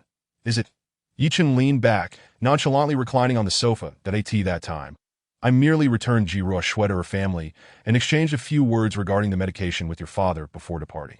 I do not recall him ever suggesting that I forge an engagement with Ji Ruan Shui. Perhaps he did, but I paid it no mind. You have traveled all this way to inform me of a contract I am completely unaware of? Do you truly believe this holds any significance? Ji Ruoyan's expression faltered momentarily, and Liao Ruching behind her wore a peculiar countenance. Observing Ye Chen's demeanor, calm and unperturbed, it seemed he genuinely had no knowledge of any engagement. Did this mean their elaborate efforts to journey from Ganshi to Sichuan, enlisting the assistance of the Han family to locate him, were all in vain? Jiren's beautiful eyes narrowed slightly, her expression darkening. She had intended for Ye Chen to retreat in the face of difficulty, only to find that he was entirely oblivious to the engagement's existence, leaving her feeling like a fool. At that moment, Ye Chen abruptly stood and tossed a bank card from the table toward her. She caught it, and Ye Chen resumed his seat on the sofa, his tone indifferent as he spoke. Ji Ruan Shui was merely a girl I happened to save in the wilderness of Chongnan. In my eyes, saving her is no different from rescuing a stray cat or dog.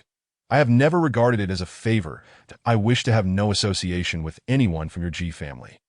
I do not require this sum of money. Having said that, you are free to leave. This is my rented residence, and I possess the right to decide who stays and who departs.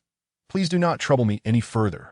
Ye Chen concluded, waving his hand dismissively, as if shooing away a fly. That Ji Ruan's heart simmered with anger. How could Ye Chen compare her beloved sister to a stray animal? Now he demanded they leave. Their identities as practitioners of ancient martial arts were of the highest esteem, and even within the martial arts community, both she and Liao Ruching ranked among the elite of their generation. Anywhere they went, they would be treated as honored guests. Yet now, a mere ordinary person without any martial prowess dared to expel them.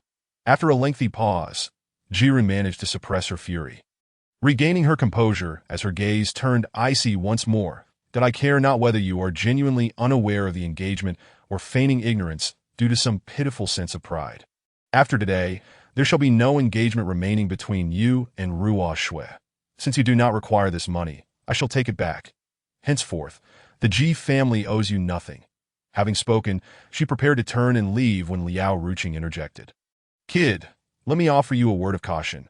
Never presume yourself to be a benefactor, forcing that girl into marriage with you, that if you dare to do so, do not blame me for being ruthless. His fist clenched, the sound of cracking knuckles echoing ominously, his expression rife with menace. The Ye Chen remained comfortably seated on the sofa, unfazed by Liao Ruching's words. With your trifling skills, you believe you have the right to threaten me? Liao Ruching, who had already turned to depart, halted upon hearing this, pivoting back with a hint of murderous intent in his eyes. Kid, do you truly seek death? Chapter 57. The Ultimate Prodigy. Kid, do you truly seek death? Liao Ruching's veins bulged, his gaze darkening. The esteemed eldest disciple of the Sanjis sect. He He was among the strongest of the younger generation. At the age of 22, he had reached the pinnacle of martial artistry, rivaling the twin prodigies of the capital and the esteemed figures of the Sanju, four beauties, albeit slightly older, which prevented him from being listed among them that I in the realm of Huaxia martial arts. 99 of martial geniuses would bow in respect upon encountering him, referring to him as Brother Liao. Yet Ye Chen, a mere ordinary youth devoid of any martial prowess, dared to speak to him with such insolence, calling his skills trifling. You may wish to test that. Ye Chen remained firmly seated, not budging an inch, dismissing Liao Ruqing entirely. These so-called geniuses of the Huaxia martial arts community were merely relative in their prowess. Not just Liao Ruqing, but even Ji Ruoyan, Yi Xing, Li Qingyu, and others held no significance in his eyes, seeking death. Liao Ruqing's eyes turned as cold as frost, his aura surging violently that a porcelain vase in the corridor shattered instantly under the pressure. And as he stepped forward, he began to gather his internal energy, ready to unleash a devastating blow upon Ye Chen. Liao Shixiao. Just as he was about to strike, Ji Ruoyan intervened, blocking him. He is merely sharp-tongued. Our purpose here has been achieved. There is no need to be enraged over his trifling words. Ji Ruoyan interjected, and Liao Ruqing cast a cold glance at Ye Chen before retracting his hand. Albeit his murderous intent remained unabated. Since you dare not act, do not waste any more time here, leave. Ye Chen reclined back against the sofa, exuding an air of invulnerability. Liao Ruqing suppressed his rage, ultimately huffing. Kid, you had best pray that we do not meet again. Next time, luck may not be on your side. With that, he swept away, and Ji Ruoyan turned to face Ye Chen once more, her tone frosty. Regardless, you once saved Ruo Shui, that I advise you. Without the requisite strength and capability, it would be prudent for you to maintain a low profile in the future, or you shall only invite your own demise. There are many facets of this world that you do not yet comprehend. It is far grander than you can imagine. As Ji Ruoyan's words faded, she vanished down the corridor. Ye Chen paid her half-hearted remarks no heed, shutting the door behind her and reclining comfortably on the sofa. Such self-righteous women are certainly not in short supply in this world. Were it not for Ji Ruo Shui, he would have had no interest in exchanging even a single word with Ji Ruoyan. As Ye Chen fiddled with his phone, his gaze suddenly sharpened, catching sight of a shadow flitting past the loft, melding into the night. How intriguing! Ye Chen grinned, a spark of interest igniting within him. On the streets of Lu City, cloaked in the night, Liao Ruqing and Ji Ruoyan walked side by side, intending to spend the night at a hotel before returning to the Sanju sect the following day. Liao Ruqing turned his head, captivated by the flawless profile of Ji Ruoyan, his heart racing that in the illustrious realm of the Sanju sect. The male disciples regarded him as their leader, while the female disciples held Ji Ruoyan in high esteem. Together, they were celebrated as the golden boy and jade maiden of the sect, a pair revered by many, including their master, that in his heart, he had long considered Ji Ruoyan as his destined partner. Having silently vowed to marry her in the future, to soar together and seek the pinnacle of martial arts. Ruoyan, during this upcoming martial arts gathering between Chuan and Xian, I shall clear all obstacles for you and assist you in claiming the title of the foremost martial genius across both provinces. Liao Ruqing was notoriously indifferent towards ordinary individuals, but exhibited unwavering deference towards Ji Ruoyan, always treating her with utmost gentleness. Liao Shixiao, there is no need for that, Ji Ruoyan replied, her tone lacking warmth. Maintaining a considerable distance from Liao Ruqing, at this martial arts gathering, I shall prove my strength and establish myself as the premier martial talent of Chuan and Xian. Even Tang Yue from the Tang clan. I shall defeat her with my own hands. Her eyes flickered with anticipation that in the capital, among the twin prodigies and the 9 renowned figures of the Sanju and Simi sects, Yi Xing was acknowledged as the strongest male. While the names Li Qingyu and Huan Nongying were frequently mentioned among the women, as for the remaining individuals, they were considered peers. Although they were aware of each other, they had never faced off directly, leaving their strengths and weaknesses unknown. This time, at the martial arts gathering in Chuan and Xian, she would finally have the opportunity to duel with Tang Yue from the Tang clan of Shuzhou. A chance to prove herself in the realm of martial arts that if she triumphed over Tang Yue, her reputation among the 9 top martial geniuses in Huaxia would soar, rivaling Yi Xing, Li Qingyu, and Huan Nongying. Liao Ruqing nodded silently, appreciating Ji Ruoyan's tenacious and resolute demeanor. At that moment, She radiated an indescribable charm. By the way, Jiruin suddenly recalled something. Liao Shixiao, a week prior to the martial arts gathering. Disciples from various sects in Chuan and Qian have been murdered one after another. The TO date, the death toll has exceeded 20, and the perpetrator remains unknown. All we know is that the assailant is a swordsman, a young man clad in black, no older than 25. What are your thoughts on this matter? Upon hearing this, Liao Ruqing's expression grew grave. This was a significant issue for the martial community of Chuan and Qian. Over 20 talented martial artists from various sects had fallen, including the most formidable disciple of the He sect, who had reached the late stage of martial arts mastery, yet still met a tragic end. This incident had caused quite a stir in the martial world of Chuan province, and even the Sanjus sect took it very seriously. As of now, I have no leads, but one thing is certain. The assailant must be at least a late-stage martial arts master, possibly even at the peak of mastery. Otherwise, it would be impossible to kill Qiu Daoxian from the He sect, considering the fact that he wields a sword and is under 30. The only individual in the Huaxia martial arts community with such prowess is Wang Yuyang, the chief disciple of the sword-raising sect. However, the slain geniuses were killed with a single strike to the heart, which does not align with the sword techniques characteristic of the sword-raising sect. Clearly, he is not the culprit. That I truly cannot fathom who the murderer is or what their intentions might be.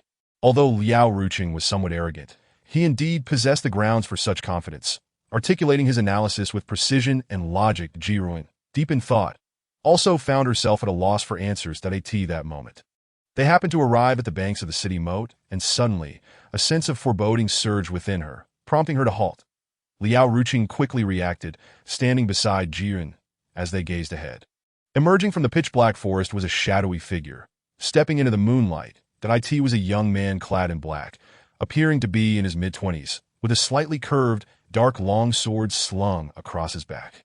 Truly impressive, the Sanjus sect, he remarked, his voice carrying a strange cadence despite being spoken in Mandarin. That I have heard that among the many sects in the Huaxia martial arts community, the Sanjus sect ranks within the top 10. Today, I wish to witness firsthand what distinguishes your so-called strongest geniuses from the fools I have dispatched. Chapter 58. Have you asked me? The young man's words echoed, and as he spoke, he drew the longsword from his back. In that instant, Jiruin and Liao Ruqing realized it was not merely a longsword, but a katana, a weapon of the Eastern Isles. Eastern man.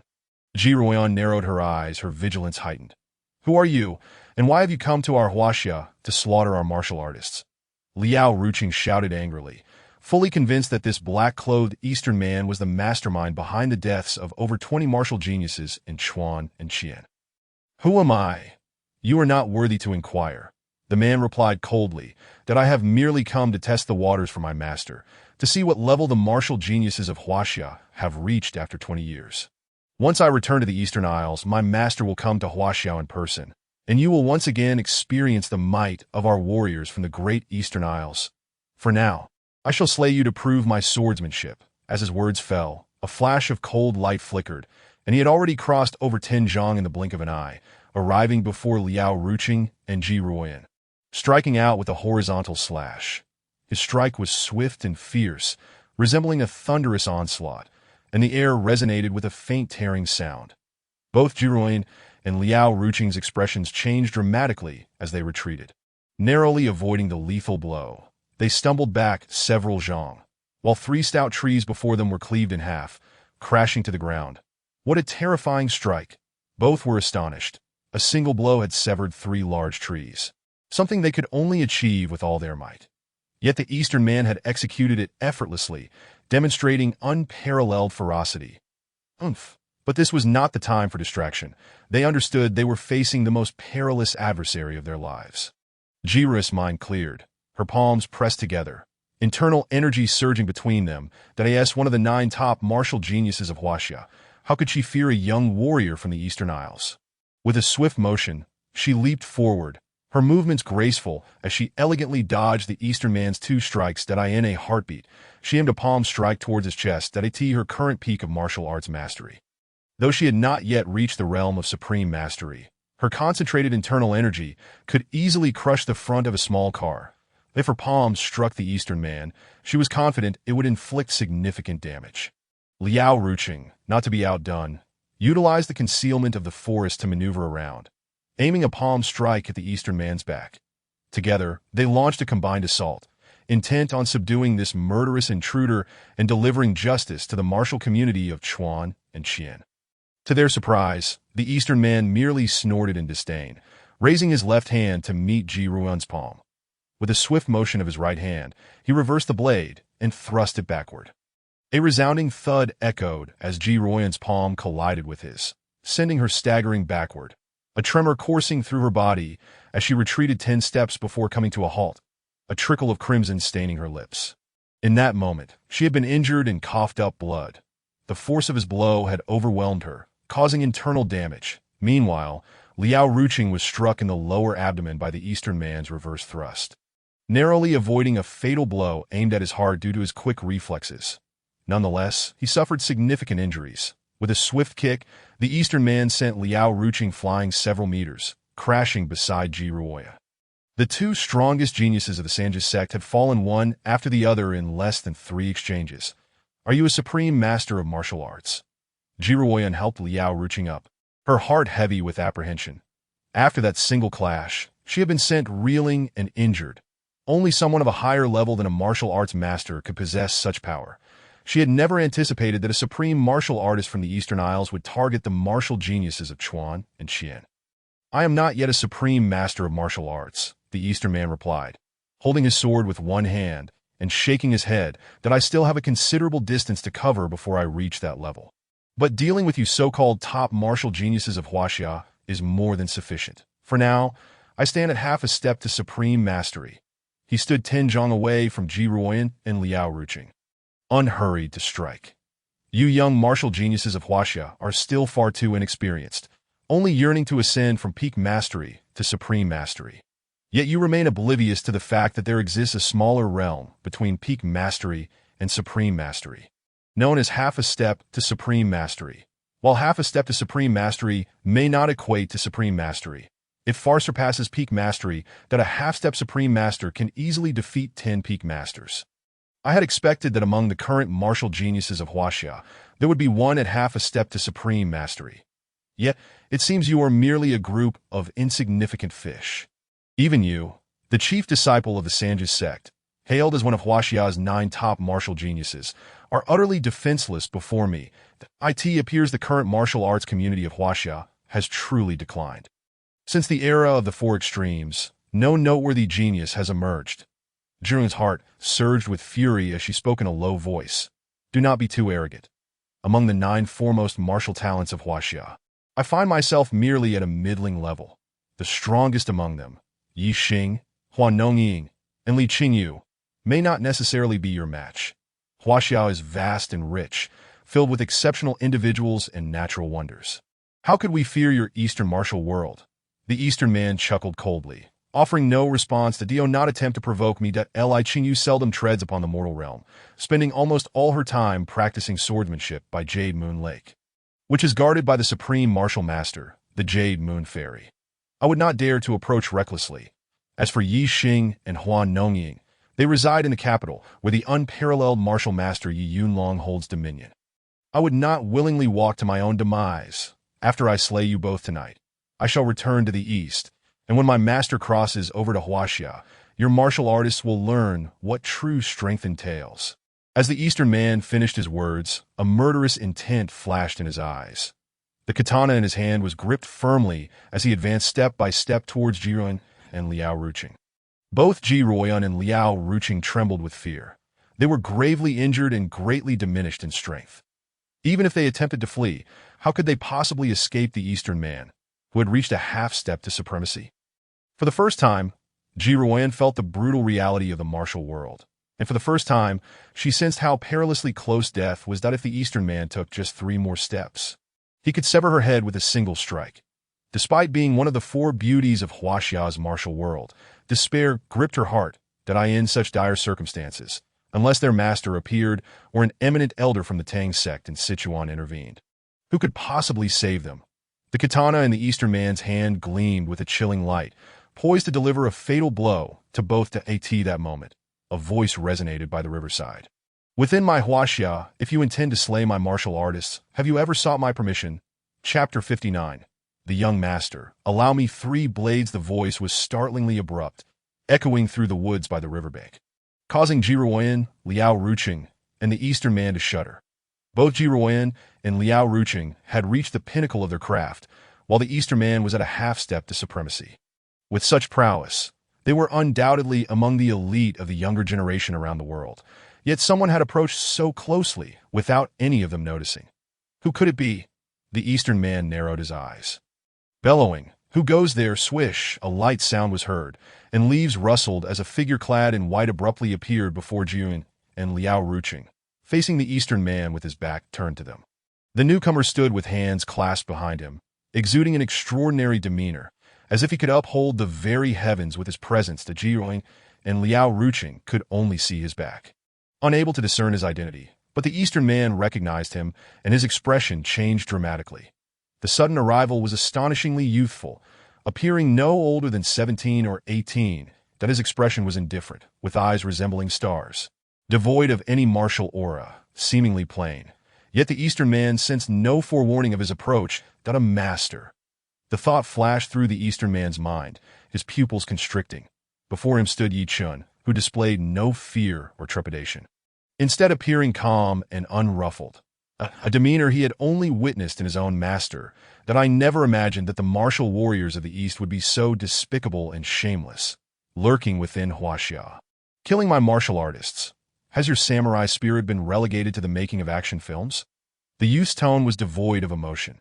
It was indeed Ye Chen that he had uncovered the Eastern man's trail while in his rented accommodation, and upon following him, discovered that his target was Ji Ruoyan and Liao Ruqing. Having overheard their conversation, he learned of the Eastern man's recent rampage against Huaxia's talented martial artists, prompting his appearance just as Ji Ruoyan and Liao Ruqing were on the brink of death.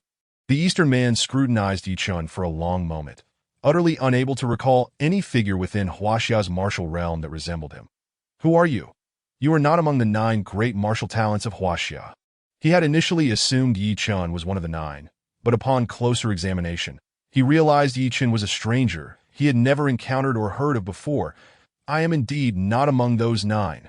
Ye Chen shook his head, then gestured with his thumb towards Jiun and Liao Ruqing. Moreover, I had no intention of saving them, that if there is blame to be assigned, it lies with you for coming from the East. I shall never allow a martial artist of Huaxia to be slain by an Easterner in my presence. Hearing this, Ji Ruoyan and Liao Ruqing felt a surge of indignation. Yet their curiosity about the identity of this sudden arrival grew. However, both were grievously injured, unable to rise, and Ye Chen remained turned away from them, obscuring his face. You are young, yet speak with such audacity. The Eastern man steadied himself, his katana trembling slightly in his grip. You manage to approach silently, suggesting you have mastered some form of concealment technique, but to save them from under my blade is but a fool's errand.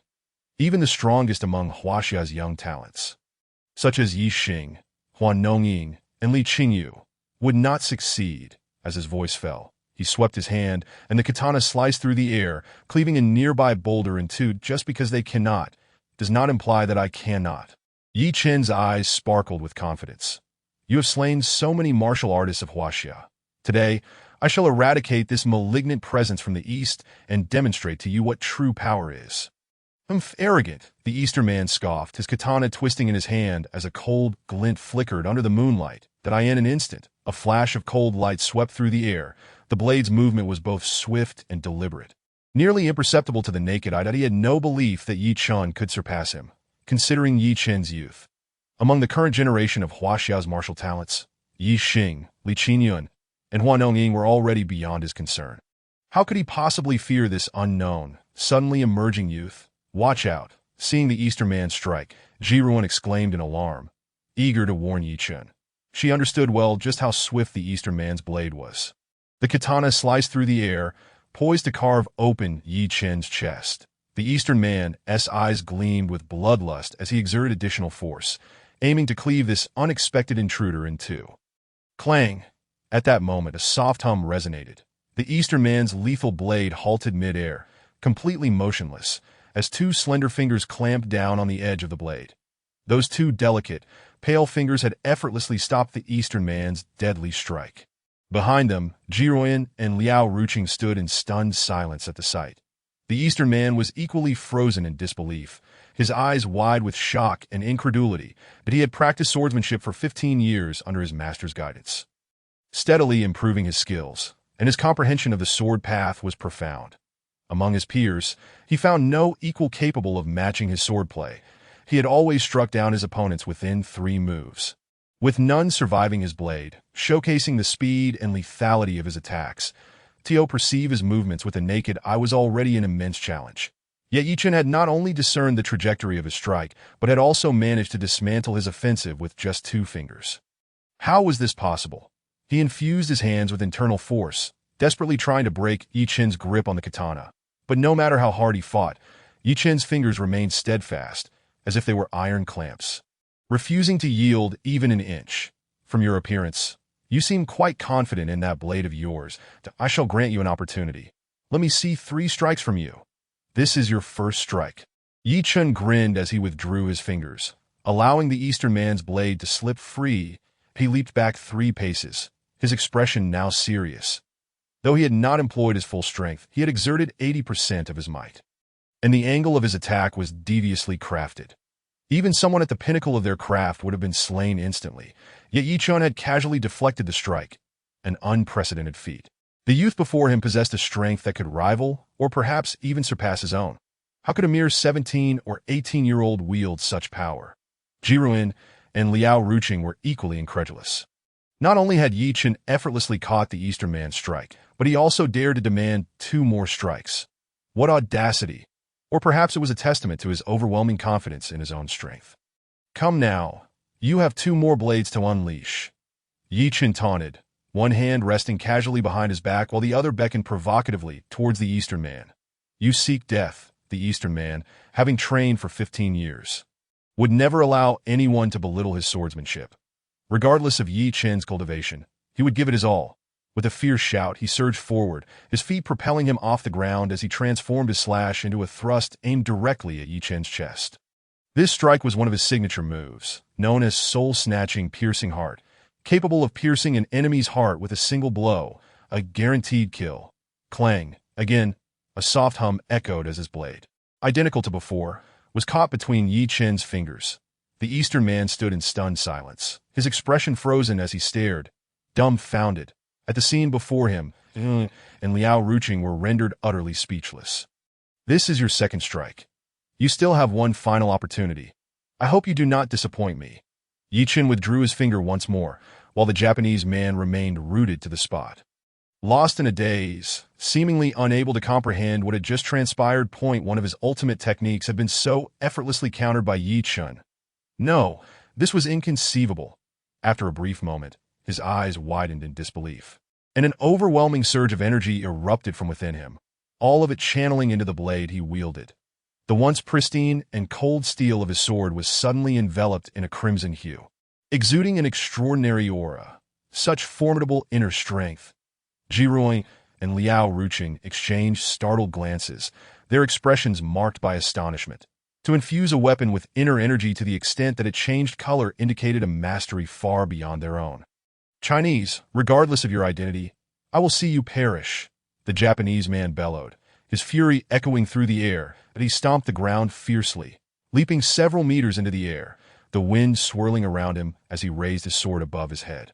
With a fierce slash, he aimed for Ye Chen's head, pouring every ounce of his strength into this strike, but he was certain that this was the most powerful blow he had ever unleashed.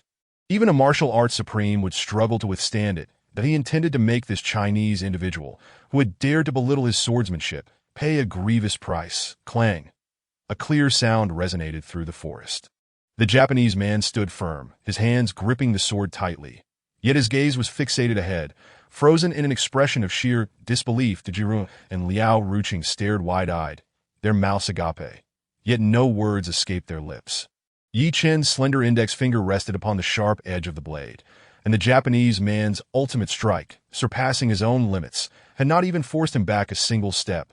There was not a trace of blood upon his finger. Was the Japanese swordsmanship merely of this caliber? Ye Chen shook his head with a faint sigh, retracting his hand, while the Japanese man remained motionless, as if paralyzed. Ye Chen turned his back to Jiruin and Liao Ruqing. His voice devoid of warmth. My intention was never to save you both. I merely wished to prevent a Chinese martial artist from being slain by a Japanese. However, having intervened, I now ask that you take care of his body. With that, Ye Chen did not look back as he strode into the forest, disappearing from view. De Jing and Liao Ruching had yet to see his face, leaving them oblivious to the identity of their savior. Confusion enveloped them. How could they even discuss handling the body of the Japanese man still standing there? Suddenly, a jet of blood erupted from the Japanese man's chest, startling both of them. They beheld a gaping wound that sliced from his left shoulder to his right lower abdomen. Measuring half a foot in length, clatter, the samurai sword in the Japanese man's grasp shattered into several pieces, all of which fell into the carpet of fallen leaves. In that instant, Jiruin and Liao Ruching were engulfed in sheer terror. Chapter 60. Wang Chuan-nan, Lin Tan unbelievably strong. After standing in stunned silence for what felt like an eternity, Jiruin finally regained her senses, her heart racing with astonishment. The Japanese man, a half-step supreme, wielded his sword with extraordinary speed and ferocity, and together, the two of them had been no match for him, succumbing to defeat in mere 3 moves. They believed that even if Ye Xing, Li Qingyu, or Huan Nongying were present, they would likely struggle to overcome such an opponent. Yet an unexpected figure in white, sounding remarkably youthful, had effortlessly blocked 3 of the Japanese man's strikes with a mere finger, and, in the final blow, transformed his inner energy into a blade that pierced through the Japanese man's chest, killing him. A display of power that was nothing short of astonishing, that a martial arts supreme. That white-clad individual was undoubtedly a martial arts supreme. Liao Ruching's gaze sharpened. No one except a true martial arts supreme could so easily vanquish a half-step supreme.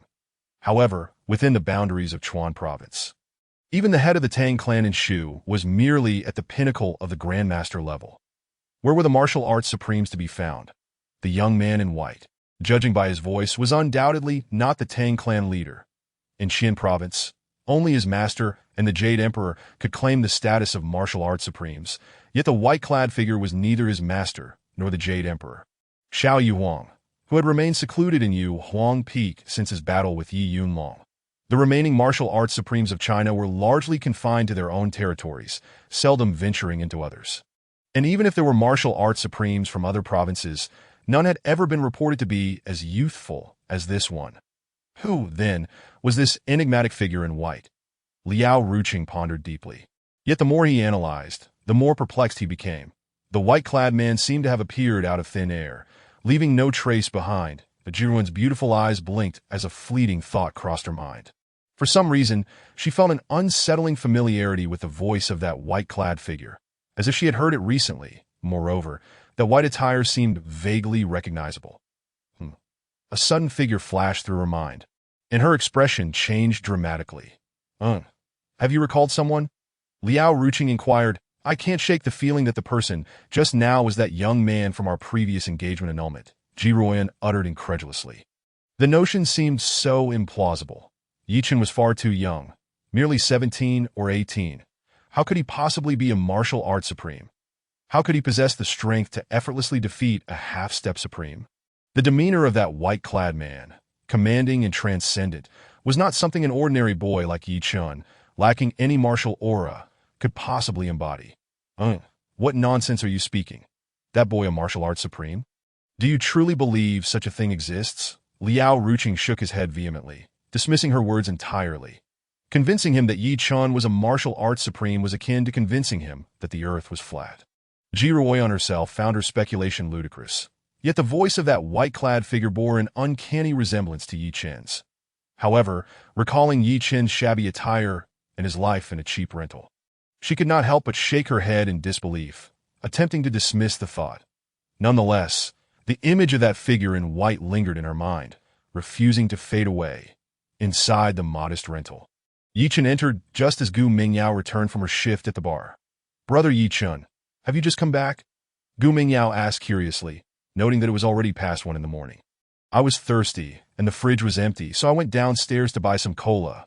Ye Chen replied, raising the cans in his hand as he helped her with her backpack. Gu Mingyao took a shower and changed into fresh clothing, her long, damp hair cascading down as she sat beside him on the sofa. Brother Ye Chen, tonight Ye and Jingjing came to the bar looking for me. They mentioned wanting to spend the weekend at the Water World Resort in Pan City. They've heard the new entertainment facilities there are quite exciting. Would you like to join us? Leaning back on the sofa, Ye Chen held a can of drink, shook his head at her question. I am not particularly interested in such places. Over the years, he had traversed far and wide, flirting with death countless times. What thrill or excitement could a mere water park provide? Furthermore, Su Yuaning was about to gather the prominent figures of the Northern Sichuan Alliance at Hongye Resort, and he intended to assert his influence before taking care of matters concerning Gu Mingyao. Once everything was in order, he would head to Huajian Valley to begin cultivating silver-scaled grass, a crucial element in his grand scheme. Brother Ye Chen, actually, it was Ye who asked me to ask you. Gu Mingyao paused before continuing. Xiaowen Yue?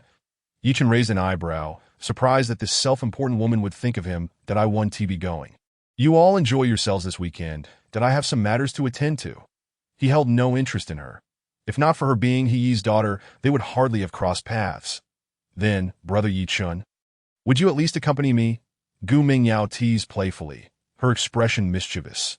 You little rascal, trying to outsmart me? Ye Chen chuckled, considering that after this week, he might not see Gu Mingyao for quite some time. His heart softened, and he agreed. This time, he would treat it as a chance to bond with Gu Mingyao, fulfilling his duties as an older brother. With 4 days remaining until the weekend, Ye Chen received word from Wu Guangfu, during his lunch break, that Su Yuaning had summoned the top bosses from various cities in northern Sichuan to convene at Hongye Resort. Upon arriving at the resort, Ye Chen did not head straight to the conference room. Instead, he obtained a list of the prominent figures attending the gathering. Among them were Li Rongyan from Mian City, Wan Gui from Jincheng, Qin Changfu from Huacheng, and Zhang Guobiao from Sanshui City. Ye Chen scanned the names one by one, noting that the list comprised over 50 individuals, each a top leader from major and minor cities across northern Sichuan, wielding significant influence in their respective domains. Some even had deep connections extending into the counties and towns beneath these cities, firmly entrenched in power. The collective resources of these individuals formed an immensely powerful force throughout northern Sichuan. Excellent. Ye Chen nodded in satisfaction. With these individuals at his disposal, the establishment of his commercial empire would become significantly more straightforward. For this meeting, I shall refrain from making an appearance. You will act as my representative, conveying my intentions. Simply inform them that collaborating with me will lead to soaring success and a doubling of their assets with ease. If there are any dissenters, expel them directly, should anyone seek to cause trouble. Do not hold back. Ye Chen spoke with a chilling indifference, while Wu Guangfu, standing beside him, was secretly astounded. The air of life and death that Ye Chen exuded truly embodied the essence of a born ruler. Receiving Ye Chen's directive, Wu Guangfu took his leave, while Ye Chen sought out a small private room to luxuriate in a soothing bath. As Wu Guangfu approached the conference room, preparing to enter, a sudden clamor erupted at the entrance of Hongye Villa, indicating that trouble was afoot. That a large group surged into the establishment. That Wu Guangfu's expression darkened. He could scarcely fathom who would dare to cause a ruckus on his territory. With Ah Hu and his entourage behind him, he stepped outside to confront a band of men clad in black. At the forefront stood a tall, imposing figure in a trench coat, a premium cigar clenched between his fingers, radiating an aura of authority without uttering a word. Upon noticing Wu Guangfu, he flicked his cigar and exhaled a plume of smoke. Boss Wu, I've heard that you are hosting some sort of alliance gathering here in Chuanbei. I, Lin, am quite curious. Would it be too much to ask for an invitation to join? The moment Wu Guangfu recognized the visitor, his pupils constricted and a wave of horror washed over him. Lin Tian-nan. Is that you? This underground titan from Chuan-nan had unexpectedly arrived in Lucheng. Lin Tian-nan, what brings you here? Wu Guangfu's voice was thick with disbelief. Lin Tian-nan was a genuine overlord of Chuan-nan. Having labored for over a decade, his influence stretching across numerous cities, with countless powerful figures in close association with him. His network spanned the entirety of Chuan-nan, and he even had a foothold in parts of Chuanbei. Every year, he commanded a significant portion of the province's foreign trade, backed by formidable allies, making him a true superpower in the underground realm. In comparison, whether it was Wu Guangfu, Su Yuanting, or other local bosses, they could not even begin to rival Lin Tian-nan. He was a genuine sovereign of the underground. Yet, Lin Tian-nan had traditionally only operated within Chuan-nan, rarely stepping into Chuanbei. His sudden appearance in Lucheng, particularly at a gathering of Chuan Bei's prominent figures, clearly signified ill intent. Even Wu Guangfu felt the pressure mounting in his palms, sensing the tension. Boss Wu, in this province. There is no place that Lin Tiannan cannot visit, that I understand Lucheng is your domain. Yet is it too much to ask for a warm welcome during my visit? Lin Tiannan's eyes sparkled with a cunning light. Exuding the unyielding charisma of a formidable leader. Faced with him, Wu Guangfu felt an unsettling sense of uncertainty. While I would gladly welcome you to Hongye Villa at another time, today we are convening the members of the Chuan Bei Commercial Alliance. And we cannot entertain additional guests, that I must apologize, but you are not welcome here. His words were succinct and to the point, clearly indicating that Lin Tiannan would not be allowed to disrupt their meeting. Boss Wu, it is quite laughable that your so-called Chuan Bei Commercial Alliance dares to refuse the visit of Lin Tiannan. What significance can you possibly hold? Lin Tiannan scoffed, his disdain palpable. Wu Guangfu's expression shifted as he commanded Hu and the others to maintain their positions while he hurried to inform Ye Chen. Lin Tiannan has arrived. Ye Chen expressed mild surprise. Though it vanished as quickly as it appeared. Allow him to join the gathering, that if we were to deny him entry, it would suggest that the Chuan Bei Commercial Alliance fears him. I am curious as to what he intends by arriving at this particular moment. With Ye Chen's approval, Wu Guangfu's concerns eased, and he quickly returned to the entrance. Lin Tiannan, you are a welcome guest. Such magnanimity, Boss Wu. No wonder you have risen to prominence in Lucheng within just a few short years. Lin Tiannan feigned a smile, accompanied by his cadre of black-clad bodyguards as they entered Hongye Villa. Upon entering the conference room, the members of the Chuan Bei elite were struck dumb with disbelief at the sight of Lin Tiannan. Lin Tiannan? What is he doing here? Even Su Yuanting, who presided over the affluent city of Pan, was profoundly shaken that he had initiated the Chuan Bei alliance to stand against Lin Tiannan. Yet now the very figure he sought to counter had come to their gathering. Who could possibly remain unfazed? Please, do not mind me. I am merely curious to witness the splendor of the Chuan Bei alliance. You all should proceed as you wish. I shall pretend not to hear anything. Lin Tiannan sprawled comfortably in his seat, instantly diminishing the presence of the local magnates, who were now noticeably more restrained and cautious. Wu Guangfu inwardly sighed. The mere appearance of Lin Tiannan was enough to instill such immense pressure on these individuals that he recognized that only a tyrant of Lin Tiannan's caliber could command such respect and instill fear. Observing Lin Tiannan's nonchalant demeanor, Wu Guangfu found a semblance of relief and announced aloud, "Ladies and gentlemen, all present here are members of the Chuan Bei Commercial Alliance. Since we are gathered, I shall dispense with unnecessary pleasantries. The individual behind me, the orchestrator of our alliance, has entrusted me to convey his message. If each of you collaborates earnestly and contributes your strengths, he promises that in a short time, you will all achieve great prosperity, with your assets doubling and your statuses soaring." As Wu Guangfu's words echoed through the hall, a cacophony of voices erupted. Zhang Guobiao from Sanshui stood, scoffing, "Boss Wu, we know nothing of your backer. You expect us to rally behind him based solely on his words. He does not even care to show his face. How can we trust that he will deliver on his promises of wealth and status?"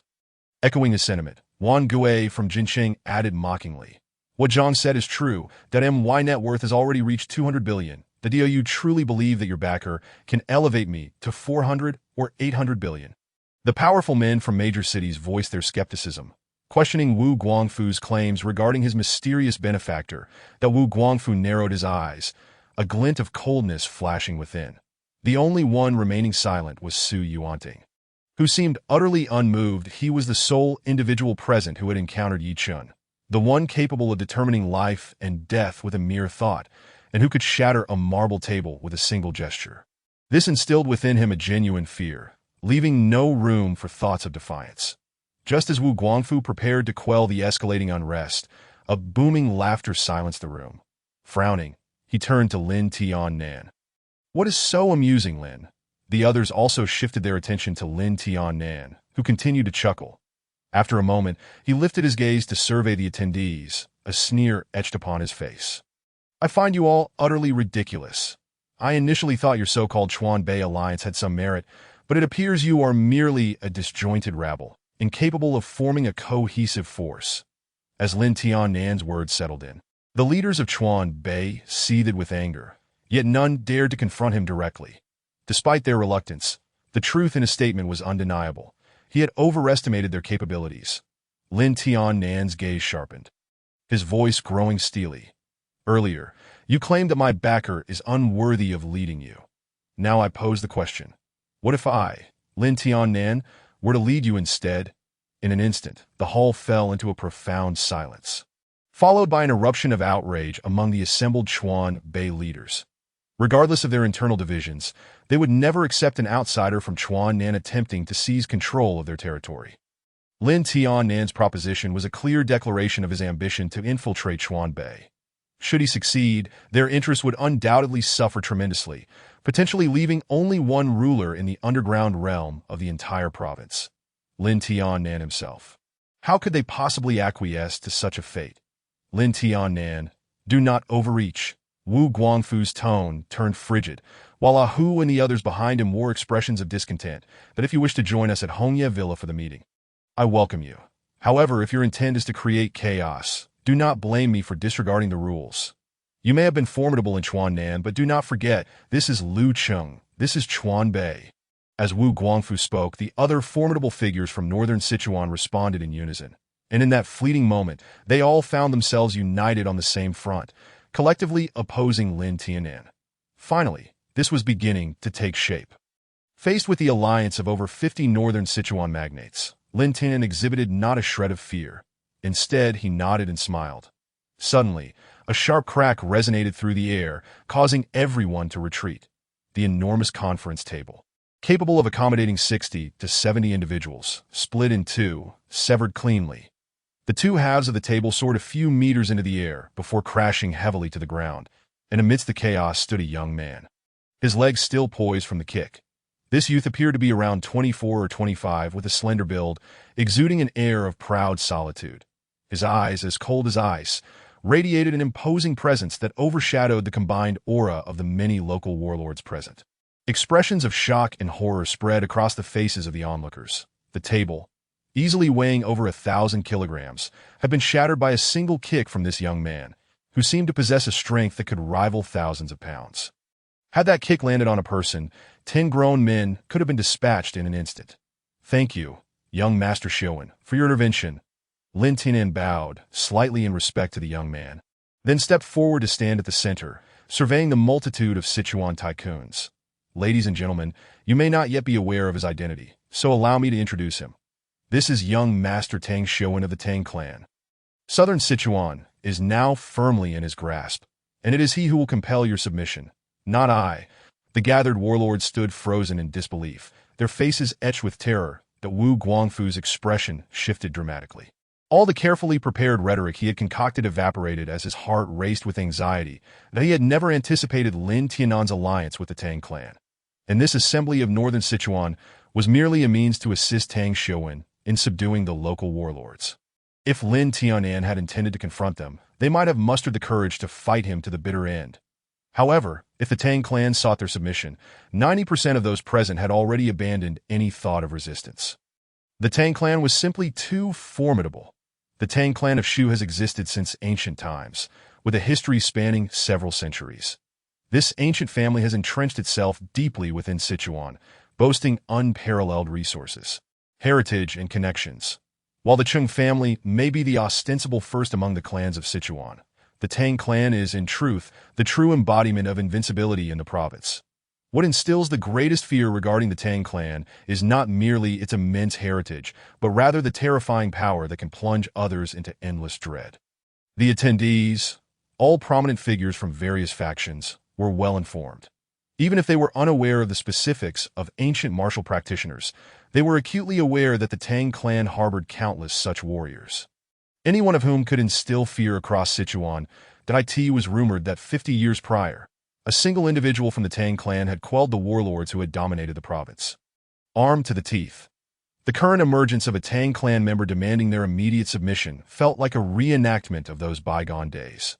Who would dare resist? The northern Sichuan warlords trembled in fear, while Tang Shiowen, standing in the midst of them, reveled in their expressions of shock. The Tang clan traverses the world to inspire awe and fear in others. This is their creed, with no room for the weak among them. I rank third in my generation within the Tang clan. This time, I have emerged to establish my legacy and gain renown throughout the entirety of China. In my strategic vision, I require individuals like you to fulfill my plans. Today, I have come to illuminate your path. With his arms crossed, Tang Xuan regarded the assembly of individuals, each possessing fortunes exceeding billions, as mere trifles. From this day forth, the Northern Sichuan alliance belongs to me, Tang Xuan. Every one of you must obey my commands without question. Should anyone harbor dissent or reluctance, there will only be one outcome: death. As Tang Xuan's final words echoed, an oppressive silence enveloped the hall. With each person rendered mute, not daring to utter a sound, the Tang clan remains as domineering as ever, and to their successors, the lives of these ordinary individuals seem as inconsequential as mere blades of grass, easily extinguished at a whim. The Northern Sichuan warlords were thoroughly cowed by Tang Xuan's imposing presence, and in that moment, no one dared to speak, nor did anyone muster the courage to voice a refusal. Wu Guangfu trembled violently, his teeth clenched in frustration. It was unbearable. They were so close to victory, yet Tang Xuan's sudden appearance had effortlessly subdued the Northern Sichuan alliance with a mere statement. With Southern Sichuan already under Tang Xuan's control, even Lin Tianan was now his puppet. That if the Northern Sichuan warlords fell under Tang Xuan's sway, who could possibly stand against him in the entirety of Sichuan? Recalling the plan that Ye Chen had previously shared with him, a chill washed over Wu Guangfu. Originally, with the Tang clan in hiding, the future of Sichuan seemed destined for Ye Chen. But now, with the Tang heir revealed, even Ye Chen's formidable strength would be insufficient to contend with the historically significant Tang clan. As it appeared that no one harbored dissent, Tang Xuan declared, "From this moment forward, you all belong to me, and you shall serve as peripheral members of the Tang clan." His commanding presence dominated the room, eclipsing all others. What a magnificent Tang clan! What immense power! Just as Wu Guangfu succumbed to despair, the conference room door swung open, and the crowd turned to see a youth of 17 or 18 years, bare-chested with a white towel draped over his shoulder, striding in with damp hair, water glistening around him. Though the young man was strikingly handsome, his casual demeanor raised eyebrows among the attendees. Who was this person daring to intrude upon the gathering of so many powerful figures? And audacious enough to mock the Tang clan? Young Master Chen. Wu Guangfu's face paled in dread. He had desperately wished for Ye Chen's absence. Yet here he was that Wu Guangfu knew of Ye Chen's strength. But even so, how could Ye Chen possibly rival the power of the Tang clan? Ye Chen had merely dispatched an ancient martial expert, Hong Fei, yet within the Tang clan, by Wu Guangfu's calculations, there were likely dozens of martial experts akin to Hong Fei. Tang Xuan, based on that single kick, was easily superior. That if Ye Chen stood up to confront Tang Xuan now, he would be sacrificing all his resources and connections in Sichuan. He shot Ye Chen a warning glance, hoping to dissuade him from confronting their opponent, but Ye Chen seemed oblivious. Tang Xuan turned to face the newly arrived youth, narrowing his eyes with a dangerous glint. "Boy, do you harbor any discontent towards the Tang clan?" Ye Chen sidestepped, continuing to dry his hair with the towel, having just emerged from a bath. Once his hair was sufficiently dry, he tossed the towel aside and faced Tang Xuan. "I am not particularly familiar with the Tang family, nor can I claim any dissatisfaction.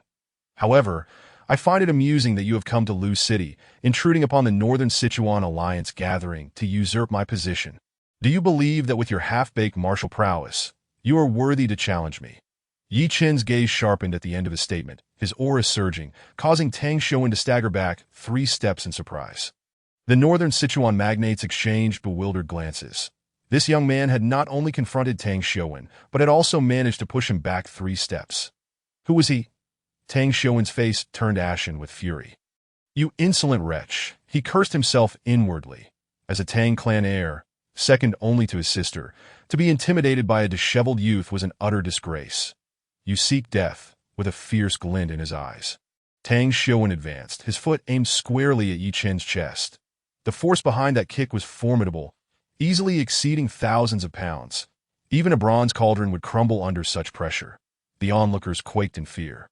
Recalling how Tang Shouwen had shattered the table with a single kick, it seemed inevitable that Ye Chen would be obliterated. Yet Ye Chen stood his ground, unperturbed that as Tang Shouwen's kick approached, he merely raised his left foot, lightly tapping against Tang Shouwen's leg. Crack! A sharp sound reverberated through the hall, followed by Tang Shouwen's anguished wail that echoed ominously. The northern Sichuan magnates stood speechless, their eyes wide in disbelief. The once mighty Tang Shouwen, who had just displayed his overwhelming power, now writhed on the ground, clutching his leg in agony, his expression contorted in pain. The crowd's gaze shifted, revealing that Tang Shouwen's leg had twisted grotesquely at the joint. Clearly broken, Ye Chen's feet touched the ground, his tone devoid of emotion. A Tang clan heir?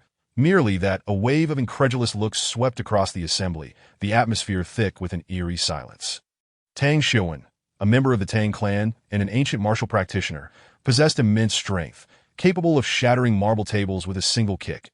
Should that kick have struck a person, it could easily have resulted in a fatality. Yet this sudden appearance of a young man had not only withstood Tang Shouwen's assault, but had also rendered him incapacitated. Not only were the northern Sichuan warlords in shock, but even Lin Tianan, once a king of southern Sichuan, now gazed wide-eyed in astonishment. Tang Shouwen, a remarkable martial artist whose name graces the top 10 of the Tang clan's genealogy, stands as a paragon among his generation. Except for the prodigious Tang Yue, whose prowess reverberates throughout the martial arts community of Huaxia, he reigns supreme among the youth of the Tang clan.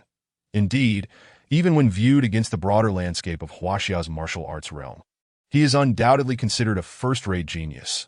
Yet now a sudden appearance of a young boy has rendered Tang Shouwen incapacitated with a single kick, leaving him utterly astounded. Who, pray tell, is this boy? Tang Shouwen wails in despair, cold sweat cascading down his brow, still reeling from the monumental shock that asked the second-ranking individual among the younger generation of the Tang family to be so brutally injured by an unknown youth in the small town of Lu City is beyond comprehension. In that moment of collision, he felt as if he had kicked against an ancient monolith. Should this incident become public, he would not merely become a laughingstock within the martial arts community. The entire Tang clan would be reduced to a farce. Who are you? Tang Shouwen gasps through gritted teeth, struggling to rise from the ground, his foot precariously finding its place as he fights to regain his composure. Ye Chen, having donned his t-shirt and stretched his neck, suddenly steps forward, seizing Tang Shouwen by the collar and lifting him effortlessly off the ground. Tang Shouwen's expression shifts to one of sheer horror as he channels his inner strength, preparing to strike Ye Chen. However, just as he raises his arm, an overwhelming force surges forth, inundating him like a tidal wave, subduing his power and rendering him utterly immobile. How is this possible? Tang Shouwen's mind races. He had presumed that Ye Chen's cultivation level was comparable to his own, attributing his earlier vulnerability to a moment of carelessness. Yet now he comprehends the stark reality. Ye Chen's prowess far surpasses his own. Though he has recently attained the status of a martial arts master, placing him within the upper echelons of the young generation in Huaxia, Ye Chen has effortlessly suppressed his power, leaving him utterly incapacitated. It is clear that Ye Chen's cultivation must exceed his by at least 2 ranks, possibly placing him at the mid-tier of master level or even at the pinnacle, akin to his sister, Tang Yue. With this realization, an icy dread envelopes him. The thought of retaliating against Ye Chen has vanished entirely. Faced with a potential equal to the Tang clan's foremost prodigy, he finds himself devoid of any means of resistance. With one hand, Ye Chen holds Tang Shouwen suspended in the air, his gaze devoid of emotion, akin to observing an insignificant insect. Today marks the grand assembly of Chuanbei. He declares that I orchestrated this gathering. You, accompanied by Lin Tianan, have come here to usurp my position. For that, I shall break one of your legs. This is the price you must pay. Lin Tian stands frozen, utterly bewildered by the unfolding events, starkly contrasting with the scenarios he had envisioned prior to his arrival. Before he can gather his thoughts, Ye Chen continues, You are of the Tang clan of Shuzhong, a name I have heard many times.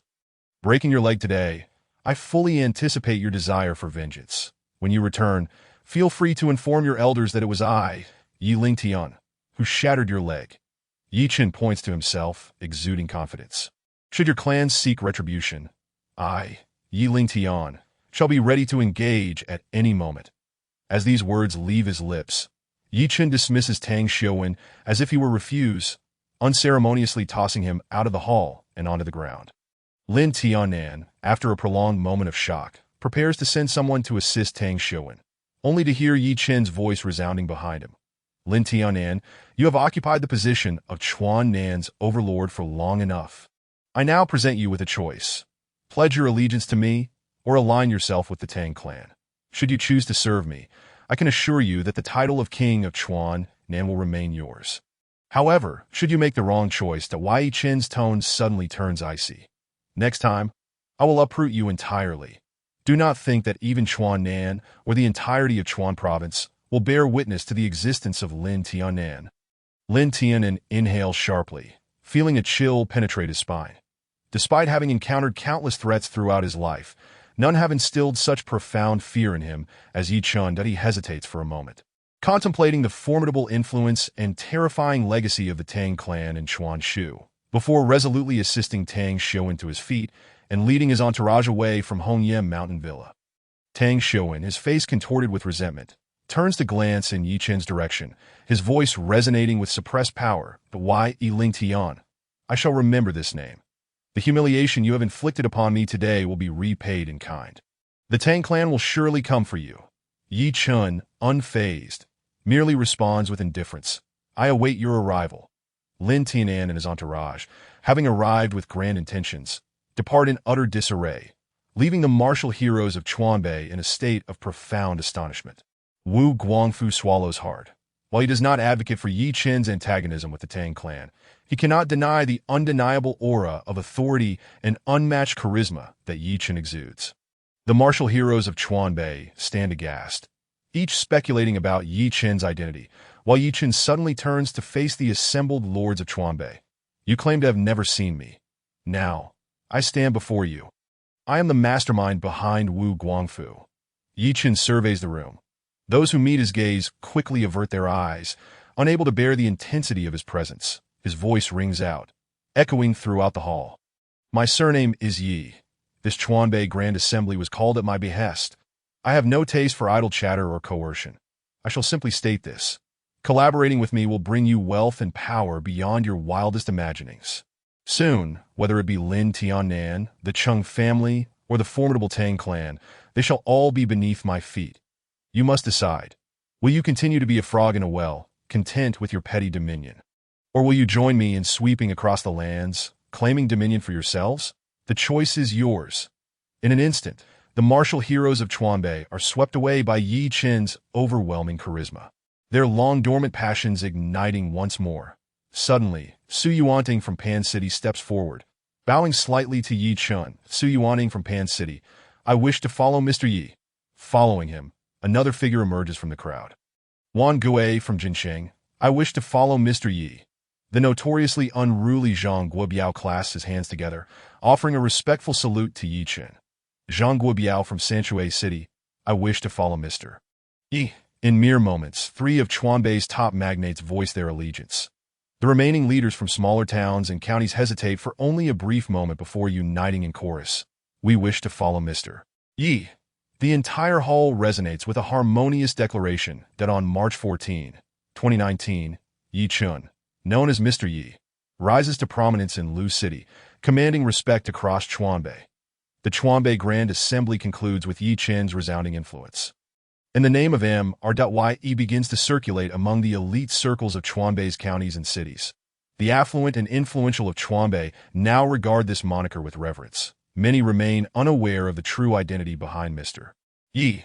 Yet the mere acknowledgement that the major players of Chuanbei stand united under his banner suffices to instill fear. The numerous overlords of Chuanbei, accustomed to dominating their respective territories, wielding vast resources, networks, and wealth, now see their power consolidated under one individual. The influence that this person commands could easily rival that of a provincial governor. Who would dare to underestimate him? Within just 2 days, Mr. Yi has become the talk of the town. Every socialite and tycoon considers it a privilege to be acquainted with him. Various channels seek to unveil the true identity of Mr. Yi, yet the information surrounding him remains tightly sealed by the lords of Chuanbei. To this day, only those who attended the Grand Assembly have glimpsed his true form. Consequently, Mr. Ye's persona is shrouded in an air of mystery within the upper echelons of Chuanbei. Meanwhile, the main character, Ye Chen, remains blissfully indifferent, napping on a classroom desk. Though asleep, his mind is engaged in a light slumber, the initial contours of his plans having evolved into a comprehensive blueprint. His current presence in school is merely a consequence of unresolved matters concerning Gu Mingyao. Gu Mingyao aspires to be a singer, a goal that Ye Chen could easily facilitate. However, he wishes to approach this endeavor with subtlety, awaiting the opportune moment to launch her career as evening classes conclude. Gu Mingyao approaches Ye Chen. "Brother Yi, I don't have to work tonight that I still owe Ye and Jingjing a drink. How about we head tonight feast together?" Ye Chen gazes at her beaming smile and readily agrees. Their separation during this brief interlude has left him anticipating their next encounter, which may not occur for another 6 months or even longer. Thus, he resolves to spend as much time with Gu Mingyao as possible. The two find a small restaurant to dine at before arriving at the night feast bar around 8:30. The bar owner, Lu Zitian, rushed to greet Gu Mingyao as she entered. Ever since Ye Chen had decisively subdued Yuan Feng and expelled him from Lu City during his last visit to the bar, Lu Zitian could only feel fear and reverence towards Ye Chen that he dared not harbor any thoughts about Gu Mingyao. Even when she came to work, he refrained from assigning her any tasks. Most of the time, he allowed her to relax, paying her 3 times the salary of other employees, treating her as if she were a revered goddess. Just as he was about to speak, he suddenly noticed Ye Chen standing behind Gu Mingyao, and his expression shifted dramatically that he was about to address him as Chen Xiao, but suddenly recalled Ye Chen's instructions from that night at the banquet, and hastily altered his greeting. "Brother Yi, you're here too." Ye Chen merely nodded in acknowledgement and moved aside that Jiu Mingyao, oblivious to Lu Zitian's change in demeanor, smiled and said, "Boss, I would like to invite a friend for drinks today. Could you arrange for us to sit in the private booth on the 2nd floor?" "Of course. The 2nd floor is quite empty today, and it will be peaceful for you there." After the previous incident at the bar, Lu Zitian dared not utter a single negative word and quickly nodded with a smile that he secretly resolved that the 2nd floor would remain closed to other patrons tonight, fearing that Ye Chen might be disturbed by anyone else. Lu Zitian personally led Ye Chen and Gu Mingyao to the 2nd floor. Although Gu Mingyao vehemently declined, Lu Zitian insisted that their drinks would be complimentary tonight, leaving her utterly perplexed that it's strange. "It seems my boss's attitude towards me has changed significantly since that night." Gu Mingyao murmured softly as she observed Lu Zitian bustling about Ye Chen, well aware of the reason, leaned back on the sofa with his hands behind his head, and smiled lightly. "Perhaps it's an extra reward for your diligent and responsible work ethic." "Is that so?" Gu Mingyao pondered, but despite her reflections, she could not discern the underlying reason. About 20 minutes later, the sound of high heels echoed from the staircase. Xiao Wenyue, clad in crystal high-heeled shoes and a light purple knee-length dress that showcased her long, fair legs, exuded a mature and noble aura. Resembling a goddess, beside her was Li Jingjing, dressed in a sleek black leather outfit, embodying the essence of a nightclub queen. "Ye Jingjing," Gu Mingyao waved at the two, who approached that "It has been a while." Upon seeing Ye Chen, Xiao Wenyue's eyes flickered, and she greeted him, while Li Jingjing merely shot him an indifferent glance at him. Ye Chen responded nonchalantly, pouring himself a drink and sipping it, seemingly unfazed by the presence of the 3 stunning women at the table. Witnessing Ye Chen's demeanor, Xiao Wenyue shook her head internally. That night, she had poured her heart out to him, sharing insights on navigating social circles and maintaining relationships, yet he seemed entirely unaffected, remaining steadfast in his own ways. In that moment, she felt a sense of vexation. Despite his apparent lack of awareness, she found herself thinking of him more often than not in the days they had not seen each other, leaving her both perplexed and exasperated. She could not comprehend why she was so invested in this individual who had first appeared before her in tattered attire.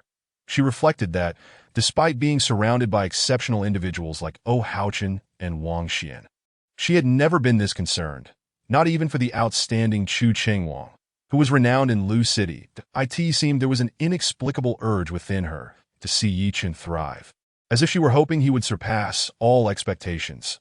"Perhaps it's because he saved me and knows my mother," she mused, arriving at that solitary conclusion. At the table, Xiao Wenyue and the other 2 women engaged in casual banter, while Ye Chen remained an outsider, leaning aside with his drink that he had come merely to accompany Gu Mingyao, and he held no interest in their conversations.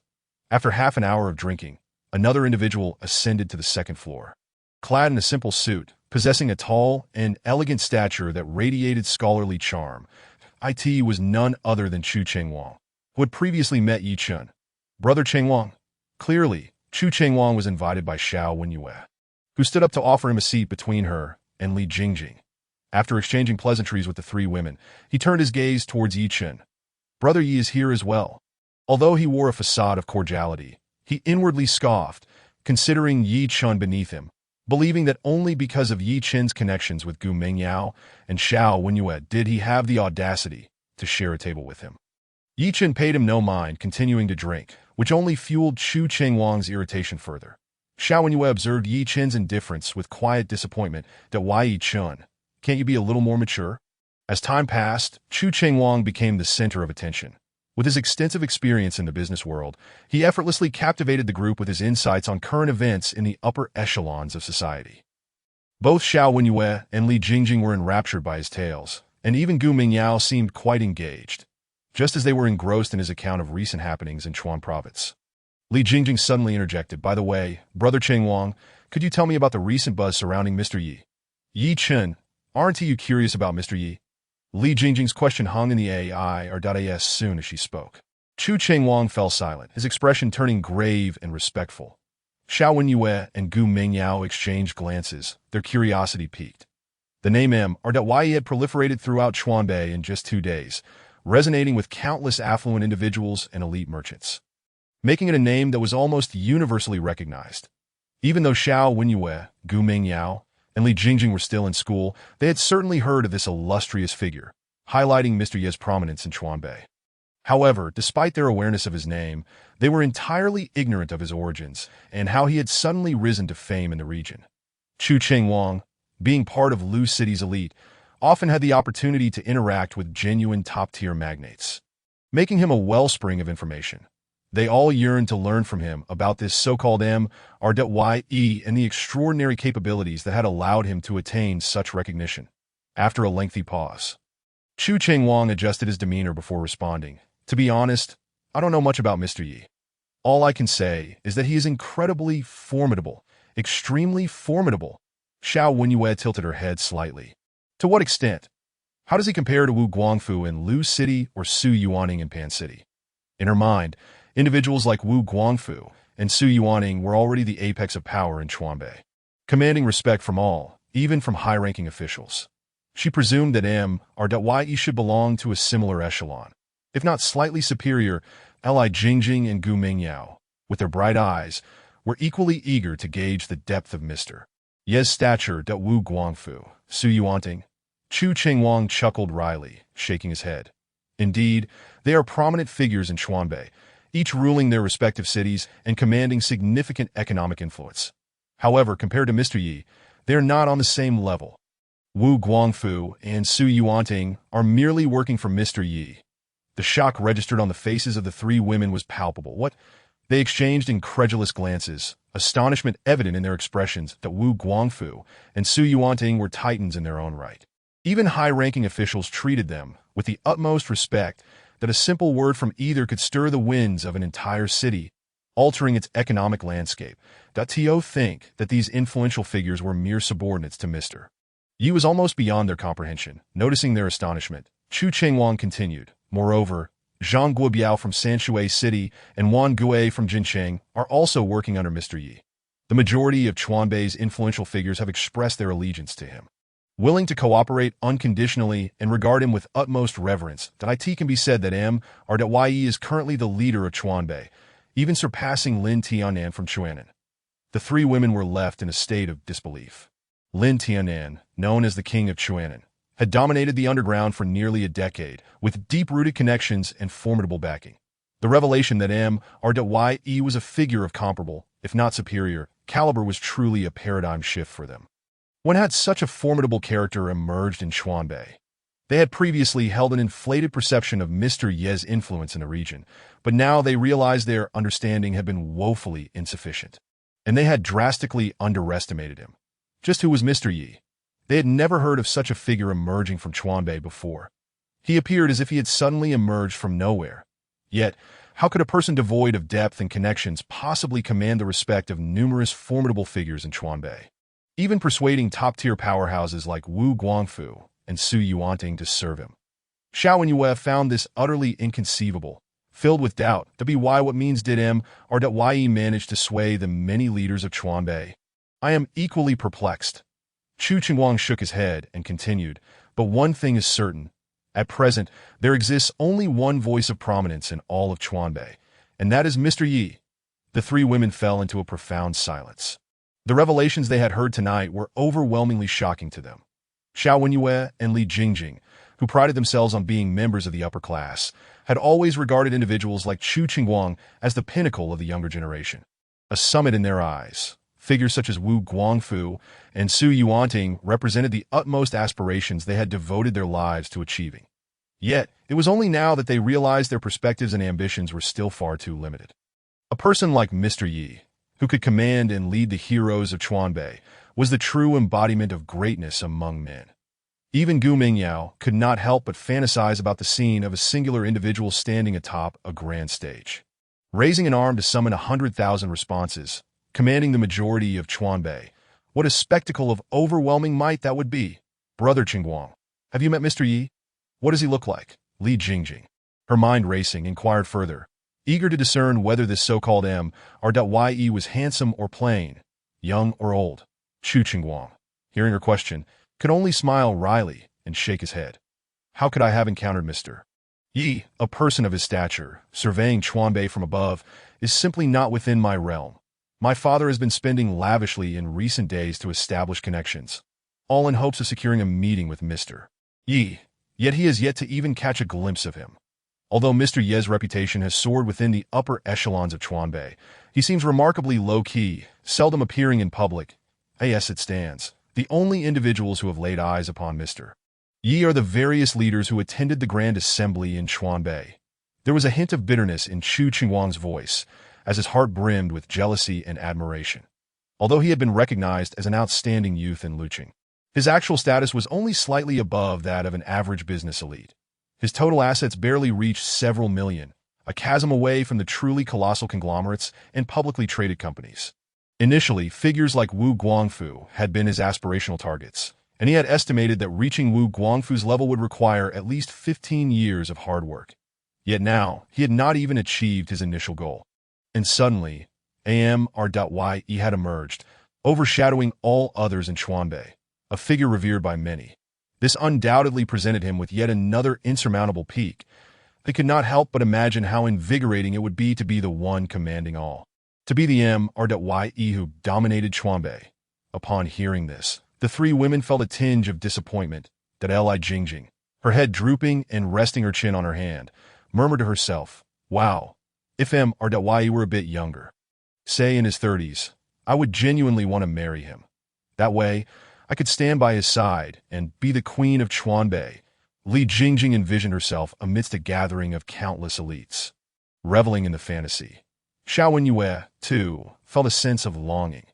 If her future husband could attain even half of Mr. Ye's stature, she would consider it an unparalleled honor. That moment, her gaze shifted slightly to Ye Chen, who appeared indifferent, casually fiddling with his phone, seemingly unperturbed by their discussion, causing her to furrow her brows. Ye Chen, are you not curious about the Ye we just discussed? Chapter 66, A Chance for Redemption. Ye Chen, are you not curious about the Ye we just discussed? Xiao Wenyue turned to Ye Chen, her eyes sparkling with mischief. She deliberately posed the question to gauge Ye Chen's perspective on such a figure, one who wielded both power and wealth. She yearned for him to comprehend that only individuals like Mr. Yi, who command both economic and social influence, can truly disregard everything and look down upon the world. Upon hearing Xiao Wenyue's inquiry, Chu Qingguang, Gu Mingyao, and Li Jingjing also turned their attention to Ye Chen, holding a glass of wine in one hand and casually toying with his expensive smartphone in the other. Ye Chen lifted his gaze slightly at Mr. Yi. His expression was slightly peculiar, a hint of amusement dancing in his heart. Could it be that someone was inquiring if he was curious about himself? Wasn't that akin to asking him to evaluate his own worth? Considering Gu Mingyao was present, Ye Chen chose not to reveal any hint of his amusement, merely shaking his head gently I am not particularly curious about this so-called Mr. Yi. I do not perceive him to be anything extraordinary. He shrugged. What you hear is merely his glory and power, yet he is no different from ordinary individuals. Before attaining all this, did he not also endure unimaginable hardships? He has his own goals and aspirations, just like anyone else. Thus, in my view, there is nothing about him that warrants my envy. Ye Chen's words flowed naturally, devoid of any premeditation, leaving the three women momentarily stunned. After a long pause, Chu Qingguang adjusted his glasses, a hint of bemusement playing on his lips. Brother Yi, you are truly humorous. To assert that the Ye who dominates Chuanbei and commands numerous leaders is no different from an ordinary person is rather amusing. If others were to hear this, they might just burst into laughter. His tone remained calm, lacking any exaggerated inflection, yet anyone could discern the mockery in his words. What a jest! Mr. Yi is revered across Chuanbei, with countless top-tier powerhouses bowing to him. Such a person could possibly be likened to an ordinary individual. To suggest he shares the same goals and pursuits as everyone else is simply a foolish notion. Xiao Wenyue frowned slightly, inwardly shaking her head. She had anticipated that upon hearing about Mr. Yi, a figure of utmost significance in Chuanbei, Ye Chen would have some inkling of acknowledgement regarding the importance of wealth and power. Yet, she did not expect him to remain so oblivious, not only equating Ye with ordinary people, but also claiming he felt no envy to her. This viewpoint seemed entirely ignorant and deludedly pretentious. Ye Chen, is this truly your perspective? Do you think those leaders who revere Mr. Yi would regard your thoughts with any semblance of respect? She gazed intently at Ye Chen, her disappointment palpable that a mere university student, claiming not to envy the top magnates of Chuanbei. Was this not a display of ignorance and misplaced superiority? Gu Mingyao shared in the exasperation at Ye Chen's remarks. Her brother was undoubtedly prone to making astonishing statements. What would they think? Ye Chen remained unfazed, responding nonchalantly. Even if they heard it, they would likely agree with me. No one would dare to refute it. Currently, in Chuanbei there exists but one dominant voice, his own. Regardless of whether it was Wu Guangfu, Zhang Guobiao, Wan Gui, or Su Yuanting, should any of them hear this statement, they could only acquiesce. Who would dare utter a word against it? Upon hearing this, Xiao Wenyue and the others turned away, no longer wishing to engage with Ye Chen. Their reactions varied, yet Ye Chen remained indifferent. This was how he perceived himself. He never considered himself superior to others, yet he would never concede that anyone could surpass him. As Chu Qingguang conversed with the three women, he discreetly observed Ye Chen, a cold smirk lingering in his heart. He initially thought Ye Chen was familiar with Xiao Wenyue's family and might pose a potential threat. Yet it became evident that he had vastly overestimated Ye Chen. With such simplistic and foolish notions, he was clearly not on the same level as them. Even if Ye Chen were acquainted with Xiao Wenyue's family, how could the astute and seasoned businessman Xiao Lin ever regard Ye Chen, a mere nobody, with any respect? In a business family, the focus is always on profit and utility. Ye Chen lacked business acumen and the insight to navigate the industry. To Xiao Lin, he was nothing but a liability. Moreover, having been raised under Xiao Lin's tutelage, Xiao Wenyue's standards were exceedingly high, and apart from exceptional talents, she would hardly give anyone else a second glance. How could she ever find interest in someone as naive and foolish as Ye Chen? Even if, for argument's sake, Xiao Wenyue were to develop feelings for Ye Chen, Xiao Lin would undoubtedly oppose their union. For Chu Qingguang, Ye Chen, once considered a potential rival, had ceased to merit any concern. Xiao Wenyue's expression turned icy. She had initially intended to engage in further conversation with Ye Chen, but after his remarks regarding Mr. Yi, she completely abandoned that thought. One who lacks a proper understanding of his own position and the world around him is destined to be discarded by society and reality. One may claim to hold no envy or jealousy towards those at the pinnacle. Yet one cannot deny the strength and excellence of others. Ye Chen's assertion that the revered Ye of Chuanbei is unremarkable is akin to a failed student dismissing the accomplishments of top scholars who gain admission to esteemed universities. No one would see it as principled, but rather as utterly laughable. Initially, Xiao Wenyue had hoped to elevate Ye Chen's perspective and aspirations, if not to match theirs, at least to narrow the gap. However, she had now given up entirely. The mud cannot support the wall. Ye Chen now resembles an incapable figure, akin to the infamous Ado. She feels that no matter how hard she strives or how sincerely she pours her heart into it, she cannot elevate Ye Chen from his lowly position to greater heights. She and Ye Chen are destined to inhabit two disparate worlds, with little hope for intersection. She has silently resolved that. From this day forth, she will minimize her interactions with Ye Chen, and no matter how they may coexist, two individuals from such divergent realms can never truly unite. Around 11:30 in the evening, the drinking party finally dispersed. Chu Qingguang drove Xiao Wenyue and Li Jingjing home, while Ye Chen walked back to his rented accommodation alongside Gu Mingjiao. As they bid farewell, Xiao Wenyue merely acknowledged Gu Mingyao, not even casting a glance at Ye Chen. "Brother Yi, what do you think of Wenyue?" Gu Mingyao suddenly inquired as they traversed the dimly lit path. "Xiao Wenyue." Ye Chen shook his head, expressing indifference that I'm not familiar with her. I have no particular opinion. Upon hearing this, Gu Mingyao stifled a giggle. "Is that so? I have the impression that Wenyue seems quite attentive towards you, Brother Yi." Ye Chen shrugged, his expression devoid of emotion. Indeed, he had not paid much attention to Xiao Wenyue. The girl who truly captured his concern resided solely in the capital, in southern Sichuan. Atop Lushan Mountain, an ancient and grand estate stood, with a massive gilded plaque at its entrance bearing the words Tang Men. This was the former site of the Tang clan in Shuzhong, where generations of the Tang family had resided for centuries. Inside the grand hall, Tang Xiuwen, his leg wrapped in bandages, exhibited a countenance filled with resentment and fury. Standing in the hall was a middle-aged man clad in luxurious attire, hands clasped behind his back, his eyes sharp as a hawk, occasionally radiating a dangerously cold glint. Who would have thought that within the boundaries of this province, someone would dare to harm a member of the Tang clan? He exclaimed, "It seems that our Tang clan has been out of the limelight for too long, and the people of Sichuan have forgotten our might." Narrowing his eyes, the middle-aged man abruptly clenched his fist. Shattering the glass Tai Chi ball, he held Ye Lingtian from northern Sichuan. "Humph. This time, I, Tang Duanru, shall wash away the shame of the Tang family with your blood." Chapter 67.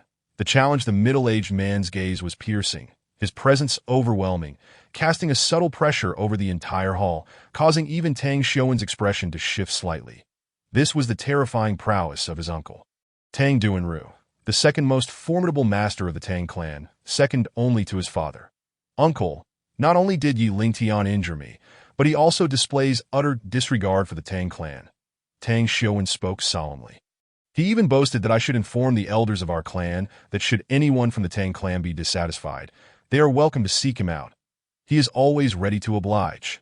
Tang Duanru's lips curled into a cold smile. What a bold Ye Lingtian! Such arrogance! In the next moment, his expression shifted to one of intrigue that I find is quite interesting. The martial arts community in Huaxia has never mentioned this individual, and among the experts in Sichuan, we are well aware of most. How could a Ye Lingtian suddenly arise out of nowhere? Tang Xiuwen clenched the armrest tightly. He had no interest in where Ye Chen had come from. All he desired was to see Ye Chen grovel at his feet in utter humiliation, to exact revenge for his broken leg. "Uncle, although Ye Lingtian injured me, his strength is merely at the late stage of a master or the pinnacle of a master. Is it not excessive for you to handle this matter personally? Why not let my sister take action? With her prowess, dealing with Ye Lingtian should be a mere formality." Though Tang Xiuwen felt a pang of jealousy towards his sister, Tang Yue, he could not deny her exceptional skills. She was the most outstanding genius disciple of the Tang clan in 3 centuries, displaying formidable talent in martial arts from birth, having advanced rapidly. Now, at merely 18, she stood at the pinnacle of a master, just a step away from becoming a supreme martial artist, ranking among the top 10 talents in the entire Huaxia martial arts community. Recognized as one of the 4 beauties among the 9 top geniuses. While Ye Chen was powerful, Tang Xiuwen believed he was still inferior to his sister, that if she were to intervene, he could avenge his broken leg without allowing the martial arts community to label the Tang clan as bullies preying on the weak. However, Yue was not currently at the clan. She had gone to Qian province for the Sichuan Qian martial arts gathering and was still en route. Tang Duanru raised his hand slightly, fingers converging into a tight fist. "I will personally handle this matter, that Ye Lingtian dares to injure a descendant of the Tang family and challenge our dignity. A person like him must be made an example of." His eyes sparkled with murderous intent. His aura overwhelming, forcing nearby chairs and tables to shift aside, indicative of his immense internal power. "Lin Tin," he called out, and a man dressed in a trench coat strode in from outside. The king of southern Sichuan. "Lin Tin, Master Ru, how may I assist you?" This top-tier figure, who commanded respect in southern Sichuan, appeared before Tang Duanru like a humble servant, lowering his gaze submissively. Tang Duanru retrieved a letter from his pocket and handed it to Lin Tin. "Deliver this letter immediately to northern Sichuan. It is intended for Yi Lington." Lin Tin was momentarily taken aback, but quickly accepted the letter with both hands, departing promptly. Tang Duanru's expression was imposing as he turned to Tang Xiuan. "Xiuan, I want you to disseminate this message to all major ancient martial arts sects and families across Sichuan within 2 days. 3 days from now, I shall challenge Yi Lingtian atop Lushan." Tang Xiuan was initially stunned, followed by overwhelming joy. "Uncle, I will take care of it immediately." Though he limped on one leg, Tang Xiuan's cultivation allowed him to move swiftly, his heart brimming with exhilaration. He knew that his formidable uncle was genuinely enraged this time. Recalling the day Ye Chen had broken his leg and thrown him out of the meeting room, a sinister smile crept across Tang Xiuan's face. "Yi Lingtian, should you dare to accept this invitation, not even a deity can save you." Inside the classroom, Ye Chen was lost in thought as he gazed out the window that Du Jie scanned the room before gracefully approaching him. Ye Chen, I need to ask you something." Previously, Du Jie had been cold and dismissive towards Ye Chen, but now her tone was gentle and amiable, a stark contrast to her former demeanor, since the incident at the restaurant, where Ye Chen had effortlessly intimidated Lin Yu and his companions. She had etched that moment deeply in her mind. Though she was unaware of the reasons behind Lin Yu's fear, she was perceptive enough to recognize that someone like Ye Chen should never be trifled with. Thus her attitude had undergone a significant transformation. "What is it?" Ye Chen replied nonchalantly, turning his head. It's this. This Friday evening marks our school's 10th anniversary celebration, and a gala will be held." Du Jie smiled. "About a month ago, our classmates confirmed their performances for the event, but at that time, you had not yet transferred to our class, with only 4 days left until the gala. I wanted to ask if you would like to propose a new performance, so I can relay it to the school and have it included." Upon hearing this, Ye Chen immediately shook his head. "No need. I have no performance to present." Though he was only 18, the experiences he had endured over the last few years far exceeded those of others his age, shaping his character into something beyond that of a typical young man. The idea of performing on stage was utterly unappealing to him. "Every classmate in our class has submitted a performance. Are you truly not going to submit one?" Du Jie inquired with a smile, her primary purpose being to engage Ye Chen in conversation and mend their relationship. Hoping he wouldn't harbor too much resentment over past events. Ye Chen waved his hand dismissively. Turning back to gaze out the window, the Du Jie felt a bit deflated and was about to take her leave when Ye Chen suddenly remembered something, his eyes brightening as he turned back. "Wait a moment, what performance did Gu Mingyao submit?" Though puzzled, Du Jie replied honestly, "She submitted a solo singing piece, Heartfelt Longing." Upon hearing this, Ye Chen rubbed his nose, a smile tugging at the corners of his mouth. The opportunity to help Gu Mingyao realize her dream of becoming a singer had finally arrived. Once this matter was settled, he would have no further concerns and could begin executing his plans. As he pondered, his phone rang. The Du Jie, sensing the moment, turned to leave, while Ye Chen answered the call. The caller was Wu Guangfu, and after listening for a few moments, Ye Chen's expression shifted to one of keen interest. "Oh, is that so? Please send me the details." After hanging up, Wu Guangfu promptly sent a picture. Upon viewing its contents, Ye Chen grinned broadly. "At last, it has arrived." Just then, Peng Liang returned from the playground and noticed Ye Chen staring intently at his phone. "Brother Chen, what has captured your attention so?" he asked curiously. Why Ye Chen, hearing this, turned off his phone, his eyes gleaming with anticipation and eagerness. "This is a challenge letter." Chapter 68. The Mighty Eagle Claw Master Chen.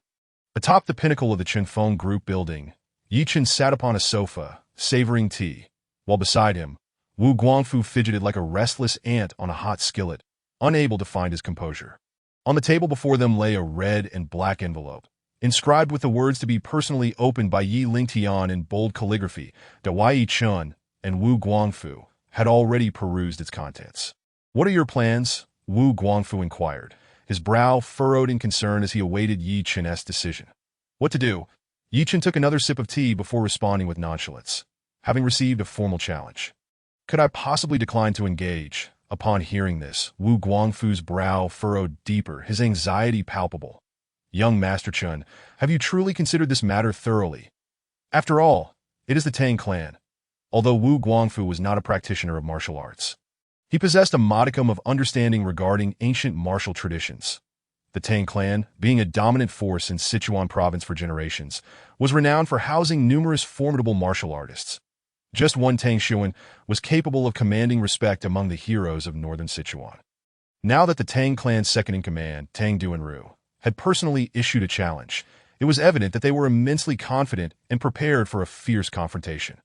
While Wu Guangfu was uncertain of Tang Duanru's true strength, it was clear that his status within the Tang family eclipsed that of Tang Xuan, suggesting he was even more formidable. Wu Guangfu recognized that Ye Chen was powerful, yet he found it hard to envision Ye Chen prevailing against the Tang clan, which was not merely a singular entity, but a deeply entrenched and formidable family that had dominated Sichuan for centuries. Are you worried that I might lose? Ye Chen remarked, a faint smile gracing his lips. If I cannot handle even the Tang clan, how can I aspire to reign supreme in the future? Worry not. The mere Tang clan does not intimidate me. Rising from his seat, Ye Chen stretched lazily. Prepare a vehicle for me. In 3 days, I shall pay a visit to Mount Lu.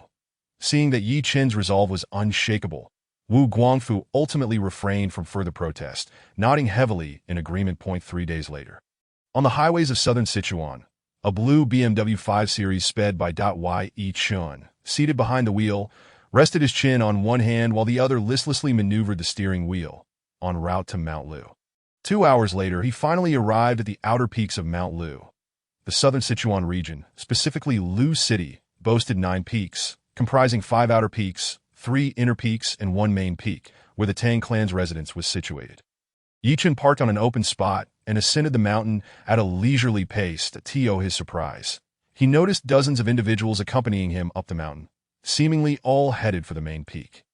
These individuals were uniformly internal martial artists, and in Ye Chen's perception, the weakest among them was at least at the pinnacle of martial prowess. That he found it peculiar that so many martial artists had gathered at Mount Lu.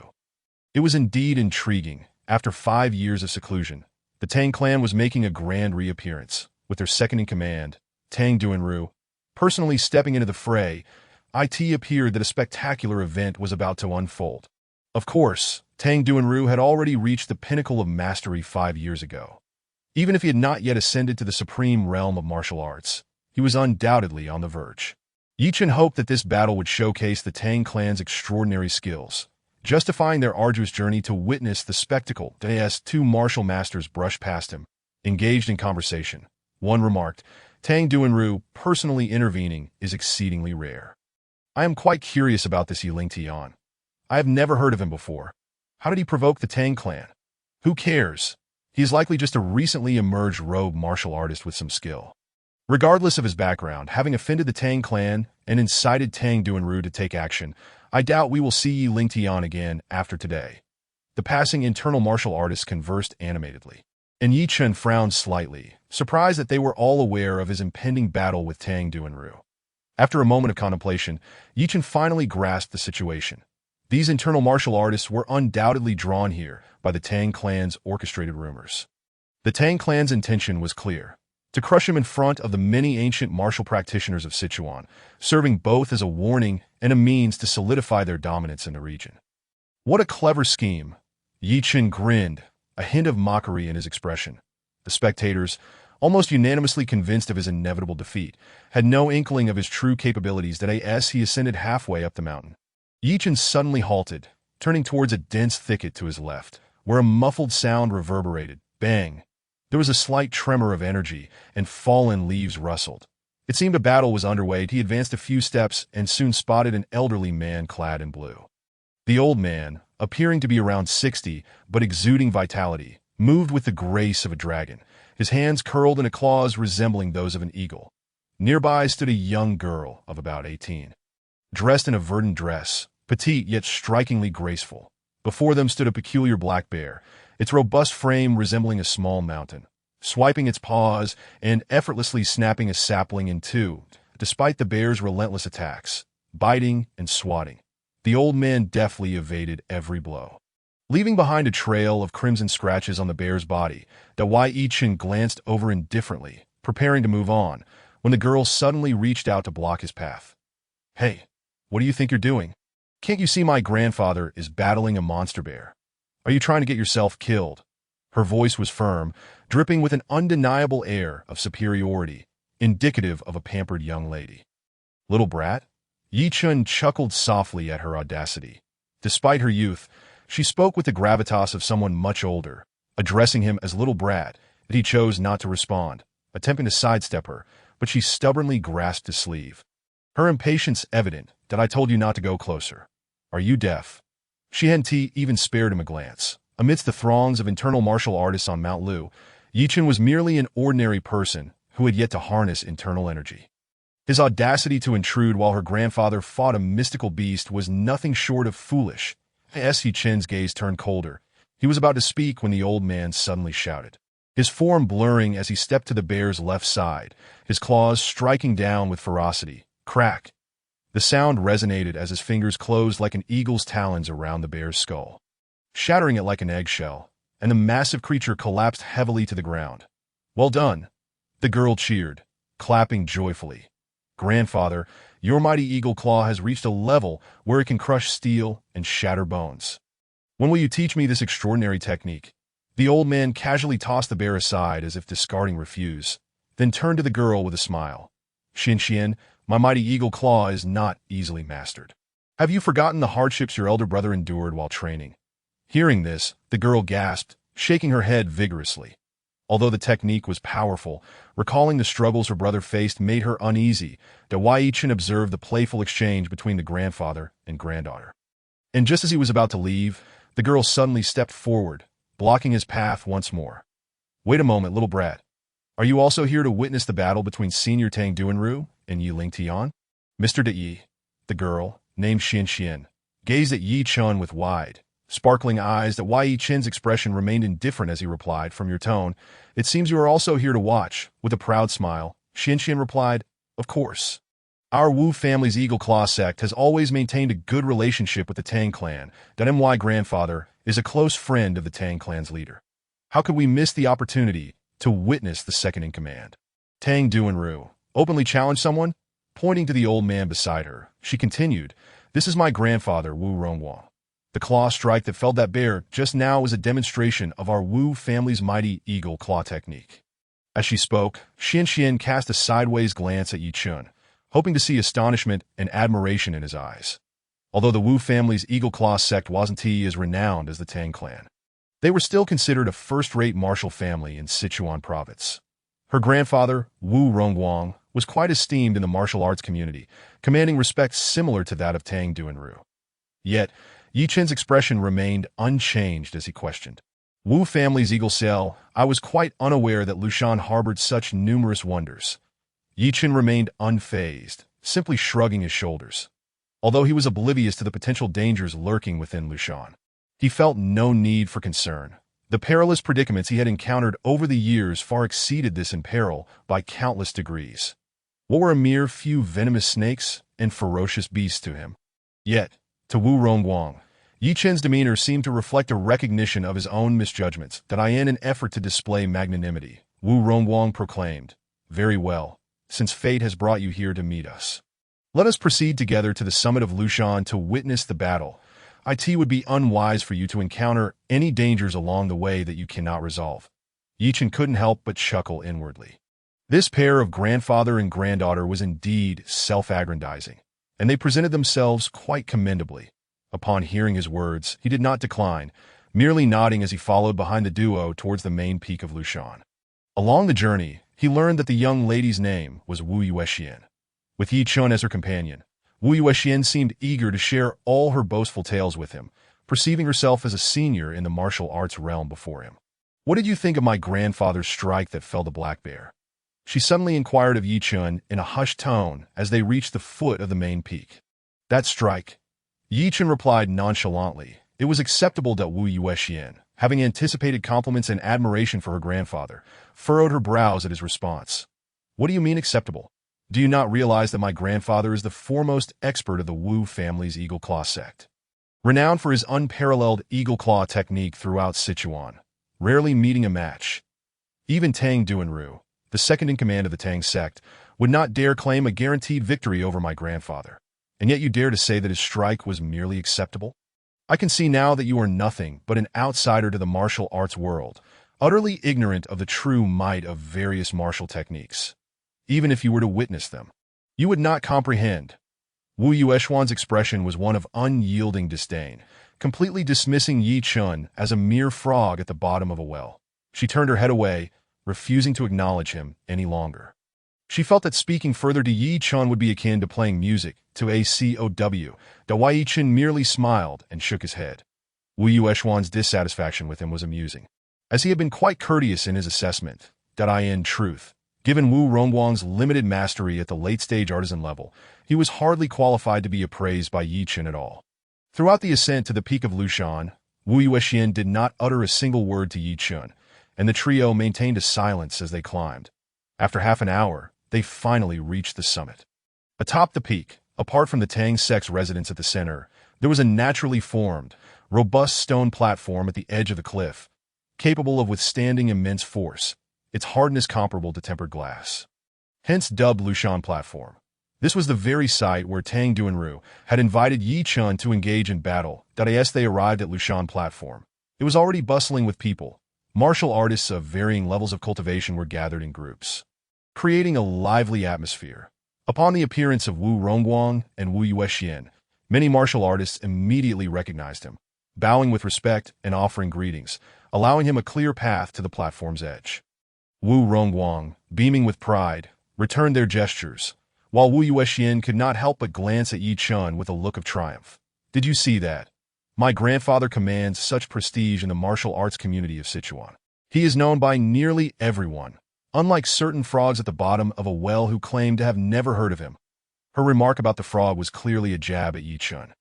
Yet he remained silent, indifferent to her taunts. As the trio approached the edge of the platform, the Tang sect had already arranged seating around them. Those permitted to sit were individuals of notable influence within the martial arts community of Sichuan, and Wu Rongguang was evidently among them. Just as Wu Rongguang was about to seat himself with Wu Yuexian, two figures suddenly approached and simultaneously bowed respectfully to him. Junior Han Feng pays respects to Senior Wu Rongguang. Junior Han Yun pays respects to Senior Wu Rongguang. These two were none other than the Han brothers, Han Feng and Han Yun. It is the head of the Han family. Wu Rongguang returned the greeting. Although the Han family was not a martial arts lineage, both Han Feng and Han Yun had trained under esteemed masters and were practitioners of internal martial arts. Han Feng in particular had reached the initial artisan level. And considering the Han family's significant influence in Sichuan, Wu Rongguang could not afford to underestimate them. After their mutual greetings, they were about to take their seats when Han Feng suddenly paused, his expression shifting to one of great surprise as he gazed at Ye Chen. Mr. Yi, Chapter 70. The Hidden Dragon and Crouching Tiger. Mr. Yi. Han Feng's eyes widened as he recognized Ye Chen, his demeanor instantly altering. Han Yun beside him also turned his gaze towards Ye Chen, and the two renowned brothers from the Han family in Sichuan now bore solemn expressions, bowing in respect. Their visit to Lushan was prompted by the Tang sect's announcement to the martial artists of Sichuan, alerting them that the second-in-command, Tang Duanru, would engage in battle with Yi Lingtian today. While others may have been oblivious to Yi Lingtian's identity, these brothers were acutely aware. Yi Lingtian was none other than Ye Chen's name. Mr. De Yi, Wu Rongguang, and Wu Yuexian were momentarily taken aback, and it took a moment for them to follow Han Feng and Han Yun's gaze towards Ye Chen, their expressions turning peculiarly bewildered. Head of the Han family, you refer to this young man as Mr. Yi? Wu Rongguang's brow furrowed deeply. The Han brothers were pillars of their family, highly esteemed individuals, and it was rare for them to show such deference to anyone, let alone a nameless junior like Ye Chen. Who is this young man to be called Mr. Yi? Wu Yuexian was equally perplexed. In her view, a person worthy of such an honorific title must either possess extraordinary strength or remarkable skills. Yet, Ye Chen appeared to be merely an 18-year-old youth.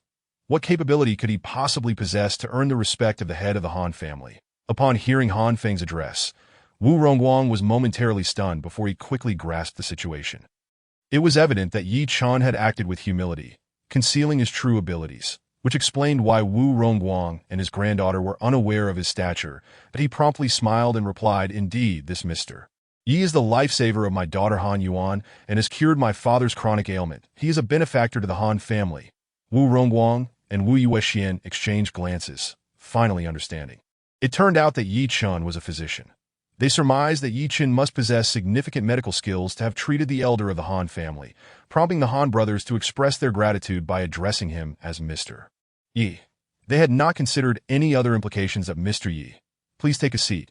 Han Feng gestured for Ye Chen to sit, and Ye Chen nodded, taking a seat before the two brothers. "Humph, so this fellow has some connection with the Han family." Wu Yuexian and Wu Rongguang settled beside Ye Chen. As Wu Yuexian observed Ye Chen's calm demeanor, she scoffed inwardly. She had not anticipated that Ye Chen could establish rapport with the Han family. However, this did not elevate her opinion of him in the slightest. In the martial arts realm, strength and renown were paramount, and only true masters like her grandfather Wu Rongguang and Tang Duanru commanded genuine admiration and respect. Ye Chen paid no mind to Wu Yuexian's thoughts. His gaze swept over the martial artists seated around Lushan platform, nearly all of whom were at the artisan level, with several having reached the pinnacle, creating an impressive gathering of experts. "Why are we not allowed to approach Lushan platform?" Just then, a thunderous shout broke the air, causing many martial artists to turn their heads at a group of individuals. Dressed in luxurious attire and accompanied by hundreds of black-clad bodyguards, approached with great ostentation. Ye Chen turned to see Wu Guangfu at the forefront of the crowd, flanked by Su Yuanting, Zhang Guobiao, Wan Gue, and dozens of other influential figures from northern Sichuan. They appeared to be rallying support for Ye Chen, yet before they could come within 100 meters of Lushan platform, they were blocked by a line of bodyguards. Lin Tianan stepped forward, standing before Wu Guangfu, and coldly remarked, "Wu Laoda, I understand your concern that Yi Ling Tian might be defeated by the scholar, but rules are rules. The area around Lushan platform is surrounded by martial artists. No outsiders are permitted within 100 meters. Even I can only keep my people stationed here. Do you really think you can get closer to observe the battle?" Though Wu Guangfu and his entourage were dissatisfied. They were on Lin Tiannan's turf in southern Sichuan, and for the moment, they could only remain at bay, unable to approach Lushan platform. The tension between the two parties was palpable, with the potential for conflict looming. Observing the situation, Ye Chen sent a message to Wu Guangfu. Upon reading it, Wu Guangfu and his group quieted down, though their anxiety remained. This battle would not only determine Ye Chen's fate, but also the destiny of the heroes of northern Sichuan. Ladies and gentlemen, at that moment, an elder dressed in Tang sect attire suddenly leaped onto the platform, landing at the center of Lushan platform. With half an hour still remaining before noon, and knowing that all present were peers in the Sichuan martial arts community, our second-in-command has expressed concern that the wait may be tedious. Therefore, he has entrusted me to inform everyone that, prior to noon, interested martial artists may take the stage to spar and pass the time. After making his announcement, the elder bowed to the crowd and quickly exited the stage. The martial artists surrounding Lushan platform exchanged glances, their expressions ablaze with excitement. The individuals present are all martial enthusiasts, and the Lushan platform can be deemed an exceptional venue for competitions and exchanges. With a multitude of martial arts masters from Sichuan province in attendance, many are eager to showcase their skills, hoping that by defeating a well-known expert, they might achieve instant fame. In an instant, the area around the Lushan platform erupted with excitement, as numerous spectators rubbed their fists in anticipation, eager to take the stage. However, none dared to be the first to step forward. Among the numerous experts present, those who were aware of their modest skills naturally refrained from embarrassing themselves, while the true masters, who were mostly acquainted with one another, were reluctant to engage in combat that might disrupt the camaraderie. After a prolonged silence of over 10 minutes, suddenly, a figure leaped several yards and ascended the Lushan platform. The individual who took the stage was a lean, middle-aged man, his face bearing a somewhat sickly pallor, yet his eyes were sharp and piercing, akin to a falcon on the hunt. Upon his arrival on the platform, his gaze shifted directly towards an elderly man with long black hair and a beard seated to the right front of Ye Chen. "Old Chen, care for a little spar?" The elderly man rose, bursting into hearty laughter. "Why not? As his words fell, he sprang forth like a bolt of lightning, landing on the platform to stand opposite the middle-aged man. Their ascent triggered gasps of astonishment from the surrounding onlookers, including Wu Rongguang, whose face twitched slightly, his gaze intensifying. Who would have thought these two would engage in a duel? Ye Chen, intrigued, inquired grandfather. Who are these two? Wu Rongguang's eyes remained fixed on the pair, his tone somber. 12 roads of tan leg, Qianzhong, iron wire fist, Guosongnian. These two are renowned masters within the martial arts community of Sichuan, and they are genuine practitioners of combat, frequently challenging others in various sects, also known as battle maniacs. Wu Rongguang stroked his beard lightly, nodding slightly. It seems that among the visitors to Lushan this time, there truly are hidden talents. Aside from the duel between Tang Duanru and Yi Lingtian, we can witness other masters in combat. Wu Chen observed the impressive aura of the two on stage, excitement radiating from her delicate face as she eagerly anticipated the clash. Meanwhile, Ye Chen, seated nearby, maintained a calm demeanor, his expression indifferent, as though this spectacle were of no concern to him. Chapter 71. Yi Lingtian. Are you not taking the stage? Suddenly, an explosive sound reverberated through the arena as the elderly man Qianzhong stepped heavily onto the platform. With a crack, the surface of the stone platform splintered, fissures spreading out like a spider's web. This single step caused the many martial artists present to change color. Let us begin. Qianzhong stood firm on one leg, resembling a steel pillar embedded in the stone platform, as steady as Mount Tai, beckoning Guosongnian. What a fine 12 roads of tan leg. Guosongnian's gaze shifted slightly, his fighting spirit igniting that he was passionate about martial arts. His life's ambition was to challenge the world's masters. Standing at the pinnacle of Chinese martial arts akin to the four absolutes, as he spoke, his fists transformed into palms as he charged forward, closing the distance to Qianzhong in an instant, delivering a punch with arms as solid as steel. Come on.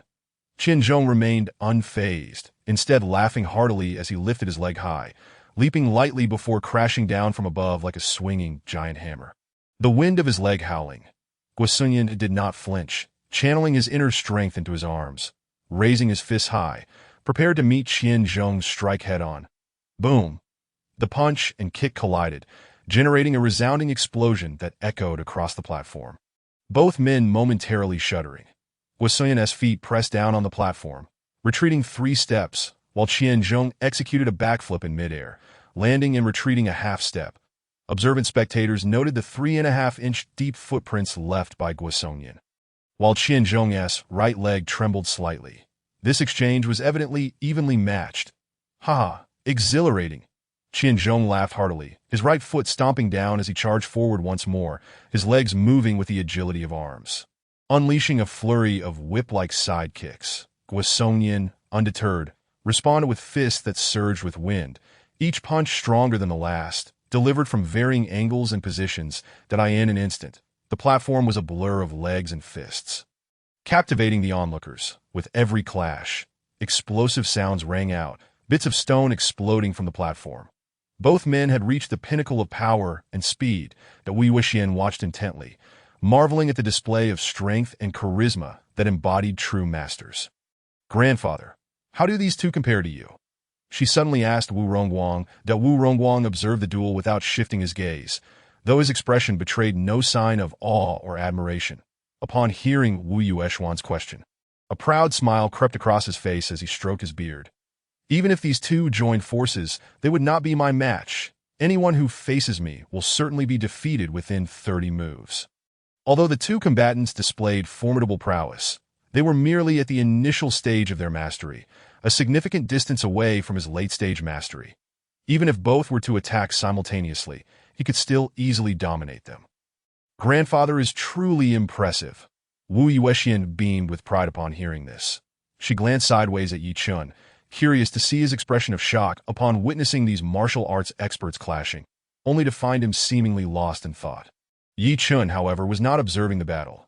Instead, he had his eyes half closed, reclining in his chair, breathing evenly as though he were asleep. This guy, Wu Yueshian, was utterly speechless at Ye Chen's indifference. How could he show such disinterest in such an exhilarating spectacle, even appearing to doze off? Had it not been for Han Feng and Han Yin sitting behind him, she would have been compelled to wake him, urging him to witness the duel of martial arts experts. Little did she know, to Ye Chen, this contest resembled a mere child-esque quarrel, a level of engagement that hardly warranted his attention. On the Lushan platform, the two fighters finally broke apart from their entanglement. Qianzhong concentrated his inner strength into his right leg, the air vibrating as he prepared for a peak moment. While Guosongyan extended his fists in a cross formation, his arms more robust than an average person's, also poised for action, in the next moment. Both men surged forward simultaneously, a punch and a kick colliding in the center. Boom! An immense sound erupted, akin to an explosion, as a shockwave radiated across the platform, fragments of stone flying. The surrounding martial artists were left dumbfounded, many awed by the sheer strength wielded by these masters. After their collision, both men were left with blood trickling from the corners of their mouths, retreating 5 steps backward. Even at this juncture, they remained evenly matched, with no clear victor emerging, that Wu Yuexian could not help but applaud. Her cheers echoing through the arena when she suddenly noticed that Ye Chen had opened his eyes. "Hey, did you see that?" she asked him. "This is what a true master duel looks like. Were you not taken aback?" Ye Chen cast her a glance, shaking his head with indifference. "They are still far from his words. Wu Yuexian was about to retort when Wu Rongguang interjected with a cold snort. "Far from it. By your tone, it seems you believe yourself to be superior to both of them. Do you understand what these two represent?" Wu Rongguang spoke gravely. "The 12 roads of Tan Leg and the Iron Wire Fist are both considered top-tier martial arts within the internal schools. And these two are among the best practitioners. One punch or kick could shatter stone or splinter wood. Had you taken a blow, your soul would have long since departed. Yet here you are boasting without a clue." He had long held a disdain for Ye Chen. Had it not been for Han Feng and Han Yun referring to Ye Chen as Sir Yi, he would have confronted him directly. "That's so." Ye Chen replied, merely shaking his head. "Even if I stood still, allowing them to strike me 10 or 8 times, they would still be unable to harm me." At this, Wu Rongguang and Wu Yuexian fell silent, utterly speechless. The grandfather and granddaughter were convinced that Ye Chen had completely lost his mind and no longer wished to engage with him. Meanwhile, on the platform, the two fighters prepared for one final, all-out clash to determine the victor. Qianzhong's right leg emitted a light crackling sound as he flexed his toes, channeling energy into his calves, while Guosongyan crossed his fists before his chest, a faint red glow shimmering atop his knuckles. Both men had summoned their energy to its zenith. This impending confrontation promised to be cataclysmic. Finally, they moved. Qianzhong swept his leg, the force of the wind explosive, while Guosongyan hurled his fist forward, the wind howling in response. Both men, intent on victory, disregarded their own safety. That moment, Ye Chen's gaze slightly lifted as he looked towards the side of the Lushan platform, where a figure, like a wraith, leaped directly from the heads of the crowd onto the stage, positioning themselves at the center of the impending clash. Boom! The sudden appearance of this individual caught both fighters off guard. However, they could not retract their strikes in time, and their punch and kick hurtled towards the newcomer. The onlookers gasped in horror. With the combined might of the two fighters, only those of Wu Rongguang's caliber could withstand such an assault. For anyone else, a collision would surely result in broken bones or even death. The TO stand at the epicenter of their full-force strike was a perilous predicament. Yet with the resounding explosion, the anticipated calamity did not unfold. Instead, Qianzhong and Guosongyan were sent flying backward off the platform, evidently propelled away by an overwhelming force. The crowd stared in astonishment at the platform, where a stout, fierce-looking middle-aged man stood, hands clasped behind his back, exuding an extraordinary presence akin to that of a contemporary grandmaster. Tang Duanru, upon recognizing the newcomer, Wu Rongguang's expression shifted to one of grave seriousness as he exclaimed in shock. Wu Yuexian's beautiful eyes gazed at Tang Duanru, her heart filled with astonishment. Although she had heard tales of the formidable prowess of the Tang sect's experts and the immense strength of its second-in-command, Tang Duanru, those were merely hearsay, not witnessed firsthand. The earlier fierce battle between Qianzhong and Guosongyan, whose combined might was truly imposing, had been effortlessly dispelled by Tang Duanru, who had even sent them flying off the stage with a mere flick of his internal energy. How powerful could he truly be? Standing on the platform, Tang Duanru cast a glance at Qianzhong and Guosongyan, who had just risen from the ground, and offered a faint smile. "Gentlemen, since this is merely a contest of skill, why must we engage in a life-and-death struggle?" The expressions of Qian Zhong and Guisongyan were filled with dread. Both clasped their fists in a salute to Tang Duanru, no longer daring to make a move. The sheer force of his internal energy that had sent them sprawling was beyond compare. With Tang Duanru's appearance, the gathered martial artists erupted in excitement, signaling that the most anticipated battle at Mount Lu was about to commence. Tang Duanru stood proudly on the stage, and even though numerous martial artists from Sichuan surrounded the area, their collective presence paled in comparison to his overwhelming aura. He alone dominated the scene. Wu Yuexian felt a rush of realization and silently marveled.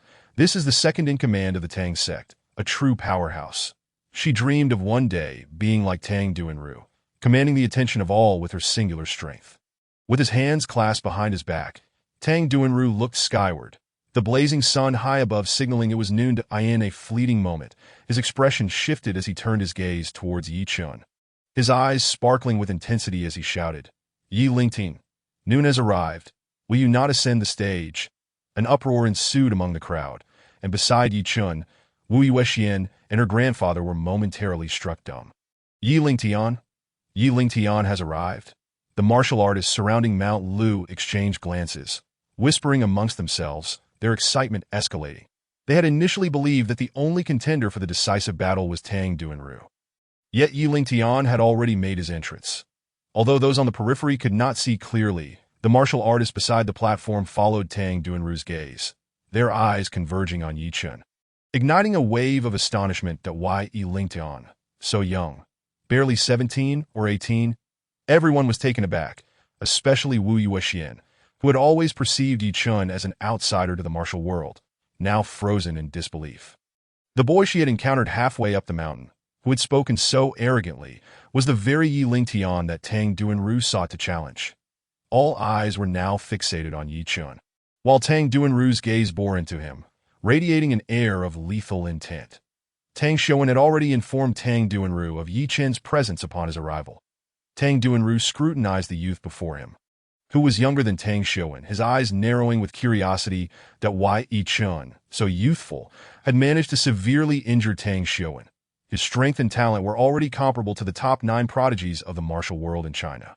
Ignoring the astonished glances surrounding him, Ye Chen slowly rose and stretched, facing the renowned second-in-command of Sichuan with an air of indifference, as if regarding a mere passerby. "Tang Duanru, you publicized our duel at Mount Lu throughout Sichuan's martial circles, seeking to defeat me before all eyes, did you not?" Ye Chen's voice was calm and detached. Tang Duanru, standing resolute on the stage, replied with a cold snort, "Yi Lingtian, you have harmed my nephew and rendered him crippled, while also disrespecting the Tang sect. The might of the Tang sect cannot be trifled with by outsiders. You claim to welcome any challengers. Now, I have come for you." As his words echoed, a glint of murderous intent surged in Tang Duanru's eyes, marking Ye Chen as a target for execution. The honor of the Tang sect, once insulted, demanded death, unless one could surpass the sect itself. Did I ask that so? Ye Chen acknowledged, stepping forward, ascending the platform with a demeanor far less dramatic than the previous challengers. He climbed the stone steps with a measure of normalcy, eliciting boos from the onlookers who still struggled to comprehend how he could have incapacitated Tang Shouwen to warrant such a challenge from Tang Duanru. Upon reaching the top, Ye Chen stood 10 paces from Tang Duanru, hands clasped behind his back, his gaze profound and tranquil. This battle, will it determine victory or death? His lips parted slightly as he spoke. Tang Duanru's smirk deepened. He presumed Ye Chen was intimidated. "From the day you injured my Tang sect's disciple, you have been marked for death. This battle will determine both victory and life or death. Only one of us shall leave the Mount Lu stage." Tang Duanru's declaration was unequivocally a death warrant for Ye Chen.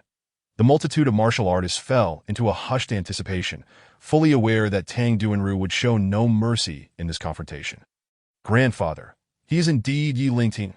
Wu Yuexian finally regained her composure from the shock.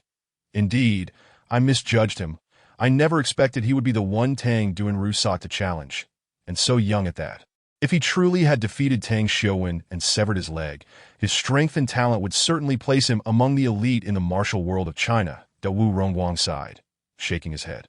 lamenting, "Alas, after today, yet another genius shall meet an untimely end," that Ye Chen remained silent, fully aware that while Ye Chen exhibited potential, facing the illustrious Tang Duanru was tantamount to certain defeat.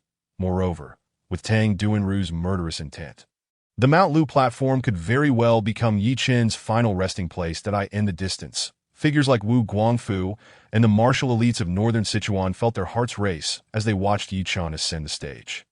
Powerless to intervene, praying for a miracle, hoping Ye Chen possessed the strength to contend with Tang Duanru. Below, Tang Xiuan leaned on his cane, eyes glinting with malice. "Why, Lingtian, today shall be your last." Ye Chen paid no heed, casually beckoning Tang Duanru with a flick of his fingers, "That if we are to fight, what are you waiting for?" Tang Duanru's bloodlust intensified at Ye Chen's audacious challenge, a cold laugh escaping his lips as he stomped on the stage. With a thunderous crash, the entire Mount Lu platform trembled as he propelled himself forward like an arrow released from a bow, unleashing a fist imbued with internal energy. Though his strike appeared unremarkable, the sheer power behind it far surpassed that of Guo Sonyin's iron wire fist. Indeed, Tang Duanru had transcended the pinnacle of the master level, reaching the threshold of a half-step supreme being. Wu Rongguang's tone turned grave as he recognized the implications of Tang Duanru's mighty fist, recalling that 5 years prior, Tang Duanru had still been at the master level, but now he had broken through, nearing the realm of a supreme martial artist at a half-step supreme. Known for being invincible beneath the supreme level, Tang Duanru's prowess rendered him a dominant force in Sichuan, capable of sweeping away all challengers. The crowd watched in stunned silence as Tang Duanru's fist struck, creating a resonant clash. Yet contrary to their expectations of Ye Chen's gruesome defeat, he remained steadfast, firmly rooted in place as if his feet had sunk into the earth. Tang Duanru's overwhelming assault had failed to budge him in the slightest. The spectators, faces frozen in disbelief, struggled to comprehend the scene unfolding before them. That Wu Rongguang, the most seasoned among them, finally gasped in horror. Could it be that he has attained the mastery of gathering energy into a formidable force? Is he that a supreme martial artist? Tang Duanru's fist met Ye Chen with an impact akin to striking a half-meter thick steel plate. Yet even that, he believed he could dent with a single blow. However, upon colliding with Ye Chen, it yielded no results. Instead, he felt the recoil surge through him, his blood boiling and his arm tingling. Looking up, he was met with Ye Chen's gaze, deep as the cosmos, and in that moment, an overwhelming fear enveloped him. Ye Chen regarded him as one might a lifeless corpse that is the second in command of the Tang sect. The most formidable presence aside from its leader. He had entered the realm of half-step supreme 6 months prior, proclaiming himself invincible beneath the supreme level. His punch, delivered without the slightest restraint, was executed with all his might. Yet it failed to inflict even the tiniest harm upon Ye Chen, nor could it force him to take a single step back. How could this not instill terror within him? The onlookers below were left in a state of shock, with Wu Rongguang, who had previously predicted Ye Chen's demise, now frozen in place, his lips trembling and murmuring incoherently. Gathering qi into a barrier, it truly is the manifestation of qi. It was as if he had witnessed the most incredible spectacle in the world. His expression one of sheer horror. Unable to divert his gaze from Ye Chen, he could see that a faint blue wall of energy was blocking Ye Chen, and it was precisely because of this barrier that Tang Duanru's punch seemed to vanish into the void. Utterly soundless. "Grandfather, what are you saying? What do you mean by gathering qi into a barrier?" Ye Chen, though equally astonished, did not hesitate to inquire of Wu Rongguang. That Wu Rongguang swallowed hard, his expression still one of utter disbelief. His voice quivering as he spoke. Gathering qi into a barrier is a unique hallmark of the supreme martial artist. When one's inner strength reaches its peak, it can be externalized, transforming into a barrier of qi that nullifies attacks. Even a bullet from a handgun could not inflict the slightest injury. Upon hearing this, Wu Yueshuan's countenance paled in astonishment. The hallmark of a supreme martial artist. She nearly thought she had misheard. From childhood to adulthood, she had listened countless times to her grandfather's tales of the supreme martial artist. They stood at the pinnacle of the martial world, akin to the four supremes, each a true dragon soaring amidst the clouds, overlooking the contemporary era. And now, Ye Chen had actually unleashed the unique technique of a supreme martial artist, gathering qi into a barrier. Did this not imply that Ye Chen was indeed a figure standing at the apex of the martial realm? On the periphery of Lushan Terrace, Wu Guangfu and the other champions of Chuanbei had initially believed Ye Chen would be severely injured by Tang Duanru's punch. However, the situation had taken a dramatic turn. Ye Chen remained unscathed, while Tang Duanru's expression had soured to the utmost degree. The disparity between the two was now unmistakable. The champions of Chuanbei erupted in jubilant cheers, feeling as though a great weight had been lifted from their hearts. While Lin Tianan, a prominent figure from Chuanan, wore a pained expression, seemingly at a loss. The Tang sect, to which he had allied himself, was reputedly powerful in Chuan province, and yet their second-in-command, Tang Duanru, could not even subdue a mere boy. Meanwhile, Tang Xiaowen, present below, was utterly dumbfounded that on Lushan Terrace, Tang Duanru, having failed with a punch, was now propelled backward, his face a canvas of fear.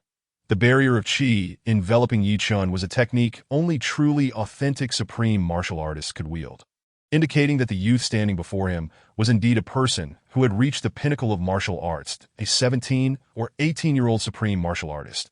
He felt as though the world had truly gone mad. Ye Chen lightly tapped his chest as if dusting off his clothes, his tone indifferent. "That I in my presence. You had no opportunity to strike.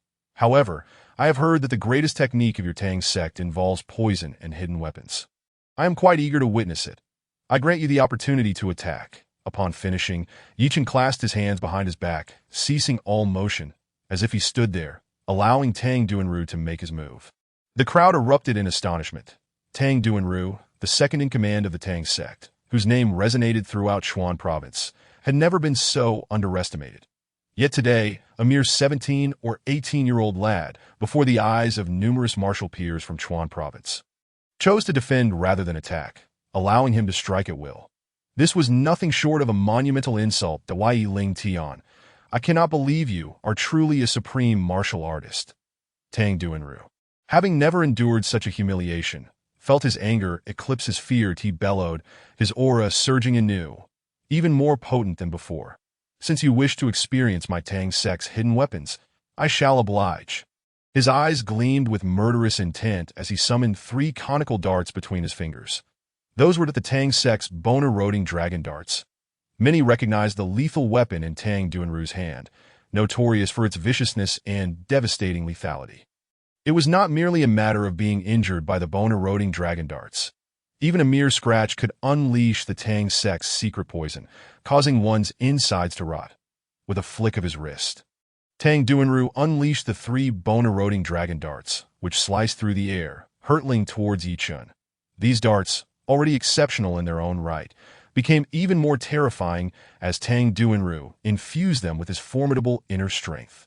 Their speed akin to that of a released arrow, in the blink of an eye, the darts were upon Ye Chen at that critical moment. Ye Chen finally moved. He did not shift an inch, but merely raised his hand slightly, brushing against the darts as they approached his face. The next instant, Tang Duanru's expression froze in disbelief, while the spectators around him were left speechless, eyes wide in astonishment. The 3 bone-eroding dragon darts were effortlessly caught between Ye Chen's fingers, and as he opened his palm, they fell to the ground with a soft clatter.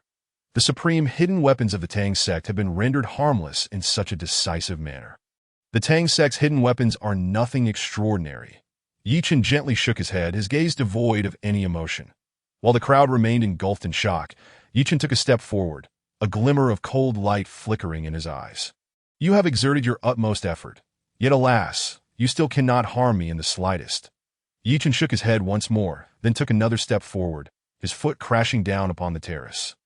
Boom! The mountain trembled in response, as if struck by a colossal force. The martial artists in the front row felt a wave of energy rush towards them, compelling them to retreat hastily. The expansive Lushan Terrace, measuring dozens of yards across, was instantly riddled with cracks beneath Ye Chen's stomp, and a surge of energy erupted from within the terrace, sending countless shards of stone soaring into the air. This contest arena, fortified like tempered glass, shattered completely in an instant. Tang Duanru, caught in the tumult of this upward force, spewed blood and was sent flying, his complexion drained of color. Was he still human? Wu Rongguang, Qian Zhong, Song Yin, and other martial masters watched in sheer disbelief, their hearts racing. Previously, when Xianzhong and Guisonian had competed, they had only managed to leave a few dents on Lushan Terrace. Yet Ye Chen's display had obliterated the entire stone platform from within, a stark contrast that was like night and day in that moment. No one harbored any doubts. This 17 or 18-year-old youth was undeniably a supreme martial artist of unparalleled prowess. Chapter 74. The Sovereign of Chuan Province. Boom. Lushan Terrace was shattered by Ye Chen's unparalleled inner strength, countless fragments soaring into the sky, while Tang Duanru was propelled backward by the force. Blood spewing forth, his fighting spirit extinguished, he finally comprehended the gravest error he had committed. The individual he faced was not a mere arrogant young man at the late stage of martial mastery, but rather a supreme martial artist standing at the zenith. Such a master. One even his brother, Tang Tianfeng, the leader of the Tang sect, would not dare to claim victory against. How foolish it had been to challenge a supreme martial artist in front of so many peers from Chuan Province. Supreme Yi, Tang Duanru, gravely injured and his aura diminished, was nonetheless a formidable figure in the martial world. He immediately bowed to Ye Chen, recognizing his folly in openly challenging a supreme martial artist. I have been defeated. I beseech you, Supreme Yi, to show mercy. The Tang sect, and you shall have no further grievances. In that moment, a half-step supreme martial artist, renowned throughout Chuan Province, was reduced to bowing and pleading before a mere youth. The surrounding martial artists felt a profound sense of melancholy, as if witnessing the death of a rabbit and the sorrow of a fox. Yet this was the reality of the martial world, survival of the fittest, where the strong reigned supreme, and Ye Chen stood as an unwavering presence at the pinnacle of the martial realm. Even the second-in-command of the Tang sect was compelled to submit. Tang Xiaowen. The heir of the Tang sect was left in a daze upon witnessing his uncle's submissive plea, his mind blank, and he fainted on the spot.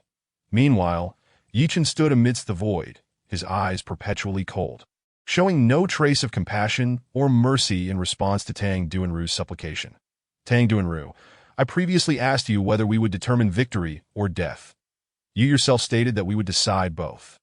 Now that you have been defeated at my hands, do you not think it too late to plead for mercy? Moreover, if the roles were reversed, would you have spared me? Hearing Ye Chen's tone laced with disdain, Tang Duanru was engulfed in terror.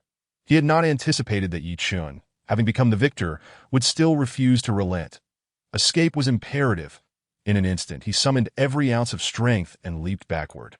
Desperate to flee that moment, he disregarded all notions of dignity or the honor of the Tang sect. Once his life was lost, all fame and fortune would dissipate into the ether, and decades of toil would be rendered meaningless. He sprinted for his life, moving faster than even the swiftest cheetah, and in the blink of an eye, he had distanced himself from Ye Chen by over 10 yards. Since you dared to openly challenge me, you ought to have anticipated this outcome. Do you think you can escape?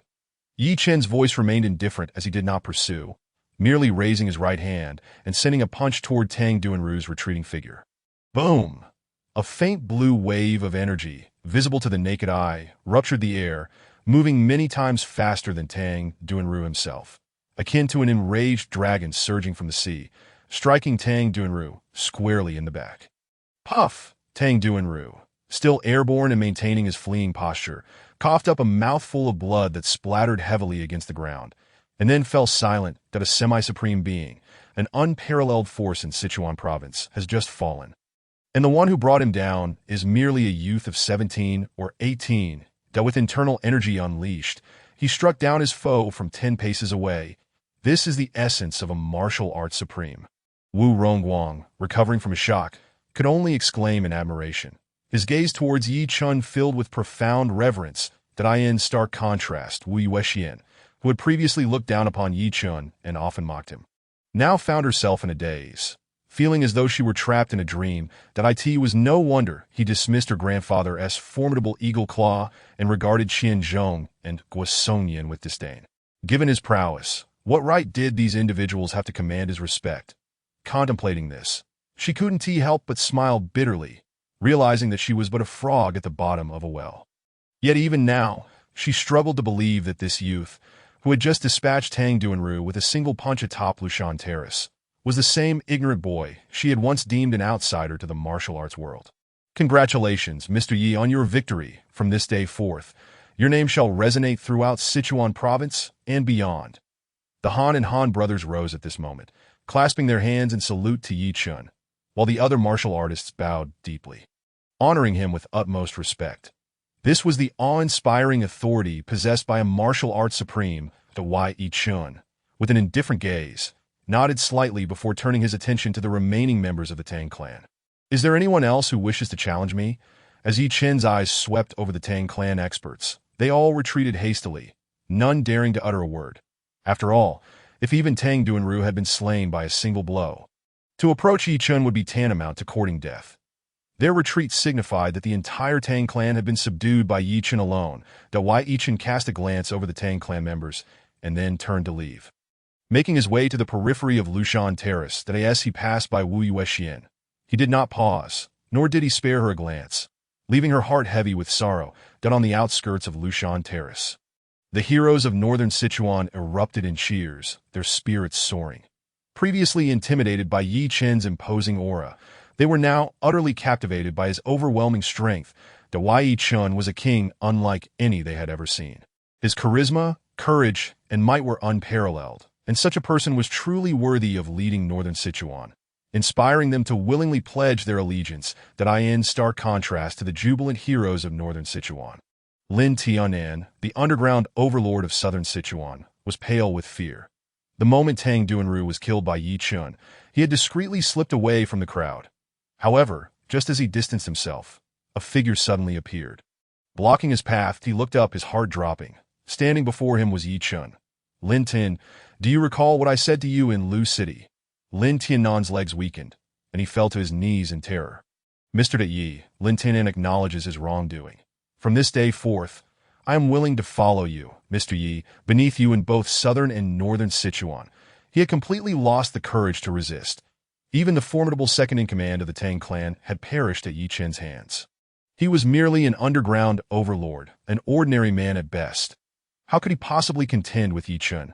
Ye Chen's indifferent gaze swept over Lin Tianan, who felt as if he had plunged into an ice cavern, each moment akin to being tortured by 1,000 blades. Just as he teetered on the brink of despair, Ye Chen finally spoke. "Remember, your life no longer belongs to you." Lin Tianan felt as if he had been granted a reprieve. Bowing before Ye Chen 3 times in quick succession. "Thank you, Mr. Yi, for sparing my life. From today onward, I shall regard you as my superior, with no second thoughts." Nearby, Wu Guangfu witnessed this scene, his heart swelling with excitement. Feeling a surge of fervor, the once divided underground factions of Sichuan province now fell under Ye Chen's dominion. From this moment on, the entire underground scene of Sichuan would have but one ruler, Ye Chen. Chapter 75. The anniversary gala. The battle atop Lushan Terrace concluded with Ye Chen's overwhelming defeat of Tang Duanru, leading to yet another legendary tale in the martial arts world of Sichuan province, Yiling Tian. The name Yiling Tian began to echo not only within Sichuan, but also beyond its borders, resonating throughout the martial arts community of China, in the opulent lakeside villa owned by Lin Tianan in southern Sichuan. Ye Chen reclined on a sofa, savoring a fine cup of Longjing tea.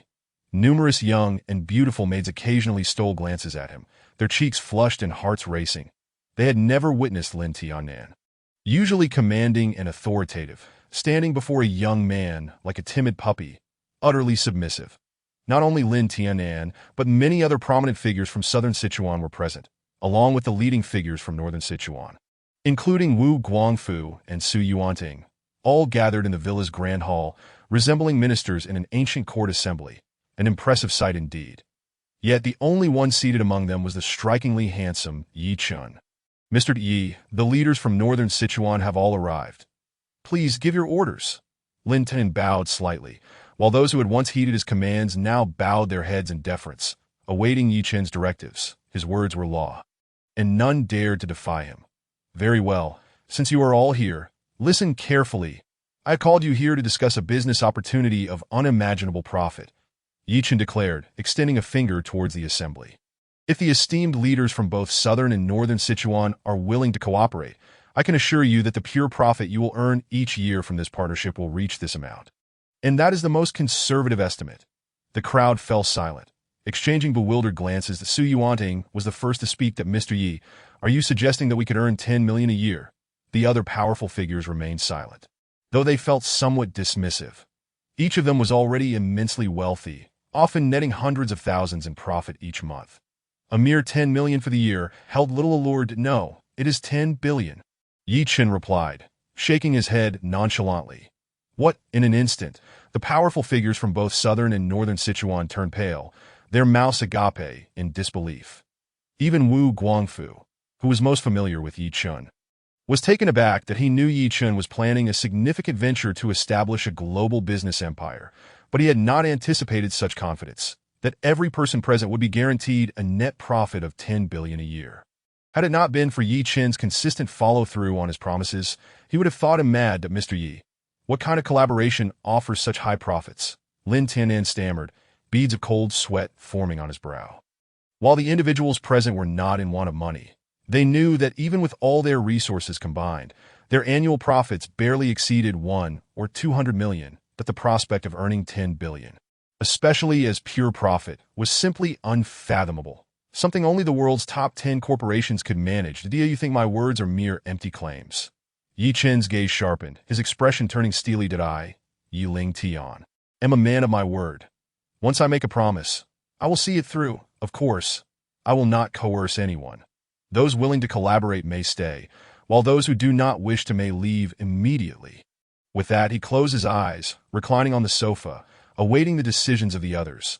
The living room fell into a brief silence, the atmosphere thick with tension. After several moments, someone finally spoke. That we will heed Mr. Ye's command. It was Lin Tianan who spoke first. Although he had been subdued by Ye Chen's might, the allure of 10 billion in pure profit was undeniably tempting. As the leader of Southern Sichuan, he had already made his intentions clear, prompting the other Southern Sichuan leaders to follow suit. I am willing to collaborate with Mr. Yi. Indeed, I also agree, unconditionally cooperating and fully complying with Mr. Ye's arrangements. In an instant, a chorus of voices filled the hall, all in unison. The heroes of Northern Sichuan, already accustomed to working under Ye Chen's command, naturally responded eagerly. The alliance between Northern and Southern Sichuan was officially forged. After the events on Lushan Terrace, Ye Chen remained in Southern Sichuan for 2 days before returning to Lu City.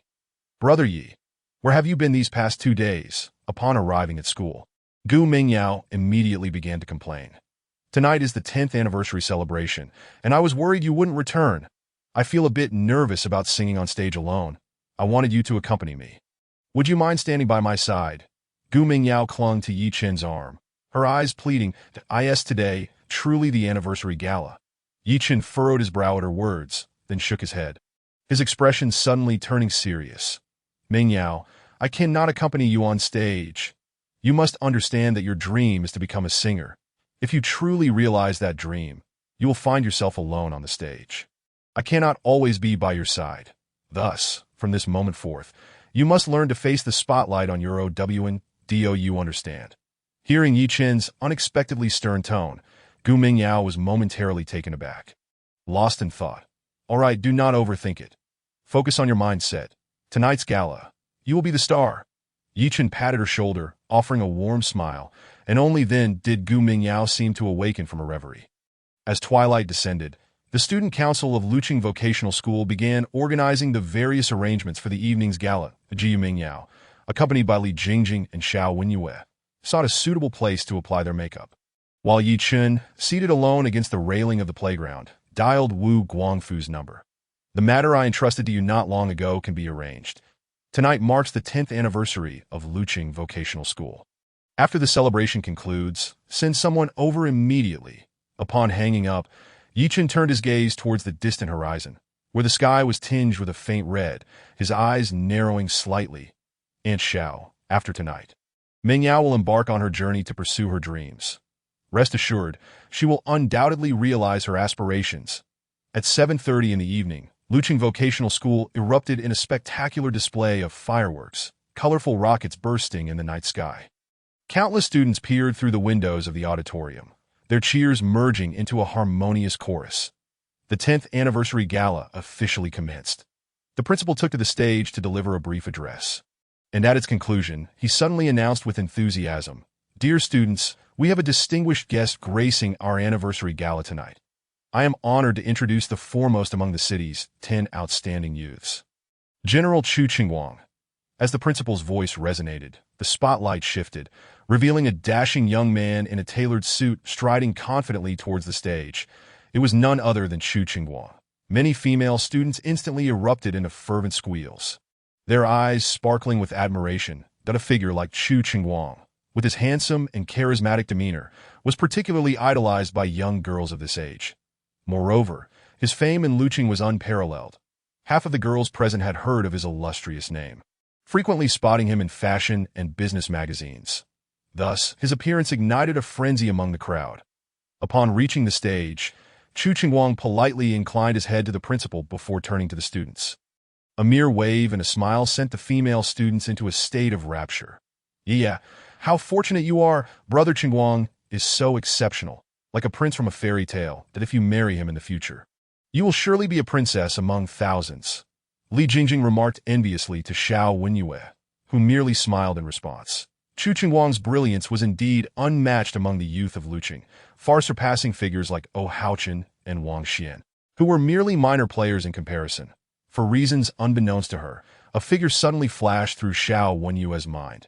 She turned abruptly and caught sight of Ye Chen, who was meditating quietly in the fourth class's area. Chapter 76.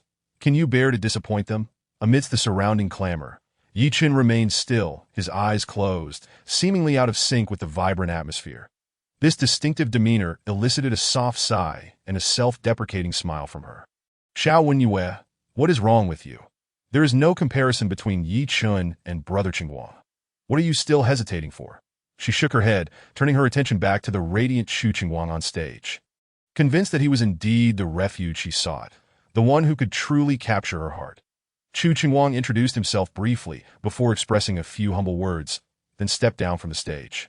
As he descended, he inadvertently caught sight of Ye Chen, who remained in repose, and a cold smirk curled at the corners of his mouth at Ye Chen.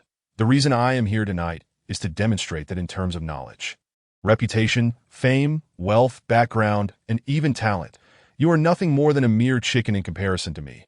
Chu Qingguang. He took a seat next to Xiao Wenyue, igniting envy and jealousy among the surrounding girls, who longed to switch places with her. Chu Qingguang engaged Xiao Wenyue in lively conversation, for in his mind, she was already his. Any potential rival he perceived must be crushed, and he intended to prove through his actions and accomplishments that he, Chu Qingguang, was the strongest, the only one deserving of standing beside Xiao Wenyue. After Chu Qingguang and the principal departed the stage, the gala commenced in earnest, with each class presenting their performances in the order they had submitted. The atmosphere soared to new heights. Inside the auditorium, cheers erupted as performers took the stage, each presentation more captivating than the last. The Jiu Mingyao, adorned with delicate makeup, sat beside Ye Chen as a skit approached its conclusion. She stood, beaming at him. Brother Ye Chen, I'm heading backstage to prepare. Ye Chen smiled and nodded, giving her an encouraging thumbs dash up. Do your best. The skit prepared by the second-year students concluded amidst thunderous applause, plunging the auditorium into darkness.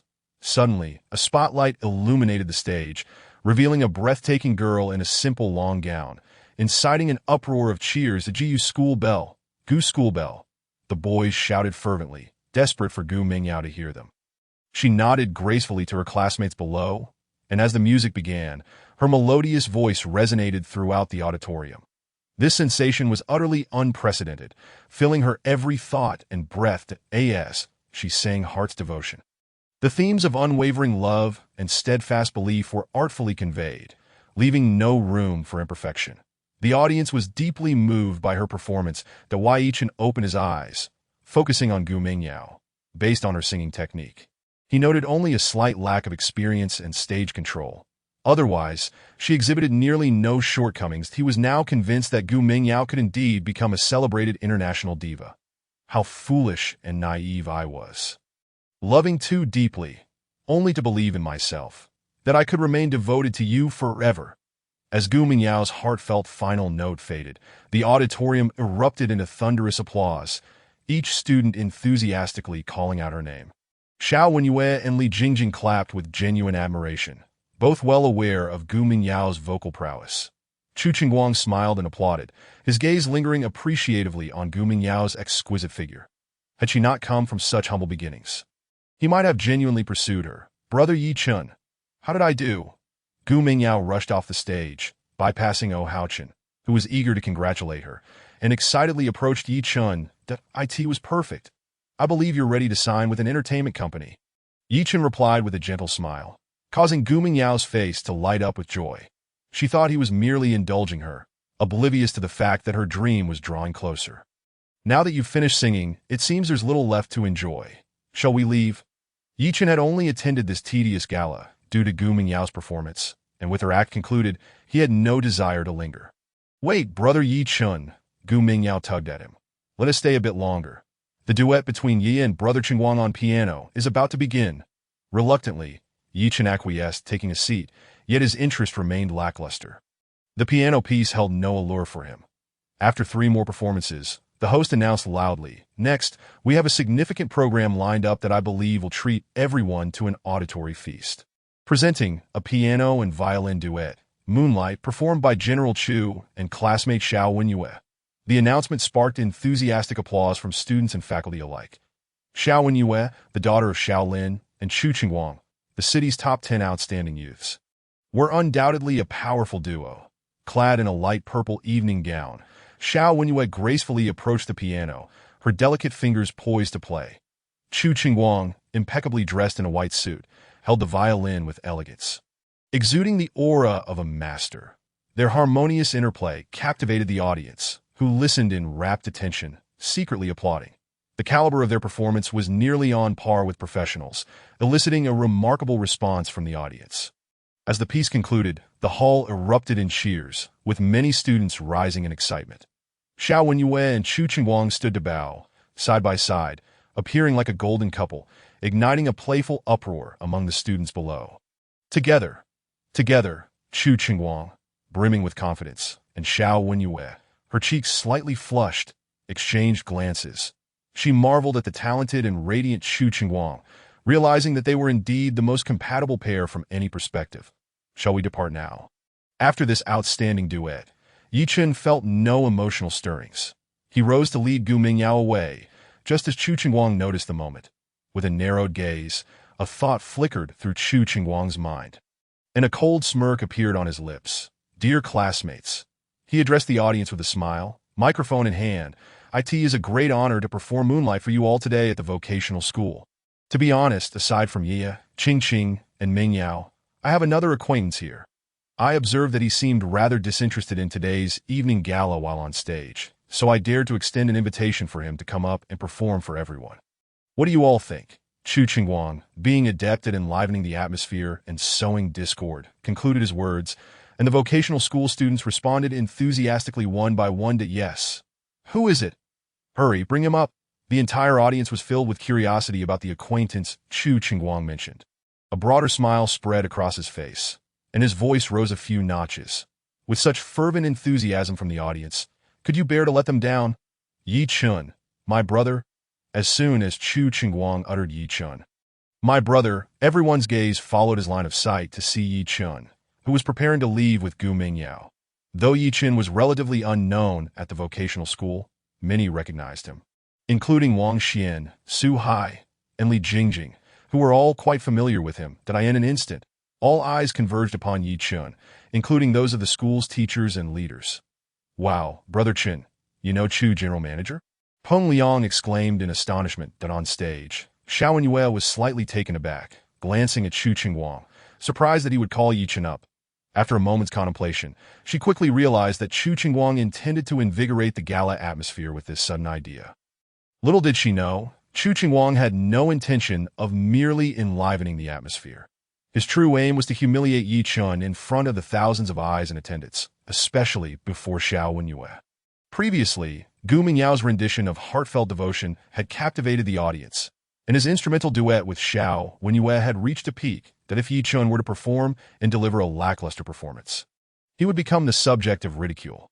Chu Qingguang sought to publicly compare himself to Ye Chen, revealing the vast chasm between them to Xiao Wenyue. Below the stage, Ye Chen's steps faltered as he slowly turned around. He looked at Chu Qingguang, who wore a smile, yet his eyes held a hint of provocation and mockery. How could he not realize that this was a trap set by Chu Qingguang? With a smirk, he replied, "Ming Yao, since everyone is so enthusiastic, I suppose I shall entertain them. You wait for me over there." Upon finishing, he took a few light steps towards the stage that Ye Chen made his way up. The students erupted into applause, welcoming him, while Chu Qingguang clapped with a veneer of cordiality. Ye Chen ascended the stage. Xiao Wenyue cast a concerned glance his way, softly asking, "What will you perform? Do you need my assistance?" She worried that his performance might be too mundane, fearing that a lack of applause would severely impact his pride. "Just lend me the piano," Ye Chen casually replied, striding towards the instrument, brushing past Chu Qingguang. "Chu Qingguang, I know what you intend. Since you wish to play, I shall play along to the end."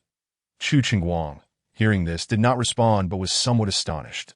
If Ye Chen was aware of his intentions, why would he still dare to take the stage? Could it be that Ye Chen possessed considerable talent?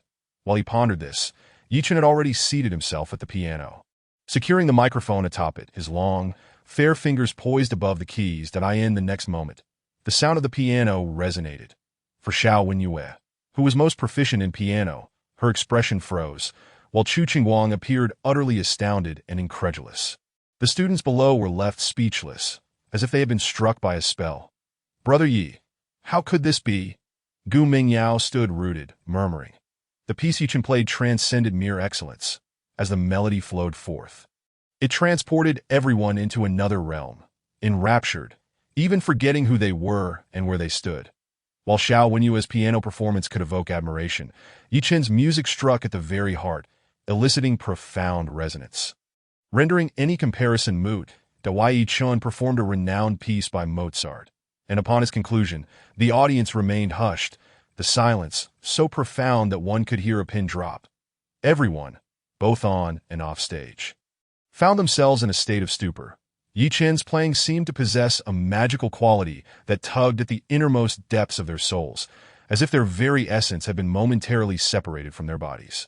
Even after Ye Chen finished, none could extricate themselves from that wondrous state.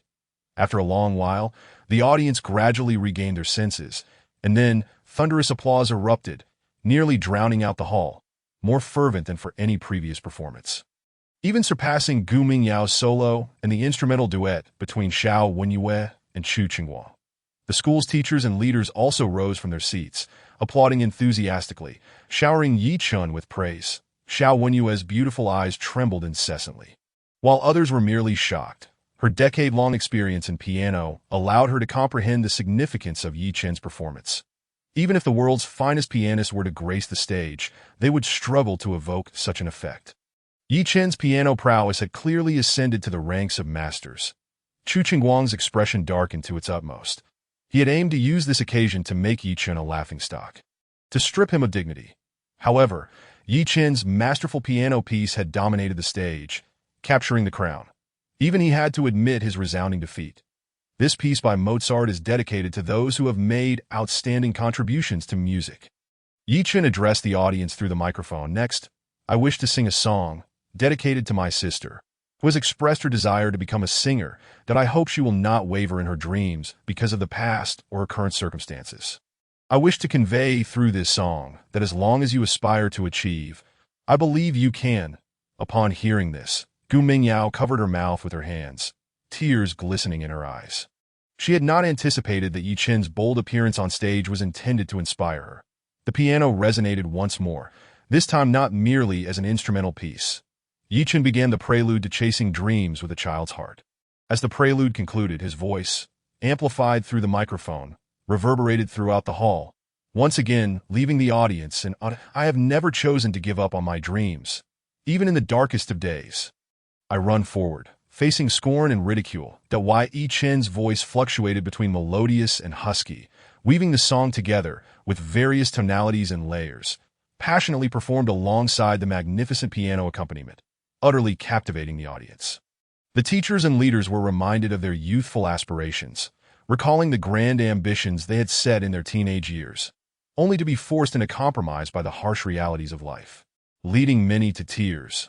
The students, too, were transported back to their childhood memories, reflecting on their innocent pursuits during elementary and middle school, the tender affections for peers, and the painful hesitation to express their feelings, ultimately resulting in relinquished dreams.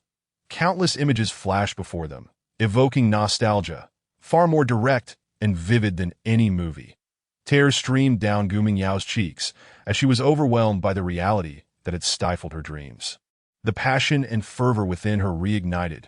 Her small fists gradually clenched. "Brother Ye, thank you. I will never give up on my dreams." On stage, Ye Chen's voice crescendoed, reaching the song's most fervent part, rather than languish. "Let us burn brightly. One day, we will sprout again, uncompromising until we grow old." As the final note resonated, the piano fell silent. All teachers and students were enveloped in their reflections and realizations about life. Regret and remorse. Nearly everyone had moist eyes, as if transported back in time, each feeling an impulse to mend their regrets.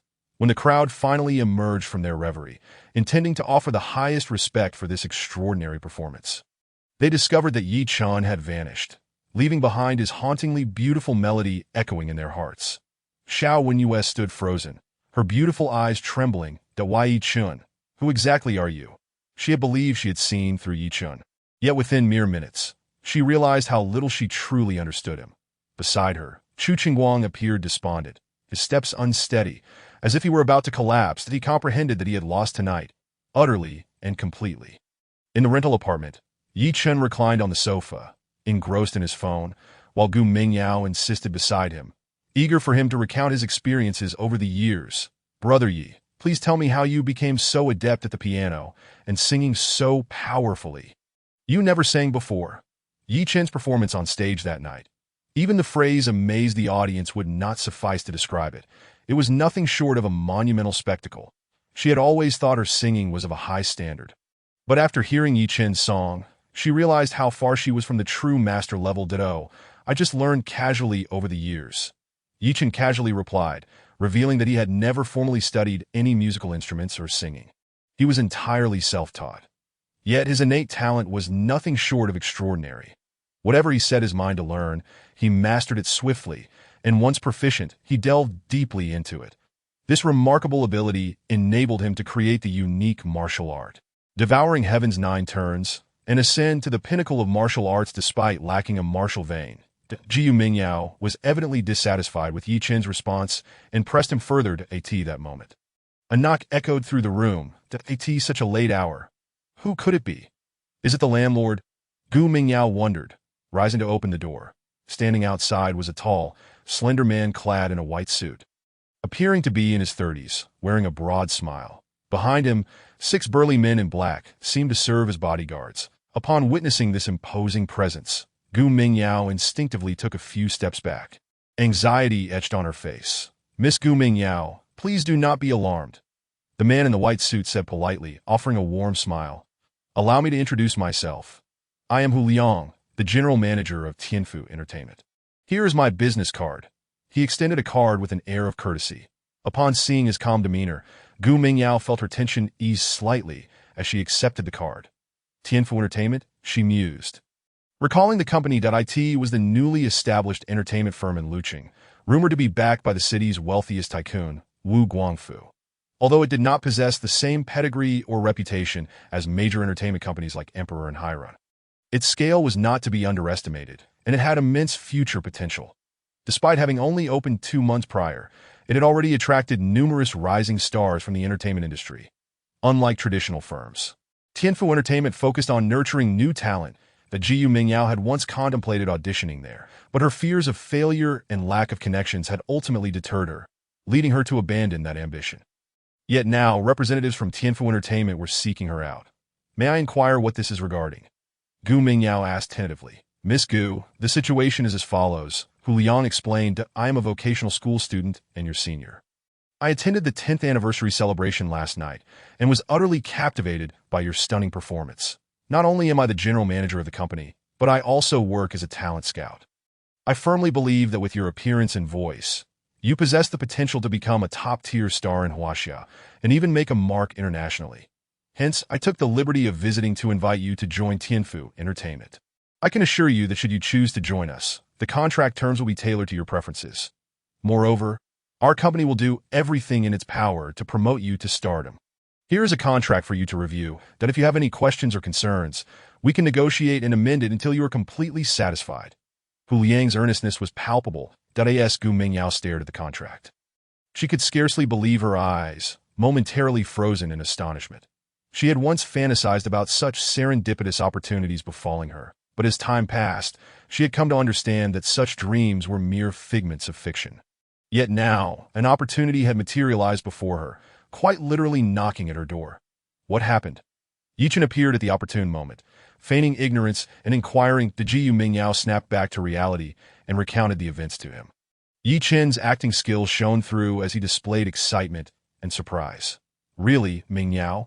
Representatives from an entertainment company have come to sign you. He patted her shoulder, his expression turning serious. Mingyao, I always said that fate would favor you. One day, good fortune would come knocking. Becoming a singer is your dream, and now, you are just one step away from realizing it. Gu Mingyao scrutinized the contract in her hands, having skimmed through it. She noted that it primarily contained benefits for the artist, with no obligations or responsibilities outlined. That it appeared to be a one-sided agreement. Tianfu Entertainment was indeed a leading company in Luqing and even in the entire Sichuan province. With the formidable Wu Guangfu as its major shareholder, and no other company would dare to impersonate Tianfu, indicating that the individuals before her were genuine representatives rather than fraudsters. After contemplating the contract for a while, she suddenly looked up at Mr. Hu. I am very willing to join Tianfu Entertainment, but may I request that my brother Ye Chen also be considered for a position? His musical talents far surpass mine, and I believe he could also shine as one of your artists. Hu Liang paused momentarily, glancing at Ye Chen. Ye Chen's gaze flickered subtly as he discreetly shook his head, and Hu Liang immediately understood. I apologize, Miss Gu Mingyao, but our company currently has no plans to cultivate new male artists. I am very sorry. Upon hearing this, Gu Mingyao's face fell. She genuinely wished to join alongside Ye Chen. Don't worry about me, Mingyao. Ye Chen smiled that if you have a dream, pursue it with vigor. Once you achieve fame, I will have a star sister. He seized the pen from Hu Liang's hand and handed it to Gu Mingyao. Go ahead and sign. Gu Mingyao gazed into Ye Chen's calm eyes, finally nodding and inscribing her name on the contract. She recognized that opportunities must be seized. If not cherished, they could slip away in an instant. Congratulations, Miss Gu Mingyao, on joining the Tianfu Entertainment family. Our company is located in Jincheng, and you may report there at your convenience. Our staff will assist you with your daily affairs. Hu Liang added a few more words of encouragement before departing with his entourage. Gu Mingyao stared at the contract in her hands, her expression dazed. Feeling as if she were in a dream, Ye Chen reclined on the sofa, a look of satisfaction on his face that he had paved the way for Gu Mingyao. As long as she was willing to take that step forward, a bright future awaited her. Aunt Xiao, your spirit can rest easy now. The following morning, as Ye Chen enjoyed a peaceful slumber, relishing the weekend, he was abruptly awakened by a persistent knock at the door. Ye Chen Gij, wake up. Gu Mingyao's voice rang from outside. Reluctantly, he got up to answer the door. Ye Chen Gij, today is the weekend. We agreed to go to Water World in Pan City. Have you forgotten?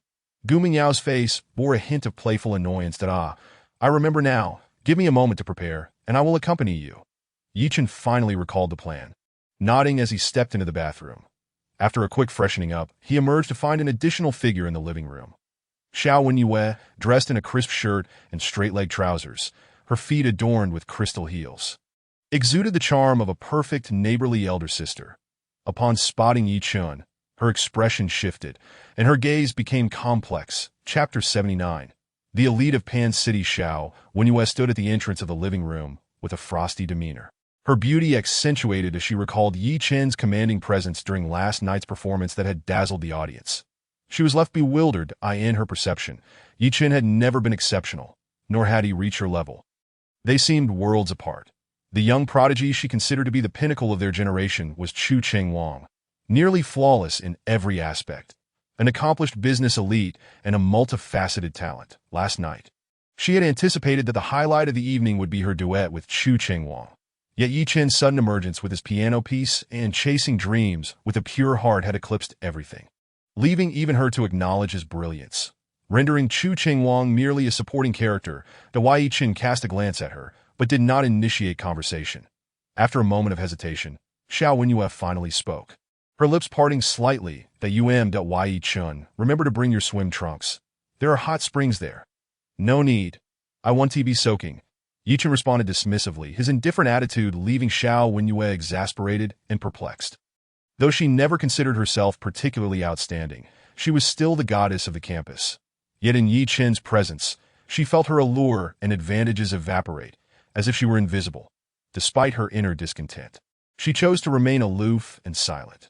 Yeah, Ye Chen Gidge, let us go, Gu Mingyao interjected, holding Xiao Wenyue with one hand and Ye Chen with the other, skipping out the door. Having signed with Tianfu Entertainment in a dreamlike fashion the previous night, her spirits were exceptionally high, and she intended to fully immerse herself in her aspirations of becoming a singer upon returning from this trip. As the trio descended the stairs, a sleek Mercedes-Benz S-Class awaited them below. While not the pinnacle of luxury vehicles, it still belonged to the million-dollar category. Chu Qingwang stood by the car, and upon seeing the three of them, he approached, greeting Gu Mingyao and Ye Chen. When his gaze fell on Ye Chen, a shadow flickered in his eyes, but he maintained a feigned smile. Ye Chen, I truly did not expect your singing and piano skills to be of such caliber. You opened my eyes last night. Not wishing to engage with Chu Qingwang's insincere demeanor, Ye Chen merely smiled in response, choosing to remain silent. Chu Qingwang silently scoffed within, yet he dared not exhibit overt antagonism towards Ye Chen in front of Xiao Wenyue. He continued, get in the car quickly. Jingjing has already left with Sister Xia, and they are waiting for us at the Pan City exit. Xiao Wenyue nodded and took her seat in the passenger side, while Ye Chen settled in the back with Gu Mingyao. Upon entering the vehicle, Ye Chen became engrossed in his phone, occasionally sharing light-hearted banter with Gu Mingyao, utterly ignoring the two individuals in front. Through the rearview mirror, Chu Qingwang caught sight of Ye Chen's unperturbed visage, prompting a disdainful smile to form within him. Ye Chen, last night you triumphed, but today in Pan City, I shall make you comprehend the insurmountable disparity in our standings. After a journey of over 2 hours, the quartet arrived at the Pan City exit, where a fully equipped pink Porsche awaited by the roadside. Within the vehicle sat two individuals, Li Jingjing in the passenger seat and a woman clad in a red qipao at the wheel. This woman appeared to be around 23 or 24 years of age, exuding an air of mature sophistication, her stunning legs on display, her features exquisite, radiating a beguiling and languorous charm, a rare beauty indeed. Qingguang, why are you so slow? We've been waiting for you for half an hour, the qipao-clad woman remarked with a slight upward curl of her lips, clearly displeased. Sister Xia, my apologies, we encountered some traffic on the way. Chu Qingguang responded with a smile of contrition, seemingly holding this woman in high regard. Xiao Wenyue and Gu Mingyao also exited the vehicle, offering polite greetings to the qipao woman. Sister Xia. The woman nodded and smiled at the two, then turned her gaze towards Ye Chen, who stood aloofly to the side, her brow slightly furrowing. And who might this be? She inquired, having never encountered Ye Chen before. Sister Xia, this is my brother, Ye Chen. Gu Mingyao hastily introduced. Ye Chen, this is Li Qiuxia. Sister Xia. Oh, hello. Ye Chen acknowledged her, but did not refer to her as Sister Xia like the others. Instead, he merely nodded with a casual demeanor. Ye Chen, Li Qiuxia's brows knitted slightly. This name had never crossed her ears within the elite circles of Lu City. She quickly recalled that Chu Qingguang had mentioned bringing a bumpkin from outside the circle today. And it seemed that was indeed Ye Chen. Li Qiuxia's expression turned indifferent as she nodded towards Ye Chen, feeling a twinge of displeasure within her, that I in the upper echelons of Lu City. She was regarded as an elder sister, having recognized Wu Guangfu as her godfather, and enjoyed significant respect, even from individuals as notable as Chu Qingguang. Yet, Ye Chen was merely an outsider, unworthy of mingling in their circles. His failure to even address her as Sister Xia was utterly presumptuous and indicative of his ignorance. Let us move forward. I've just been in contact with Su Xiao, and he has arranged our accommodations. This time, we shall indulge in a splendid experience. Waterworld is the largest aquatic amusement park in Sichuan province, constructed at a cost exceeding 80 million.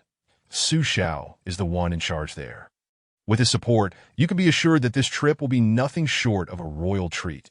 Hearing this, Xiao Wenyue, Li Jingjing, and Gu Mingyao were greatly intrigued, for they had long wished to experience this extravagant resort. Haha, with Sister Xia making the arrangements, how could we possibly worry?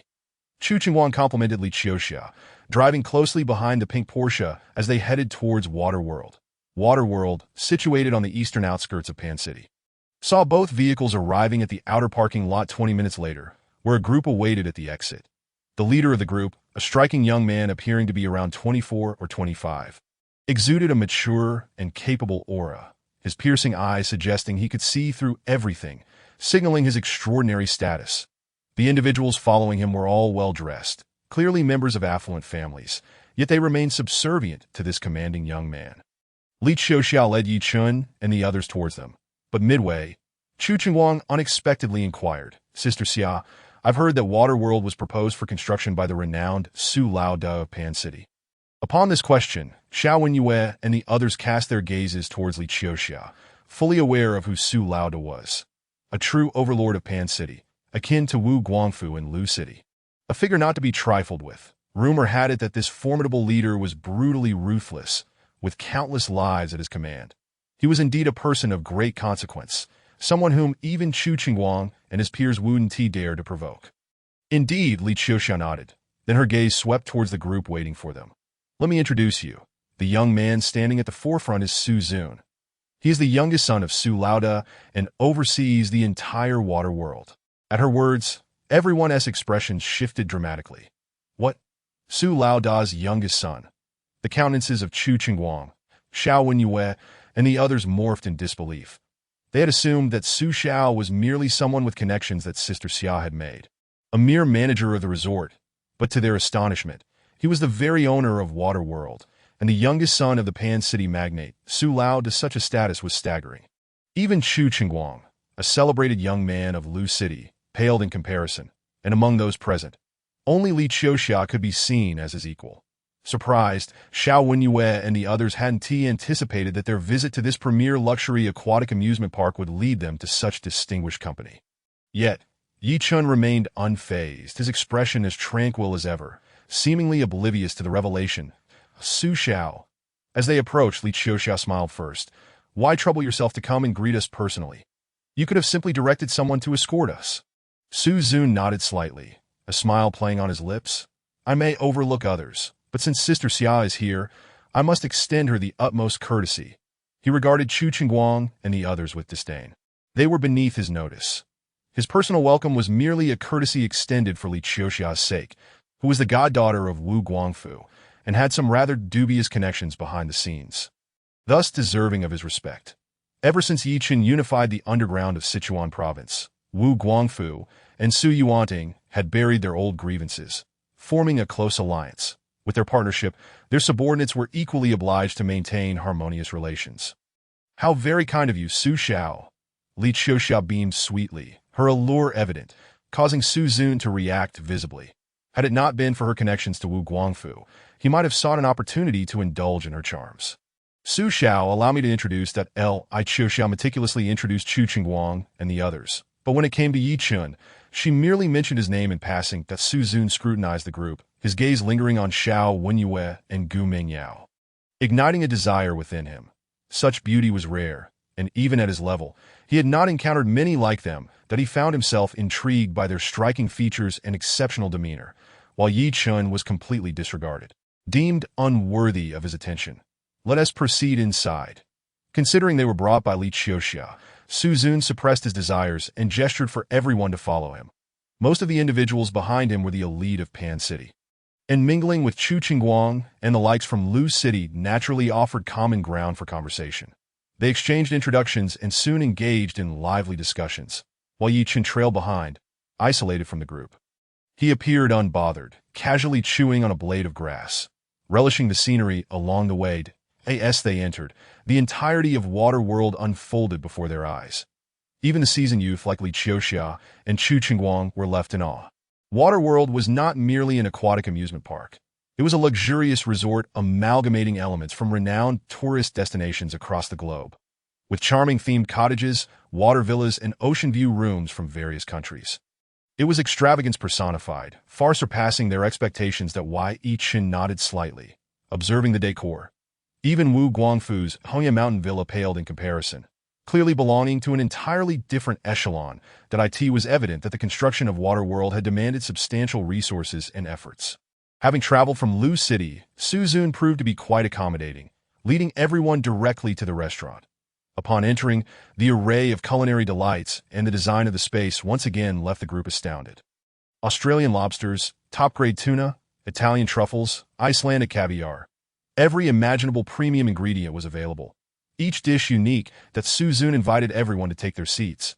While Ye Chen marveled and inquired, Su Xiao, I've heard that Waterworld cost around 80 million to build. This setup seems to surpass that, doesn't it? Indeed, Su Zun nodded, then continued. The initial investment was 85 million, followed by an additional 30 million for subsequent expansions. Chu Qingguang and Xiao Wenyue could not help but click their tongues in amazement. Although both hailed from affluent families, supported by a conglomerate valued at tens of billions, the majority of their wealth was tied up in real estate. For their fathers to consider investing nearly 100 million would require extensive deliberation. And even then, they might find themselves financially constrained. In contrast, figures like Su Laoda from Pan City could casually spend over 100 million to construct a luxurious water park, a feat that their fathers could hardly match. Moreover, there was Su Zun, merely 24 or 25 years old, already commanding a resort valued in the hundreds of millions, standing shoulder to shoulder with the wealthiest magnates. Meanwhile, Chu Qingguang was still striving for mere millions. The disparity was simply beyond description. Truly, Su Laoda, renowned alongside my godfather, exhibited a level of ambition that could only be rivaled by Lin Tianan from southern Sichuan. Li Qiuxia marveled. Lin Tianan? Su Zun chuckled lightly. Shaking his head, compare my father with Lin Tianan now holds little significance. Once, Lin Tianan did indeed dominate southern Sichuan, ruling half the territory, but now, like my father, he serves Mr. Yi. What distinction remains? As his words fell, the atmosphere in the restaurant grew heavy with astonishment. What? Chu Qingguang, Xiao Wenyue, and the others were left in shock, disbelief etched on their faces. Lin Tianan was a figure of great renown, the king of southern Sichuan, far surpassing any leader from northern Sichuan in power and influence, known for his long-standing rivalry with them. Yet Su Zun claimed that Lin Tianan was now serving him just like Su Laoda. This was colossal news that Li Qiuxia herself was taken aback. Since Wu Guangfu's trip to southern Sichuan, she had not seen him and was unaware of these developments. Noticing the bewildered expressions on their faces, Su Zun smiled gently and explained, your astonishment is understandable. This event transpired merely 2 days ago. Lin Tianan, having secured southern Sichuan, allied himself with the Tang sect. It is rumored that he harmed members of the Tang sect in Shuzhou, prompting them to seek revenge by challenging Ye to a duel at Mount Lu. The Tang sect. Chu Qingguang furrowed his brow. Is that the mysterious organization rumored to possess extraordinary powers in Shuzhou? Su Zun nodded affirmatively and continued. Mr. Yi went to Mount Lu to meet the second-in-command of the Tang sect, and though I was not present, my elder brother and father witnessed the confrontation firsthand and recorded it on video. I have seen the footage, and I must say, Mr. Yi is nothing short of a deity, that he shattered the wide platform of Mount Lu with a single strike, killing from 10 steps away with just one punch. The second-in-command of the Tang sect met a gruesome end. At this point, Su Zun's eyes sparkled with profound respect and admiration, his expression filled with longing. The others around him appeared utterly perplexed, as if they were hearing a tale from a fantasy novel, that if not for the fact that the speaker was Su Zun, the top young heir of Pan City, they might have dismissed it as sheer nonsense. After a brief pause, Su Zun continued.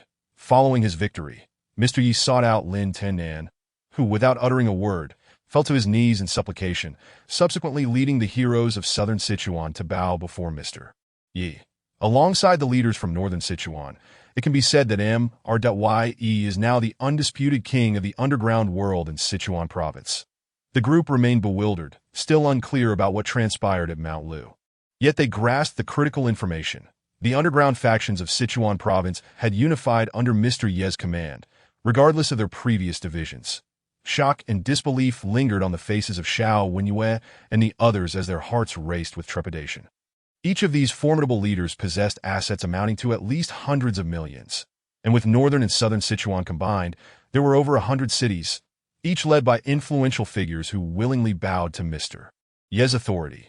Did this not imply that Ye wielded financial power in the realm of hundreds of billions, possibly even thousands? Such wealth could rival that of the billionaires on the Forbes list, far surpassing even the wealthiest family in Sichuan province.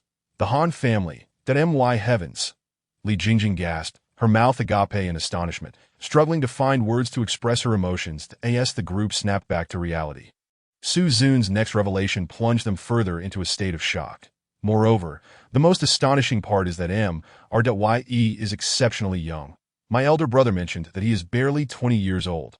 This statement left Chu Qingguang, Xiao Wenyue, and the others utterly speechless that a young man under 20 commanding the underground of Sichuan province and possessing assets in the thousands of millions. What a concept. They found it impossible to accept that such an extraordinary prodigy could exist in this world. Yet, Su Zun spoke with such conviction that disbelief was no longer an option. Chu Qingguang clenched his fists, turmoil surging within him, that he had always considered himself exceptionally talented, a standout among his peers. But upon meeting Su Zun in Pan City, he recognized the vast chasm that separated him from true elite status. Now, a youth under 20 loomed over Sichuan, commanding respect from countless others. The monumental challenge of reaching such heights weighed heavily on his mind. How much time would it take to achieve such greatness?